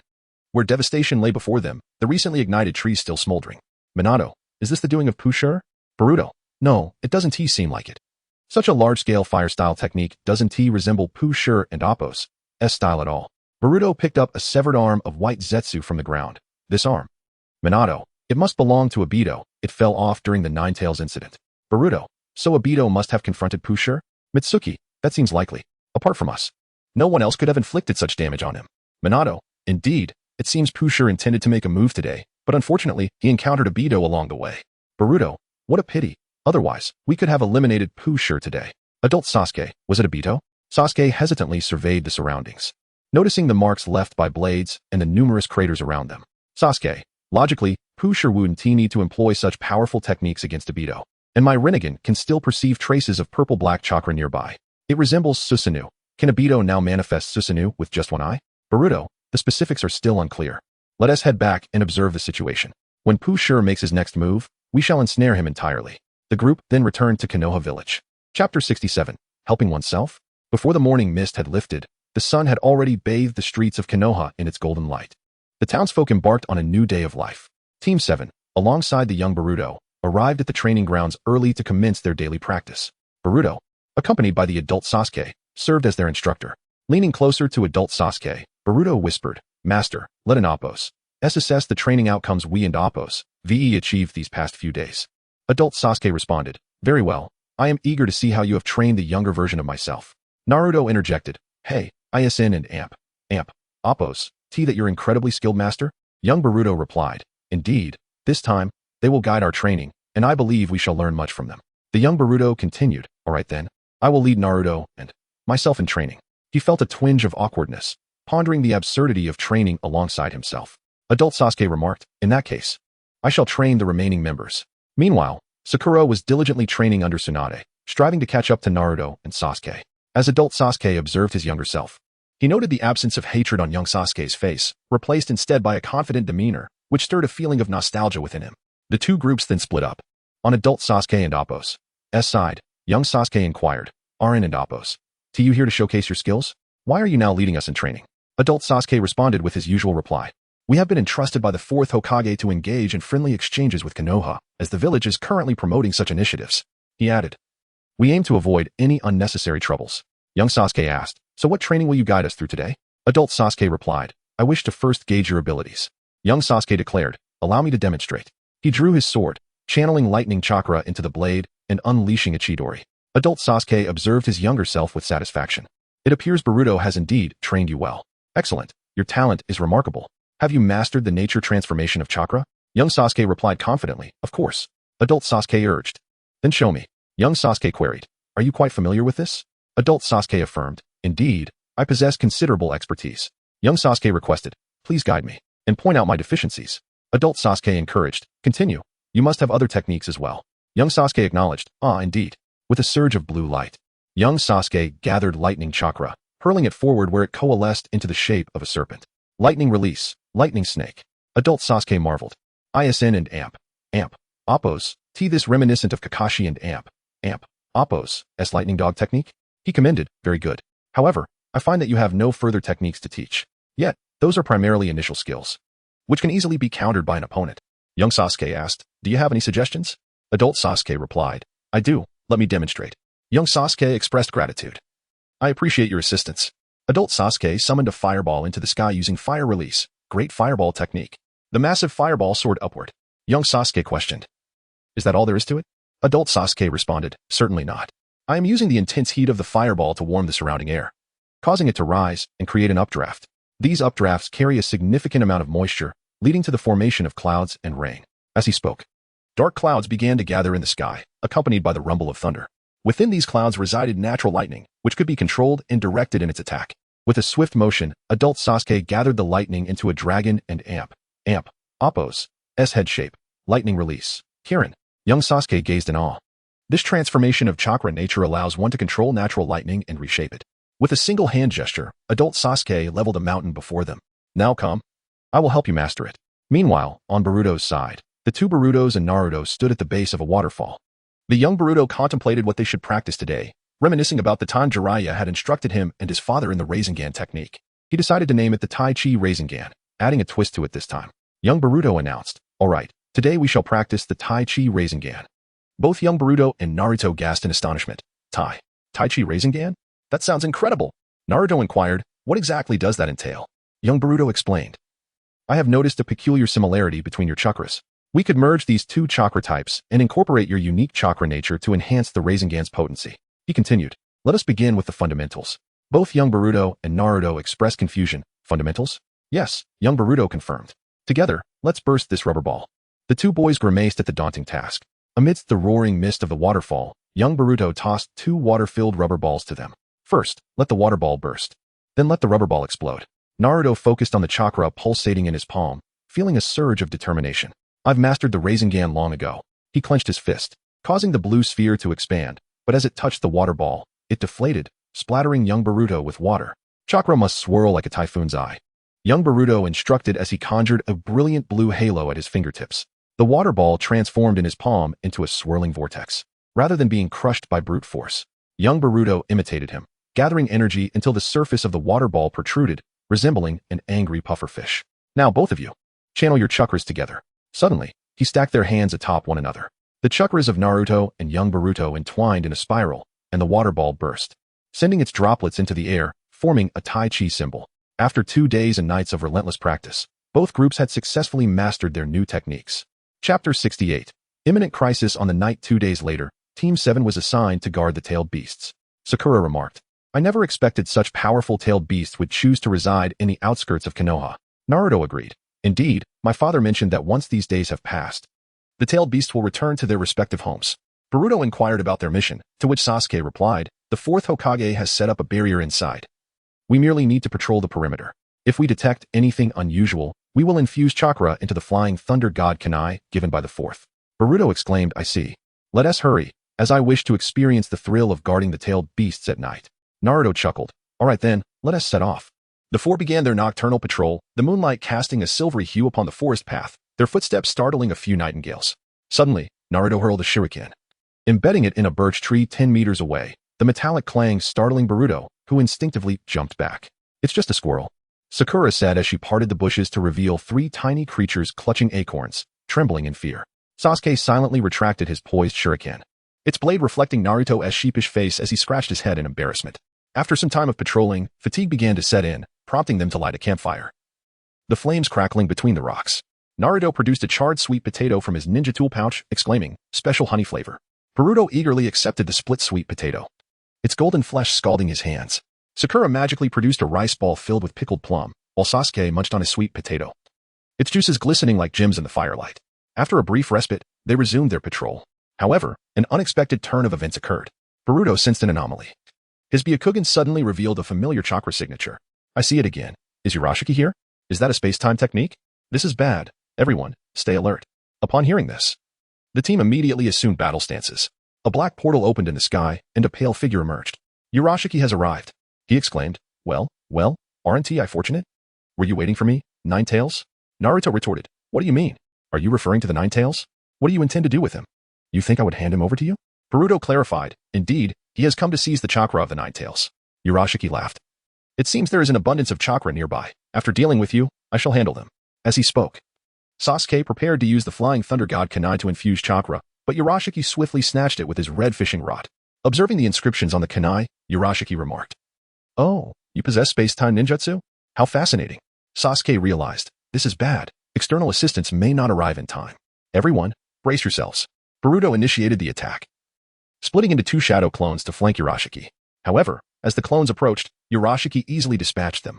Seizing the moment, Sasuke drew his Kusanagi sword and unleashed the Chidori sharp spear, a brilliant bolt of lightning aimed at Urashiki. Urashiki responded with intrigue. Ah, you're the Uchiha from my childhood. Let us see your current prowess. In an instant, he appeared before Sasuke. How fast? I can't even see with my three-tomo Sharingan. Sasuke thought as he blocked Urashiki's strikes with his sword, only to find himself on the defensive as Urashiki attacked from multiple angles. Each blow is immensely powerful. Sasuke grunted. Hey, Sasuke, Naruto cried, summoning hundreds of shadow clones to charge at Urashiki. Urashiki smirked. Ah, a fox, personally delivering itself? With a few deft flicks of his rod, he began to dissipate the clones. As he swung his rod, Sasuke prepared to strike with Chidori, but Urashiki countered with a precise kick that sent Sasuke sprawling. Sakura, sensing danger, unleashed her immense strength, shattering the ground as a shockwave surged towards Urashiki. He gracefully evaded the attack by leaping into the air. Seeing Urashiki airborne, Naruto gathered chakra and unleashed the wind release, spiraling shuriken. Sasuke followed suit with lightning release, lightning serpent. Boruto, recognizing the opportunity, formed a small Rasengan in his hands, ready to inflict damage. As the spiraling shuriken and lightning serpent headed towards Urashiki, he effortlessly dodged the shuriken and shattered the serpent with his rod. Seizing the moment, Boruto launched his Rasengan, which seemed poised to strike Urashiki but vanished just before contact.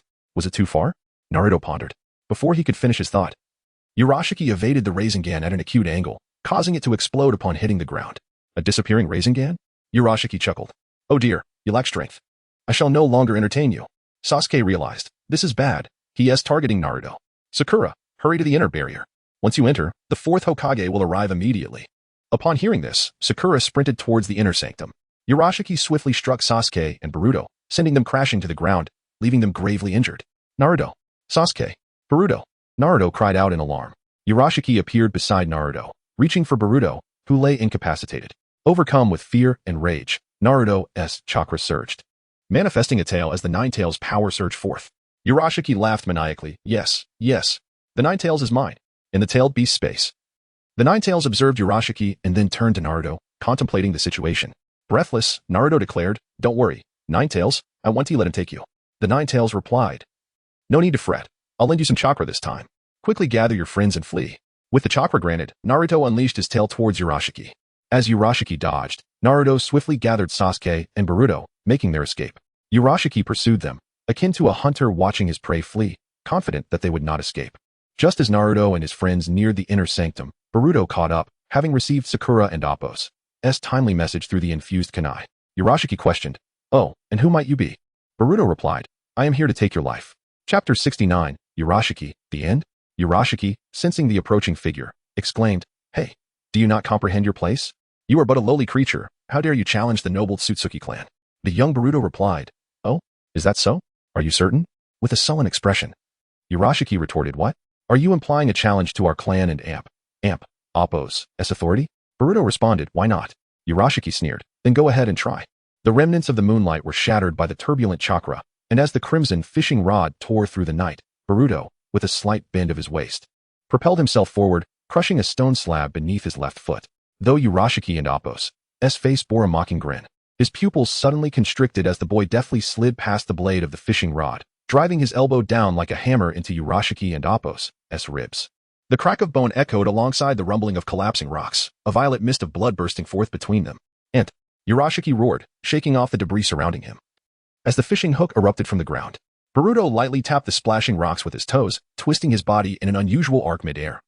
The hook narrowly grazing his hair as it cleaved a nearby tree in two. Upon landing, he seized the half of the broken wood. Urashiki swung his fishing rod, shredding the wood into countless splinters within the net of hooks. Suddenly, with a sinister laugh, he declared, Ha ha ha, little brat, It seems I underestimated you. From his waist, Urashiki retrieved several red pills and swallowed them whole. Instantly, a massive plume of steam erupted around him, forcing the four small companions to lose their footing. While Boruto remained steadfast, his hair dancing in the steam, Urashiki smirked wickedly. Ha ha ha. So what comes next? In an instant, he vanished like a specter, appearing behind Boruto. The four companions panicked at this sight, yet Boruto remained unfazed, as if he had anticipated it. As Urashiki swung his blade towards Boruto, the latter intercepted it, executing a shoulder throw that sent Urashiki flying. He simultaneously performed the Flying Thunder God technique. What? Urashiki stammered, quickly regaining his balance and drawing his fishing rod to confront Boruto. Once more, Urashiki launched a rapid assault.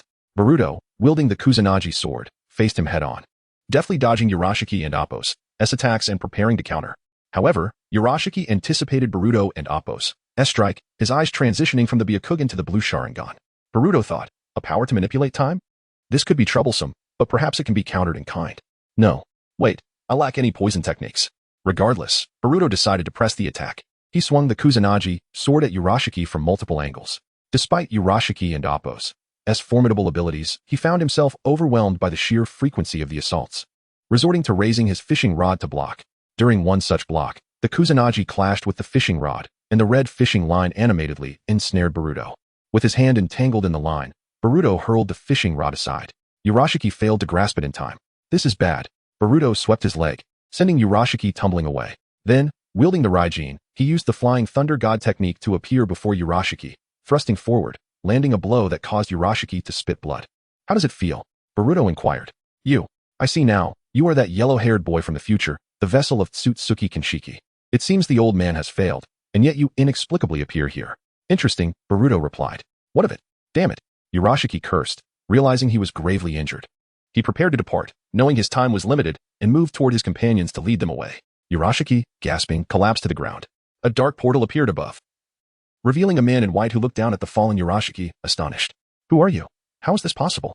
Urashiki gasped. The man in white chuckled. This is intriguing, quite intriguing. Ha ha ha. In the Hokage and Appo's office, Boruto returned, finding Minato awaiting him. Boruto, you have finally returned. Are you all unharmed? Rest assured. We are all fine. That is good to hear. What of Urashiki? He has sustained serious injuries and will not last long, so there is no need for concern. That is a relief. It seems the matter is nearing resolution. For now, yes, Boruto affirmed. Then you should return and rest. We have more to address tomorrow. The four companions have only sustained minor injuries. The threat has been largely neutralized. We can let them patrol again tomorrow. That sounds prudent. It is wise to let them see the kind of adversaries they will face in the future. Indeed, a valuable experience for them. Meanwhile, Urashiki lay on the ground, in agony, gazing at the man in white before him. How is this possible? How can there be another me? With a wicked grin, the man in white replied, Indeed. It seems there exists another version of me in this world. You must have traversed through time with a relic. Yet to be reduced to this state by a mere lowly being is truly shameful. I never anticipated that the future me would be so easily defeated. Now, relinquish your power to me. The man in white laughed maniacally. No, wait. Hold on. Before Urashiki could finish, the past version of himself seized the future Urashiki by the throat, forcibly extracting his blue Sharingan and swallowing it whole, followed by the red Sharingan. Mimicking the act Kinshiki had once performed, the past Urashiki transformed into a colossal, if ethereal, entity and stowed it within a basket at his waist. Fear not. I shall seek vengeance for you. No, for myself. He cackled. Having consumed the Sharingan, Urashiki radiated a terrifying aura, akin to that of a true deity, his own eyes seemingly deepening in hue. Excellent, I feel invigorated. However, it is late. I must adapt to this newfound energy. Tomorrow, I shall return for you, wretched beings. Ha ha ha. Chapter 70, Uchiha and Amp, Appo's style alive? In the Hokage and Amp, Appo's office, Team 7 and young Boruto were receiving commendations from the 4th Hokage, Minato, your performance yesterday was commendable and deserving of praise. Naruto, really? What kind of reward? Young Sasuke, who exactly was that person? Those eyes and that speed, he could even fly. Not even a Jonin could withstand such power. Minato, I understand you have many questions, but now is not the time. Just know that this is our future enemy. Sasuke, can we truly defeat such a formidable foe? He then turned to gaze out the window. It seems only Boruto could. Minato, but Boruto has trained diligently as well. We are all aware of the enemy and Appo's strength, which is why your training has been far from ordinary. Sasuke, so you were prepared all along? Minato, indeed, but we must not rush. Everything must unfold gradually. Sasuke, is it possible to share our training plans with us ahead of time? Minato, not at this moment. Sakura, we can end Appo's To even know our own training plans? Minato, correct. As there are many uncertainties during training that require real-time adjustments. Sasuke, that's fine. As long as I can enhance my abilities, I'll be able to protect everyone. Minato, precisely. With greater power comes greater responsibility. Rest assured, your strength will significantly improve. Minato, for now, I must ask you to continue your patrols. There should be no immediate threats. Naruto, well, let us reluctantly accept this task. Minato, consider it a precaution. I've already arranged for Boruto's master to wait for you. He will accompany you today. Minato then transported the four to the location from yesterday, where adult Sasuke was already waiting. Young Boruto joyfully exclaimed, "Hey, master, we and Appos, here. Adult Sasuke, you finally arrived. I heard you dealt with Uchiha. Naruto, to be precise. It was Boruto who did. Adult Sasuke, is that so?" He said seriously, "But why have I not seen Uchiha and Appos' body? I and Appos circled the area and found no sign of it. Young Sasuke, that shouldn't and Appos be possible. He was gravely wounded yesterday. Even with space-time ninjutsu, he couldn't and Appos have escaped. Adult Sasuke, could it be he truly fled? But Boruto was not one to overlook such matters. If he had a chance of survival, he wouldn't and Appos have run. Young Boruto, what should we do now? Should we report the situation?" As he spoke, a black portal opened in the sky, and a cleanly dressed man emerged. It was Uchiha, or rather, the Uchiha from this era.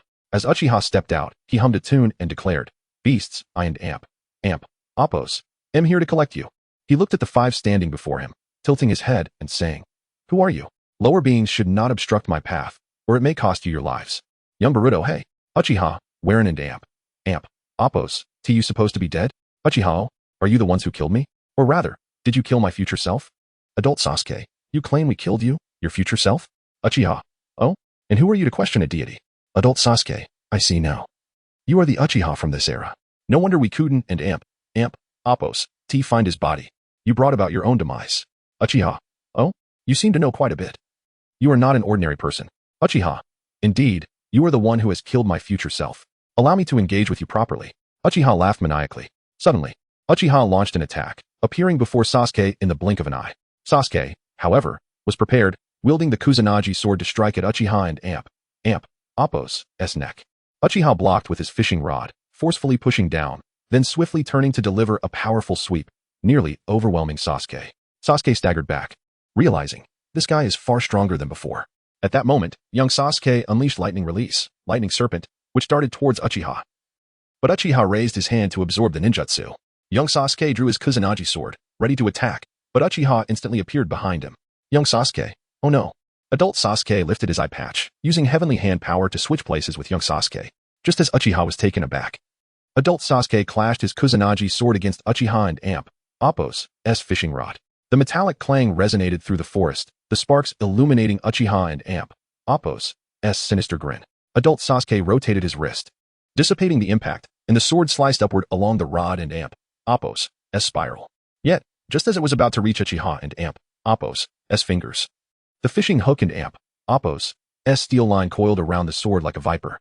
Uchiha yanked back forcefully, and as Sasuke lurched forward, the rod and Appos' barb swept toward his throat. Sasuke activated heavenly hand power once more, swapping positions with Uchiha.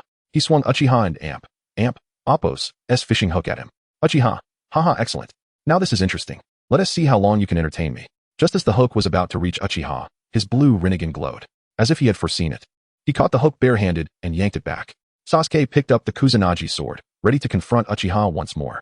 Uchiha charged at Sasuke at blinding speed, their figures moving so swiftly that even afterimages were hard to discern, only the sound of clashing metal could be heard. After a period of time, Sasuke seized an opportunity, exploiting a flaw in Uchiha and Appos' defense. He delivered a flying kick that sent Uchiha soaring, crashing through several trees before regaining his balance midair. Uchiha brushed off the dust from his clothes. Well done, kid. You've surprised me. But now, I shall get serious. I will not grant you another chance. Uchiha produced a small basket from his waist, retrieved a pill, and swallowed it, grinning, prepared to receive the divine baptism.